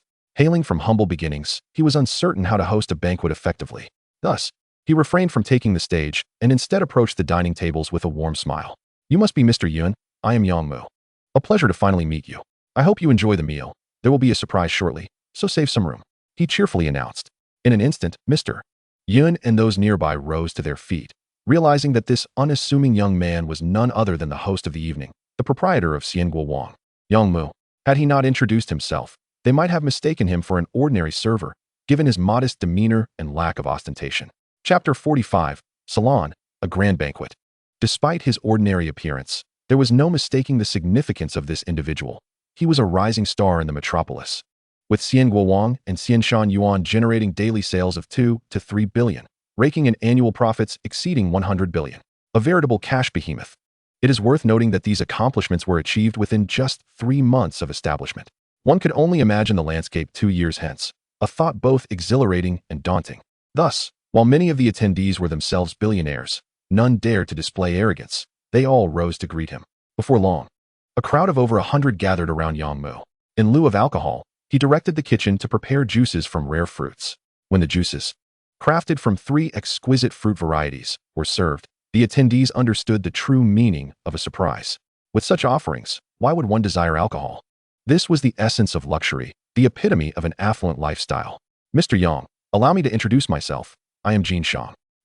The moment your Xianguo Wang delivery service launched, I placed an order, he chuckled. Yang Mu turned, laughing heartily. I remember it was a substantial order exceeding 20,000. Our logistics coordinator was quite intrigued. Thank you for your support, Mr. Jin. Mr. Yang, I am Wang Defa, a jeweler. Should you ever require anything, please do not hesitate to let me know. Your generosity is commendable. I look forward to collaborating with you in the future. Just moments ago, the middle-aged gentleman who had been weeping while dining approached. Yang Mu, elated, nodded in approval. This was precisely the effect he sought. Soon, everyone had been introduced. Alas, Yang Mu lacked an eidetic memory, rendering him incapable of recalling every individual, though he managed to remember a few distinctive personalities, such as Jin Shang and Wang Defa. However, his assistant meticulously recorded everyone's details. Yang Mu was equipped with a recording device for remote monitoring. It was not until after 9 o'clock that he finally extricated himself from the throng. Despite lacking the aura of a big shot, he communicated with sincerity and surprisingly adapted well to the environment. In truth, these influential figures were not particularly difficult to engage with. As long as the interaction was grounded in equality, they were quite amiable. Yang Mu felt no significant pressure. Noticing that the time was ripe, Yang Mu stepped onto the stage, and Zhao Yan brought forth the microphone. After expressing his gratitude for the esteemed guests' support and their attendance at the banquet, he stated, "It is a privilege to have you all here." A voice rang out, "Mr. Yang, it is we who are honored. This lavish feast must have cost you at least several tens of millions. How generous of you." This remark elicited widespread agreement among the attendees, all of whom were elites and well acquainted with the value of such affairs. The extravagance of the banquet was beyond imagination, transcending mere monetary measures. The required logistics, personnel, and influence were formidable. They could easily envision the immense expense Yang Mu incurred to procure the finest ingredients from around the globe. It would take thousands of people and billions of dollars to achieve this feat naturally. This also served as a demonstration of his capabilities. In an instant, everyone understood that Mr. Yang possessed global procurement channels and could acquire the finest goods. This was reputation. This was influence. This was ability. His strength was undeniable. Leaving all in all, Yang Mu did not dispute the assumptions made about him. Without a significant advantage, orchestrating such a grand banquet would indeed require a vast network and considerable funds. Thus, he naturally allowed the misconception to persist. He smiled and waved his hand, stating, "As a newcomer to this vibrant metropolis, my development is still in its infancy. I am in urgent need of the support of my esteemed friends. It is thanks to you that I have reached this point. Therefore, spending a little money is no burden. I cannot exhaust my wealth alone. So it is only fair for everyone to share in the enjoyment, don't you think?" Instantly, the room erupted in laughter. Even the family members present could not suppress their amusement. His words were cheeky yet delightful, suggesting that his abundant wealth was to be shared for mutual enjoyment. Everyone understood the implication. This was a gesture of generosity aimed at forging friendships. People were naturally drawn to such a character, as befriending him posed no risk of losing out on benefits. He sought companionship rather than profit.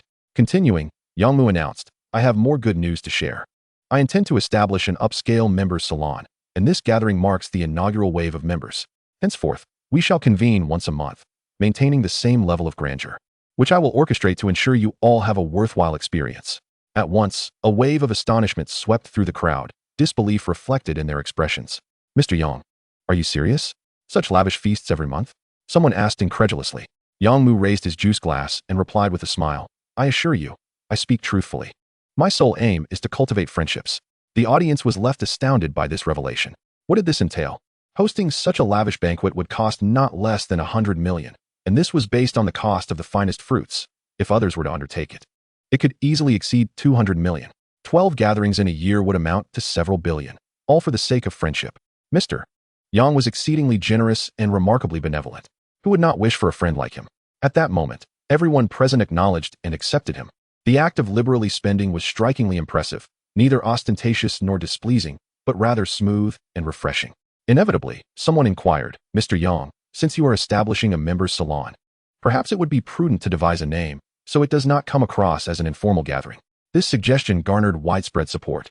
After some contemplation, Yang Mu suggested, "Let us call it the Grand Banquet of Prosperity, as we gather here for this grand feast." The audience erupted in applause, praising the name as excellent and fitting. The title Grand Banquet of Prosperity resonated deeply, neither off-putting nor intimidating, and was unlikely to provoke discomfort. Many attendees had notable backgrounds, such as members of the Wenzhou Business Alliance, the Shanghai Chamber of Commerce, and even those with official ties. Establishing a commercial organization or club could lead to awkwardness regarding membership.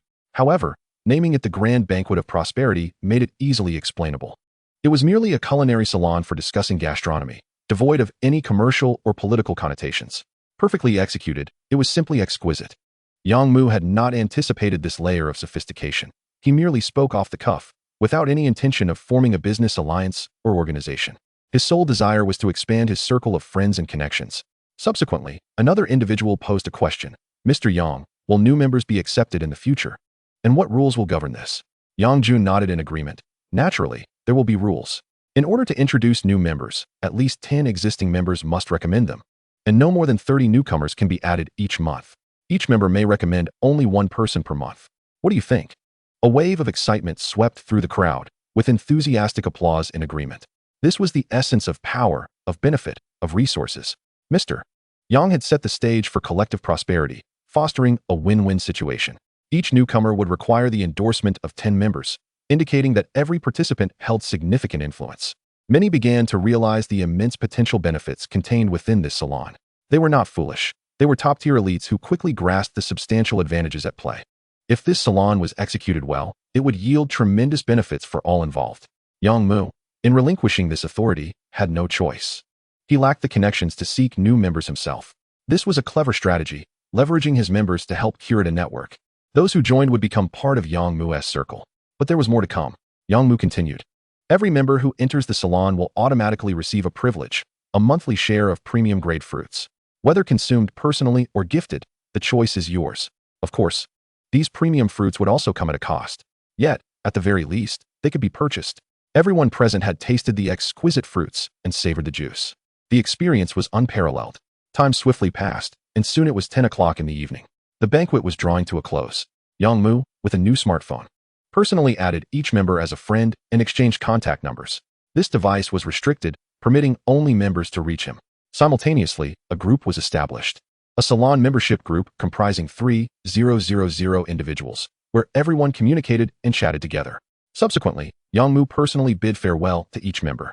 In the end, Wang Defa insisted on having a private conversation with Yang Mu, as he was profoundly fond of Mr. Yang, appreciating his camaraderie and loyalty. Despite his youth, Yang Mu exhibited a temperament beyond his years. Had it not been for his aversion to alcohol, Wang Defa would have insisted on sharing a drink that evening. Yang Mu repeatedly declined. Ultimately, the elder brother left in disappointment. Mr. Yang, you must visit me sometime. When you do, feel free to choose from the treasures in my store. If I blink, I am no longer a man, he declared, thumping his chest. Yang Mu was deeply moved, realizing that even among the affluent, there existed such genuine souls.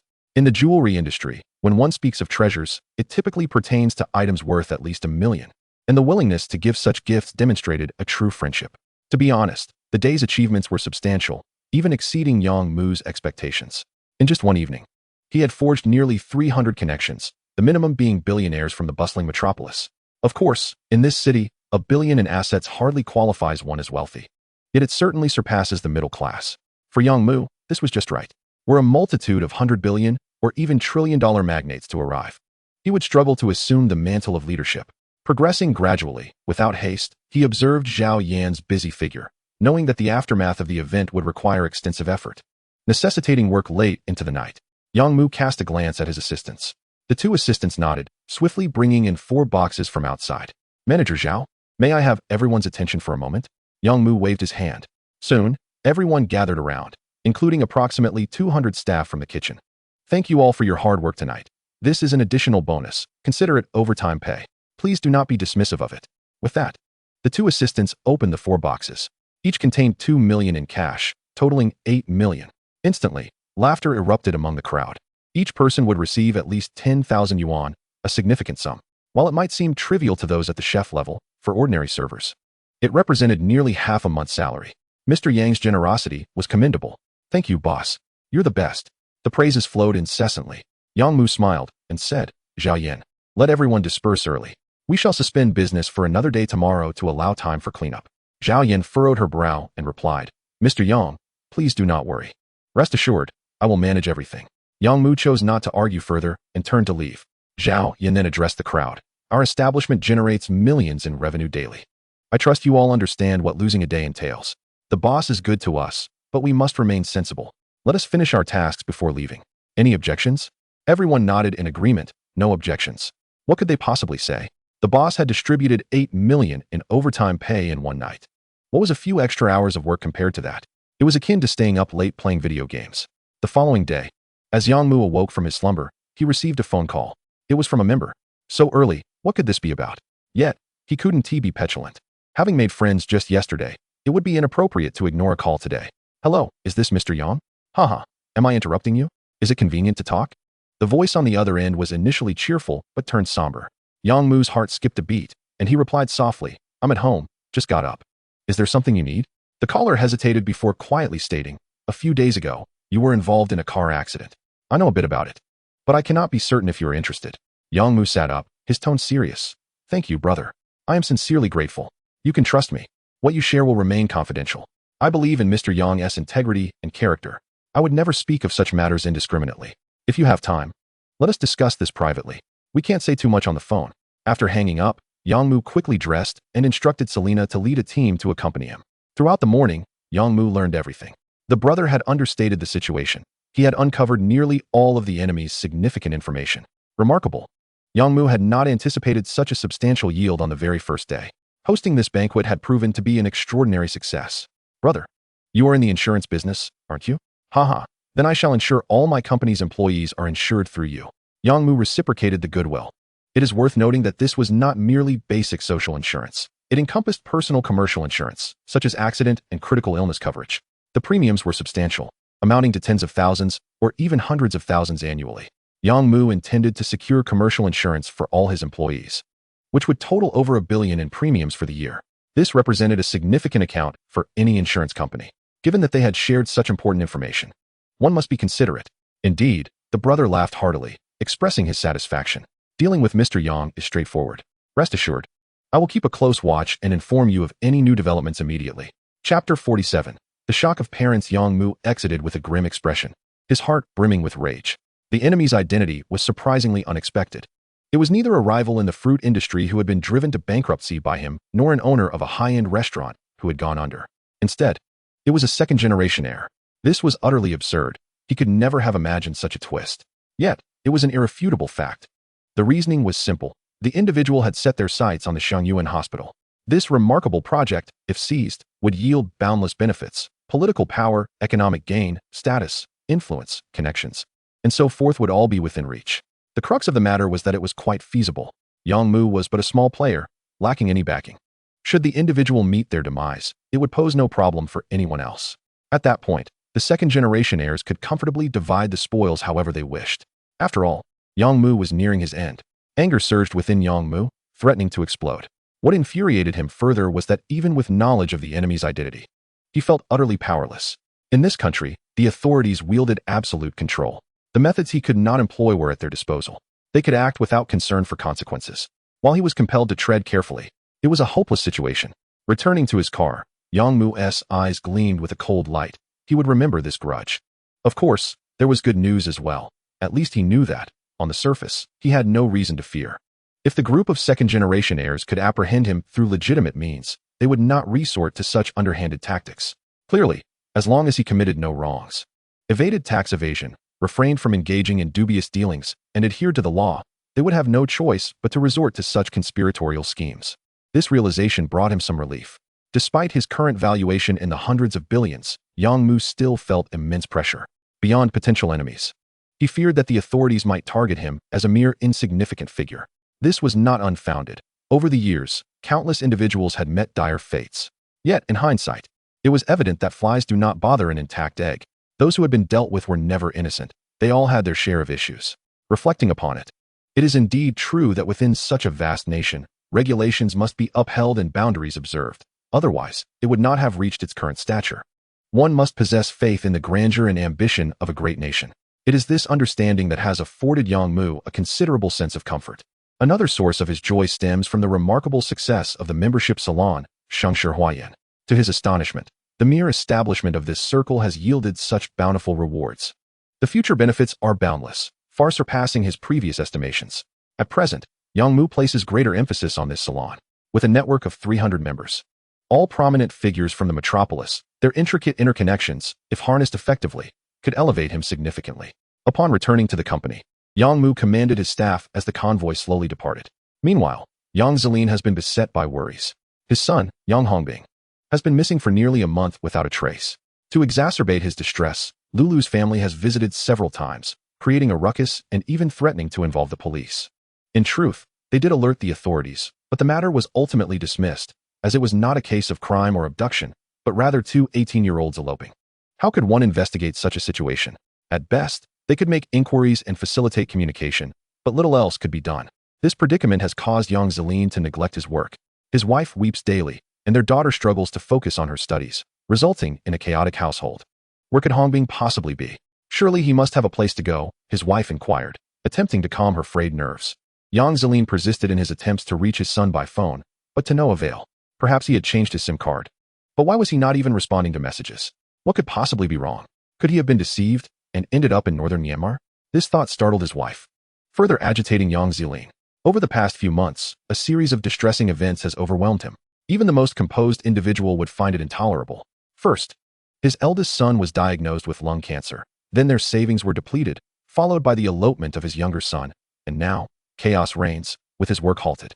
I might as well be dead, he muttered, extinguishing a cigarette and donning his coat in preparation to leave. Where do you think you are going? His wife asked. I'm off to find a place to await my demise, he replied curtly. I truly owe you all a lifetime of hardship. Of course, he was merely venting. His intention was to search for classmates of Yang Hongbing and Lulu, hoping to establish contact with that troublesome boy. Just then, a knock sounded at the door. Pausing momentarily, he had no time to remove his attire before rushing to answer. To his surprise, 3 elegantly dressed women stood at his doorstep. Good day. Is this the residence of Mr. Yang Zeline? One inquired. Indeed, what brings you here?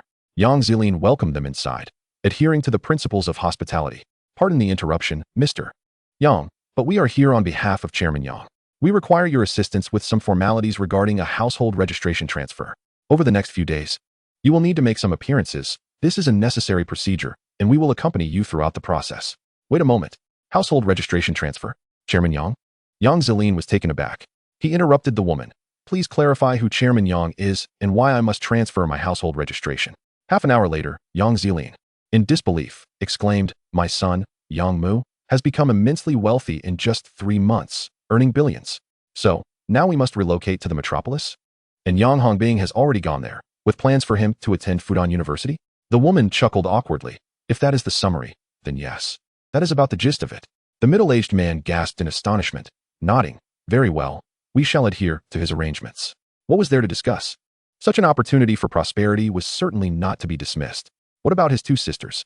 Yang Zeline thought of his other daughters, Yang Hongbing's sisters. You needn't worry about that. Mr. Yang has arranged everything, ensuring they will attend the finest schools in the metropolis. Suddenly, Yang Zeline asked. He must not only be bringing me, but also his mother's family, correct? The woman nodded.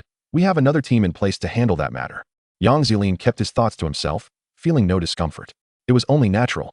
However, the thought of that man benefiting from the Yang family's fortune left him feeling somewhat uneasy. After all, Yang Mu bore the Yang surname.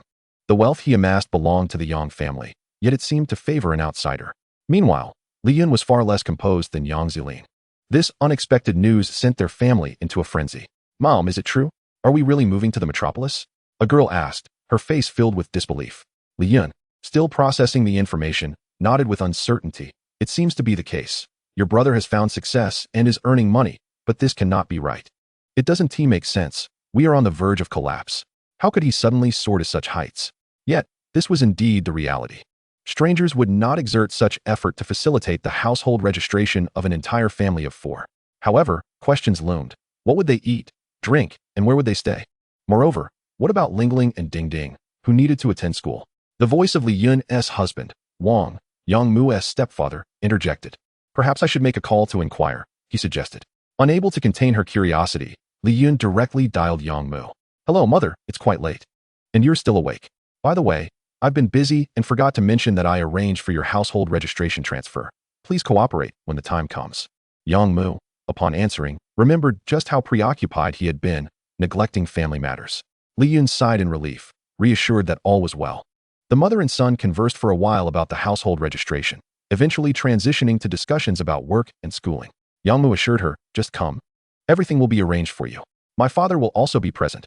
I'll ensure you are kept at a distance to avoid any awkwardness. Soon, their conversation reached a consensus. After hanging up, his 2 daughters leaped with joy, applauding.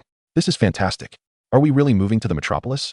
I want to go to Disneyland. I want to see the Huangpu River. I want to eat crab roe noodles. Look at your childish excitement. All you can think about is play and food. Do you think the cost of living in the metropolis is trivial? Li Yun chided, though her smile betrayed her delight. They were not antiquated individuals, but rather people who had lived in a provincial capital for decades. Thus, yearning for a better life was only natural. 3 days later, the Yang and Wang families boarded high-speed trains to the metropolis. Yang Mu dedicated a day to welcome them. The opulence of Xian Shanyuan astonished everyone. Zhao Yan personally led dozens of waitstaff to greet them. "Hello, Mr. Yang, welcome esteemed guests." Yang Mu nodded. "Please arrange for a larger private room." Zhao Yan hesitated, asking, "Should we pause operations to avoid disturbing your family meal?" Yang Zilin quickly waved his hand. "No, please don't. There are so many customers outside. Think of the losses we would incur in a day. Family is of little concern." Li Yun echoed his sentiment, not wishing for her son to waste resources. Hastily refusing as well. Yang Mu did not harbor any such intentions, thus he waved his hand, gesturing for Zhao Yan to lead the way. Inside the private room, there were over a dozen waitstaff, providing one-on-one service throughout. "No need for menus, just have the kitchen serve us their best dishes," Yang Mu instructed. Before long, both families grasped the magnitude of the situation. The expansive dining table was soon laden with an abundance of food. Everyone gaped in astonishment. Looking at the young Yang Mu, they wondered just how much wealth he possessed to indulge in such extravagance. Yang Zilin felt a twinge of discontent, thinking it was too wasteful to spend hundreds of thousands on a single meal. However, he found himself in no position to admonish or lecture.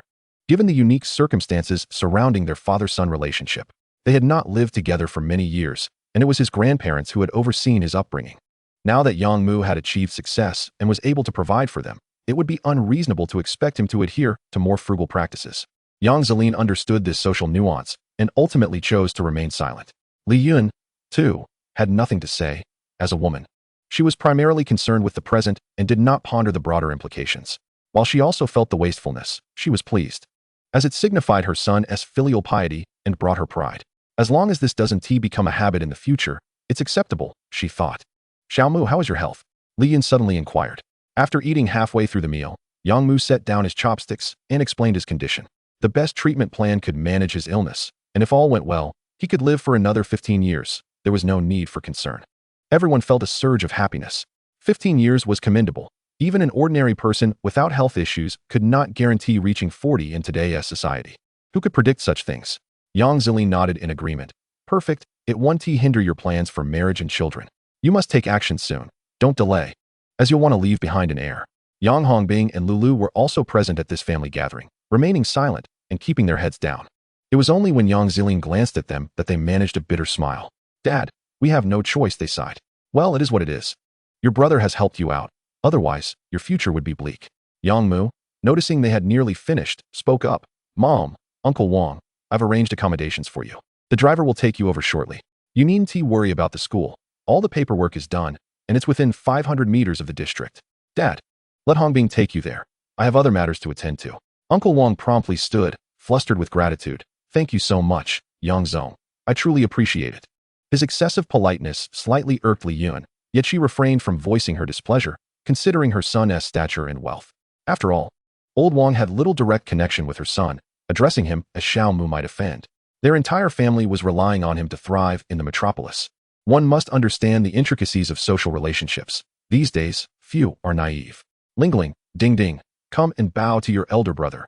You are now elevated in status. So remember your older brother's kindness, Uncle Wang urged, pulling his two daughters close. Wang Lingling and Wang Dingding, aged 17 and 15 respectively, were both bright and obedient, bowing sweetly and calling him brother without hesitation. Having a wealthy brother was a dream come true for them. Yang Mu also held a fondness for these two sisters. They were more endearing than his half-sisters from his father's side due to their vivacity. He had spent time with them at the amusement park previously, and they were entirely at ease with him, following his lead without reservation. Additionally, Uncle Wang had once given him 200,000, a substantial sum. After discussing everything that needed to be said, Yang Mu finally took his leave. Although he cared for his parents, he was not particularly close. Thus, a meal together sufficed. As they watched their son depart, both families fell into a contemplative silence. Just then, Zhao Yan entered, presenting 10 membership cards. These were instructed by Yang Zong.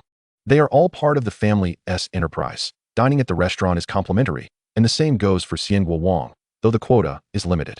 We will do our best to accommodate. Each person received a card. Lingling and Dingding beamed with delight, cherishing them like treasures. With this card, we can dine for free at such an upscale restaurant. My goodness, I wouldn't trade this life for anything. Chapter 49. The parents' arrangements and the new developments at the hospital. Meanwhile, Li Yun's family sat in a 7-seater vehicle as the driver brought them to a luxurious residential complex. Entering the underground parking, Coming to a stop in a section of the garage, she explained, "This area has 4 parking spaces, all arranged by Yang Zong. If you need anything for the vehicles, just let me know, and the company will deliver them, as long as it doesn't exceed 4 cars. Now, let us head upstairs." Li Yun and her husband exchanged glances, swallowing hard. They understood that as long as they spoke up, their son would fill those 4 spots for them, allowing them to choose their vehicles. Of course, the ownership belonged to the company and not to them personally, but they had no desire to claim such luxuries. Soon, they arrived on the top floor, which was the crown jewel of the complex. Spanning a total of 632 square meters with a ceiling height exceeding 6 meters, featuring a 160 square meter outdoor terrace. Aside from the absence of a swimming pool, it was all top-notch.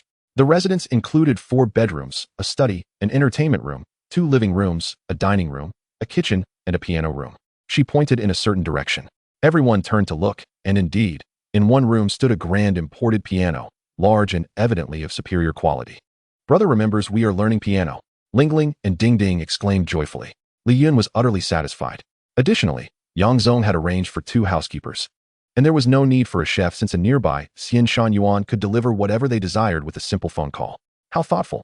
Li Yun was deeply moved. If there were any drawbacks, it was that the ownership belonged to the Chongqing Group, not them personally. However, Li Yun and her husband understood. This was not a trivial matter. It was an asset worth over $1 billion. What right did they have to expect anything more? Just being able to live there was already a significant leap in status. Little did they know that these properties and vehicles were purchased under the company's name, financed through loans. Banks do not impose restrictions on such mortgages, as the assets are guaranteed to remain, ensuring that even if Yang Zong were to pass away, the assets would not vanish. Thus, Yang Mu was able to acquire numerous assets with minimal initial investment. Within a month, he had purchased 10 high-end residences and over 100 regular apartments in the metropolis, along with several hundred vehicles. The initial expenditure was less than 500 million. Yet the privileges he could now enjoy were undeniably real. As for future repayments, it was no concern for Yang Mu. It was but a mere trifle. Next came the employment aspect. Li Yun and her husband were both officially listed under the Chongqing Group, holding the title of inspectors.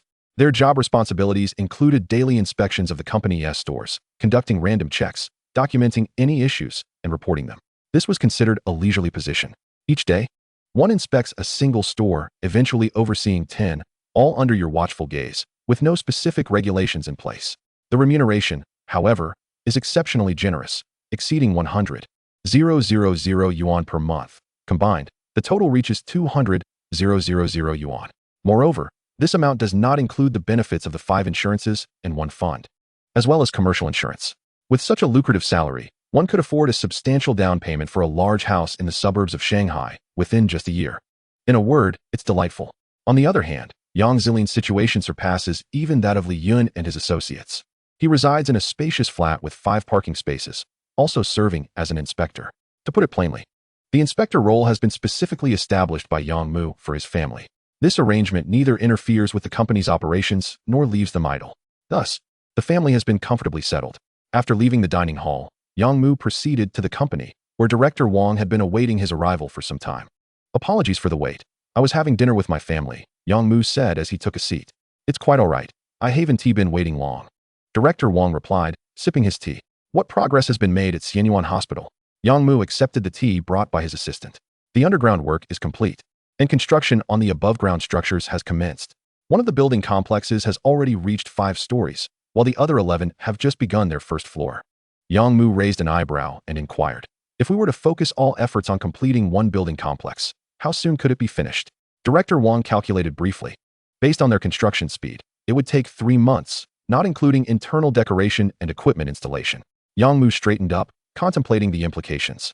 Completing a building complex in 3 months means 11 buildings, 1 with 66 stories and 10 with 33 stories, amounting to over 1 million square meters of indoor space. "Do you think it's feasible for the hospital to commence operations 3 months from now?" Director Wang furrowed his brow, considering the idea. The more he pondered, the more plausible it seemed. If we start preparations immediately, procurement of equipment, recruitment of staff, and have the renovation team work concurrently, completing 1 floor as we finish it, then while 3 months may be tight, 4 months should be more than sufficient. Once we open, a steady influx of patients will alleviate some financial pressure. Yang Mu nodded in agreement. "Since you believe it's viable, let us proceed.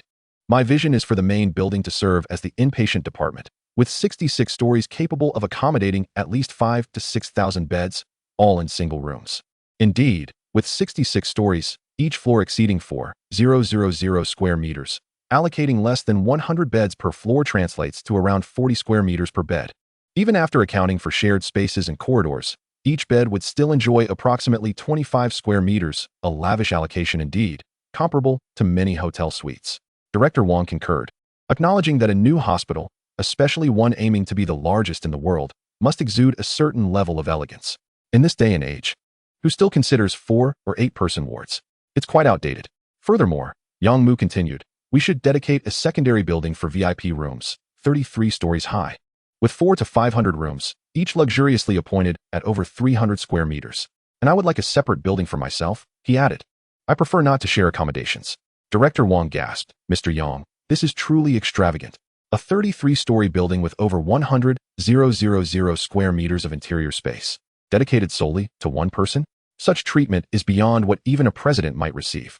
He appeared somewhat pained, feeling it might be a waste. Yang Mu clarified, I certainly won't require all that space. 10 floors will suffice for me.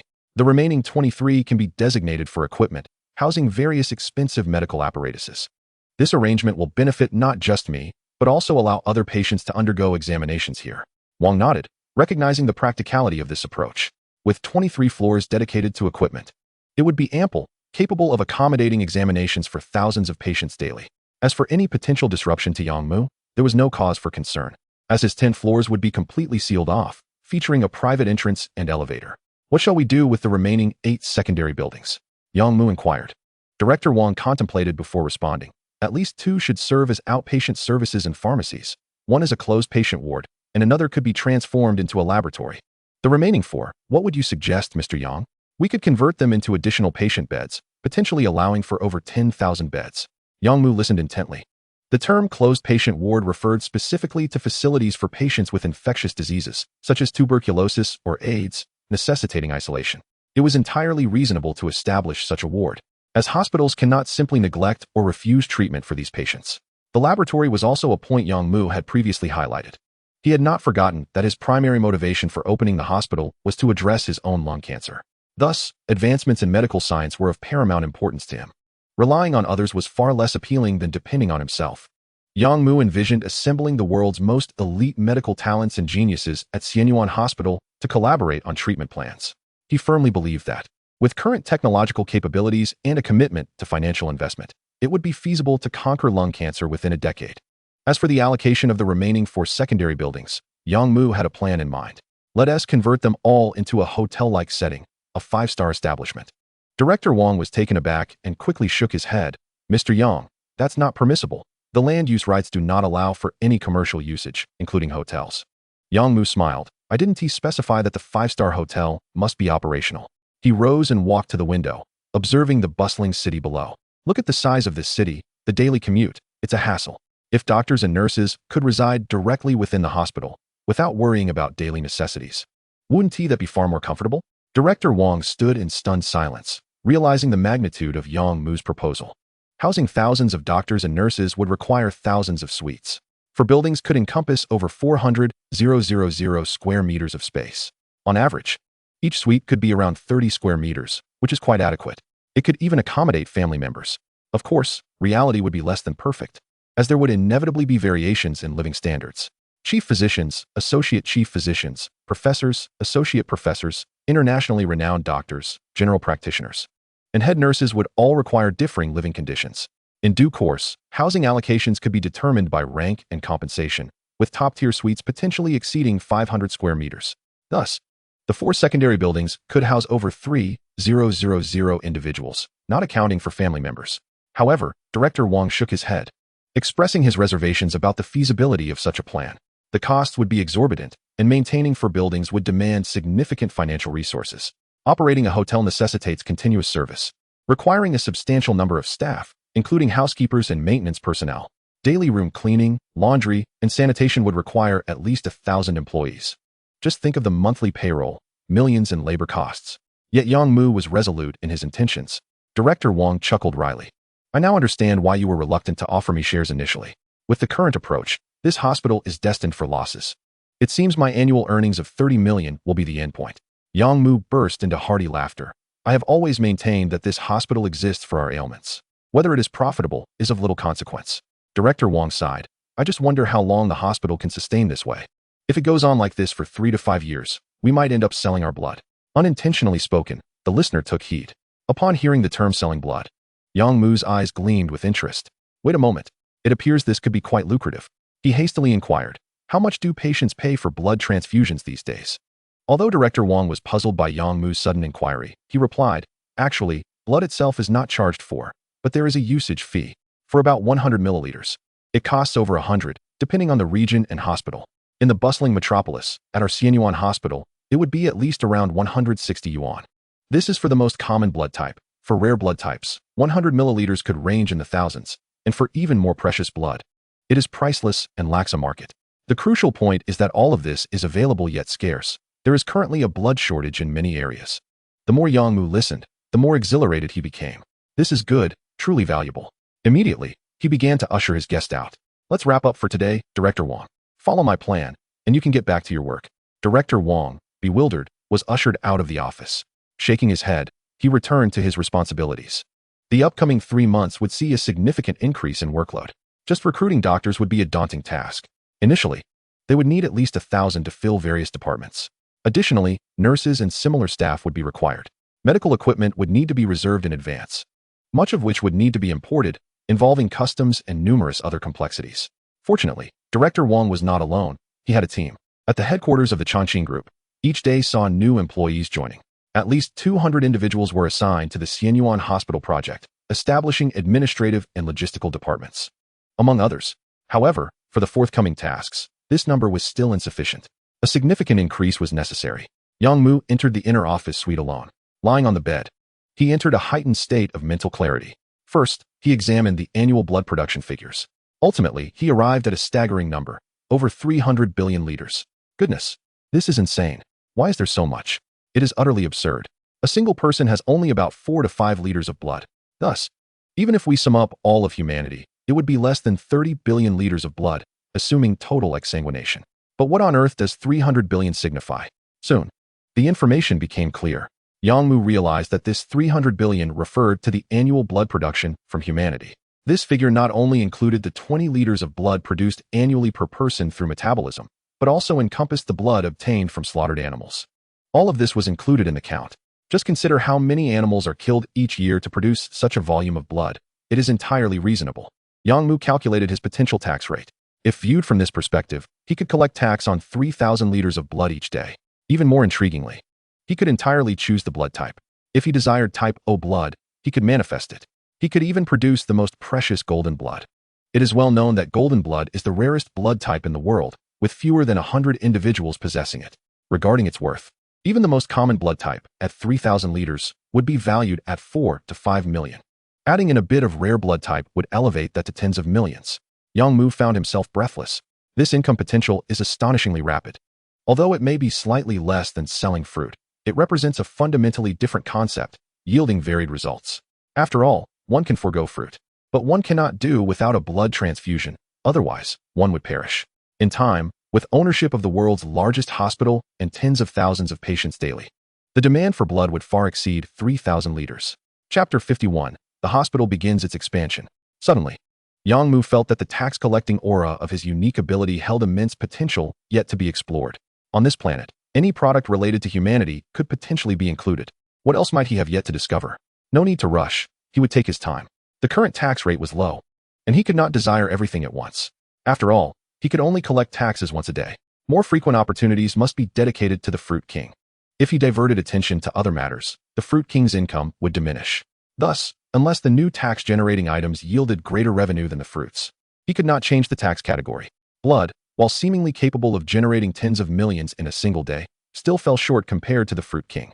It must be noted that he could currently collect taxes on over 100 tons of fruit daily, at a minimum price of 100 yuan per pound. That equated to over 30 million. Annual profits would exceed 20 billion.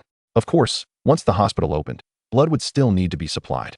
However, at that time, he could surely focus solely on rare blood types, which were the true treasures. This was not merely a matter of profit. It was about status, power, and lifeblood. For instance, if an individual required a blood transfusion but possessed a rare blood type that was difficult to find nationally or globally, lacking the connections or influence to obtain it, then Xianyuan Hospital would have it. What do you think the consequences would be? Profit is one aspect. What follows is prestige, respect, and a prominent position in the industry. 3 days later, Xianyuan Hospital commenced a large-scale expansion. Lacking a permanent location, Yangmu specifically rented a 12-story office building temporarily. While somewhat dated, it would suffice for just a few months. Director Wang led an administrative team of over 500 personnel into the building, simultaneously initiating preliminary preparations. The work was primarily divided into several departments, each responsible for different areas. 1. Recruitment of medical staff, such as doctors, nurses, and hospital maintenance personnel, etc. 2. Procurement of hospital equipment, medication purchases, official registrations, and review processes, etc. 3. Hospital renovation design and construction matters. 4. Establishing medical record systems and liaising with major hospitals to enhance communication channels, etc. In a flash, over 500 personnel proved insufficient. The recruitment team began a frantic hiring spree. Medical professionals, administrative staff, and specialized talents were all needed. Even the digital sector could not be overlooked. Yangmu's newly established network department was also deployed to assist in building the hospital's official website and online medical system. It is worth noting that medical professionals were relatively easy to recruit. Not only within the country but across the globe, there was an abundance of talent. Annually, medical school graduates numbered in the hundreds of thousands. However, job openings were not as plentiful, leading to a wastage of medical professionals who had spent over a decade in training. The challenge lay in discerning the truly talented individuals among them. It is widely acknowledged that many domestic universities have a high level of superficiality. Among 100 graduates, 99 merely drift through their studies, lacking any substantial developmental value. It is the remaining 1% that possesses true potential. However, the question arises, how does one discern this talent from the rest? There are 3 primary avenues. 1. Educational institutions. It is evident that the teachers and peers within a school have the clearest understanding of a student's capabilities. Thus, by delegating individuals to investigate and assess, one can significantly increase the likelihood of identifying promising talent. 2. Thesis and academic performance. A student's graduation thesis, academic records, experimental data, and practical skills collectively reflect an individual's prowess and innate talent. A mere review can reveal whether one is a horse or a mule, clarifying their true abilities. 3. Lifestyle evaluation. This entails a straightforward examination of a candidate's living conditions and study habits. Throughout their years of education, has the individual dedicated themselves wholeheartedly to learning? Have they earnestly invested their time in honing their medical skills? If a person spends the majority of their time on romantic pursuits, engaging in clubs, or indulging in extracurricular activities, they are not worthy of consideration as they lack developmental value. Even if they possess high talent, their focus is not on their profession, rendering them of little use. Thus, employing these 3 methods for recruitment is largely foolproof. Many may question whether such talent will not be snatched up by others. With numerous hospitals across the nation, would they not seek out these individuals? Would there still be a chance for you? If you think so, you are mistaken. There indeed is a chance. Despite the abundance of tertiary hospitals, the reality is that each position is already filled. Many brilliant individuals, having graduated with doctoral degrees after years of medical study, can only secure temporary positions. Is it due to a lack of talent or capability? Certainly not. It is a matter of hierarchical seniority. The authority over departments and surgeries within hospitals has been thoroughly divided. As a newcomer, there is little opportunity for advancement unless one possesses connections that guarantee entry into a tertiary hospital and immediate permanent placement with opportunities to operate in surgical theaters. Such circumstances are exceedingly rare, as most individuals lack such networks. At this juncture, if Xianyuan Hospital emerges, disregarding connections and other considerations, focusing solely on talent and capability, coupled with generous compensation, its competitiveness would soar. Of course, this is predicated on Xianyuan Hospital being a tertiary facility. Otherwise, the conversation is moot. Yangmu, naturally, does not prioritize connections, as his hospital is designed for self-care, emphasizing technical expertise above all else. In addition to recruiting new talent, attracting top-tier professionals must occur concurrently. Each department must be staffed with at least one recognized authority, whether national or global. To provide context, there are over 150 medical specialties worldwide, with Israel's Sheba Medical Center boasting the most comprehensive range. Yangmu's vision is straightforward, to encompass all existing medical specialties on the planet. After all, one can never predict which specialty may be required for treating lung cancer. Hence, thorough preparation is essential. Ultimately, after discussions between Yangmu and Director Wang, it was decided to recruit approximately 12,000 medical professionals in the initial phase, including over 200 top medical authorities and around 3,000 physicians with over 10 years of experience. Additionally, about 3,000 recent graduates with talent, developmental value, and potential would be included, totaling just over 4,000 individuals. Following this, a team of over 7,000 nurses, maintenance staff, equipment operators, and others would be assembled. This structure would nearly ensure the flawless operation of a premier tertiary hospital. Of course, such an ambitious goal cannot be achieved in a short time frame. They plan to gradually expand over the course of a year. Recruitment is an exceedingly intricate task, involving discussions about compensation, career development, and living conditions. Chapter 52, Recruitment of Physicians. The prospect of so many individuals relocating to Shanghai for long-term work involves numerous complexities: family considerations, housing, residency permits, education, and more. Just thinking about it is overwhelming. Fortunately, Yang Mu need not concern himself with these matters, as Director Wang will handle everything. Zhengzhou Hospital, being the largest tertiary hospital in the nation, experiences an overflow of medical talent. Luo Wen's ability to establish a foothold here, with an independent department, attests to his formidable skills and professional expertise. At just over 40 years old, however, he has reached the pinnacle of his promotional prospects. It is clear that Luo Wen, having risen from humble beginnings, owes his current standing entirely to his personal abilities. Yet, the path forward is fraught with obstacles. He is not only unable to advance, but may also be pushed downwards. The competition is fierce, and the environment is tumultuous. The hospital setting is not as idyllic and tranquil as many presume. Internally, it is quite complex. For Luo Wen, having blocked the path of many, he has faced scrutiny and targeting for the past 2 years. Countless eyes are upon him, and any minor misstep is seized upon. Frankly, he is exhausted. Had he not signed a contract with the hospital, he would seriously consider relocating. As fate would have it, one day, a former acquaintance from a medical conference unexpectedly called him. "Director Luo, do you remember me?" Luo Wen glanced at the caller ID, relieved that he had saved the contact name. Otherwise, the situation would have been quite awkward. After a lengthy absence, he was surprised by the call. "Director Luo, I want to beat around the bush. To make a long story short, have you heard about Xianyuan Hospital in Shanghai?" Luo Wen furrowed his brow and pondered. "I believe I've heard someone mention it. Why do you ask?" At that moment, the voice on the other end began to elaborate, primarily discussing the investment scale and construction status of Xianyuan Hospital, as well as its future development. Luo Wen listened in astonishment. If these plans were realized, would it not become the largest hospital in the nation and the world? Incredible. He felt rather uninformed for not knowing sooner. "So, what do you think, Director Luo? Would you be interested in joining?" the caller inquired. Luo Wen was momentarily taken aback, realizing the true intent of the call. It was an attempt to recruit him. A year prior, he would not have contemplated such a move, but now, it was indeed a viable option. "If you're not opposed, I'll contact the representatives from Xianyuan Hospital and arrange for them to meet you. Let's have dinner tonight." Luo Wen nodded, not declining, and hung up the phone, his emotions swirling in complexity. He quickly opened his phone to conduct a search. To his surprise, he discovered that Xianyuan Hospital had already gained some notoriety. Many individuals were posting videos featuring construction sites and investment details, albeit with limited insider information. Nonetheless, it was sufficient for outsiders.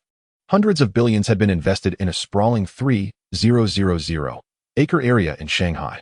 This was no mere fabrication. Concurrently, he also delved into the identity of the hospital's backers. It was under the auspices of the Chongqing Group, which also owned Xian Guowang and Xian Shanyuan. This piqued Luo Wen's curiosity immensely. 3 entirely unrelated industries.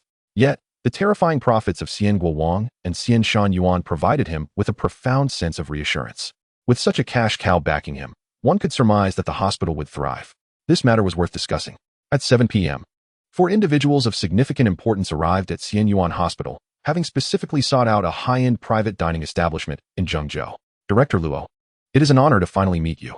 Please, take a seat." Luo Wen settled into his chair, regarding the opulence of the restaurant with indifference. As a distinguished authority in his medical field, he was hardly swayed by such extravagance. He had attended countless banquets over the years, indulging in every luxury one could imagine. In fact, he found such gatherings distasteful, as they encumbered his work. Thus, he endeavored to evade social obligations whenever possible. Before long, both parties delved into the crux of the discussion, primarily focusing on remuneration and developmental prospects. To Luo Wen's astonishment, the compensation package proposed by Xianyuan Hospital was utterly staggering. Firstly, he would have the autonomy to establish a dedicated department, complete with a full team, and enjoy considerable independence, all without the burden of profit assessments. His annual salary would hover around 10 million, supplemented by additional commissions. Remarkably, These commissions were not based on medication sales, but rather measured by the number of patients cured, the quality of care provided, and patient satisfaction. Regardless, even if he were to attend to merely one patient a day, he would still secure that 10 million annually. This was the compensation befitting a top-tier physician. Do not mistake it for exorbitance, for they are worth every penny. Moreover, all concerns regarding residency, family registration, education, and housing would be comprehensively addressed. Lastly, should he have an existing employment contract with another hospital, Xianyuan Hospital would assume all associated costs. The myriad of additional benefits was overwhelming, easily surpassing 100 in number. Frankly, Luo Wen was taken aback by the meticulousness of the offer. It was a clear testament to their sincerity. Unquestionably, he felt an immediate allure to the proposition. Upon returning home that evening, he pondered throughout the night and ultimately consented to the transfer. On one hand, he was weary of his current, tumultuous workplace. On the other, he was enticed by the new hospital's attentive care, generous benefits, and ample potential for growth. The choice was clear. After all, as a preeminent physician, he had no cause for concern about finding alternative opportunities. If Xianyuan Hospital ultimately failed to meet expectations, he could always seek other avenues, albeit with some inconvenience. Similar scenarios unfolded across the nation and even internationally. However, recruitment on a global scale proved to be far more challenging, often culminating in failure. This was easily comprehensible, as foreign capital was far more formidable than that of Xianyuan Hospital. Renowned international physicians earned salaries calculated in the hundreds of millions. Could Xianyuan afford such remuneration? Even if they could, the language barrier posed a significant obstacle, dissuading many from making the transition. Consequently, Yang Mu and Director Wang had no choice but to concede. Only once Xianyuan Hospital achieved substantial growth and garnered international influence would it be in a position to attract top-tier talent. At a certain medical university, Xiao Guiran, having dedicated a decade to his studies, was beset by anxiety.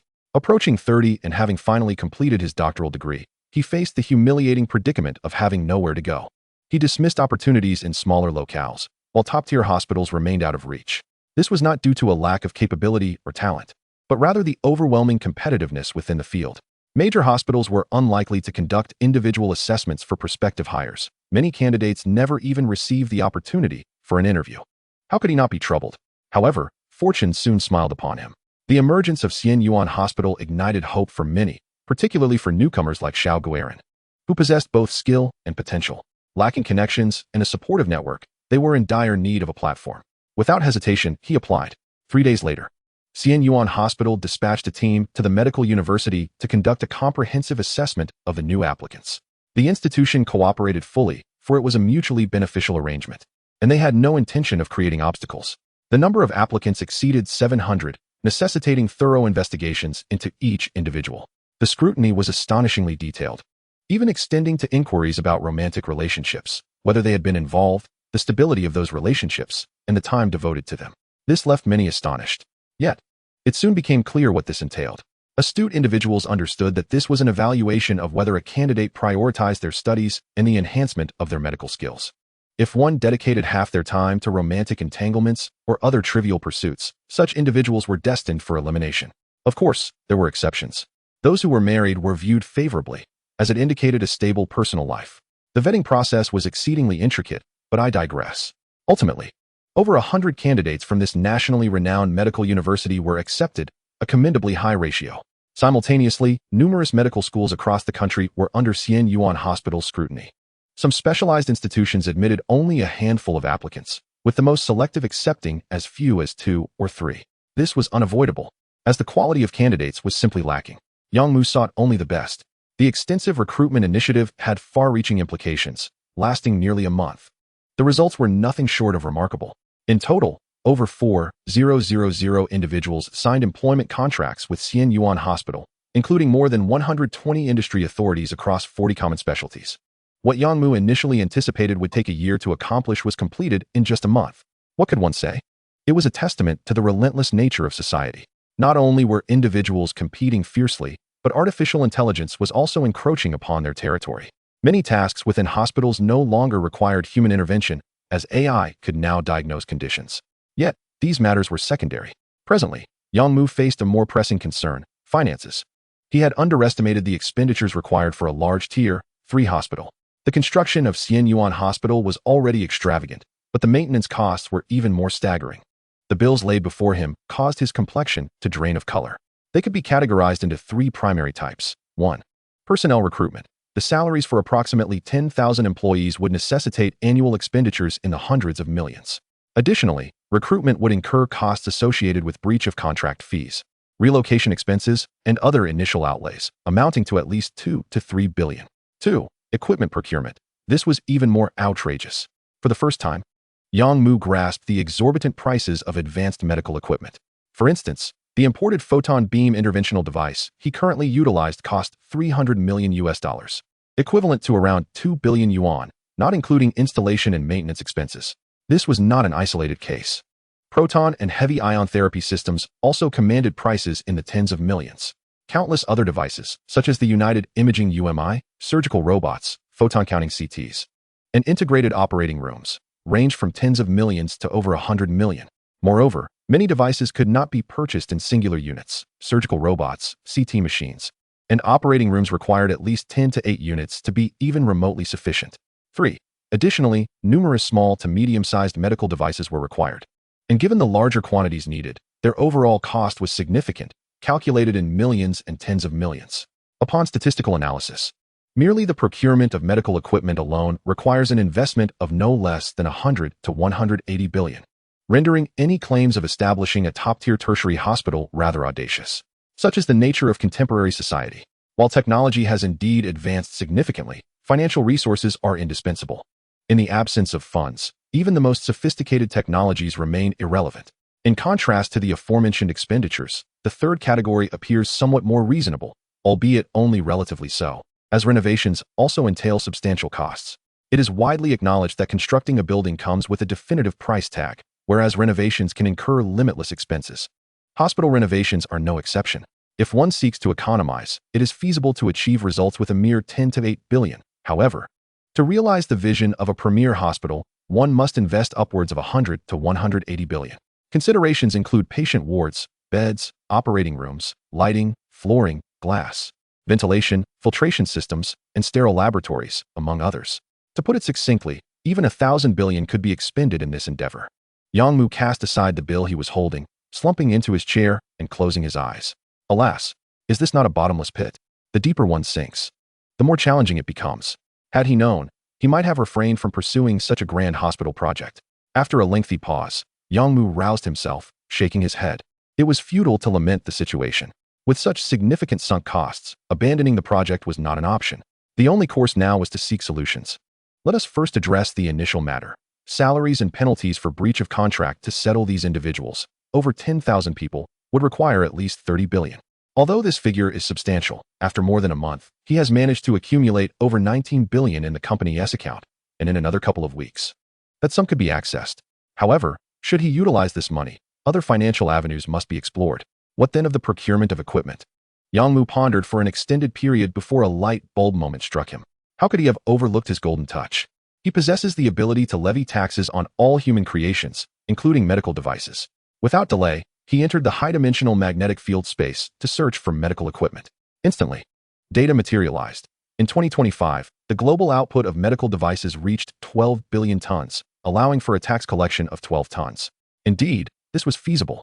Yet, he found it hard to believe such a quantity could exist. Subsequently, Yang Mu comprehended that his golden touch encompassed everything related to medical devices, including small, disposable medical supplies, and so forth. Otherwise, the output of medium to large medical devices would likely not exceed 1 billion tons annually. This revelation was quite comforting.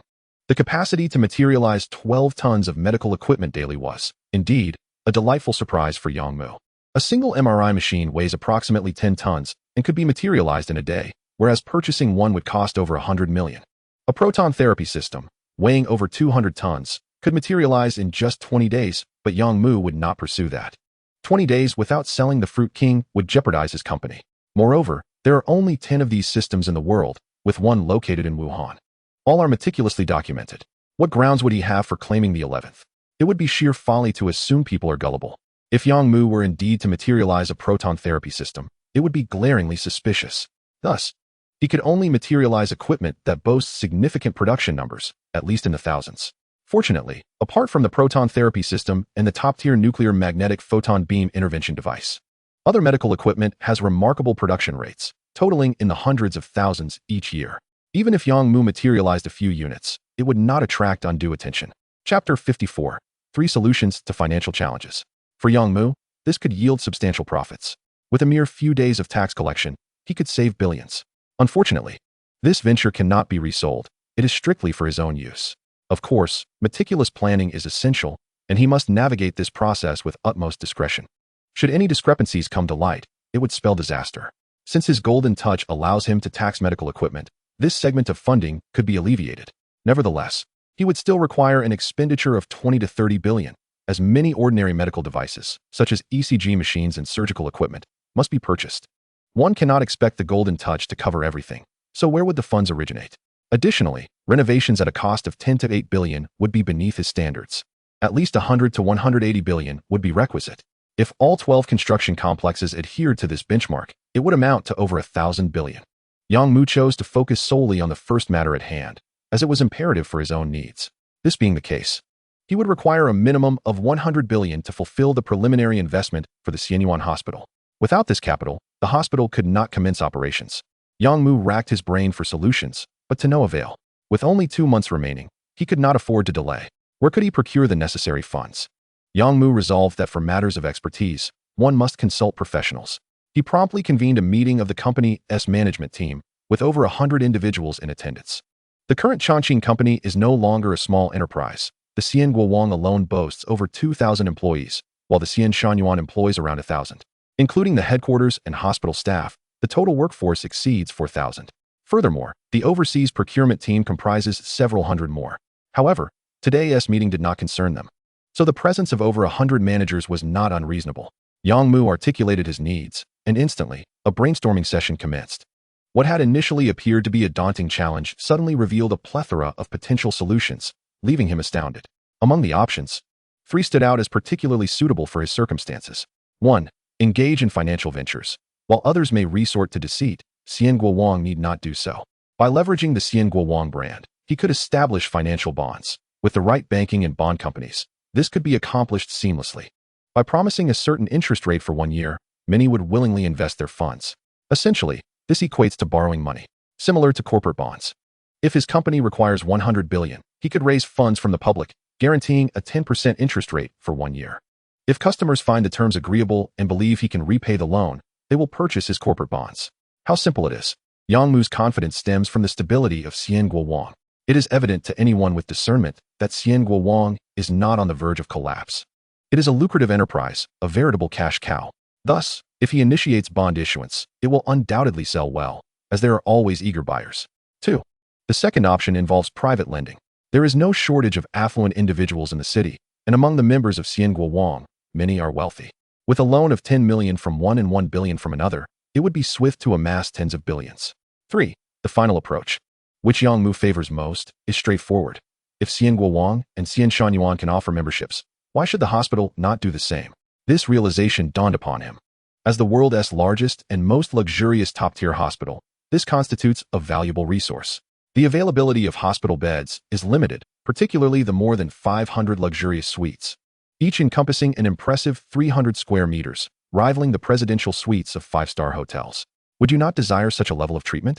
Under ordinary circumstances, regardless of whether your net worth is in the billions or hundreds of billions, you would find yourself sidelined. Which hospital would provide you with such extravagant accommodations? At most, you might be offered a suite. High-end wellness facilities already represent the pinnacle of care. However, the affluent are often unwilling to settle for less. If Yang Mu were to establish a premium membership system for the hospital, offering a permanent bed for a substantial fee, allowing your entire family to access it at any time, would you consider it? Furthermore, the promise of immediate access to equipment, doctors, blood, medications, and more for any ailment, regardless of urgency, without queues or waiting, is what truly matters. This is a matter of life itself. You would be investing in a pathway to survival for yourself and your family. Undoubtedly, this is a genuine top-tier resource, not something the average individual can experience. Is 10 million too much to ask? Moreover, this 10 million is not an expense, but merely a deposit. By depositing this sum into the hospital, you would secure a permanent luxurious suite. If unused, a daily fee of 3,000 yuan would be deducted to preserve your reservation. Should you require it, charges would be applied at standard medical rates. Just think of the value. The more Yang Mu contemplated it, the more suitable it seemed. Thus, after discussions, All three proposed plans were approved and would be initiated simultaneously. After all, Yang Mu was no longer fearful of debt. He would borrow as much as necessary. The company established three new departments: 1. Financial Bond Department, 2. Fund Management Department, and 3. Premium Membership Department. The Financial Bond Department would work on initiating corporate bonds, a task that would be quite complex and would require time, certainly more than a couple of months. The Fund Management Department, akin to a private lending institution, operated in a gray area, but as long as repayments were made, it would not be considered illegal fundraising. Given Yang Mu's current stature, the authorities would likely turn a blind eye. Of course, this was contingent upon utilizing the funds judiciously. If billions were raised only to be relocated overseas or spent on real estate, vehicles, stocks, or futures, one could only imagine the scrutiny that would follow. The Premium Membership Department would focus on individually approaching wealthy individuals, elucidating the benefits and privileges of the Xianyuan Hospital membership, enticing them to be the first to invest in this permanent suite. The hospital's premium membership was categorized into 3 tiers. 1. The basic tier, requiring a deposit of 1 million, granting access to a permanent standard room for the entire family, which could also be utilized by others when not in use, though priority would always be given to the member when needed. Medical equipment, surgical services, blood resources, and more would similarly be prioritized. 2. The intermediate tier, requiring a 5 million deposit, granting priority access to a luxurious suite under the same principles as the previous tier. 3. The final tier, requiring a 10 million deposit, ensuring permanent ownership of a luxurious suite, never to be used by another unless consented to by the member, with the additional privilege of selecting its location. From that point forward, this luxurious suite would belong to the member's family, albeit with a daily automatic deduction of 3,000 yuan, regardless of occupancy. This price, in reality, is not exorbitant, amounting to 100,000 per month or 1.2 million annually. The 10 million deposit could sustain you for 8 years. Chapter 55. The significance of Xianyuan Hospital. Simultaneously, the membership privileges of Xianyuan Hospital would also be applicable at Xianguowang and Xianshan. However, membership tiers would no longer be as straightforward as before.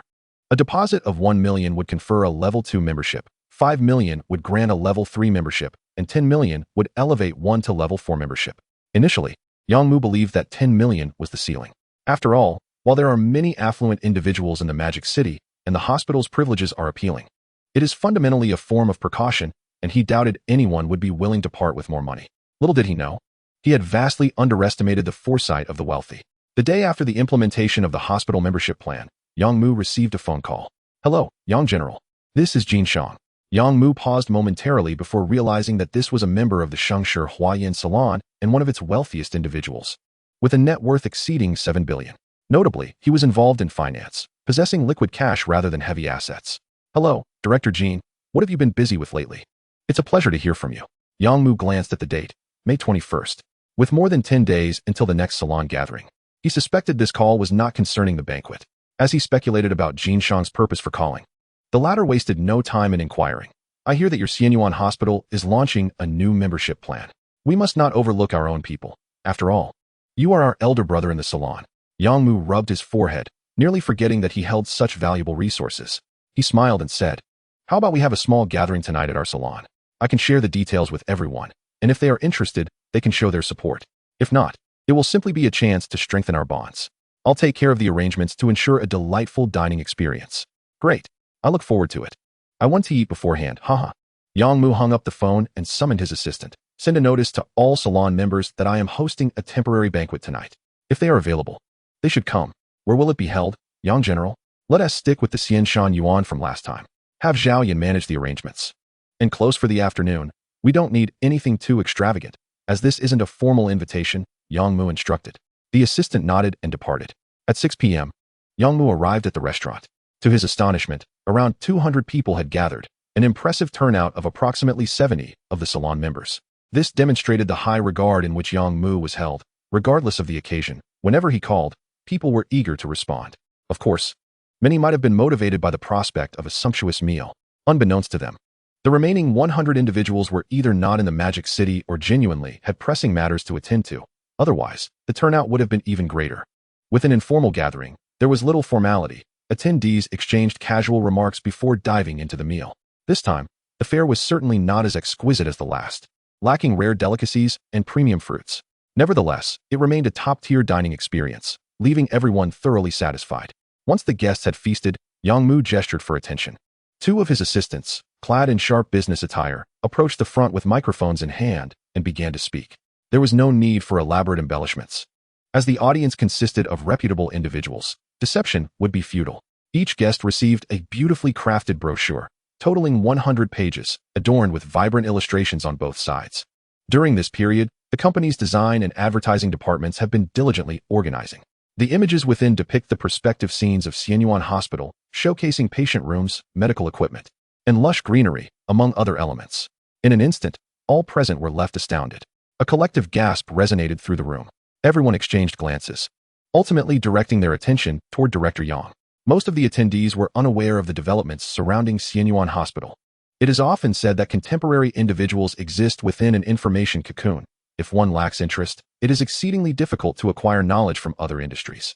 Thus, despite Xianyuan Hospital causing significant ripples within the medical sector, many had yet to even hear its name. Likely, only upon the hospital's opening would the general populace begin to grasp the situation. Even the affluent among them are no exception.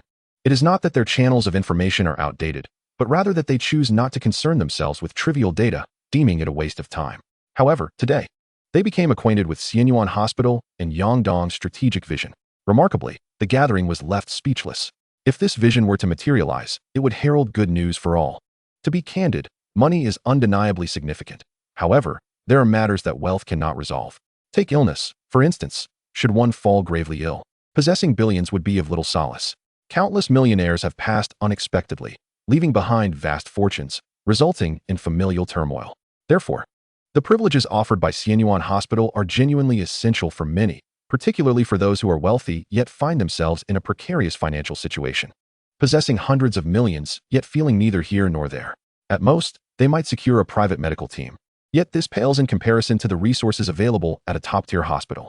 The thought of mingling with the general populace in a hospital setting is disconcerting, especially in patient rooms that, even in the hospital's VIP suites, are often outdated and quite ordinary, comparable to a budget hotel.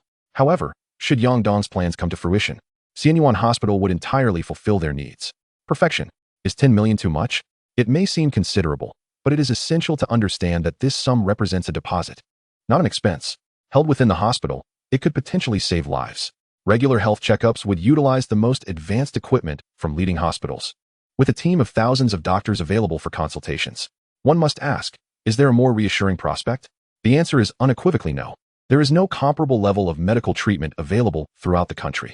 The luxurious patient rooms and state-of-the-art equipment aside, what is truly remarkable is the priority access to blood and organ transplants.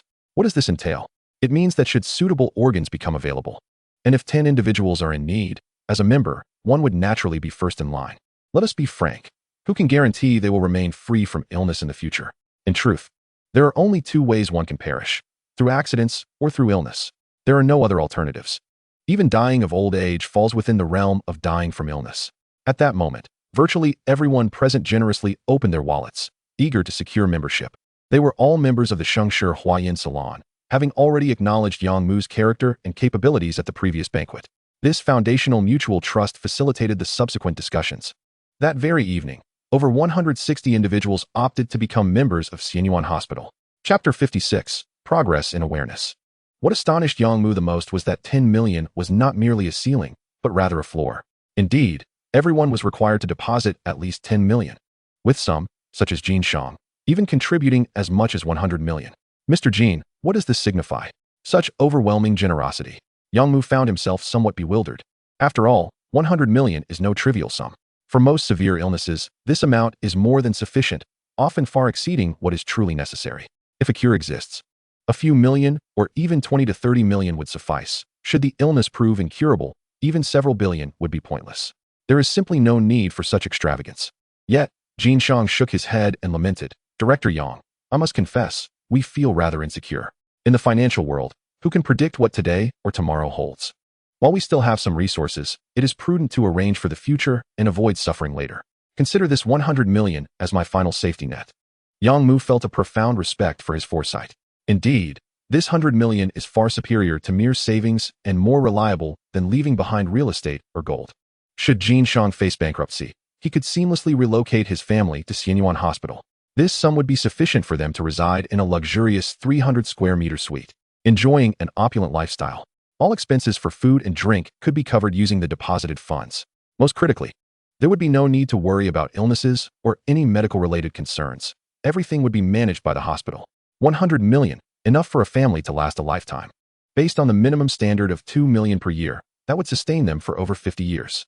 Even more remarkable is that the deposited funds are categorized as hospital expenses. This means that, regardless of debt issues or questionable funds, they would not fall under scrutiny. Thus, even if Jin Xiang were to owe 100 billion, he could still comfortably enjoy life within the hospital's confines. To be honest, Yang Mu had not anticipated that the benefits of hospital membership could be leveraged in such a manner. Was this not a safe haven? Consequently, he promptly instructed his assistant to make a note. Membership applications must be screened, barring those involved in dubious businesses or with unclear financial backgrounds from participation. Even if offered 10 billion, we would decline. He had no desire to attract trouble. Ultimately, this impromptu internal banquet concluded successfully, with Yang Mu amassing a total of 24 billion from hospital membership deposits. In response, Xianyuan Hospital designated 161 luxurious patient rooms. The prime locations were quickly claimed. Yang Mu did not view this unfavorably. Good resources should be allocated to those within his circle. After all, the Shengshi Huayan Salon was a community he had established. By fostering a collective interest, he could better maintain connections and relationships. With this in mind, Yang Mu had a sudden inspiration. Since they had established a membership system for the hospital, why not extend it further? He then instructed his assistant to present private equity loan opportunities to the attendees. He offered an interest rate of 12% per annum, which, in the realm of private lending, is not particularly high. Some rates can even exceed 30%. Given the risks associated with private loans, the returns must be substantial, or else few would dare to lend. However, Yang Mu could afford to offer a lower interest rate because he possessed the confidence stemming from the backing of Xianguo Wang and Xianshan Yuan. Not to mention the promising prospects of Xianyuan Hospital. With such a plethora of quality enterprises behind him, it could be said that the risks were virtually negligible. Unless the authorities sought to target Yang Mu, he had no reason to worry about repayment capabilities. Profits exceeding 100 billion per year are no laughing matter. No one fears he would be unable to repay his debts. Thus, an annual interest rate of 12% is indeed attractive. The highest legitimate financial institutions worldwide do not exceed 10%. Thus, all those present, eager to show their support, lent varying sums of money, from a modest million to several billion. Jin Xiang, in particular, generously contributed 500 million. Yang Mu expressed his heartfelt gratitude, exclaiming, "Brother, your support is truly appreciated." Jin Xiang, with a hint of implication, replied, "What we all wish for most, dear Yang, is your well-being." Yang Mu was taken aback. His ordinary mind finally grasped the reality. Indeed, everyone present was banking on his Xianyuan Hospital to secure their futures. If anything were to happen to you, Director Yang, it would bring tears to many. Hence, support was inevitable. In an instant, Yang Mu comprehended the essence of a community of shared interests. He understood the necessity of business alliances, the formation of circles, and how the collapse of a corporate group could ensnare countless companies and enterprises. Was this not the very essence of it? The chains of benefits intertwined, and no one wished for his downfall, as it would spell disaster for many. Even as Yang Mu's evergreen company began to show promise, such dynamics were already evident. One could only imagine the situation for those long-standing corporations and conglomerates, massive entities whose influence extended far beyond mere business dealings, encompassing countless networks of interests. Ultimately, the total borrowed amount reached 1.6 billion, which, when combined with the previous 2.4 billion, equaled a perfect 4 billion. In that moment, 40 of Yang Mu's deficit was filled, an impeccable resolution. On this day, he gained not just monetary resources, but also a profound elevation in understanding. He increasingly realized that an individual could not truly thrive in isolation. Even with a golden touch, it was the same. No matter how low his tax rate might eventually fall, enabling him to collect resources in the tens of thousands of tons all at once, what would it matter? Without power, without a network, and without a multitude of connections, would he dare to present such wealth? Could he liquidate it? Ultimately, the outcome would not be favorable. This realization, for Yang Mu, was his true treasure, invaluable and irreplaceable. For someone from humble beginnings, such insights were rare, as he lacked the opportunity and channels to acquire this knowledge. That evening, upon returning home, Yang Mu found himself awake late into the night, contemplating the future. His golden touch was indeed formidable, bizarre, and full of potential, yet it bore a significant flaw: his own safety. He possessed no capacity for resistance. Once targeted, defeat was inevitable. Regardless of his wealth or assets, it would all be for naught. Therefore, Before acquiring any capacity for self-defense, he must remain low-key and prudent, refraining from any ostentation or further expansion. The Xianguowang, Xianshan Yuan, and Xianyuan Hospital had already reached their limits, recognized by outsiders as such.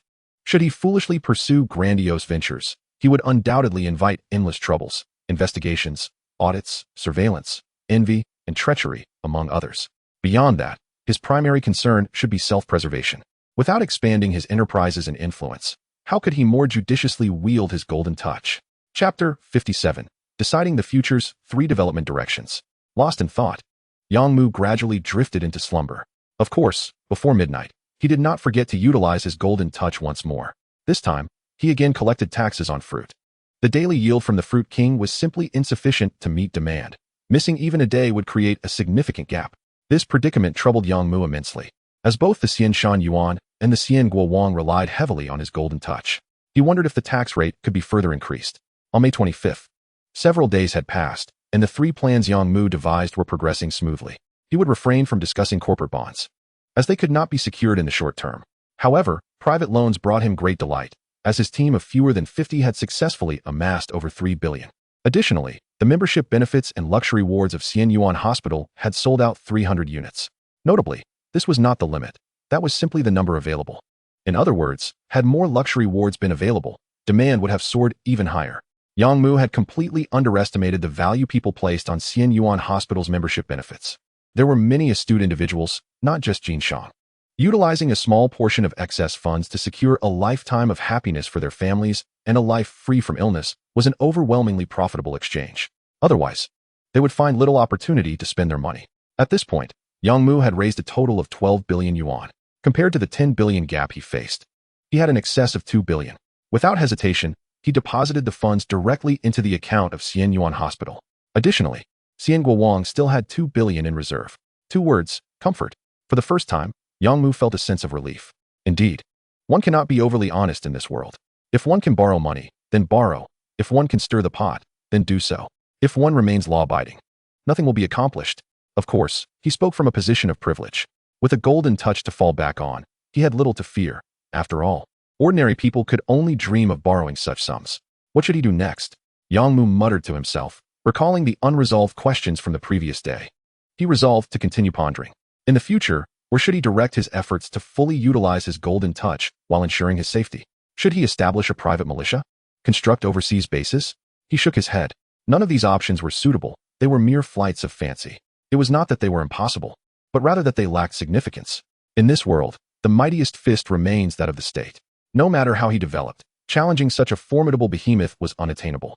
Even if he ventured abroad, the state apparatus remains impervious to monetary influence, unless he could secretly control a nation, which was evidently improbable.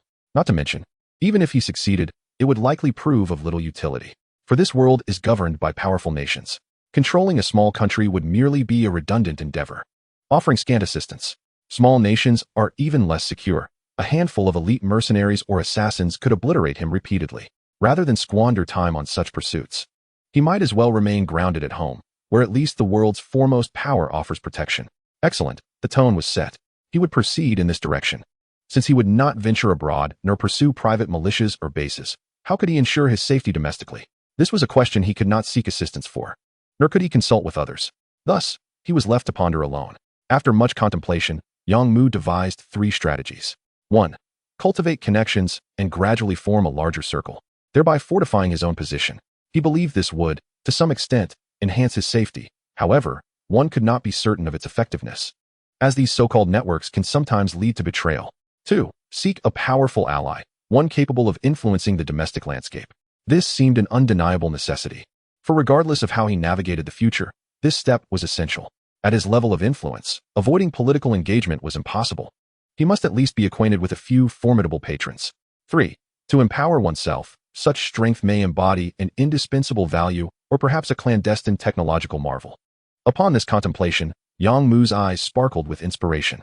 If he were to develop groundbreaking innovations akin to gene therapies or cancer vaccines, the assurance of safety would be undeniably substantial. Moreover, these research avenues precisely aligned with his aspirations. A decade of labor yielding a cancer treatment of impeccable quality and 2 decades devoted to the exploration of gene therapies would catalyze his ascendance. At that juncture, While traversing the globe might seem exaggerated, effectively disregarding the majority of threats would be well within his grasp. Indeed, this shall be the course of action. Yang Mu felt a wave of tranquility wash over him, his mind clear and unclouded. An unprecedented sense of exhilaration enveloped him.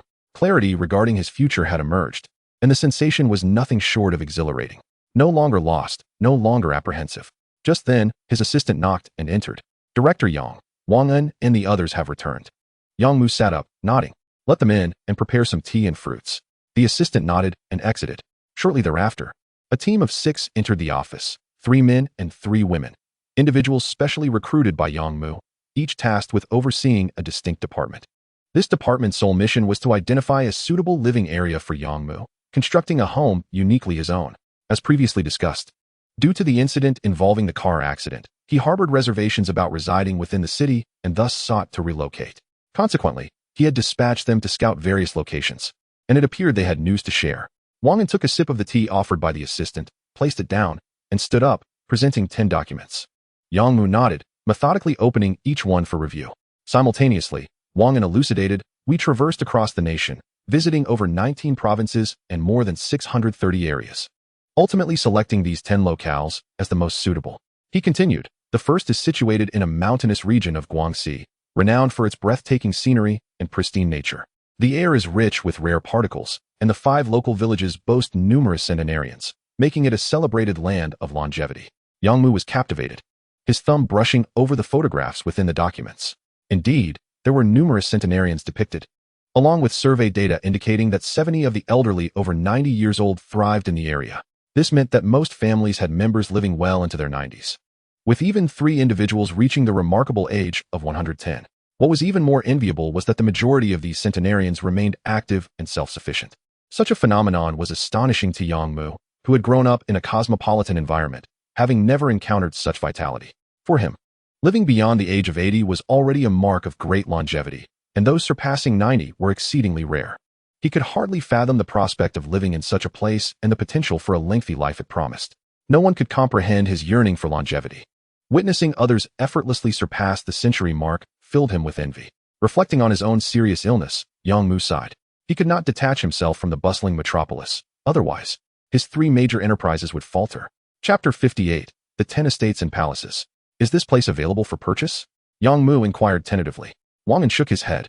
This area has been designated as a national nature reserve. Aside from the locals from the 5 villages, access for outsiders is heavily restricted, not to mention the possibility of acquisition or development. As anticipated, Yang Mu furrowed his brow. He had expected as much. Valuable resources and prime locations were seldom within reach. Since you've brought this to my attention, there must be a workaround, correct? Please elaborate. Yang Mu directed his gaze at Wang En. If there were no feasible solution, what purpose did it serve to employ them at such a high cost?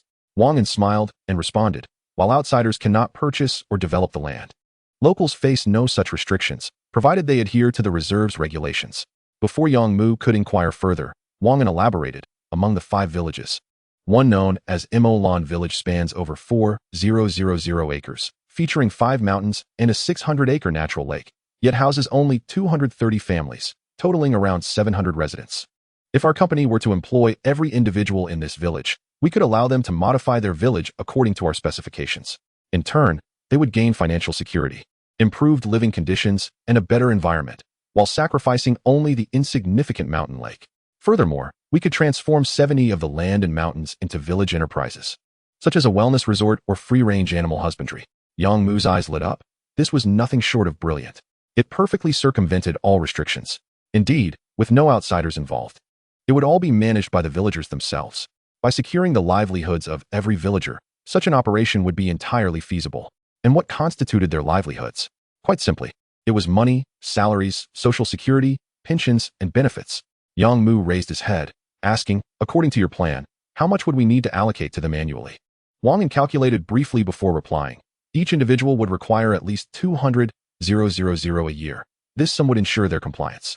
Leaning back, Yang Mu contemplated the figure, 1.5 billion annually. Was that excessive? Not at all. In fact, it was quite modest.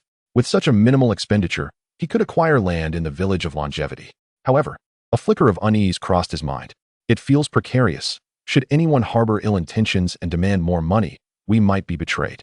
jeopardizing our substantial investment in the wellness facility and estate. Wang An maintained a subtle smile, coolly responding, "Our company possesses an international procurement department, does it not? Once arrangements are finalized, we can recruit some young individuals, allowing them to travel abroad for a taste of the world while working minimal hours for considerable pay. They would certainly relish the opportunity." Yang Mu was taken aback, gasping in realization. He finally understood the essence of a workplace elite. He comprehended why they were deemed talents, and why he had invested millions to recruit them. This intellect, this strategy, ordinary individuals could never compete. They would undoubtedly be outplayed. The notion of young people exploring the world was nothing short of a hostage situation. While I have no leverage over you domestically, how will you manage abroad?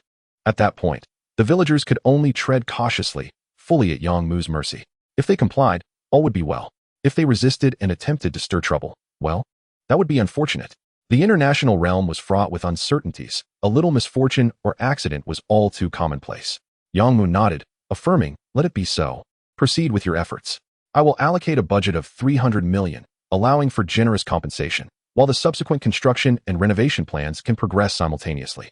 Wang An nodded, gesturing to the second document. "This location is near the metropolis, less than 40 kilometers from the warehouse, and is a nearly defunct tourist attraction, covering over 6,000 acres. With 16 mountains ranging from 300 to 600 meters in height, and featuring small streams and rivers, although it lacks a lake." Yang Mu examined the photographs. They were indeed stunning, the scenery exquisite, as befitting a tourist destination. Yet, he was curious as to why it faced closure. It did not take long for him to uncover the reason.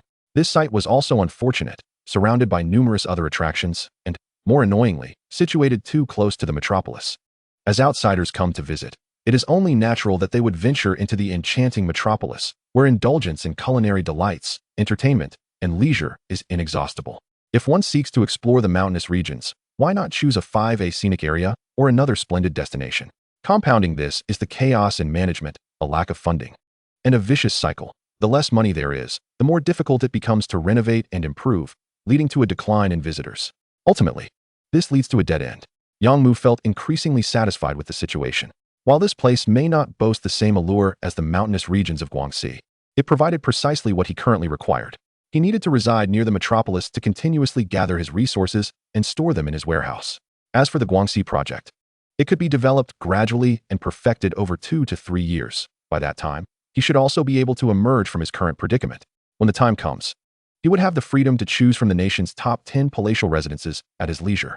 Subsequently, Wang An reported on the 10 selected locations. Yang Mu listened with great satisfaction. The site near the metropolis was primarily for work, while the other 9 were scattered across the country, 6 in the south and 3 in the north, all renowned for their longevity, teeming with centenarians. The environment was pristine, the air invigorating, and life fulfilling. Yang Mu intended to secure all of them, transforming each into a beautiful estate, his own palace to savor life as pleasures. He was quite serious about this. The other 9 could be developed at a leisurely pace, focusing on design, construction, and decoration to achieve excellence. However, the location near the metropolis needed to be expedited. He hoped to move in within 2 months. Wang An beamed with delight. The construction of these 10 palatial residences represented not only profit, but also power, fundamentally altering his status. He could very well become Yang Dong as chief steward. Managing these estates, he contemplated the vastness of his future prospects. "What limitations are there regarding the budget, Yang Dong?" he inquired. Yang Mu shook his head. "There are no restrictions. Feel free to unleash your creativity and simply present me with the design and construction plans when they are ready." With this assurance, Wang An and his team felt a wave of relief. Yang Mu's decisiveness was commendable. Without delay, they dispersed, eager to begin their tasks. Today had brought Yang Mu nothing but good news, elevating his spirits further. Rising, he approached the window and gazed at the distant sea, feeling a stirring within himself. Perhaps it was time for him to indulge, perhaps in the company of women, to satiate his desires. Now that he possessed everything he could wish for and was free of pressure, it was indeed the moment to contemplate such matters. After all, who among the youth does not appreciate beauty? Moreover, he needed to consider procreation sooner rather than later, as it was one of his objectives. Chapter 59, 10 Targets. I choose the mother for my children. Yet, Yang Mu understood that, given his circumstances, finding a suitable match might prove challenging. Families of power and influence would likely overlook him, a frail figure. Consequently, he could only seek out those from ordinary backgrounds, devoid of power and privilege, of course, excluding those with ulterior motives. Marrying a woman and begetting children would ensure that his offspring could inherit his vast enterprises, a delightful prospect indeed. For this reason, Yang Mu resolved that he must personally oversee the selection process, even doing so discreetly. Should he attract attention, it could lead to complications. Inviting danger into his life would spell disaster. On June 1st, it was once again time for the procedure involving the magnetic photon beam intervention. Fearing a repeat of the previous incident, he instructed Selena to implement comprehensive security measures. A convoy of over 100 personnel and more than 30 vehicles monitored the route, ensuring that no other vehicles could approach within 20 meters. Notably, after a month of expansion, Yang Mu's security team had grown to over 130 members, a third of whom were male, stationed at the periphery. Most were domestic recruits, with a few hired from abroad, an intentional choice by Yang Mu to mitigate risks. He feared being compromised. The foreign bodyguards were less concerned with domestic affairs, as their earnings supported families abroad, making them less susceptible to manipulation. Paradoxically, this gave Yang Mu a sense of security regarding them, at least for the time being, as he had no current grievances with foreign powers. Should animosities arise in the future, however, these foreign bodyguards might not remain trustworthy. Such is the reality. Loyalty was Yang Mu's paramount concern. He would gladly spend money to secure loyalty, willing to pay a fortune for unwavering allegiance, even to the extent of offering $1 billion for a guarantee of loyalty that could lead to sacrifice. This reflected his true sentiments. Alas, loyalty is an elusive quality, as exemplified by the bodyguard whose actions would ultimately define her fidelity. Thus, Yang Mu found himself in a position where trust was a rarity, relying instead on institutional measures to maintain balance. This was also why he sought to father children. Blood relations are, in many respects, the most unbreakable form of loyalty. Yet, this too is not absolute. It depends on the circumstances. At 11 a.m., Yang Mu emerged from the hospital, acutely aware that each magnetic photon beam intervention left him feeling increasingly drained. Although recovery would follow, he understood that this was an irreversible process. In a decade or so, the procedure would no longer be of help. In an instant, the lightness of his mood was replaced by a weight of concern. Upon returning to the company, he found 10 assistants awaiting him in the office, rising as he entered. Yang Mu nodded and gestured for them to sit. "Have you accomplished everything?" he inquired. One assistant nodded and presented a large stack of documents. Yang Mu accepted it and opened it, revealing hundreds of large photographs, each densely annotated with text. Upon closer inspection, he discovered that the images featured a myriad of beautiful women, youthful and vibrant, regal and elegant, exquisitely refined, and strikingly alluring, a veritable spectrum of beauty. Yang Dong. This is the information we have gathered. A total of over 700 individuals, all top-tier beauties from universities across the country, with an overall score exceeding 90. Furthermore, our investigations reveal that none of them have any romantic history. Yang Mu extracted a photograph, listening intently while nodding in approval. In fact, he had initiated this endeavor the previous month. The assistants had formed a dedicated department of more than 200 individuals, discreetly traversing the nation to scout for exceptional beauty. This operation was highly covert, with their work locations outside the metropolis. In this age of readily accessible information, time and effort were significantly conserved. Thus, within just a month, they managed to filter a selection of the nation's finest beauties, given the limited number of universities. With 200 individuals canvassing the country, it did not take long to gather information and conduct inquiries. With this, Yang Mu had secured first-hand accounts. "Very well, you may return to your tasks. This will be an ongoing endeavor, so do not become complacent," he instructed, waving his hand. The 10 assistants exchanged glances, their expressions revealing a newfound realization. How had they not noticed before just how enamored their boss was with beautiful women? Several hundred are simply insufficient. While she silently grumbled within, she dared not voice her thoughts. After all, they now occupy positions within the company's management, enjoying exceedingly generous benefits, and they could not afford to make even the slightest mistake. Naturally, there were those who aspired to recommend themselves, believing that being a campus belle or engaging in office romance could be enticing. They were not unattractive either. Unfortunately, Yang Mu genuinely did not consider those around him. He understood this principle well: work is work, and life is life. Blurring the lines between the two could lead to personal repercussions. The only possibility for these assistants would be if they ventured beyond the confines of the company. Of course, whether Yang Mu would find them appealing at that point was another matter entirely. The likelihood was rather slim. Yang Mu had a penchant for beauty, but he favored a deeper connection. Throughout the afternoon in the office, Yang Mu meticulously reviewed all the photographs, including their backgrounds and profiles. Ultimately, he selected 10 exceptional candidates. Each one was a true paragon of excellence: academic credentials, intelligence, beauty, emotional intelligence, physique, family background, and upbringing, all at the highest level. Their composite scores were all above 97, with 2 even achieving a flawless 100. How these scores were derived was a mystery to Yongmu. A dedicated professional team conducted the evaluations, relieving him of any need for doubt or concern. Since they dared to present such assessments, there must be sound reasoning behind it. These 10 were destined to bear his offspring. Yongmu clasped his hands together, firmly grasping the 10 photographs, and gently kissed each one. Chapter 60, by Giroir. A prestigious 985 university, female dormitory. Compared to an ordinary university, the living conditions here were significantly superior, with 4-person rooms, each equipped with independent wardrobes, computer desks, chairs, bookshelves, and more. Amenities such as air conditioning and washing machines were also plentiful. Many assert that education cannot alter one's fate, but that is merely a reflection of one's inadequate academic performance. In this era, the depreciation of academic credentials is astonishing. One must excel, reaching a certain threshold to effectuate change in their destiny. Take by Giroir, for instance. Since her middle school years, she has ceased to rely on her family's finances, consistently ranking first in her grade. Various universities actively sought her enrollment, offering not only tuition waivers, but also scholarships. In university, she even ranked among the top 10 in the province during the college entrance examination. Such an individual, even by merely following the established path, would undoubtedly achieve remarkable success in the future. As for those 985 graduates struggling to secure employment, to put it bluntly, they simply lack excellence. Relegated to the lower echelon of academia. Such a fate would never befall by Giroir. What constitutes talent? She epitomizes the very definition. Completing all university coursework in a year while simultaneously self-studying 2 additional subjects. She devoted all her time and energy to the pursuit of knowledge. Numerous professors have already considered her for early participation in research projects. If all goes well, by Giroir may very well attain her doctoral degree before the age of 25. Did you think that was the end? It is far from it. Wisdom and knowledge are merely one of her attributes. What truly captivates is her exquisite beauty.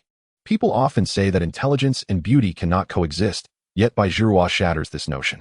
She possesses not only unparalleled beauty, but also a remarkable intellect and unwavering determination in her quest for knowledge. If one were to encapsulate her essence in 4 characters, it would be the destined daughter of heaven, a favored child of fortune, a masterpiece crafted by Nuwa. Strangely enough, with such perfection, is there truly no one who covets her? Indeed, from a young age, by Giroir has attracted considerable attention. She has encountered temptations and the pressures of power, yet ultimately, they dissipated. The reason is straightforward. Her own background is extraordinary. While the Bai family may not belong to the highest echelons of power, they are a distinguished military lineage, with 4 generations of service. Though the highest rank attained is merely colonel, it suffices to protect a young girl. Perhaps it is this familial atmosphere that has forged by Giroir's resolute character. Giroir, it seems your proposed research project has been rejected again. A girl remarked as by Giroir entered the room. By Giroir, clutching a stack of books, nodded expressionlessly. She settled at her computer desk, engulfed in frustration. Her studies encompassed biology, chemistry, and mathematics, fields that heavily rely on research and experimentation. However, the school's funding is limited. As a young woman, even if the professors held her in high regard, they could not afford to sacrifice their own interests.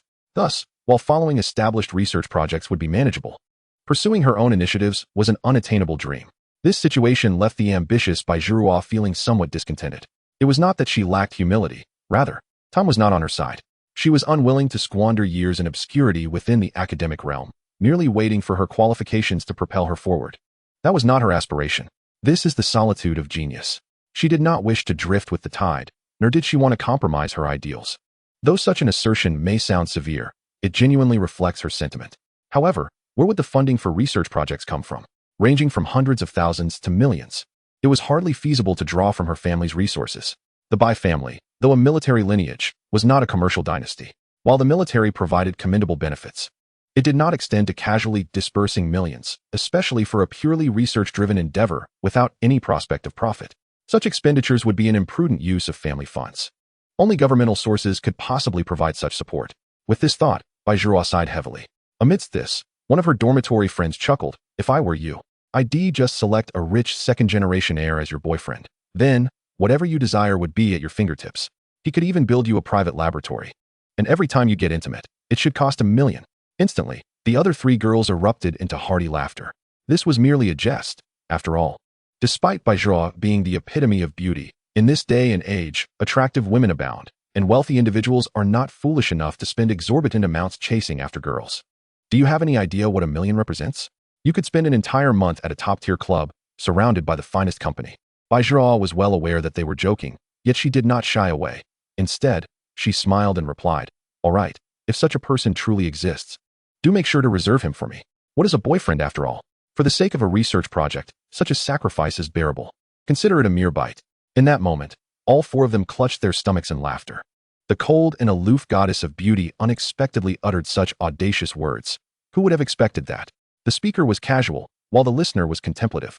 One of the girls sighed internally. "You know, it's possible that this could actually happen." Lin Yuexian recalled the 100,000 yuan that had been presented to her a few days prior. That was the initial payment, the price of the transaction, merely for information regarding Bajra. From that day forward, she had kept a close watch on her previously average roommate. Every moment was reported back. Within 3 days, the second payment arrived, 200,000 yuan. Do you understand what this figure signifies? Even for a 985 university graduate like her, earning such an amount within a year would be exceedingly difficult. This is not self-deprecation. It is simply the reality. Times are tough. Thus, she could assert with certainty that Bajra was on the verge of taking flight. Although the motives of the individuals behind this scheme remain elusive, speculation is unnecessary. What else could they desire other than to target Bajra? The mere thought of Bajra potentially marrying into a wealthy family ignites a pang of envy within the girl. Her beauty undoubtedly affords her certain advantages, and it is likely that she will soon inhabit a world far removed from their own. Aware of this reality, she finds herself speaking to Bajra with an air of caution, which piques Bajra's curiosity. That evening, Lin Yuexian nestled under her blankets, meticulously reporting her observations. She detailed Bajra's daily encounters, conversations, and even the books she had perused, leaving no stone unturned. Initially, she believed her task to be complete, but to her astonishment, a message arrived in response. Today's intelligence is highly valuable. A reward of 500,000 has been credited to your bank account.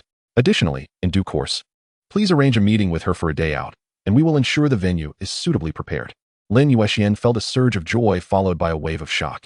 The prospect of 500,000 entering her account left her dizzy, while the realization that action was imminent sent tremors of anxiety through her. Chapter 61. A Woman's Subtle Schemes. Lin Yuexian felt a flutter of apprehension. Uncertain of what lay ahead, she grappled with her avarice for money yet remained reluctant to harm others. After much contemplation, she resolved that this matter could not remain hidden. She must confront it head-on. It must be acknowledged that those who gain admission to elite institutions possess a certain astuteness, coupled with decisiveness and analytical skills that ordinary individuals lack. Since trepidation gnawed at her, she decided to channel this unease elsewhere, ensuring that no blame would fall upon her shoulders. Thus, the following morning, Lin Yuexian deliberately followed Bajra closely. Along the way, she steered Bajra to a secluded corner and, hesitantly, divulged the situation. After absorbing the entirety of the story, Bajra's expression remained stoic for a moment before breaking into a smile. "Fear not. Let us observe what tricks they have up their sleeves. Take the money. It's theirs to squander. If they wish to play games, let them." Lin Yuexian felt a wave of relief wash over her. This was the reassurance she desperately needed. The fear of future repercussions dissipated. "So, how shall we approach the invitation?" she inquired. With a sardonic smile, Bajra replied, "Why not? Invite them to the most exclusive venues and bring along our dormitory sisters. We shall indulge to our heart's content. Anyone daring to set their sights on me is courting disaster." Lin Yuexian quipped, "But they may not be financially strained. We might not even make a dent in their pockets." Bajra paused, realizing the truth in her words. They had already spent 800,000 on intelligence fees. How much could they possibly consume? Suddenly, an idea struck her. "Isn't there a holiday coming up? Let us have them arrange a trip to the Magic City. It's not far, and the expenses there are exorbitantly high. We can relish every moment while teaching that individual a lesson about whom they can afford to offend." A smile crept across Bajra's face. Yet, Lin Yuexian felt a twinge of concern. "But going out of town, just the four of us girls, isn't that rather perilous? What are you worried about?" "I'll be there. We have connections in the Magic City. We have nothing to fear," Bajra assured her. Lin Yuexian nodded in acknowledgement. Well aware of Bajra's family background, the connections they had in the Magic City, particularly with law enforcement, made their safety a non-issue. Soon, the two embarked on their wicked scheme, searching for the most luxurious hotels, restaurants, and entertainment options in the Magic City. Although Bajra typically dedicated herself to her studies, being young and spirited, she found this new venture exhilarating. especially as an outlet for her recent frustrations. A brief escape for leisure, coupled with the opportunity to teach someone a lesson, was precisely what she needed. In the afternoon, Lin Yuexian messaged, "I've arranged for Baizhua. She wants to take advantage of the holiday to visit the Magic City for a couple of days. I had no choice but to agree. What do you think?" The reply came swiftly. "I'm already in the Magic City, which saves us the trouble of back and forth. I'll handle all the arrangements."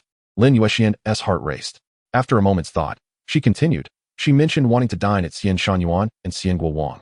They're quite popular online, but also exorbitantly priced. Does that seem appropriate? There was a brief pause on the other end, as if the recipient was weighing the options. Lin Yuexian's smile widened. Indeed, a local would be familiar with such extravagant establishments. What a fortunate coincidence. I'll make the arrangements. What do you mean by coincidence? Lin Yuexian questioned, puzzled, yet hesitant to pry further for fear of revealing too much. The person on the other end did not seem particularly astute, failing to grasp the subtext of her words. Do you not understand what I'm implying? Baizhua would never consider dining at Xian Shuanyuan and Xian Guowang alone. Why would I even mention such places? Lin Yuexian deliberately left an opening, hoping he would catch on to her subtle hints and realize her unreliability. In doing so, both parties could amicably part ways, each tacitly agreeing to avoid further entanglements. The 800,000 could simply be seen as her compensation for the effort. However, to her surprise, the other party appeared genuinely naive, completely oblivious to her insinuations.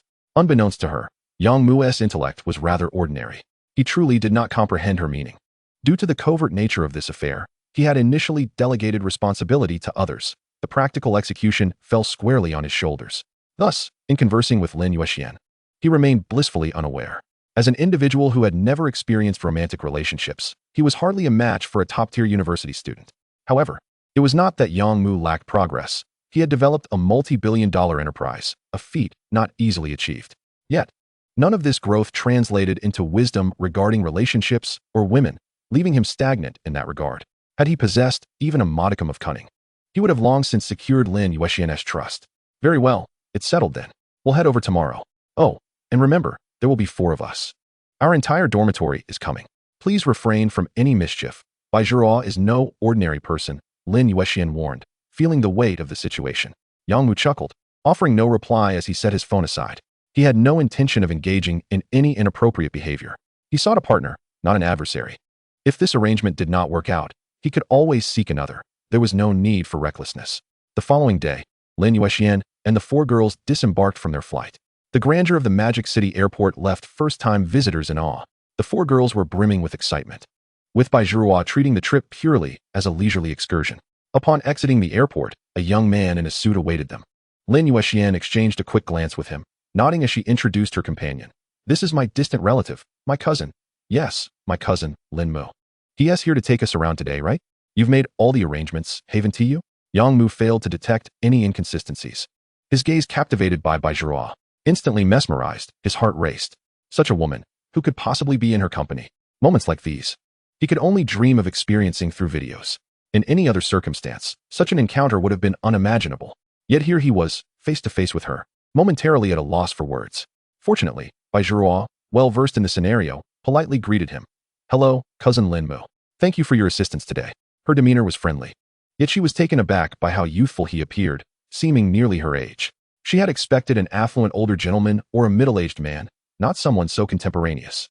Unexpectedly, he is a scion of a wealthy family. Why am I so certain of this? Just consider a young man in his early 20s. What gives him the audacity to spend lavishly in pursuit of a romantic interest? Surely, it must be the modest fortune inherited from his parents. Baizhua finds him decidedly unappealing. Nevertheless, out of respect for their shared youth, she decides to refrain from being overly harsh with him. Of course, a lesson must be imparted. Yang Mu regains his composure, embodying the demeanor of a seasoned player in the business arena of the metropolis. Having navigated its complexities for several months without losing his composure, he nods slightly and says, "Let us proceed. The vehicle awaits outside." As they exit, they are taken aback to discover that the man drives a rather ordinary sedan, rather than a luxury car worth millions.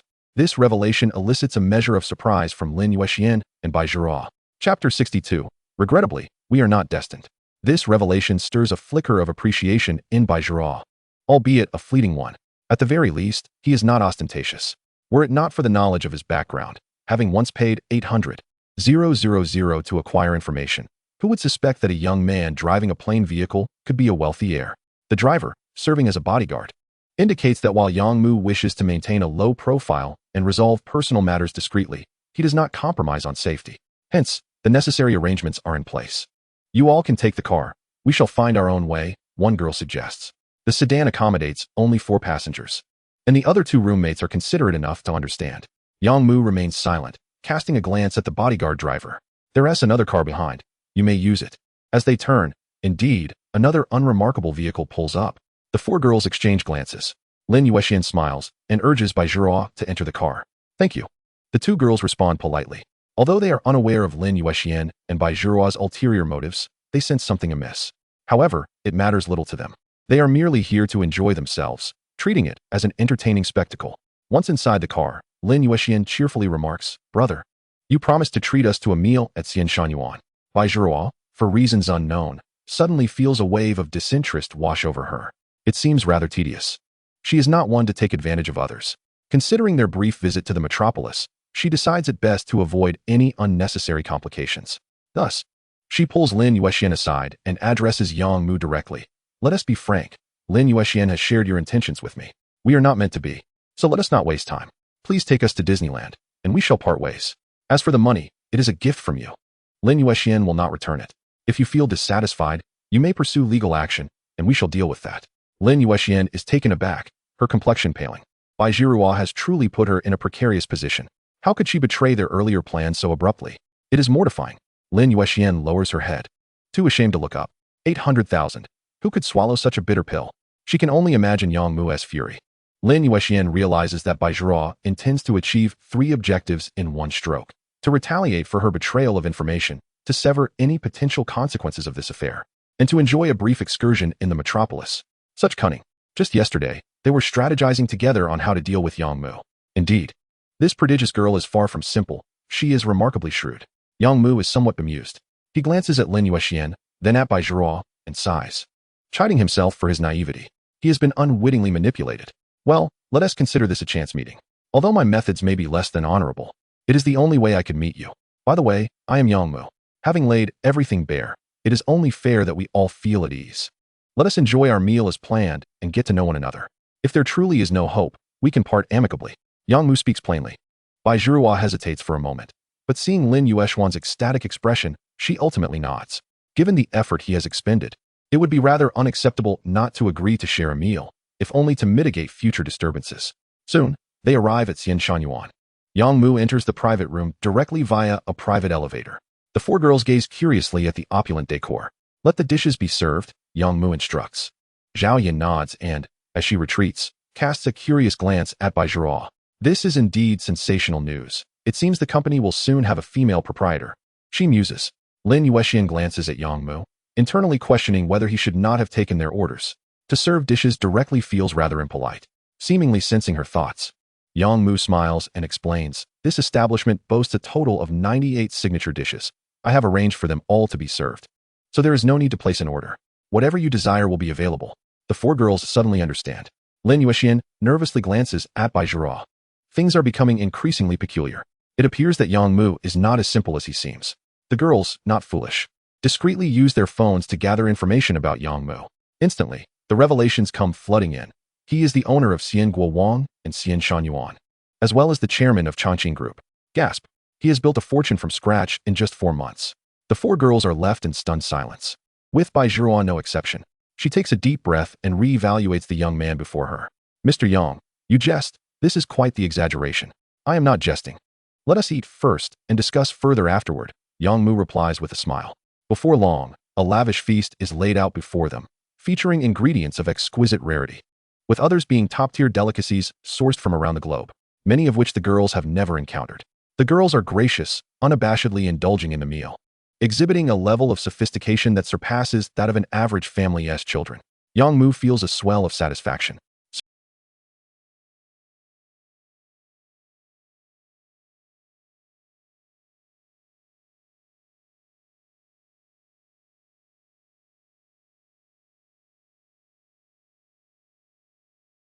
Moreover, Bai Zhihua is no ordinary individual. Yang Mu is surely aware of this.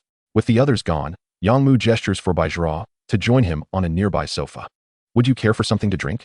He inquires. Bai Zhihua shakes her head and picks up a platter of fruit from the table. This will suffice. Can you tell me where these are sourced from? The flavor is exquisite. She engages him with curiosity. Ah, you wish to know? Well, when you become the mistress of the Yang family, you shall naturally come to know, Yang Mu replies with a grin. Bai Zhihua looks at him with no reservations as she sets down the fruit platter. To be frank, your conditions are sufficient, but your appearance is rather unremarkable. And your height does not meet my aesthetic or criteria for a partner. It is quite regrettable. Yang Mu purses his lips, feeling a twinge of displeasure. Yet he understands that she speaks her mind. For someone like Bai Zhihua, with her background, the possession of hundreds of billions or even thousands of billions holds little significance. She is unlikely to be swayed by such wealth. A comfortable life does not necessitate vast sums of money. Still, Yang Mu wishes to make an effort. I could invest 10 billion in establishing a private laboratory for you to conduct whatever research you desire. After all, aren't you studying biology? I could also create a zoo, acquiring rare animals from around the world just for you. Bai Zhihua covered her mouth, laughing so heartily that her whole body trembled with mirth. How do you interpret this? I study biology. What does it have to do with a zoo? Well, I appreciate your intentions, but this is truly not about money. Yang Mu was rendered speechless. His mind was utterly overwhelmed. He had no idea how to pursue a girl. It was entirely different from what he had previously imagined. He thought that simply pouring money into the situation would resolve everything. Who would have known it was far more complicated than that? Chapter 63. Bai Zhihua's phone call with her father. Yang Mu gazed at Bai Zhihua, contemplated for a moment, and then produced his trump card, 2 document envelopes. The girl, puzzled, accepted one and extracted its contents. Instantly, her expression sharpened. Your mother has a serious heart condition. The doctor has stated that it could fail at any moment. The only viable solution is a heart transplant, yet finding a perfectly matched organ is exceedingly difficult. It has been 2 years with no progress. Furthermore, your grandmother is in the late stages of kidney failure and is currently reliant on dialysis to survive. She may have less than 6 months left. Only a kidney transplant could offer a definitive cure. Yang Mu observed the girl's icy demeanor and solemnly stated, I mean no harm. I can resolve these issues, but it will require substantial manpower, resources, and finances. Bai Zhihua rose abruptly, turning to leave. This is my number. Think it over, and feel free to contact me. Yang Mu dialed his number on his phone. The girl felt the device vibrate, but did not even glance at it. Yang Mu watched her figure fade from view, a sense of melancholy enveloping him. The experience of failure was far from pleasant, leaving him with a profound sense of helplessness. His recent rise to prominence had inflated his ego considerably, only for him to come crashing down. In that moment, Yang Mu awakened to a harsh reality. In this country, money is not omnipotent. Many might wonder why he sought such a woman.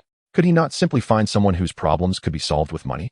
Little did they realize that Yang Mu was in search of a wife, not a mere plaything. To marry is to seek virtue. To take a concubine is to indulge in beauty. What he desired was a wise and capable partner, a lady of refinement endowed with intellect, resourcefulness, emotional intelligence, and poise. Otherwise, he would not have expended such effort scouring the nation's universities. There are countless beautiful women in live broadcasts, clubs, and the entertainment industry. To put it plainly, he sought a paragon of femininity, not just a physical shell. And yet, women of such caliber are rarely uncomplicated. If one could simply resolve matters with a bit of money, they would cease to be perfect. Thus, Yang Mu was mentally prepared for Bai Zhihua's circumstances. As for the heart and kidney, fortuitously, his extraordinary ability encompassed these needs. What can humanity generate? Without a doubt, it includes cadavers. According to last year's statistics, the global death toll reached 1 billion. Yang Mu could materialize all the organs of a single individual at once. Even more impressive, he could select the exact matching criteria. This meant that if someone required a heart transplant, he could conjure a heart with a perfect match from his extraordinary ability. Truly remarkable. Of course, a single body contains not just a heart, but also kidneys, corneas, and more. This revelation was undoubtedly advantageous for Yang Mu. While these resources may not yield vast sums of money, they could bestow unimaginable status and benefits. He could envision the countless powerful individuals around the world eagerly awaiting their own organ transplants, and he alone could save their lives. So one might ask, is this merely a financial matter? Bai Zhihua felt agitated, her desire for amusement extinguished. She exited the building, trailed by 3 girls who dared not utter a word. The earlier scene had indeed frightened them. Are we still going to Disneyland? Lin Yuexian inquired cautiously. You all go ahead. I'm returning to the hotel, Bai Zhihua replied. Her mind a chaotic whirl, and immediately hailed a taxi. Lin Yuexian and the others exchanged glances, uncertain of their next move. At that moment, the driver who had picked them up approached. Mr. Yang has instructed me to take you all out. Since it was promised, we must not go back on our word. Please, get in. Lin Yuexian nodded with a smile. Upon reaching the hotel, to her astonishment, their originally booked standard suite had been upgraded to the presidential suite. Her temper flared. She was irked. Do I care about your few tens of thousands? Yet ultimately, she accepted the kind gesture. As her luggage and that of her roommate had already been transferred there, it would be impractical to go back and forth. Entering the presidential suite, she was met with a breathtaking sight. She had never experienced such luxury and felt an indescribable emotion, a sensation she could not quite articulate. Spanning over 200 square meters, it boasted 2 bedrooms, and the living room sofa could comfortably accommodate 7 people. The opulence of the decor was unmistakable. These wealthy individuals certainly know how to indulge. The girl remarked with a hint of sarcasm. Picking up the phone, she contemplated and dialed her father's number. Hello, what brings you to call home today? A deep voice greeted her. Bai Zhiruo found a comfortable position on the sofa, gazing out at the sky. Dad, how is Mom doing? Not well. Her complexion remains a troubling shade of purple, and she frequently experiences pain in her heart. The doctors have no solutions. We can only endure. As she could falter at any moment, her father sighed. Bai Zhiruo's grip on the phone tightened gradually. Have they still not found a matching heart? It's been years. Her father shook his head. It's difficult to find. It's a matter of luck. Some wait over a decade, only to die before receiving a match, while others are matched within months. It's fate. Focus on your studies at school and don't worry about home. Bai Zhiruo pressed further. What about Grandma? Is she still the same? Her father, slightly taken aback, paused before responding. You're acting strangely today. If something is bothering you, just tell me. There's no need to conceal anything. Bai Zhiruo had no intention of hiding anything. She relayed the situation. Instantly, her father's fury erupted. She could almost feel the heat of his anger, as if it could traverse the distance between them through the phone line. Yet, after a deep breath, he calmed himself and said, You need not concern yourself with this. I will look into it. Bai Zhiruo hung up the phone. In truth, if Yang Mu could indeed accomplish what he claimed, she would not mind with whom she spent her life. The reason she had not agreed on the spot was purely out of caution. Such matters were not hers to decide alone. Even if negotiations were to take place, it would be her family's responsibility. This was not a television drama where a girl sacrifices herself to save her family. That notion was laughable. The reality was that if such a situation were to arise, it would undoubtedly entail a marriage between 2 families, coupled with an exchange of interests. If the Yang and Bai families were to unite, it would be far more than a simple marriage. The source of the organs would also need to be thoroughly investigated. Otherwise, it could lead to significant trouble. This is not to say that the lives of family members are unimportant. But there are many things that hold greater significance than human life, such as family honor and alliances, which could be jeopardized by reckless actions. At that point, the Bai family might prefer to sacrifice a few members rather than risk their collective standing. Do not be surprised or deem it heartless. This is merely the nature of politics. Bai Zhiruo's mind raced with recollections of their earlier conversation, analyzing Yang Mu's every aspect. She arrived at 2 conclusions. 1. Naive. 2. Ignorant. Chapter 64, Private Image Studio, Yi Qingyu. It is indeed perplexing. How can such a person possess a fortune of several hundred billion? Is money now so effortlessly acquired? Bai Zhiruo could only express her exasperation. She opened the computer in her hotel room, tirelessly searching for every piece of information related to Yang Mu. Under the auspices of the Chongqing Group, one enterprise stood out, Xianyuan Hospital.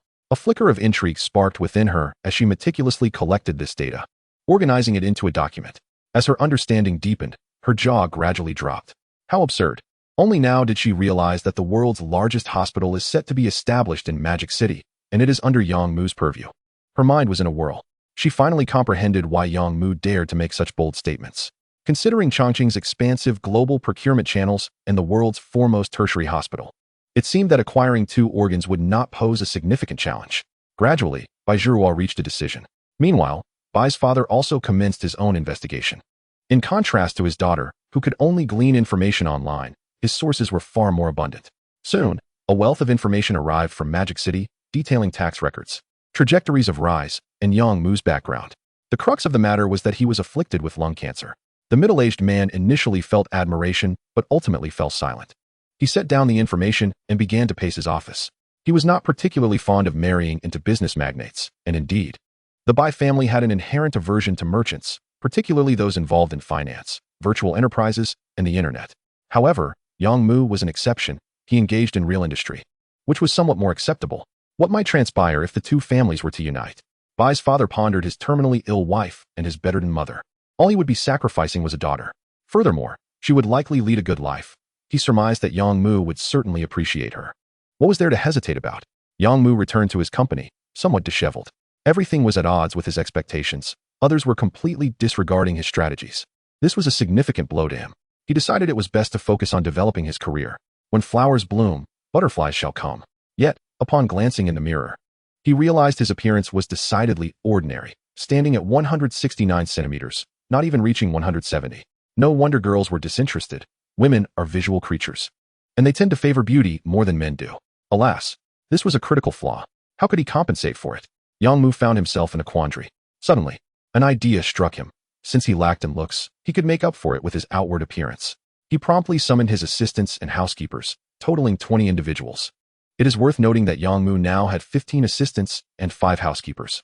The assistants managed the affairs of the group, while the housekeepers took care of his personal life and security, among other responsibilities.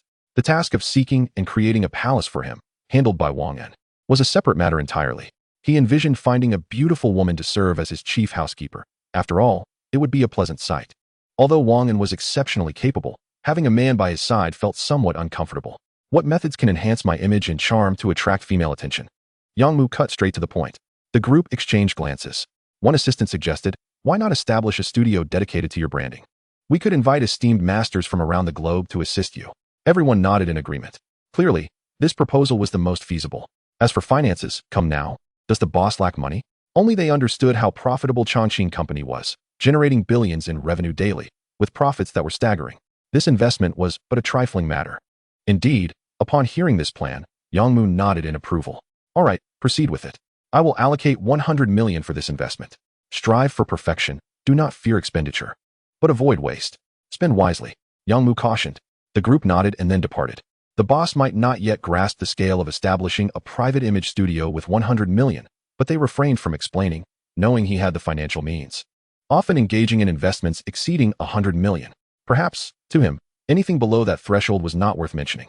Watching the group leave, Yang Mu sighed in relief and took up his phone, perusing the profiles of others. If Bai Zhuo was not suitable, he would move on to the next option. He had many alternatives at his disposal. Another girl, rated a perfect score, was named Yi Qingyu. Compared to Bai Zhuo, she aligned more closely with Yang Mu's aesthetic, especially with her youthful and vibrant aura. The reason he initially chose Bai Zhuo was not that she was the best, but rather because he had first encountered Lin Yuexian. However, reaching out to Yi Qingyu would prove challenging, as she attended a prestigious university with stringent regulations, bearing a national defense nature. Thus, conventional methods of contact would likely lead to trouble. Espionage was no light matter.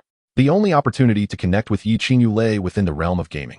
Indeed, Yang Mu could hardly fathom that such a perfect girl was an avid gamer, particularly fond of Honor of Kings. Unfortunately, her online presence was unpredictable. Yang Mu had logged on numerous times, waiting indefinitely, but to no avail. To secure her friendship, Yang Mu spent a considerable sum to procure a gaming account through a certain channel. Today, he logged in once more, ready to wait. Suddenly, a name lit up, Qinghua Qingqing Little Milk Cat. Yang Mu smiled and immediately sent an invitation. On the other end, she seemed to instinctively click accept. Before they could exchange words, the game commenced. Yi Qingyu was bewildered, wondering, who are you? I have no recollection. After much contemplation, she could not recall when this friend had been added. Ah well, playing with anyone is still playing, she thought, and thus, the two embarked on a delightful duo queue. Yang Mu, of course, was familiar with the game but not exceptionally skilled. Despite Yi Qingyu's username suggesting she was a cute little cat, she favored a more aggressive jungle role. To accommodate her, Yang Mu opted for support, following her lead throughout the game. He trailed her like a shadow. In no time, their 3 teammates lamented in unison, I detest shadows. Enough already. Why did I end up with such a teammate? This is utterly frustrating. Such remarks made Yi Qingyu feel somewhat embarrassed. She quickly typed in voice chat, you're the support. Help the others too. Don't just stick with me. Yang Mu was rather displeased. What gives you the right to expect my assistance? Truly, you are deluded. He chose to ignore their complaints. At the same time, he summoned his assistant, who in the company excels at Honor of Kings. Bring 3 of them here quickly, within 15 minutes. The assistant, taken aback, thought this request was rather absurd. Chapter 65, Progress in Relationships, by Family Invitation. Yet, not daring to be negligent, he swiftly returned to his workstation. Opening the company-wide group chat, he issued a pinned announcement to thousands of employees. In an instant, everyone was left astounded. This cannot be true. A group of such seriousness has actually summoned 3 individuals who merely play games. After a prolonged silence, No one dared to utter a word until the assistant clarified that it was the boss's request. Instantly, the atmosphere ignited. I have achieved 190 stars in the King of Glory. Without exaggeration, my peak score is 6,000 points. Have you ever encountered a mage in the 160 ranks? Indeed. That would be me. The second son Shangxiang of Magic City requests to battle. Goodness, the company is truly teeming with talent. The assistant quickly compiled a list of everyone. Ultimately, 10 individuals were selected, all possessing extraordinary technical prowess at the level of a street king. However, narrowing it down to 3 proved to be quite the challenge. Without further ado, I made my way to the office. Yang Mu was deeply engrossed in his game. On the verge of being pushed to the crystal, his mood soured. After a glance, he stated, "Have them add me as a friend. Whoever can join the room later may play. But be prepared with an account boasting 10 stars in the king rank. If not, figure something out." The assistant promptly sent out notifications via phone. 3 minutes later, the crystal shattered. Yang Mu's face turned ashen. Observing the enchanting figure of a little cat in the game, a twinge of helplessness washed over him, leaving him quite uncomfortable. The first time playing games with a girl, and this was the outcome. Alas, how hasty it was. Had he known, he would have waited, ensuring everything was in place before inviting her to join. He wondered if, after losing this match, she would still be willing to play with him. Steeling himself, Yang Mu continued to extend the invitation. This time, it was a 5-player room. To his delight, Yi Qingyu accepted the invitation. Splendid. Instantly, 3 company employees entered the room. The 5 commenced their game. The 3 employees tacitly assumed the role of support, diligently engaging in a 3 versus 5 battle. Meanwhile, Yang Mu took his role as a support very seriously, closely following behind Yi Qingyu. The girl shyly glanced at the other 3 teammates, only to discover that, unlike the previous match, the others uttered not a single word. Ah, she must be his friend. That is quite comforting. Unsurprisingly, they achieved an extraordinary victory this match. The 3 employees were remarkably considerate, ensuring any kills were promptly delivered to Yang Mu and Ye's mouths. This drove the opposing team to the brink of collapse. Were they out of their minds? The support consistently trailed the jungler, while the other 3 lanes frantically fed kills to support. Such a sight was unprecedented. Yet, one must admit, this style of play was quite enjoyable. Yi Qingyu felt no oddity at all, reveling in the game. After 5 consecutive victories, as the 2-hour mark approached, Yi Qingyu typed in voice chat, "I'm logging off. You all can continue." And then, there was nothing more. Her name turned gray. Yang Mu was left speechless. Was that it? 2 hours spent accompanying her in the game, and it was over. Yet, he found himself at a loss for what to do. Having gone through the experience with Bai Zhihua, he had become increasingly cautious, even a bit fearful, unsure of what to say or do. His only action was to cling tightly to her presence. Alas, how pitiful. Yang Mu raked his fingers through his hair in frustration. Forget it, he thought. He would simply follow his own path, and let things unfold naturally. In the following 3 days, Yi Qingyu found it rather peculiar. Every time she logged on, that person would immediately invite her to play. Then, there he was, constantly trailing her, like a conjoined twin. Gradually, her curiosity was piqued. Why don't you play something else? Always being support must be rather dull. Yang Mu's heart leapt with joy. This was the first time she had initiated a conversation with him. It's fine, I'm content just following you. Support is support. Yi Qingyu arched an eyebrow in suspicion. Do you know me? Otherwise, it doesn't make sense. Yang Mu thought for a moment before replying. I don't know you. I bought this account, and I have just a few friends, but your name is lovely, and I like it. This was the rationale he had pondered for quite some time. As for the truth, forget it. A man's mouth is a deceiving thing. Yi Qingyu smiled slightly, triumphantly stating, You think it's pretty too, huh? I have a little cat at home, but sadly, I can't bring it here. I miss it dearly. Aren't you at home? I'm at school. They have very strict rules, and bringing pets is out of the question. Soon, the two began to converse freely. As for the game, my apologies. With 3 support players around, a 3 versus 5 victory was ensured. During these 3 days, they had not lost a single match. Yi Qingyu felt quite at ease chatting with Yang Mu. It seemed this manner of interaction brought her comfort, resulting in many more topics of discussion about studies, classmates, and school life. From that day forth, their relationship progressed significantly, and Yang Mu was immensely satisfied. Another week passed. The two were practically inseparable in the game, always glued to one another. To be honest, Yi Qingyu had never anticipated revealing such a side of herself. Opening her heart to a stranger in conversation was an unexpected turn of events. This is the allure of the internet. It can effortlessly smooth over everything in reality, connecting hearts. It matters not for appearance, wealth, or age. The fascination with online romance lies precisely in this aspect.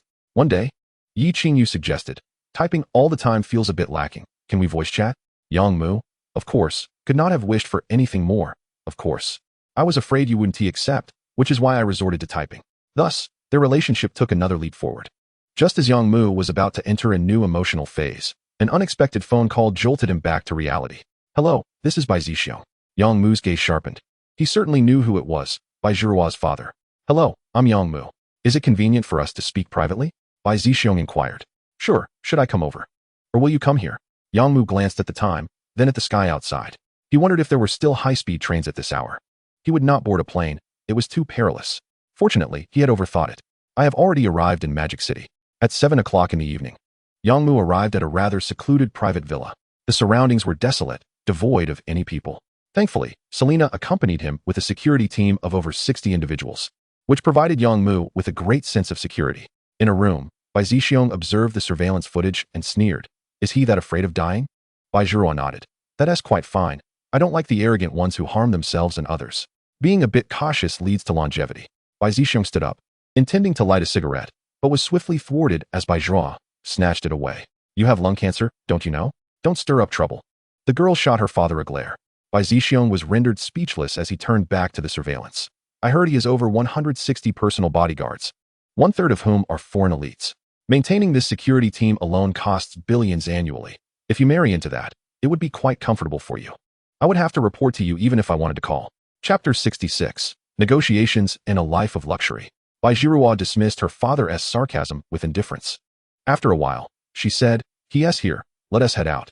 The father and daughter made their way to the villa's dining hall, while Yang Mu was escorted by an aide, with only Selena accompanying him. Upon their meeting, the atmosphere was decidedly peculiar. Yang Mu, feeling quite awkward, took the initiative to speak. Hello, Uncle Bai.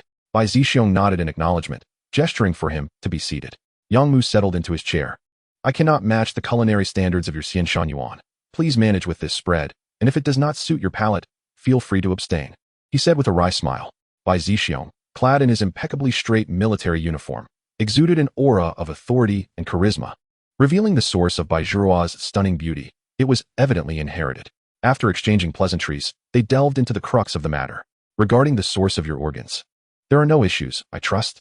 If there are, we shall consider this meeting null and void. Bai Zixiong's eyes gleamed with a lethal intensity, a presence only a soldier could possess. The weight of his gaze caused Yang Mu's legs to tremble slightly.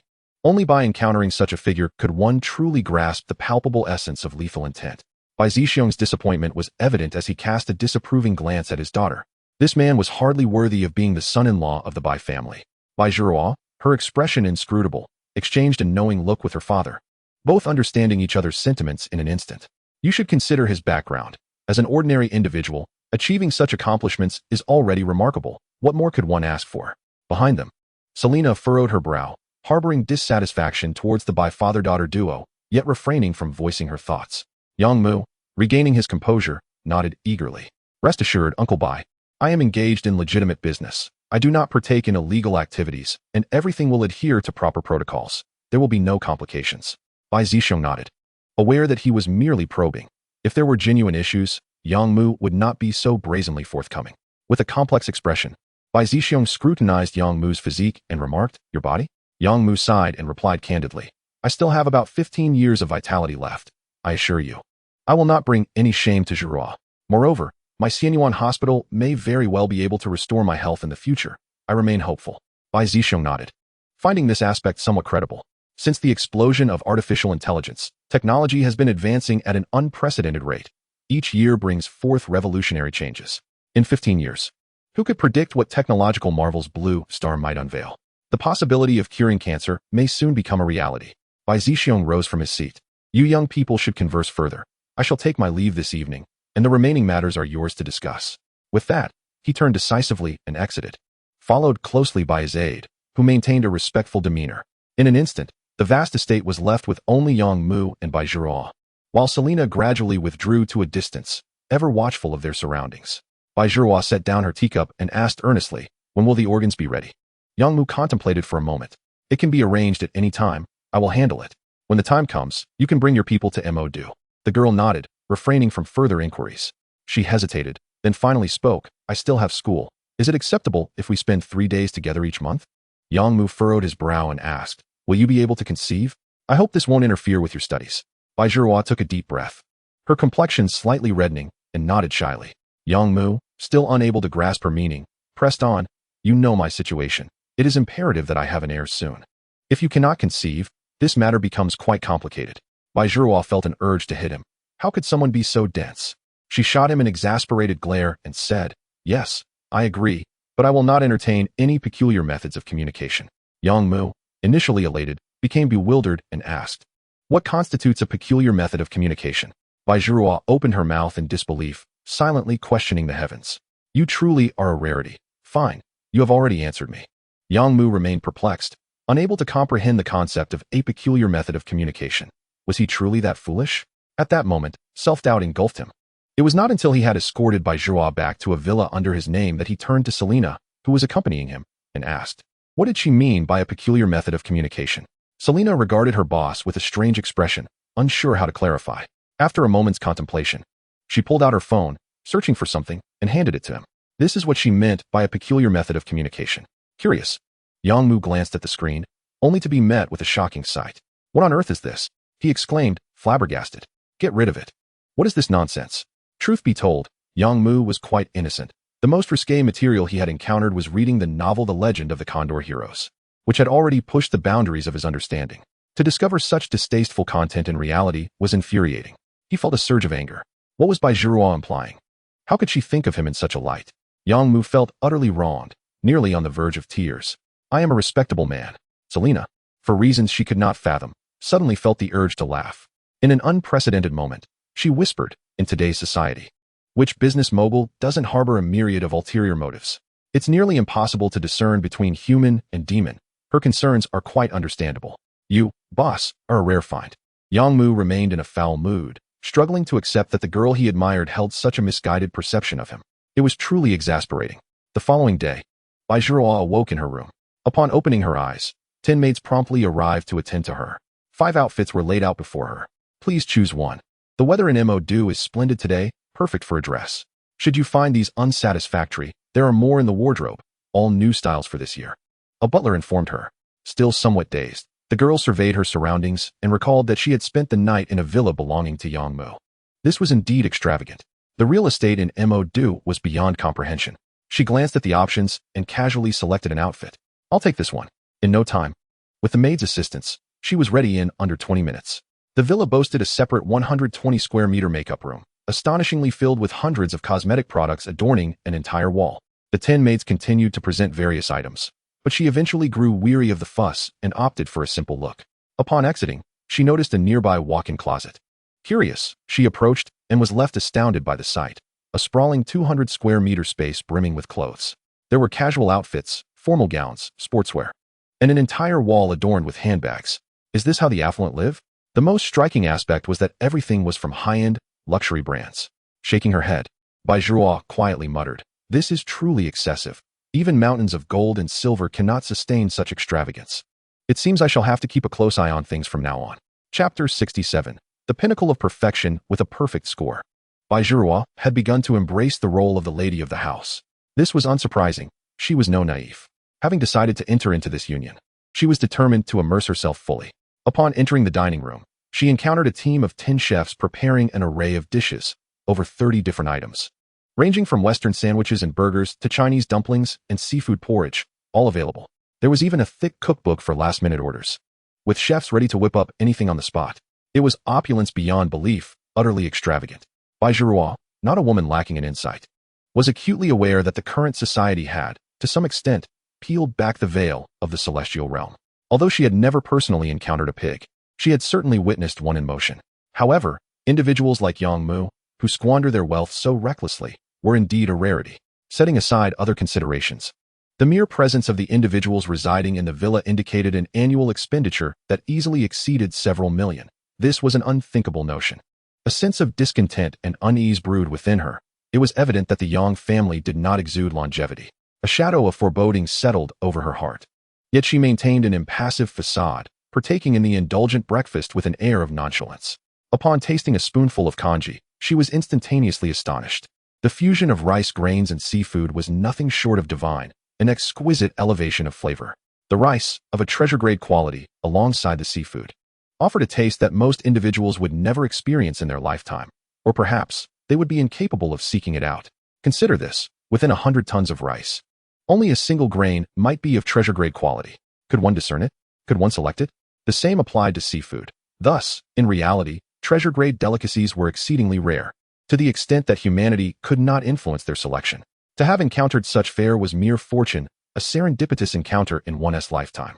The majority would undoubtedly never have the opportunity, a privilege forever beyond their reach.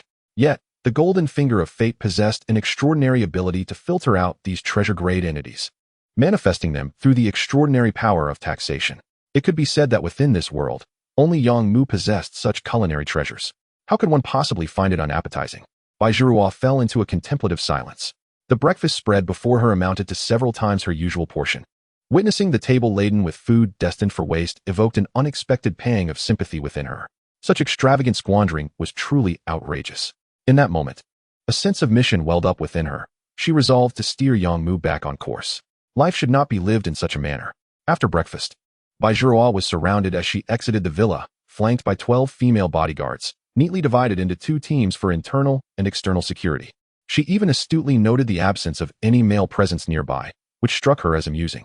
This Yang Mu truly harbored a petty sense of insecurity. She shook her head inwardly, yet refrained from casting blame. In truth, she too preferred to be devoid of male company, finding it bothersome, save for those in close familiarity.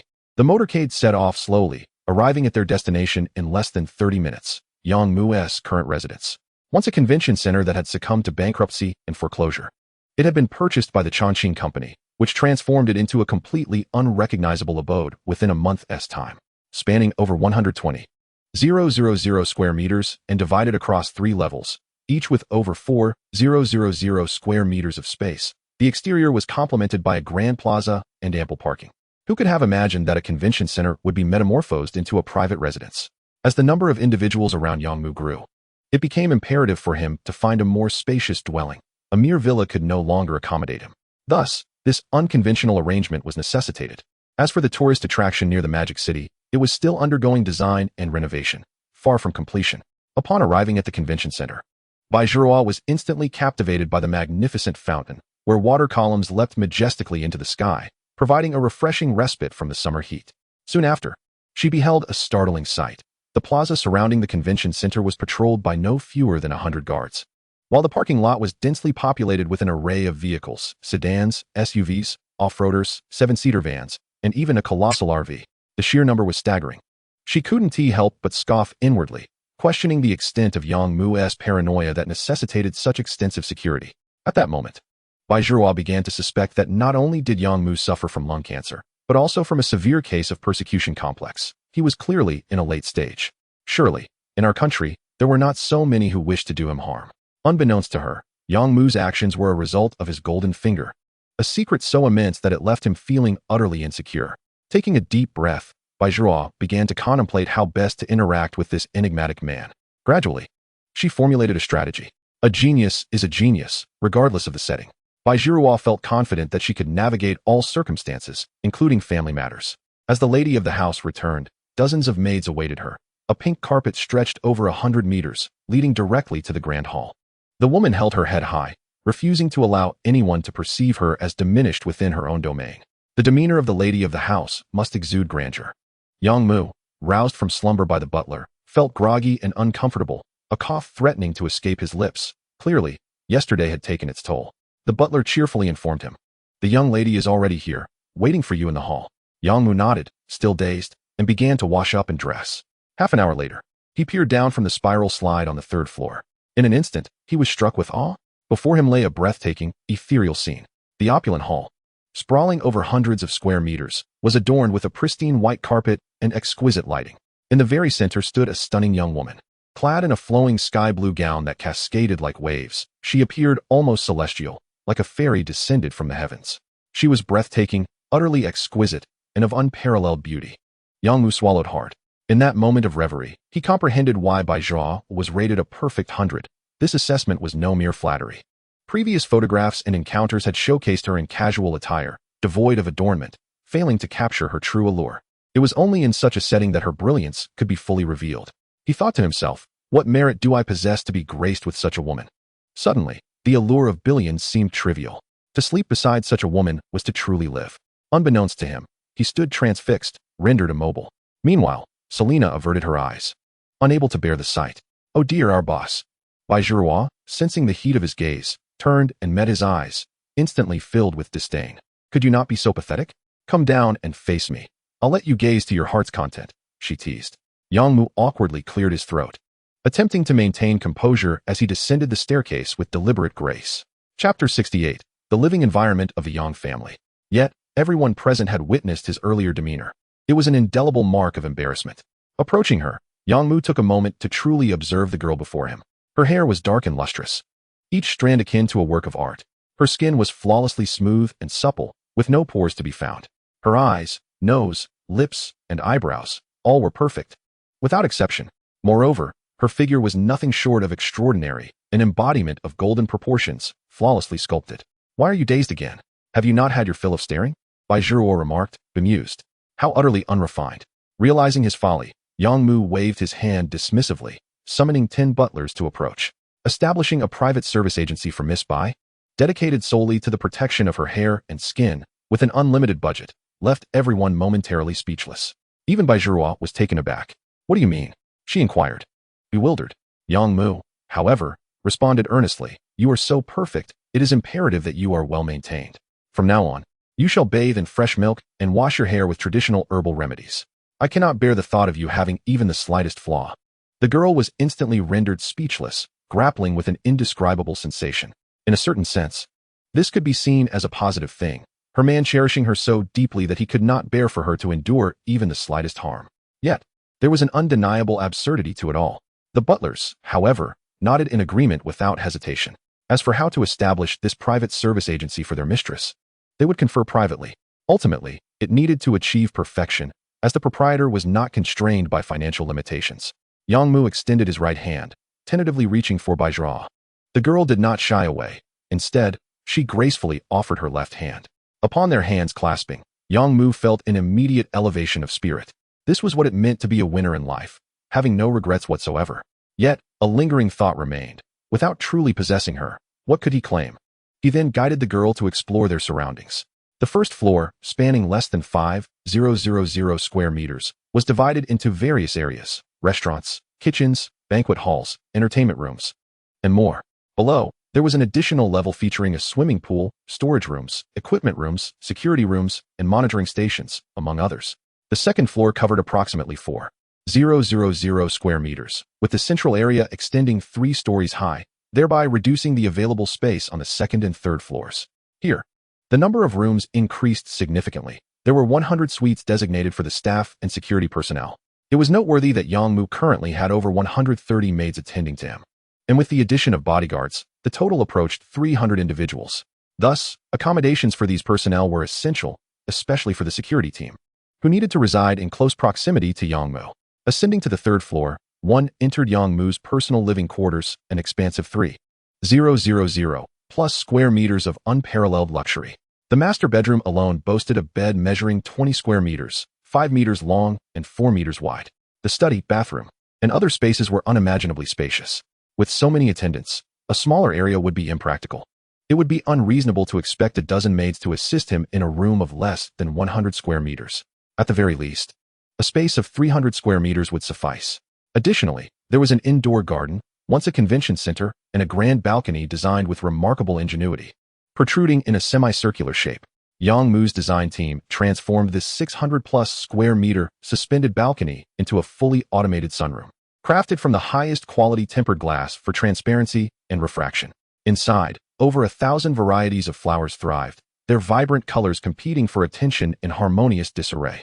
Managing these floral arrangements required more than 20 staff members daily, a task both intricate and demanding. Nevertheless, every effort was worthwhile. Upon witnessing this indoor floral paradise, Baijiahua was filled with astonishment, reluctant to leave its embrace. Yang Mu promptly had 2 lounge chairs brought in. The indoor garden maintained a pleasant atmosphere, thanks to a state-of-the-art ventilation system installed throughout the venue, incorporating air filtration, temperature regulation, humidity control, oxygen neutralization, harmful substance detection, and numerous other functions. This elaborate system was specially imported from overseas, custom designed, and not available on the market. Originally, Yang Mu's company specialized in dust-free factories and workshops, which required substantial investment. often reaching hundreds of millions or even billions. However, the generous orders from his hospital and high-end luxury food suppliers allowed for this exclusive setup, costing over $30 million US. This clearly demonstrated its exceptional quality. Entirely controlled by intelligent systems, it monitored indoor air quality and various parameters every moment, adjusting as necessary. Yet, this was merely the beginning. Maintaining such a system incurred daily expenses in the tens of thousands, encompassing filter materials, oxygen generation equipment, and rare elements for humidity control. For the average person, even living in such a space would be financially unfeasible. All of this left Baijiahua utterly astonished. She took a deep breath, her expression complex as she gazed at Yangmu. With such extravagance, aren't you worried about overextending yourself? Comfortably reclining in his chair, eyes narrowed as he intently observed the contours of the girl's figure, Yangmu shook his head. Not at all. As long as the authorities don't target me, I won't falter. His conviction was evident. Baijiahua pondered silently. Not being privy to the inner workings of Qingqing Group, she refrained from making hasty judgments, merely advising. This is rather excessive. Unnecessary extravagance could be curtailed. Yangmu chuckled. Who am I saving for? I am all alone, earning so much money. If I don't spend it now, wouldn't I be sewing garments for others in the future? Unless, of course, you give me a child soon. Baijiahua's cheeks flushed as she turned away. You must fulfill your promise. I will not break mine. The Bai family is known for their integrity. Yangmu nodded, a hint of regret in his demeanor. He longed to resolve matters today. I will arrange everything promptly. When will you return to school? Baijiahua surveyed the beautiful garden, shaking her head. Why return? Living here is far superior to going back to school. Yangmu was taken aback. Did you not say you would only spend 3 days with me each month? The rest of the time is for studying. The girl shot him an exasperated glance. I am no masochist. With such splendid living conditions, why would I endure the misery of studying? I can learn anywhere. This vast home has no shortage of space for me to study. Yangmu nodded in agreement. Acknowledging her point, I had not considered that. In that case, I shall convert the rooftop into a library and study room for you, where you can study in solitude without interruption. Only then did Baijiahua realize that the convention center had a 4th floor, which had previously been in a semi-enclosed state, designated for observation, encompassing just over 1,000 square meters. During renovations, Yangmu transformed the 4th floor into an observation area, intended for enjoying the rain on inclement days or stargazing at night. To this end, 2/3 of the 4th floor featured controllable glass ceilings, similar to the indoor garden. 3 different astronomical telescopes were placed in one section. Baijiahua's eyes lit up with joy as she eagerly touched the equipment. This one must cost several million, right? Yangmu nodded. The 3 together cost over 20 million. They are truly expensive but exceptionally good, allowing for exquisite detail of the moon's surface. Observing the empty 4th floor, Yangmu instructed the butler to arrange the library and study room according to Baijiahua's specifications, promising it would be ready in just a few days. Checking the time, Yangmu said, you should rest at home. If you need anything to eat, just inform the butler. The chefs are from Xianshan Yuan, and all ingredients are stored in the underground pantry, sourced from the international market. Baijiahua nodded, smiling. You go ahead and be busy. Yangmu lingered, admiring the girl's figure, turning back several times as he walked away, lamenting, what a sin. He then proceeded to his company. Yangmu promptly opened his phone, and the voice of Yi Qingyu resonated through, expressing her discontent. Why did you come so late today? I've already played 2 rounds. There were some matters at the company that delayed me. I apologize. Let us continue. Indeed, Yangmu was currently balancing 2 relationships. One ought not to blame him for being unfaithful. Rather, he found himself in an unavoidable situation. Besides, both women possessed extraordinary qualities. And with a fortune in the hundreds of billions, what harm is there in nurturing multiple connections? Am I not merely alleviating the burdens of others? To relinquish such a perfect woman to another would be an affront to fate itself. Therefore, irrespective of whether it was Baijiahua or Yi Qingyu, he was unwilling to relinquish either. As for how to manage things in the future, that remained undecided. He would take each step as it came. After engaging in 5 or 6 rounds of the game, the rapport between Yi Qingyu and Yangmu deepened significantly. Undoubtedly, they had entered the phase of an online romance. Albeit without openly acknowledging it, Yangmu felt no urgency. He intended to savor this romantic interlude, allowing it to grow more profound with time. The thrill, the essence of love, it was intoxicating. Once Yi Qingyu logged off, Yangmu finally found himself with some leisure. Director Wang had arrived at the company as scheduled. The assistant brought in tea. The reason I called you here is to discuss a matter of great importance, Yangmu remarked after taking a sip. Director Wang leaned forward, listening intently. Their relationship had gradually shifted from one of equality to a clear hierarchy. It was inevitable. Yangmu's immense wealth made him an undeniable force. With hundreds of billions at his disposal, He could procure cash at a moment's notice. Moreover, his connections in the flourishing business world were formidable, and the burgeoning potential of Xianyuan Hospital only amplified Wang's sense of humility. He was determined not to be ousted. He was resolute in his position as the director, dismissing any challengers, even if it meant being subservient. I have 2 relatives who require heart and kidney transplant surgeries. I'm not comfortable with ordinary doctors. Please contact a few top international specialists. Time and location? Director Wang inquired succinctly. You arrange the location. The sooner, the better, Yang Mu replied. Wang did not bother to question the budget. It was a given. There would be no limits. Thus commenced the process of contacting renowned international doctors. There was no shortage of specialists for these specific surgeries, and once the funds were secured, no one would decline such an opportunity. After all, a few days of work could yield millions. Who would quibble over a little extra? In just one afternoon, Director Wang leveraged various connections to reach out to a dozen esteemed experts from across the globe. The surgical venue was also selected, a high-end medical facility boasting a fully equipped operating room, rivaling that of a top-tier hospital. This was professionalism at its finest. Yang Mu nodded in satisfaction. Mr. Yang, what about the organs? Wang pressed. Those cannot be stored and must be utilized within 48 hours. Therefore, I'm informing you now. Yang Mu had no intention of retrieving the organs until the precise moment before the surgery. This would ensure optimal results. Thus, the matter was flawlessly resolved. The following day, Chongqing Company dispatched multiple fleets of vehicles to various airports for the arrival of the esteemed doctors. Authorities from around the world began to converge on the vibrant metropolis. Most were accompanied by assistants, some with 2 or 3, others with a dozen or more, culminating in an astonishing total of over 100 individuals. It was somewhat outrageous. Yet, Yang Mu remained unfazed, having made meticulous arrangements. They dined at Xian Shanyuan, which elicited astonished exclamations from everyone present. They had not anticipated such exquisite cuisine in Huaxia, proclaiming the journey worthwhile. After the meal, Director Wang escorted them to Yang Mu's residence. The grand and opulent decor of the exhibition center left the foreign guests utterly speechless. Such extravagance was beyond anything seen in foreign financial circles. They were truly gaining insight into the understated nature of China's wealthy elite. Although the 4th floor was under renovation for a library and study, it was still quite vacant, making it an ideal space for their current needs. Director Wang presented the medical histories and imaging of the Bai family's 2 patients for consultation. The doctors meticulously took notes and discussed among themselves. Conducting such large-scale transplant surgeries, especially heart transplants, was exceedingly complex. Each case was unique and required a tailored surgical plan. Bai Jiruo watched with great excitement. These doctors, whose credentials could easily be verified online, were indeed top tier. It was evident that simply bringing them to the metropolis would cost over 100 million. Instantly, her perception of Yang Mu shifted. It was important to note that such expenditure was not strictly necessary. Many capable doctors within the country could perform these surgeries, and their expertise might not even be inferior to that of the foreign authorities. Yet, Yang Mu chose to invest this money. Ultimately, even a mere fractional increase in the success rate justified the expense. What was this? This was love. For Bai Jiruo, love was, in essence, that simple. In today's society, not spending money does not necessarily indicate a lack of love, but spending money undeniably signifies it. This is the reality. Now, with all preparations complete, only the final elements remained. That evening, Bai Jiruo's mother and grandmother moved into Yang Mu's residence. Yang Mu refrained from visiting them, recognizing the inconvenience.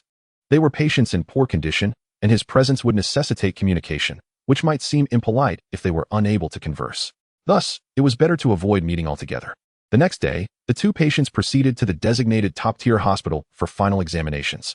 Chapter 70, Wishes Fulfilled, Ultimate Joy. After another day of discussions and consultations, the surgical plan was finalized. Thus, on the 3rd day, the surgery commenced. Yang Mu delivered the organs, which had been procured through legitimate channels, passing customs and the health department. Their origins were verifiable and trustworthy. Unbeknownst to all, Yang Mu had orchestrated a switch. The organs sourced from abroad did not match, serving merely as a facade for his golden finger. As anticipated, no one raised any suspicions. After all, Chongqing Group's influence abroad was well established. Thousands were actively engaged worldwide, procuring rare ingredients and luxury items. Finding compatible organs was hardly surprising. During the surgery, Yang Mu was notably absent. With the Bai family present, his presence seemed unnecessary. The procedure, needless to say, proceeded seamlessly. 2 surgeries were conducted in one day, with hundreds in attendance, collectively ensuring its success. To put it simply, not only was everything smooth, but even in the event of complications, such a multitude of top-tier doctors could facilitate a rescue in the operating room. This exemplified the power of wealth. Subsequently, the Bai family relocated to Yang Mu's main residence, indulging in a lavish feast and residing in luxurious accommodations, an environment that left them in awe. Hundreds of maids were present to attend to their every need. My goodness, who can bear this? Bai Zixiong hastily departed after just a day. Yang Mu made a special effort to see him off. Bai Fu earnestly advised, young man, one must remain low-key. Too much ostentation may lead to downfall. Yang Mu chuckled, but with you backing me, I'm not afraid. Bai Zixiong was momentarily speechless, shaking his head in complexity. I fear I may not withstand it either. Do take care. With that, he turned and left. Watching the departing military vehicle, Yang Mu fell into deep contemplation. After a long while, he sighed. Forget it. No need to dwell on it. Being low-key is impossible. I don't have many years left. What's the point of being low-key? Since the Bai family cannot protect me, I shall seek other alliances. As long as I forge enough unions, I will naturally find protection. Of course, the prerequisite is to resolve the rift between women. Yang Mu pondered quietly, realizing that both Yi Qingyu and Bai Zhao seemed unwilling to share a man. The road ahead is long and arduous. This is only too far from sufficient. With all his prowess, wealth, and advantages, how can it be reasonable not to support dozens? Yang Mu wholeheartedly agreed. 5 days slipped by in an instant. Bai Mu and Bai Nai had passed the most perilous phase. Thus, a successful surgical conclusion could be drawn. The two lay side by side on a luxurious hospital bed, gazing affectionately at Bai Zhao. I'm sorry for your suffering. It is my inadequacy, Bai Mu wept. Clearly, she now understood that Bai Zhao chose to marry Yang Mu for the sake of her health. What is there to be wronged about? Just look at our life here. It's splendid. I must have accumulated 8 lifetimes of fortune to find someone like Yang Mu, perfect in every way. Bai Zhao smiled. Bai Mu felt somewhat reassured. Indeed, the life here, in terms of food and amenities, represented the pinnacle of human imagination. It certainly did not feel like a grievance. However, having met Yang Mu, she felt he was unworthy of her daughter. Alas, the whims of fate are beyond one's control. 5 more days passed. After 10 days of recuperation, under the exceptional care of the Yang family, they astonishingly progressed rapidly. They were already able to walk. At this point, the 2 patients insisted on leaving, unable to adapt to life here. Yang Mu personally saw them off to a luxurious RV, with the convoy escorting them home, ensuring a journey devoid of risk or jostle. Wealth was starkly materialized. Even Bai Zhao had to admit that she truly could not bear to be without Yang Mu now. In the past, she would not have cared, as she had the resilience. Yet, as the saying goes, it is easy to slide from frugality to luxury, but hard to descend from luxury to frugality. Having experienced an exquisitely beautiful life, she could no longer return to her former days. Truthfully, she found it unacceptable. This was not about wisdom. It was a matter of physical and emotional choice. That evening, Yang Mu's desires were fulfilled. Your scent is delightful, he remarked, embracing her. Then, breathe it in deeply. Let me share a secret. This is my natural fragrance. I haven't used any bath products, she replied. Yang Mu intended to take the lead, but was halted by Bai Zhao. You're not well. Just lie down, and I'll take care of it. Yang Mu frowned. No, I insist on being on top. The girl pressed him down. Behave, don't be troublesome. If you get too excited or tired, it will be quite troublesome. I can't bear to see you live even 1 day less. Yang Mu was touched and nodded. Soon, he experienced profound joy. With the man below, Yang Mu felt significantly more comfortable and exerted little effort. However, it lacked a touch of enjoyment. Who knew you were so knowledgeable? You seem to know everything. I thought you were just a naive girl, Yang Mu gasped lightly. The girl, no, now a woman, lay on his chest, laughing for a moment before whispering. I've been secretly learning these past few days. You mustn't laugh at me. Yang Mu caressed her silky hair, feeling both satisfied and affectionate. A girl who loves to learn is never to be mocked. Let her continue. Bai Zhao tightly embraced his neck. Indeed, only through such intimacy could a woman truly open her heart. Their feelings rapidly deepened. Regrettably, time was short, merely a few minutes, alas. The constraints of his body vexed Yang Mu as he looked at his frail form. Temptation was in front of him, yet he could only taste it briefly. This torment, who could endure? It was infuriating. He must resolve this predicament. Bai Zhao chuckled to herself for a while. I don't mind. This is quite fine. It saves time. Yang Mu rolled his eyes in exasperation. At this moment, he did not wish to save time. That night marked a transformation for both Yang Mu and Bai Zhao. The following morning, Bai Zhao awoke, gazing blissfully at the boy beside her. She nestled closer. Yang Mu sensed the movement in his embrace and awoke. Are you hungry? Let us have them prepare something to eat. Bai Zhao nodded. I don't want to get out of bed. Then let us eat in bed, she exclaimed joyfully. Moments later, the butler and maids cheerfully brought the meal. A spacious bed allowed for a delicate dining table, more than adequate. Once again, Dozens of dishes adorned the table. Life and luxury must not cease for a moment. As Baijiahua ate, she inquired, "Is it really necessary to eat like this for every meal? Isn't it wasteful?" Yang Mu set down his chopsticks, gazing out the window at the sky, and reflected, "How much longer do I have? If I only eat 1,000 meals in a year, I refuse to deprive myself. Even if I miss one breakfast. It represents an unbearable loss in my life's journey." Baijiahua fell silent. Indeed, from this perspective, the loss seemed too significant. One can only consume so many meals in a lifetime. Viewing it as a journey and enjoyment, one would not despise it. Rather, one would treat every meal with the seriousness it deserves. For each meal taken means one less meal available. An irrevocable loss, an irreversible decline. Chapter 71, A New Venture. Baijiahua could clearly sense Yang Mu's deep appreciation for life. Ordinary people lack such insight. She empathized with him, turning to embrace him tightly. "Don't be afraid. I'm here. I will always be by your side." Yang Mu found it curious. Do women always behave this way? Once they give themselves, they become emotionally invested. Much like Baijiahua, despite their brief acquaintance, their relationship had rapidly progressed to a point of shared honor and disgrace. Shaking his head, Yang Mu affirmed that this was not the case. Baijiahua was exceptional. Her loyalty to love was evident. She resembled those from ancient times who, once married, devoted themselves entirely. This was quite commendable. Consequently, the two spent the entire day indoors, nestled in bed. Baijiahua was deeply concerned for Yang Mu, thus being very considerate, leaving him both amused and exasperated. This truly was a reversal of roles. He mused, "This is a virtuous wife, discerning, strategic, and thoughtful." After indulging in a few languorous days, Yang Mu found himself compelled to venture outside. Do not misconstrue this as a mere obligation to his company. Rather, it was to engage in conversation with Yi Qingyu. As a man destined to ascend to the pinnacle of the world, a single Baijiahua was simply insufficient. He could not allow himself to languish in a realm of gentle comforts. Observing Yang Mu's departure, Baijiahua could not suppress a smile of contentment as she sauntered through the vast expanse of her family estate, her mind teeming with plans. She resolved to reconstruct her own love nest, eliminating the ostentatious elements she detested. Her fondness for Yang Mu grew exponentially. Surrendering her body was merely one facet of her affection. More significantly, she found herself increasingly satisfied with the man. The disdain she initially harbored had transformed into understanding, acceptance, and a shared resonance. All his shortcomings paled in comparison to the immense wealth that surrounded them. With financial security, 99 of life's troubles dissipated, allowing her to experience genuine love, a pinnacle of fulfillment for any woman. What more could one possibly desire?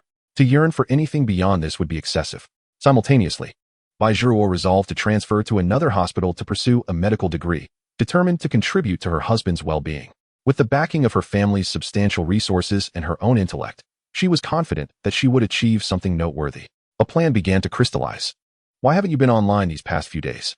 Yi Qingyu inquired, her tone laced with playful reproach. Yang Mu, feeling a twinge of guilt, hastily concocted an excuse to divert the conversation.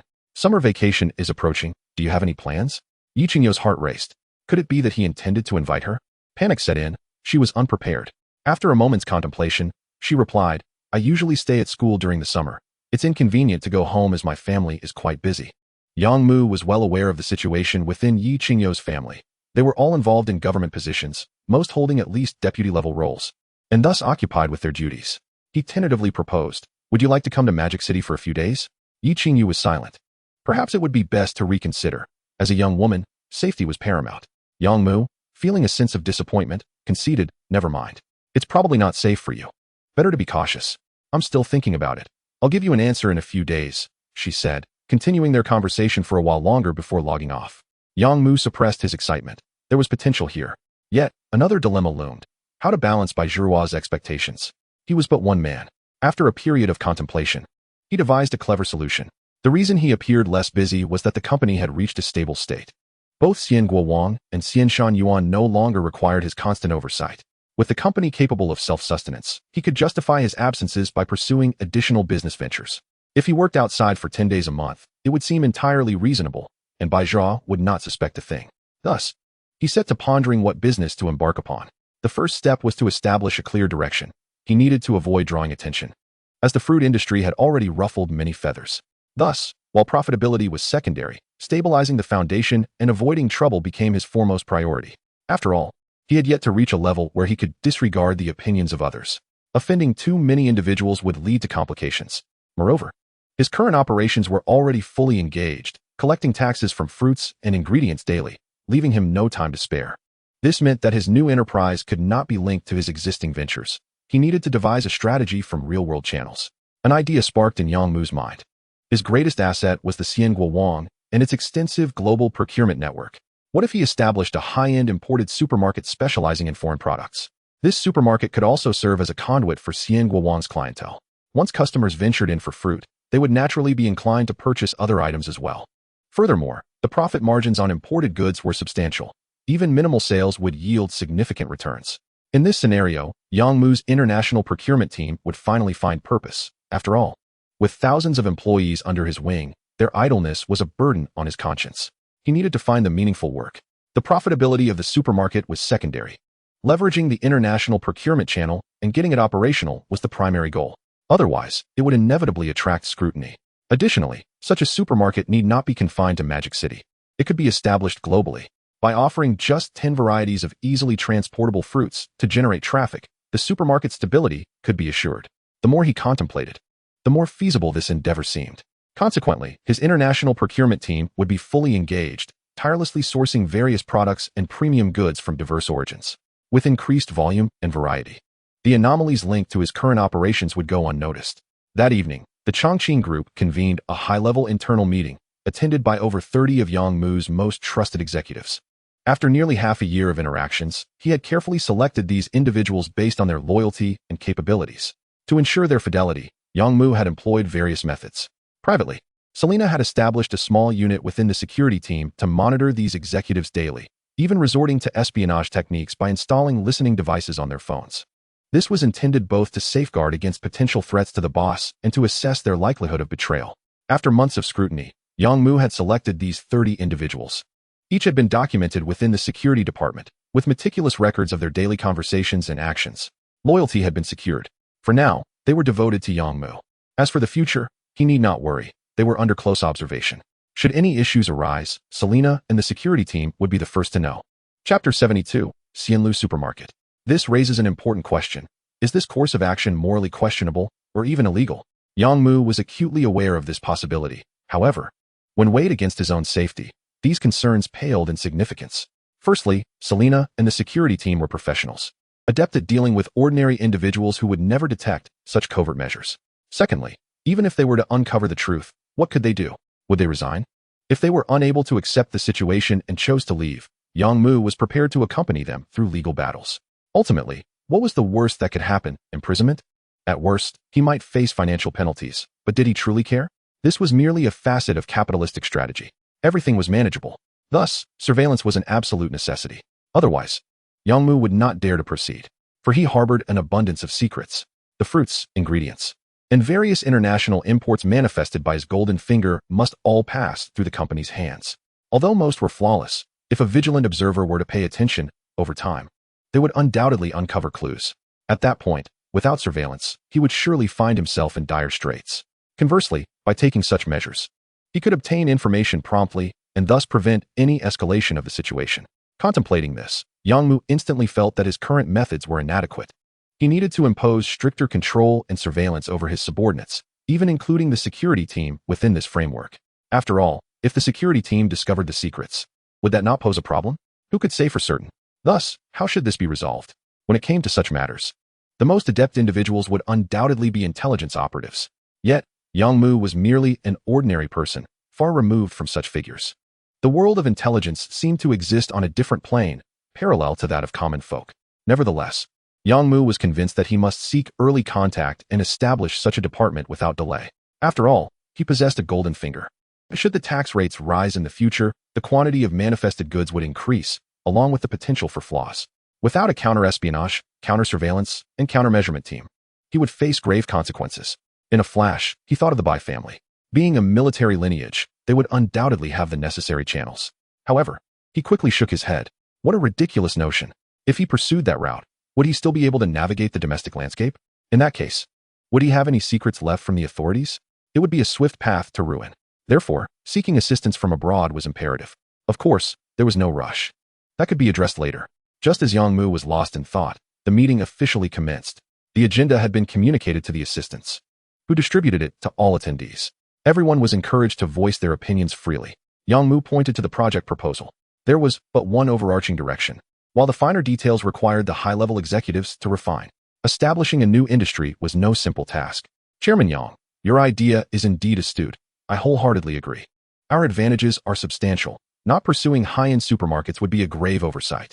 My suggestion is to adopt a model akin to godlike, emphasizing quality and exceptional service, ensuring that details are meticulously handled. I believe we shall not falter. One individual spoke up first. Yang Mu nodded thoughtfully, glancing at the others. Another person chimed in. I believe we should not emulate godlike, but instead implement a membership system, akin to Sam's Club, where only those with a yearly membership can access our supermarkets. We could charge a premium, yet the goods would be authentic and of high quality.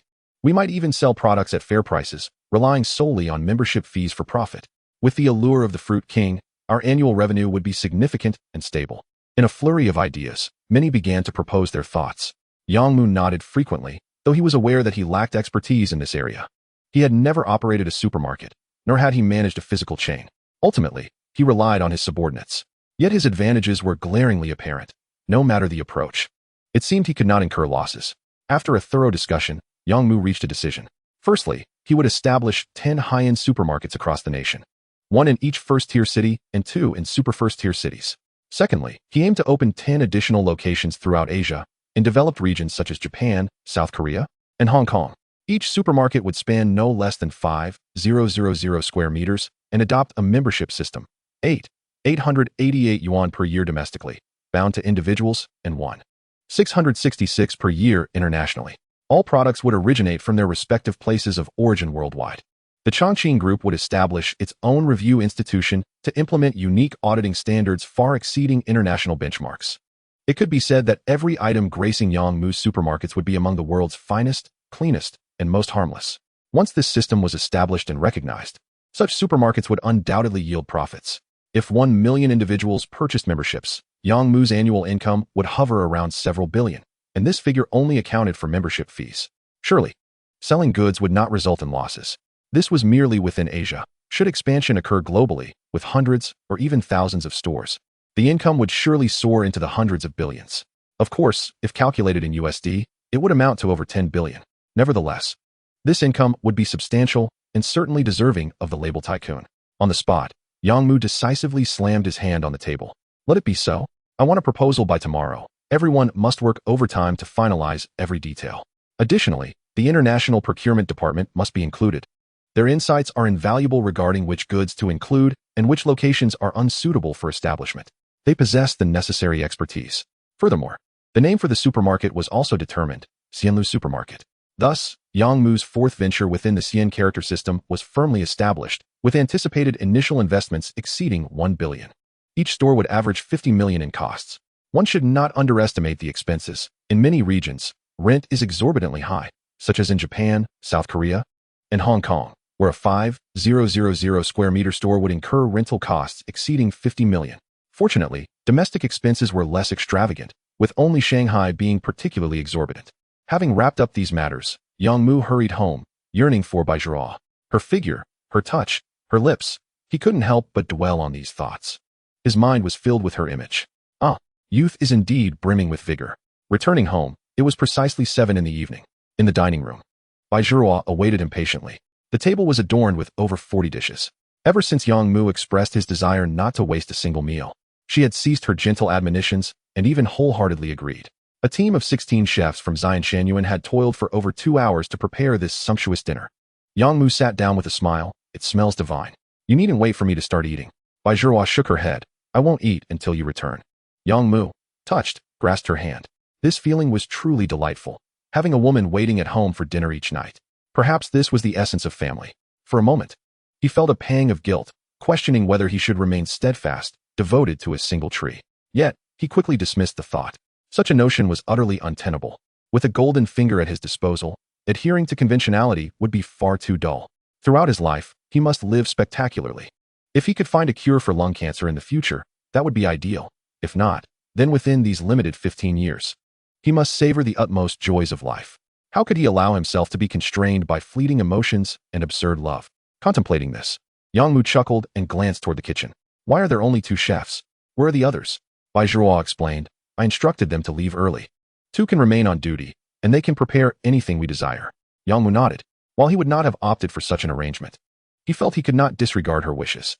Soon, the two began to indulge in the delightful cuisine before them. The flavors were exquisite, the ingredients of the highest quality, and the culinary skills were beyond compare, crafted by top-tier chefs, resulting in a flawless dining experience. After they had feasted to their heart's content, darkness enveloped the sky. Yang Mu led Bai Zhiruo to the fourth floor, where they gazed at the stars together. In this regard, Bai Zhiruo was far more knowledgeable.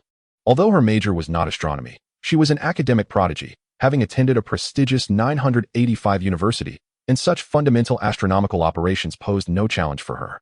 After some adjustments, the two telescopes were aimed at a specific point on the moon. As they observed, they chatted.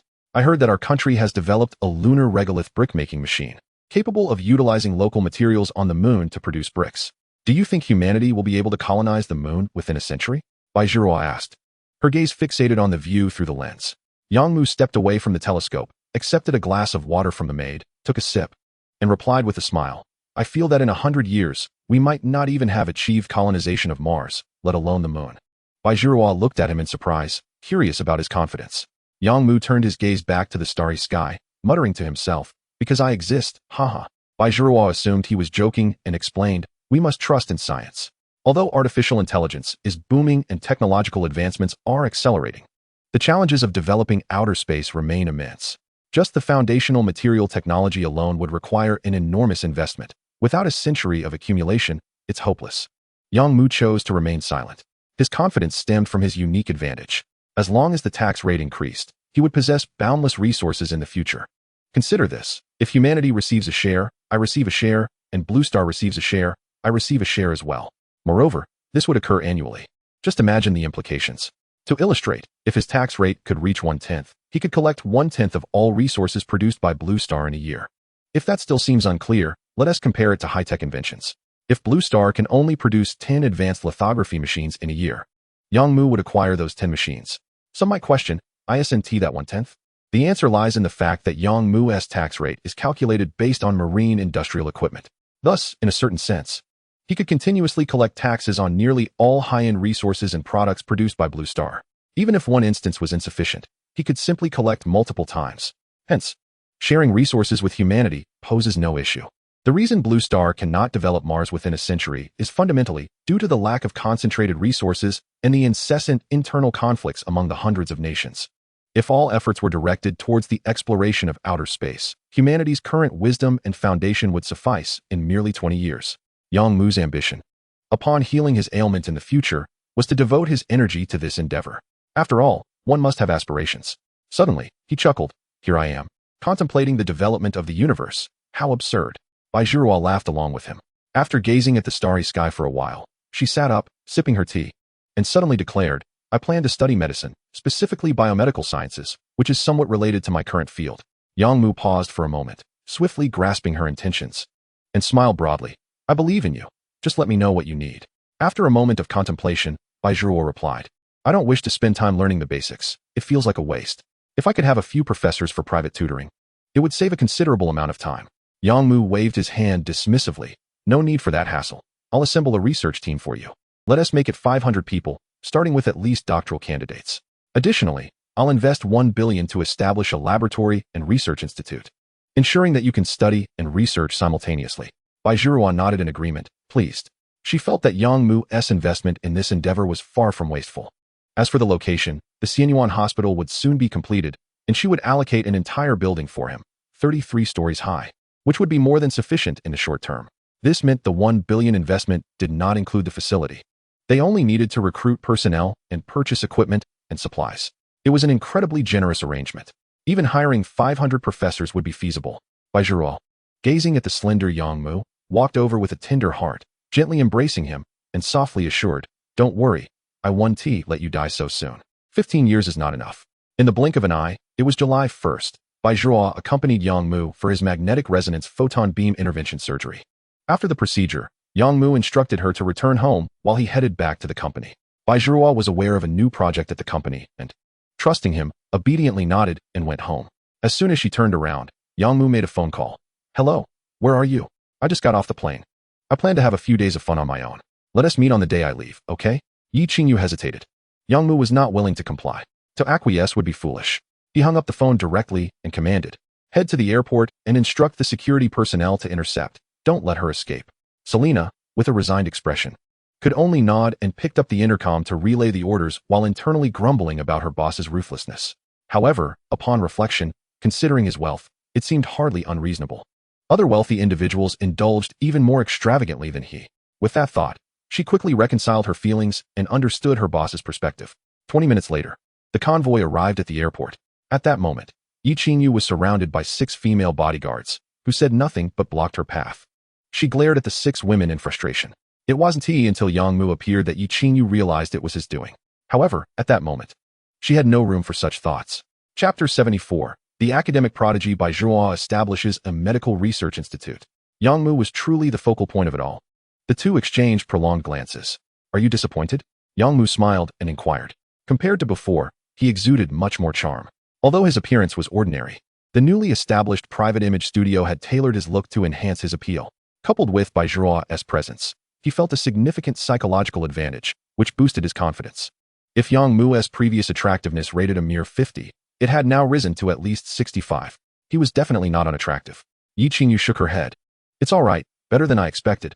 At least you're not a complete letdown. But you've surprised me. I didn't expect you to be quite so handsome." Yang Mu was taken aback by Yi Qingyu's stunning beauty. She was certainly no less captivating than Bai Zhuo. Yi Qingyu had long since grown accustomed to others' compliments and astonishment, so she merely nodded in acknowledgement. "I already told you I would see you later, didn't I? I couldn't wait, fearing you might run away," Yang Mu replied candidly. The girl erupted into laughter. "All right, I accept that reason. What are your plans next?" Yang Mu waved his hand. "Everything is arranged, don't worry." Yi Qingyu picked up her phone and shook it, warning, "You mustn't do anything untoward. The consequences would be severe." Yang Mu sighed. What about trust between people? Only then did the girl smile and get into the car. The following day, the two enjoyed a delightful time together. Yang Mu accompanied Yi Qingyu throughout, and they were filled with joy, radiating vitality. Completely different from Bai Zhuo. Yet he is undeniably fond of her. That evening, Yi Qingyu took residence in a lavish penthouse arranged by Yang Mu, encompassing over 800 square meters of opulent decor, leaving the young lady utterly astonished. Although she was aware of Yang Mu's affluence, she had never envisioned it to reach such heights. A billionaire magnate. "You actually play Honor of Kings? It feels rather odd," Yi Qingyu remarked, casting a puzzled glance at Yang Mu. Her expression gradually transformed into one of realization. "Have you been harboring intentions towards me all along? The more I ponder, the more peculiar it seems. The moment I log on, you invite me to play games, shadowing me the entire time." Yang Mu offered an awkward smile, refraining from denial. The evidence was irrefutable, riddled with too many inconsistencies.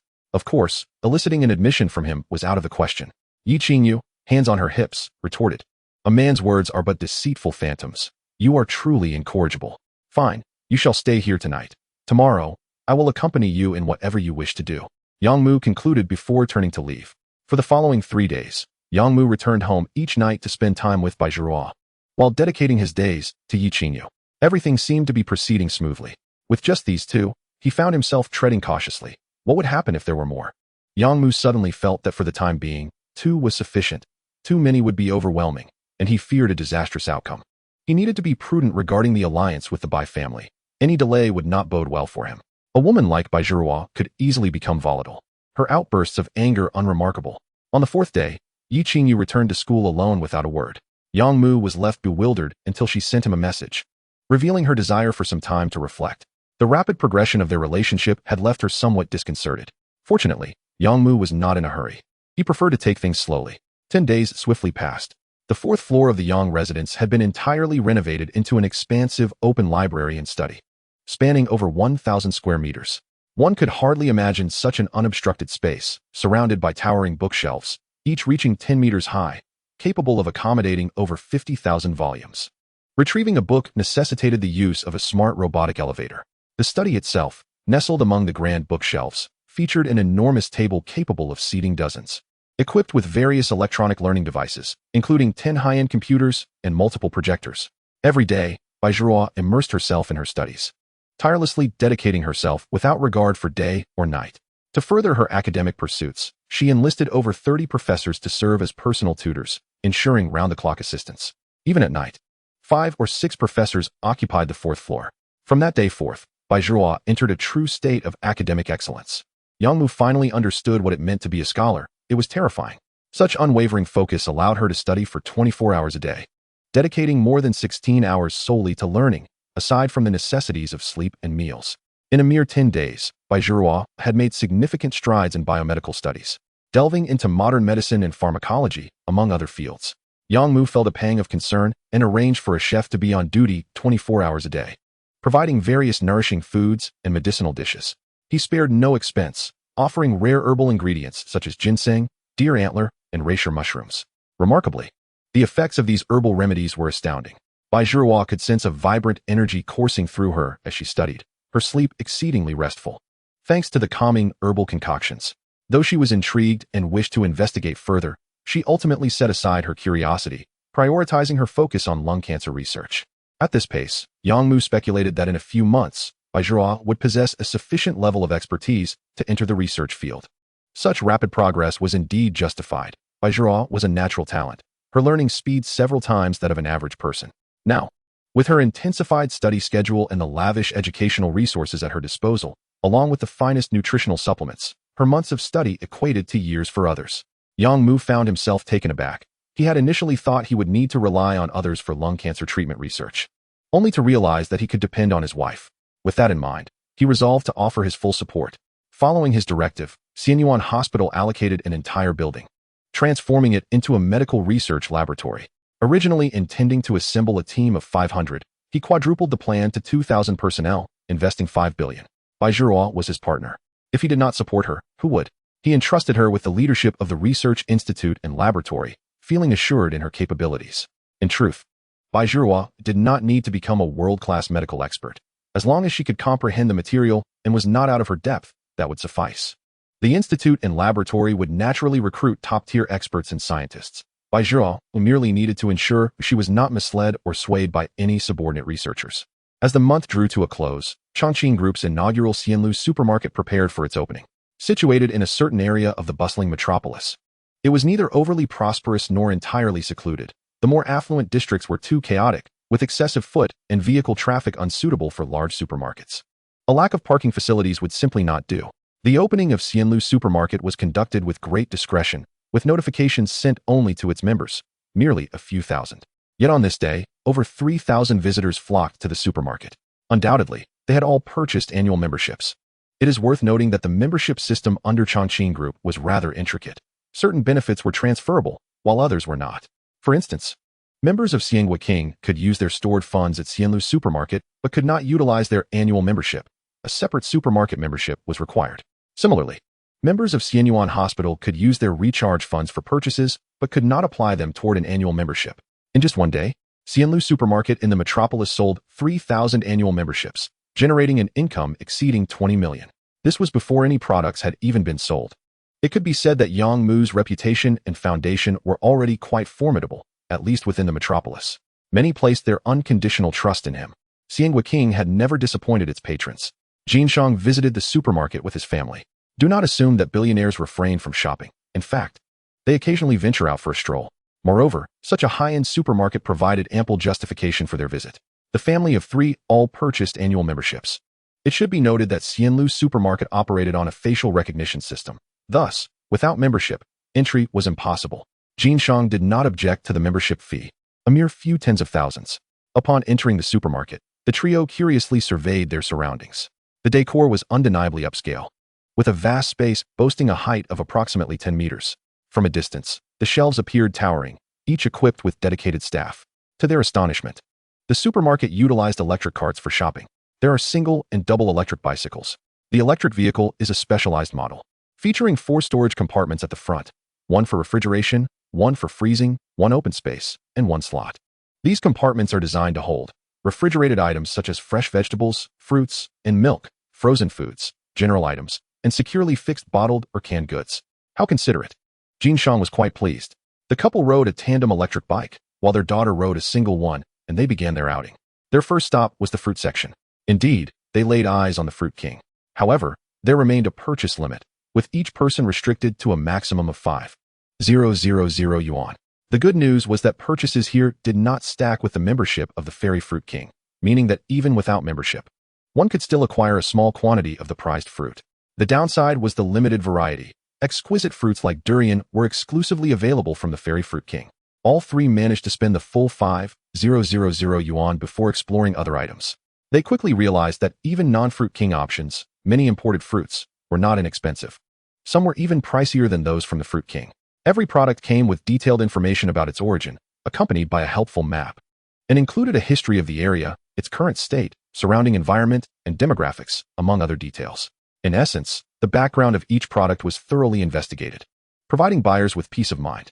Furthermore, every item came with a testing report, updated daily, ensuring that each product was tested upon arrival, rather than relying on a single report for an entire month. Surprisingly, many items were also subject to purchase limits. Jin Shang noticed a particular blanket priced at over 30,000 yuan, yet it measured less than 4 square meters, just 2 meters by 2 meters. This price was undoubtedly steep. However, the purchase limit was justified, as the description claimed that this blanket originated from Persia, crafted using millennia-old traditional techniques, and made from rare quality sheep cashmere. Its annual production was limited, making it scarce. The Fairy Flow supermarket's ability to procure such items was largely due to the efforts of its purchasing team, although the supply was still rather scant. Without hesitation, Jin Shang purchased one for himself. As they continued their exploration, they encountered many products they had never seen or heard of before, brands completely unfamiliar to them. Yet, upon further introduction, they discovered these were all top-tier global goods. Due to their limited production, some items were consumed before they even hit the market. Had it not been for the Fairy Flow supermarket of the Evergreen Group, they might never have had the opportunity to witness such offerings. Even a roll of toilet paper was deemed a luxury, made from cotton fluff, rare wood, and intricate manufacturing processes. The price was staggering, over 8,000 yuan for 10 rolls, equating to more than 800 yuan per roll, rendering it almost absurdly extravagant. Yet, surprisingly, many were purchasing it. Before Jin Shang could grab any, the toilet paper shelves were cleared. He inhaled sharply, astonished by the consumers of the Magic City and their purchasing power. Undoubtedly, those buying toilet paper were ostentatious. Fortunately, dedicated staff promptly restocked the shelves, and the towering racks showcased their efficiency, automatically delivering goods from above. Without hesitation, Jin Shang took 2 packs, 20 rolls, which he deemed sufficient, especially since there were no purchase limits. They then perused the daily necessities. It was enlightening, to say the least. Not a single familiar brand was present, clearly indicating that none met the quality standards. In the shampoo aisle, there were only 6 brands, 2 domestic and 4 imported, displaying a vast range in pricing. Each product was thoroughly described, elucidating the advantages of each brand, the quality of the shampoo, and its effects. The internal structure and materials used were disclosed, assuring a 100% guarantee against harmful additives. However, there were drawbacks, including a short shelf life and somewhat cumbersome usage processes. Yet, these were personal choices. If one was unsatisfied, they could always seek alternatives. Ultimately, the Jin family spent over 2 hours shopping without fatigue. The supermarket was spacious, with 70 of the area designated as walkways, allowing ample room to roam. It is worth noting that this Fairy Flow supermarket in the Magic City spans over 9,000 square meters, accommodating over 1,000 patrons at once. As long as not thousands entered simultaneously, crowding was not a concern. As the number of shoppers increased, Jin Shang decided to conclude their shopping experience. The checkout process was exceptionally convenient, offering one-on-one service. Staff assisted with packaging, organization, and even transporting purchases to the parking lot. If needed, they could arrange home delivery for a nominal fee. Their expenditure exceeded 200,000 yuan, filling the trunk to capacity. Jin Shang felt satisfied, enjoying a pleasant shopping experience. Though the prices were steep, he appreciated the transparency regarding the costs, understanding precisely why items were priced as such and the supermarket's profit margins. Chapter 76. The benefits brought by the expansion of Fairy Flow Supermarket. It turned out that the Fairy Flow Supermarket marked every product with its cost price and profit margin. Generally, the profit did not exceed 10, with some items yielding less than 5. It was understood that this profit was primarily for maintaining the supermarket, covering rent and employee salaries. Thus, the supermarket's earnings stemmed from membership fees, making product sales non-profitable. Mr. Yang is quite generous, Jin Shang remarked. On the first day of operations, the Fairy Flow supermarket garnered over 34 million yuan in membership card revenue and over 40 million yuan in sales, yielding approximately 3.2 million yuan in pure profit, according to the assistant's report. Yang Mu set down the documents, nodding thoughtfully, and inquired, "So many people came on the first day? Is it reasonable for each person to spend over 10,000 yuan?" He had never heard of any supermarket achieving sales exceeding 40 million yuan in a single day. Such a phenomenon was unheard of worldwide. The assistant shrugged, uncertain, suggesting, "Perhaps it's all for your sake." Yang Mu reluctantly accepted this explanation, as it seemed the only plausible reasoning. When will the second supermarket open? The second wave consists of 3 openings next week, located in Guangqing, Xiangjiang, and Shenzhen. Yang Mu nodded, saying, "These 3 will undoubtedly face challenges unlike those in the Magic City. Let them develop gradually, without haste." He did not expect the Fairy Flow supermarket to turn a profit in the short term. The retail industry inherently involves substantial investments, with profits typically modest, and membership growth would take time. After all, the Evergreen Group's 3 sectors were developing in the Magic City, and the majority of outsiders remained unaware of this. However, contrary to expectations, in today's society, information disseminates rapidly. The Fairy Flow supermarket became a trending hotspot, attracting influencers from across the nation and even the globe, eager to livestream, create videos, and conduct reviews. Thus, the first Fairy Flow supermarket in the Magic City swiftly climbed the trending list. Many individuals have come forth to acquire memberships, spending several thousand, only to peruse once, capturing a video without making significant purchases. In the future, their visits may dwindle. Within a mere week, the Xianlu supermarket in the bustling metropolis has amassed over 40,000 members. This surge has enabled Yang Mu to secure nearly 400 million in profits, instantly recouping half of the initial investment. When factoring in product profits, the returns could even surpass that threshold. This is merely one establishment. It is precisely due to the influence of internet celebrities and short video evaluations that Xianlu supermarket has gained widespread recognition. Consequently, news of the supermarket's expansion has circulated, and many are eagerly anticipating its growth. After all, numerous individuals lack the time and necessity to make a special trip to the metropolis. Thus, when 3 additional Xianlu supermarkets opened a week later, the outcome exceeded all expectations. The accumulated appeal of internet influencers erupted, resulting in a membership total exceeding 50,000 within a single day, with sales surpassing 1 billion. This phenomenon is entirely reasonable. While there are high-end supermarkets in the country, none possess the allure of Xianlu supermarket. The mere presence of a fruit king draws countless patrons. In this context, Xianlu supermarket appears to be firmly established. If this growth trajectory continues, the membership count across 10 stores should exceed 500,000, translating to over 4 billion in membership fees. Note, this is merely annual revenue. Furthermore, the supermarket's operational revenue yields approximately 10 profit. The more sold, the lower the cost per unit. Presently, the annual revenue is projected to exceed 30 billion, resulting in profits exceeding 2 billion after all expenses are deducted. This does not even include international earnings. Given this promising development, Yang Mu is certainly not inclined to remain passive. He has instructed the company's publicity department to follow procedures to seek out influencers or internet personalities for exposure and promotion. Over the next month and a half, all remaining Xianlu supermarkets will open. A total of 20 stores will launch, with 14 experiencing phenomenal success. 6 others may struggle but are managing to break even. Such outcomes are unavoidable. In some countries, the mindset of the populace is perplexing. Yang Mu has resolved that these stores will only operate for a year. Should they not flourish, they will be closed and relocated. Regardless, the triumph of the 14 flourishing Xianlu supermarkets has drastically transformed Yang Mu's standing. Firstly, his status has significantly elevated.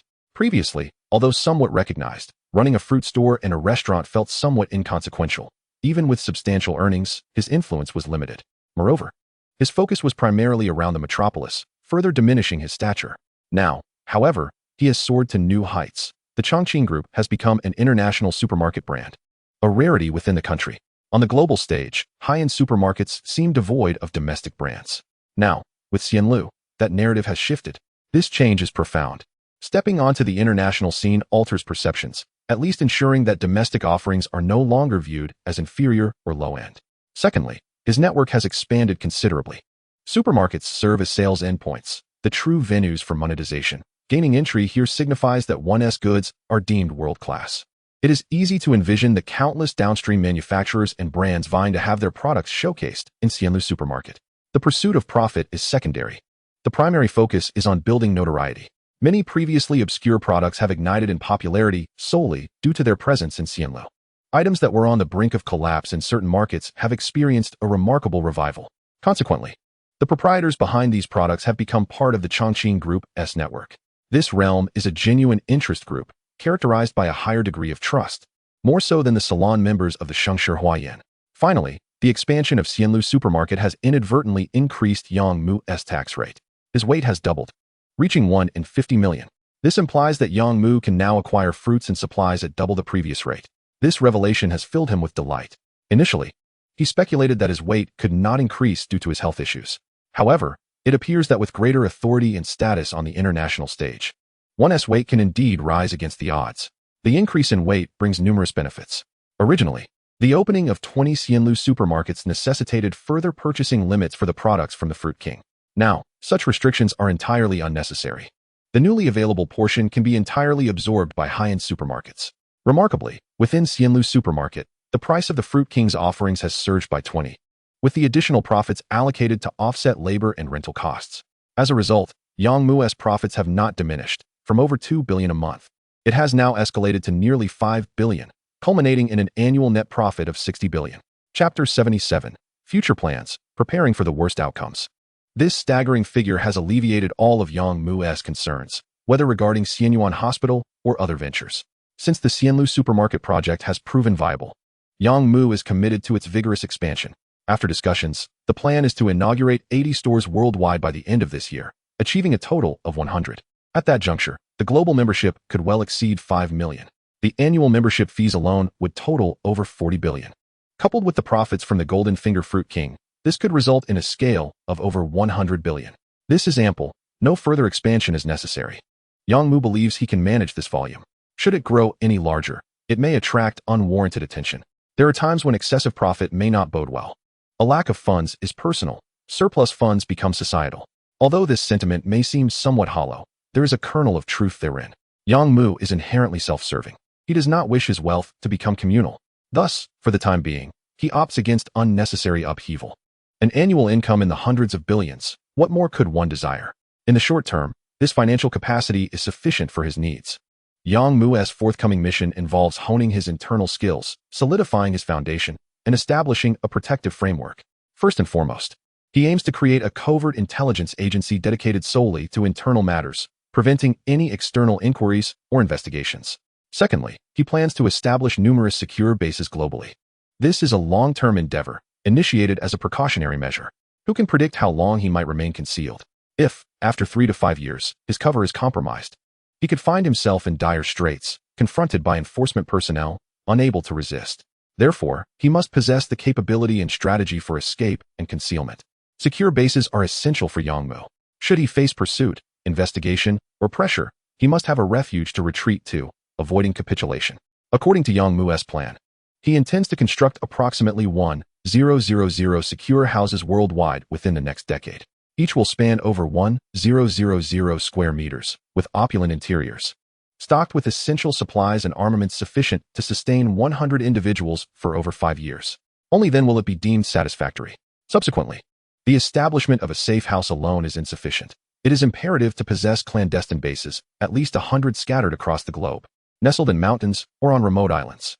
The primary objective is to accommodate his forces and personnel. He aspires to maintain the capacity for resistance under any circumstances.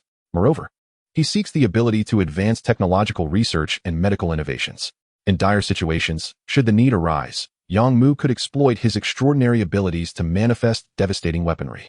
Thus, it is essential for him to possess the means to project military power. These bases will serve that purpose. Having more than a few thousand personnel is unnecessary. 3 to 5,000 would suffice. In the case of elite soldiers, they could effectively ensure a rapid global response, enabling military deployment within a 24-hour timeframe. Naturally, not all 100 bases will be military in nature. The majority will be research facilities. Yang Mu has not forgotten his paramount objective, to seek a cure for his ailment. Should he find himself in a position where he is wanted worldwide, he must have a contingency plan, allowing him to conduct his own medical research. As long as he can remedy his condition, there remains a glimmer of hope for his resurgence. Furthermore, another crucial aspect is the establishment of a comprehensive transportation network spanning the globe, both overtly and covertly.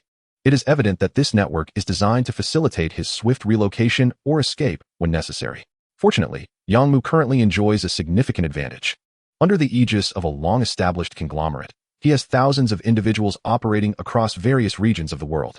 With sufficient financial resources, Yang Mu can swiftly orchestrate this intricate framework.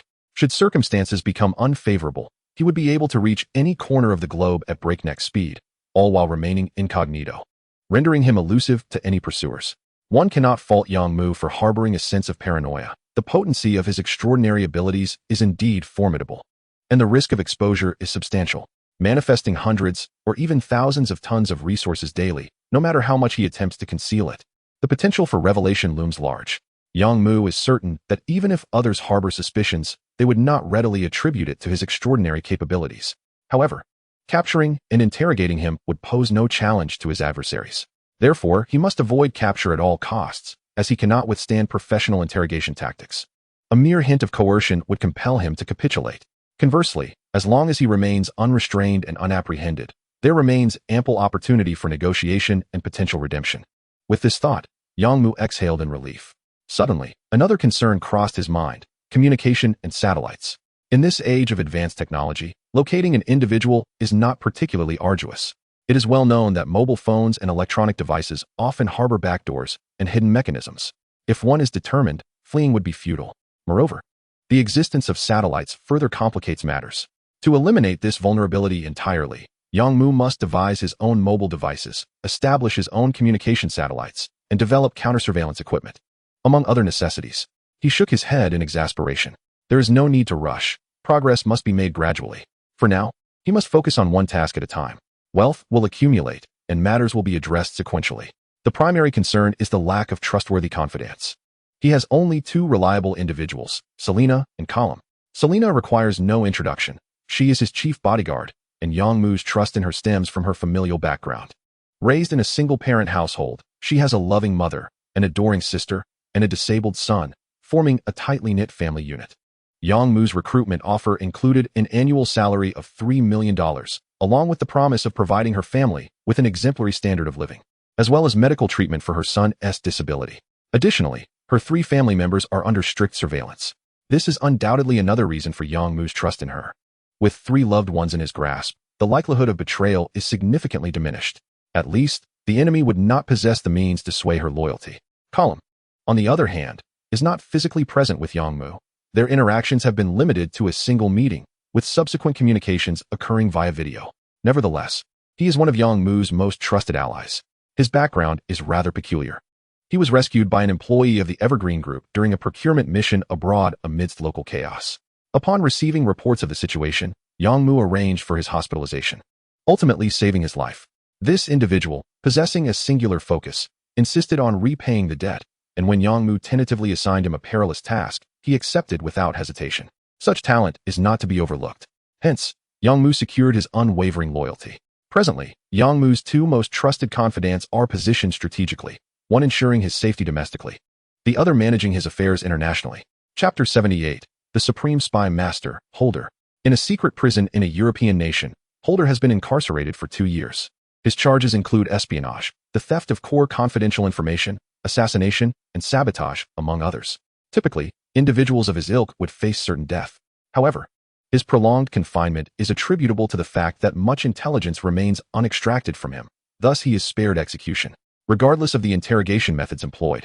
Including the latest advancements in technology, truth serums, and polygraph tests, none have proven effective against him.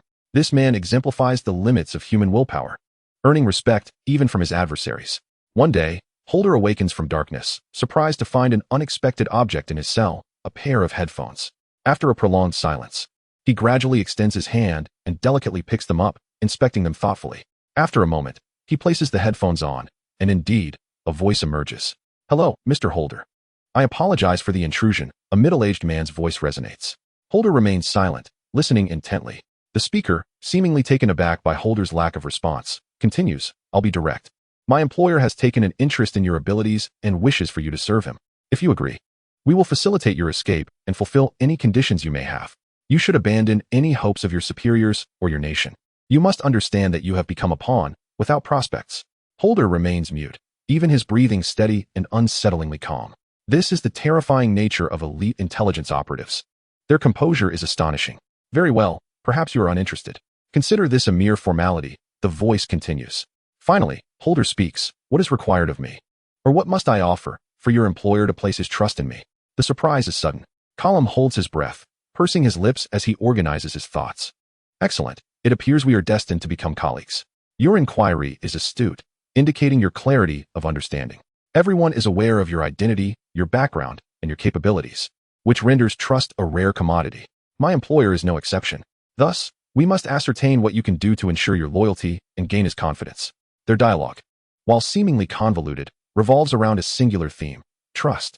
How can a premier intelligence agent, a top-tier operative with unwavering resolve and profound insight, cultivate trust with his employer?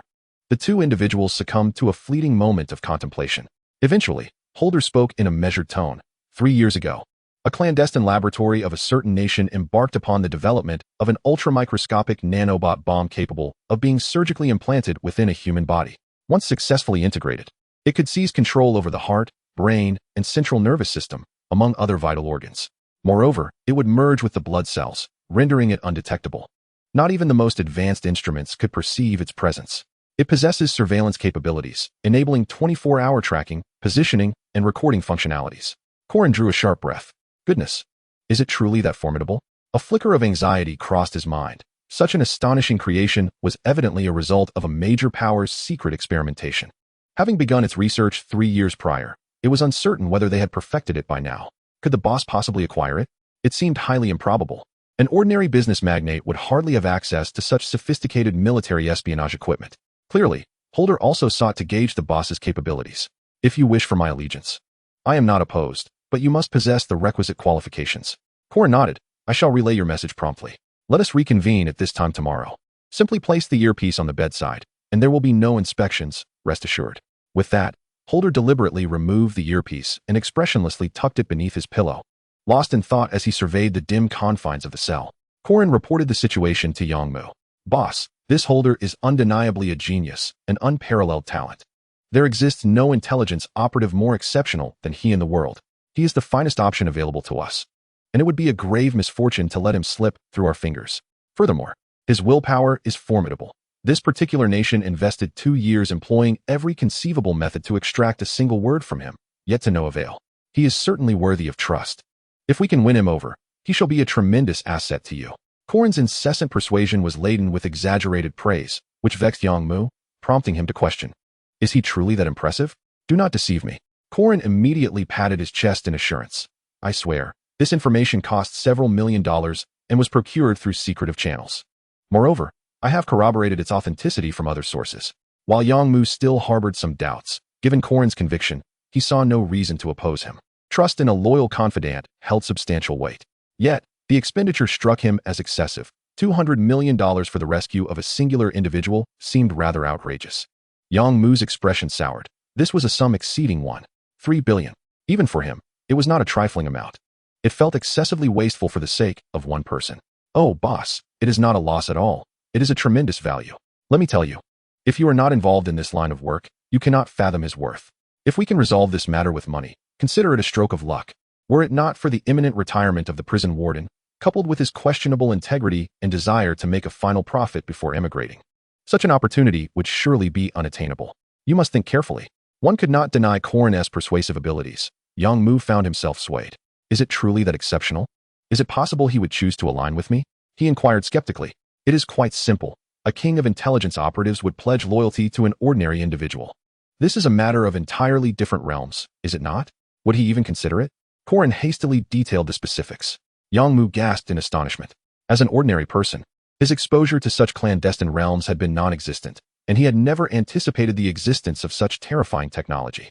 Boss, do you think it is feasible to secure him? If not, we could always pivot to another target. Alternatively, after rescuing him, we could have him conduct peripheral operations, which could also suffice, Corin suggested cautiously. Yongmu, however, paid him no heed, lost in his own elation. The issue of loyalty had long troubled him, and the anxiety stemming from the Golden Finger's influence had been overwhelming.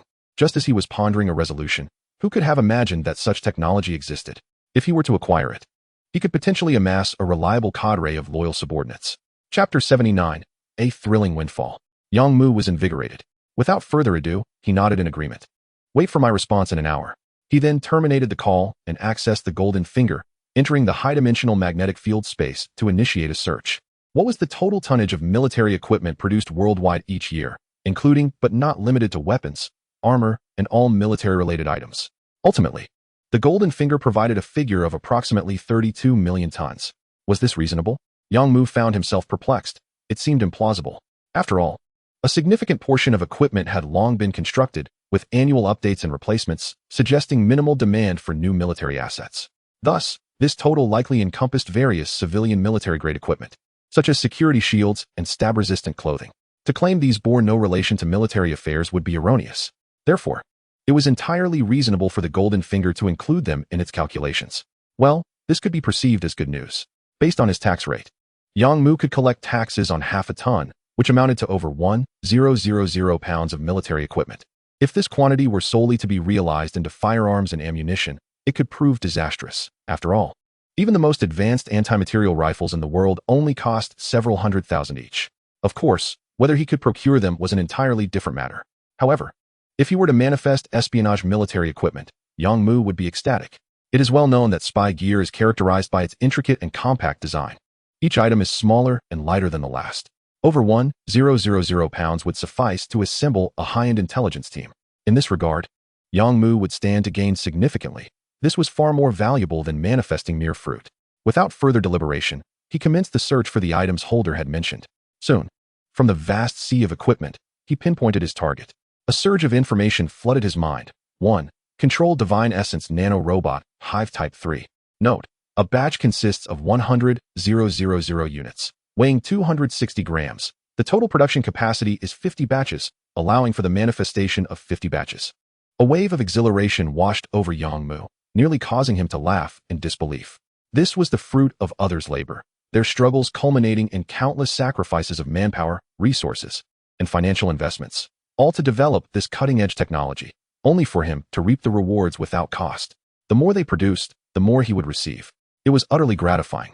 50 batches meant that Yang Mu could potentially control 50 individuals, ensuring their unwavering loyalty.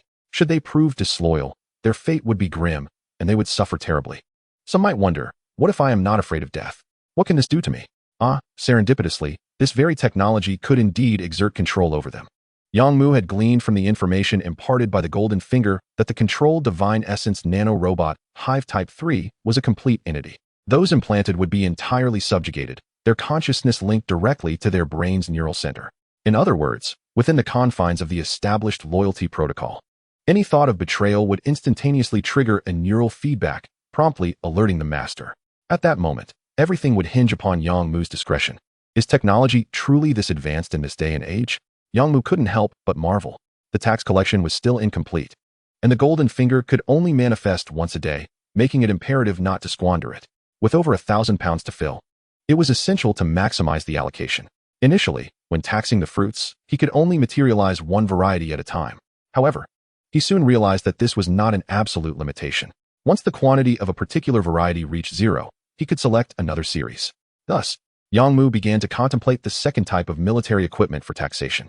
This time, he had learned to be cunning, specifically targeting the world's most elite and rare espionage gear. Soon enough, Yang Mu identified 6 types. 1. A cutting-edge metallic-coated mask, often referred to in technical terms that I shall spare you from. This remarkable item utilizes exceptionally unique materials, making it indistinguishable from an ordinary individual when worn. Not only is it undetectable by any device, but it also offers extraordinary comfort, allowing one to wear it for days without discomfort.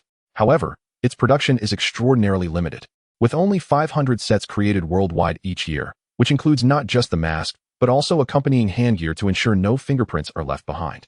Remarkably, one set weighs less than 100 grams. Once materialized, the total weight barely exceeds 100 pounds. Coupled with the previously acquired control source Nano Robot, Hive Type 3, the total weight for both varieties amounted to approximately 360 pounds. 2. The 4th generation Quantum Single Soldier Stealth Communicator. Note: it employs entangled photon encryption technology. Equipped with a micro-cesium atomic clock for synchronization, capable of resisting interference over distances and achieving zero-delay communication within a 500-kilometer range. Capable of penetrating a 10-meter thick lead layer and immune to electromagnetic pulse disruptions. Additionally, it features biometric activation, requiring dual-factor authentication via iris and DNA recognition, and self-destructs by releasing hydrofluoric acid to dissolve the core chip. Its disguise can transform into everyday items such as a pen or cufflinks, with an integrated laser projection keyboard. Yang Mu's eyes widened in astonishment. This was indeed cutting-edge technology, seemingly unreal. The military's advancements were said to outpace civilian technology by a decade. But this seemed to surpass even that, perhaps by 30 years. Its tactical value was undeniable, capable of maintaining communication even in a nuclear electromagnetic pulse environment. The production of this device was also limited to just 400 sets per year, each intended for a 12-person team. When fully materialized, it weighed a little over 200 pounds. Yang Mu felt as if he had struck gold. "Bring it on," he declared. "All of this is mine." Next came the third item. 3. The Ultra-Nano Medical Robot Capsule. Note: utilizing the most advanced 3D printing living hydrogel technology, it incorporates a micro-fuel cell.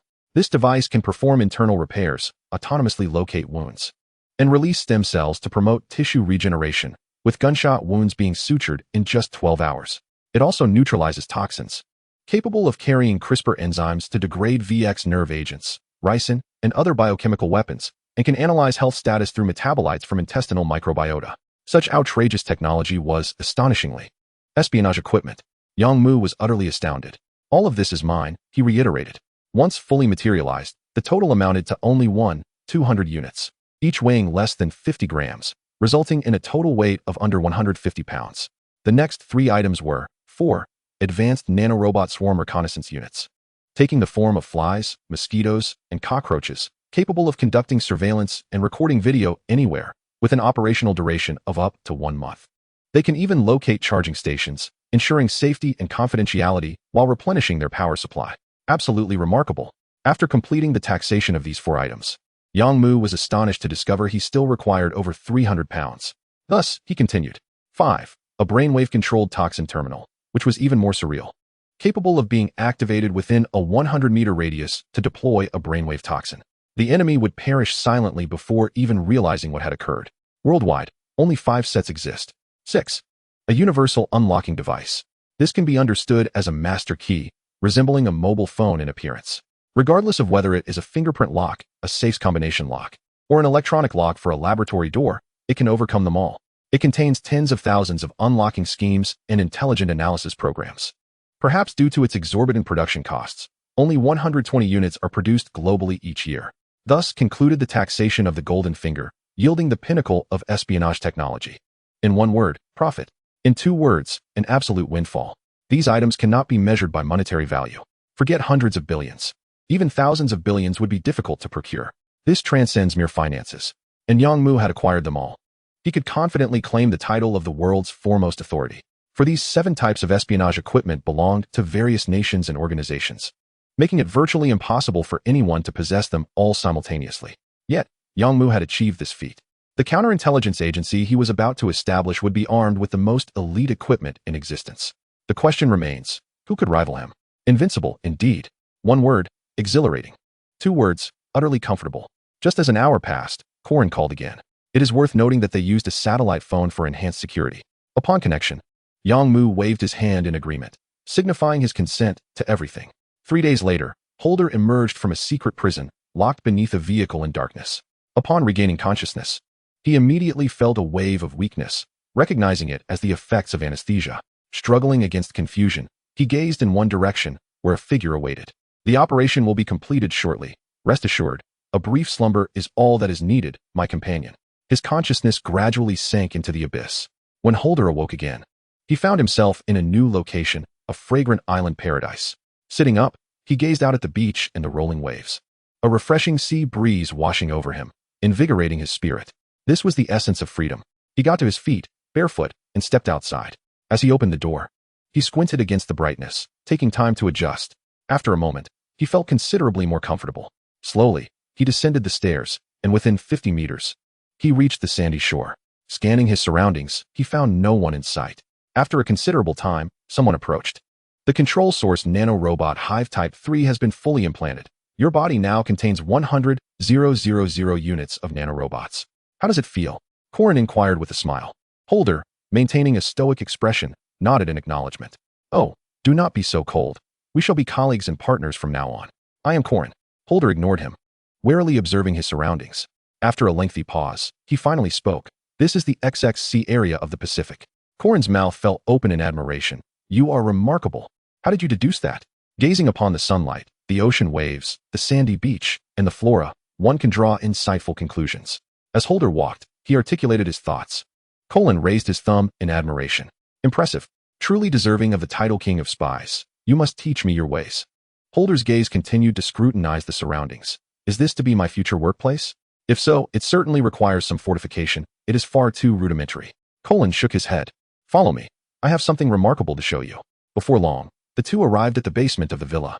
Upon opening the door, the expansive 200 square meter subterranean space left Holder utterly astounded.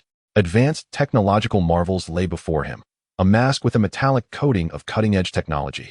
The fourth generation of quantum single-soldier stealth communicators, ultra-nano medical machine capsules, and swarms of elite nanorobot reconnaissance bots, among others. Furthermore, there were 1,000 gold ingots, each weighing a kilogram, totaling 1 ton. Cash from over 100 countries was meticulously arranged, alongside passports and identity documents from more than 100 nations, all featuring images of masked individuals. In that moment, the perpetually stoic expression on Holder's face shifted to one of sheer astonishment. He was rendered speechless, his mind momentarily frozen. This is impossible. How could these items be here? He was unaware that his tone bore a hint of fear. Only within this line of work could one grasp the sheer incredibility of the situation. This was more outrageous than stealing a nuclear weapon. If anyone could achieve such a feat, one could readily believe that individual to be the ruler of the world. Who would not be terrified? Colin and Yang Mu failed to comprehend the gravity of the scene. After all, their lives had never intersected with the realm of intelligence. Regaining his composure, Holder took a deep breath. His right hand caressed a mask, his eyes brimming with lethal intent.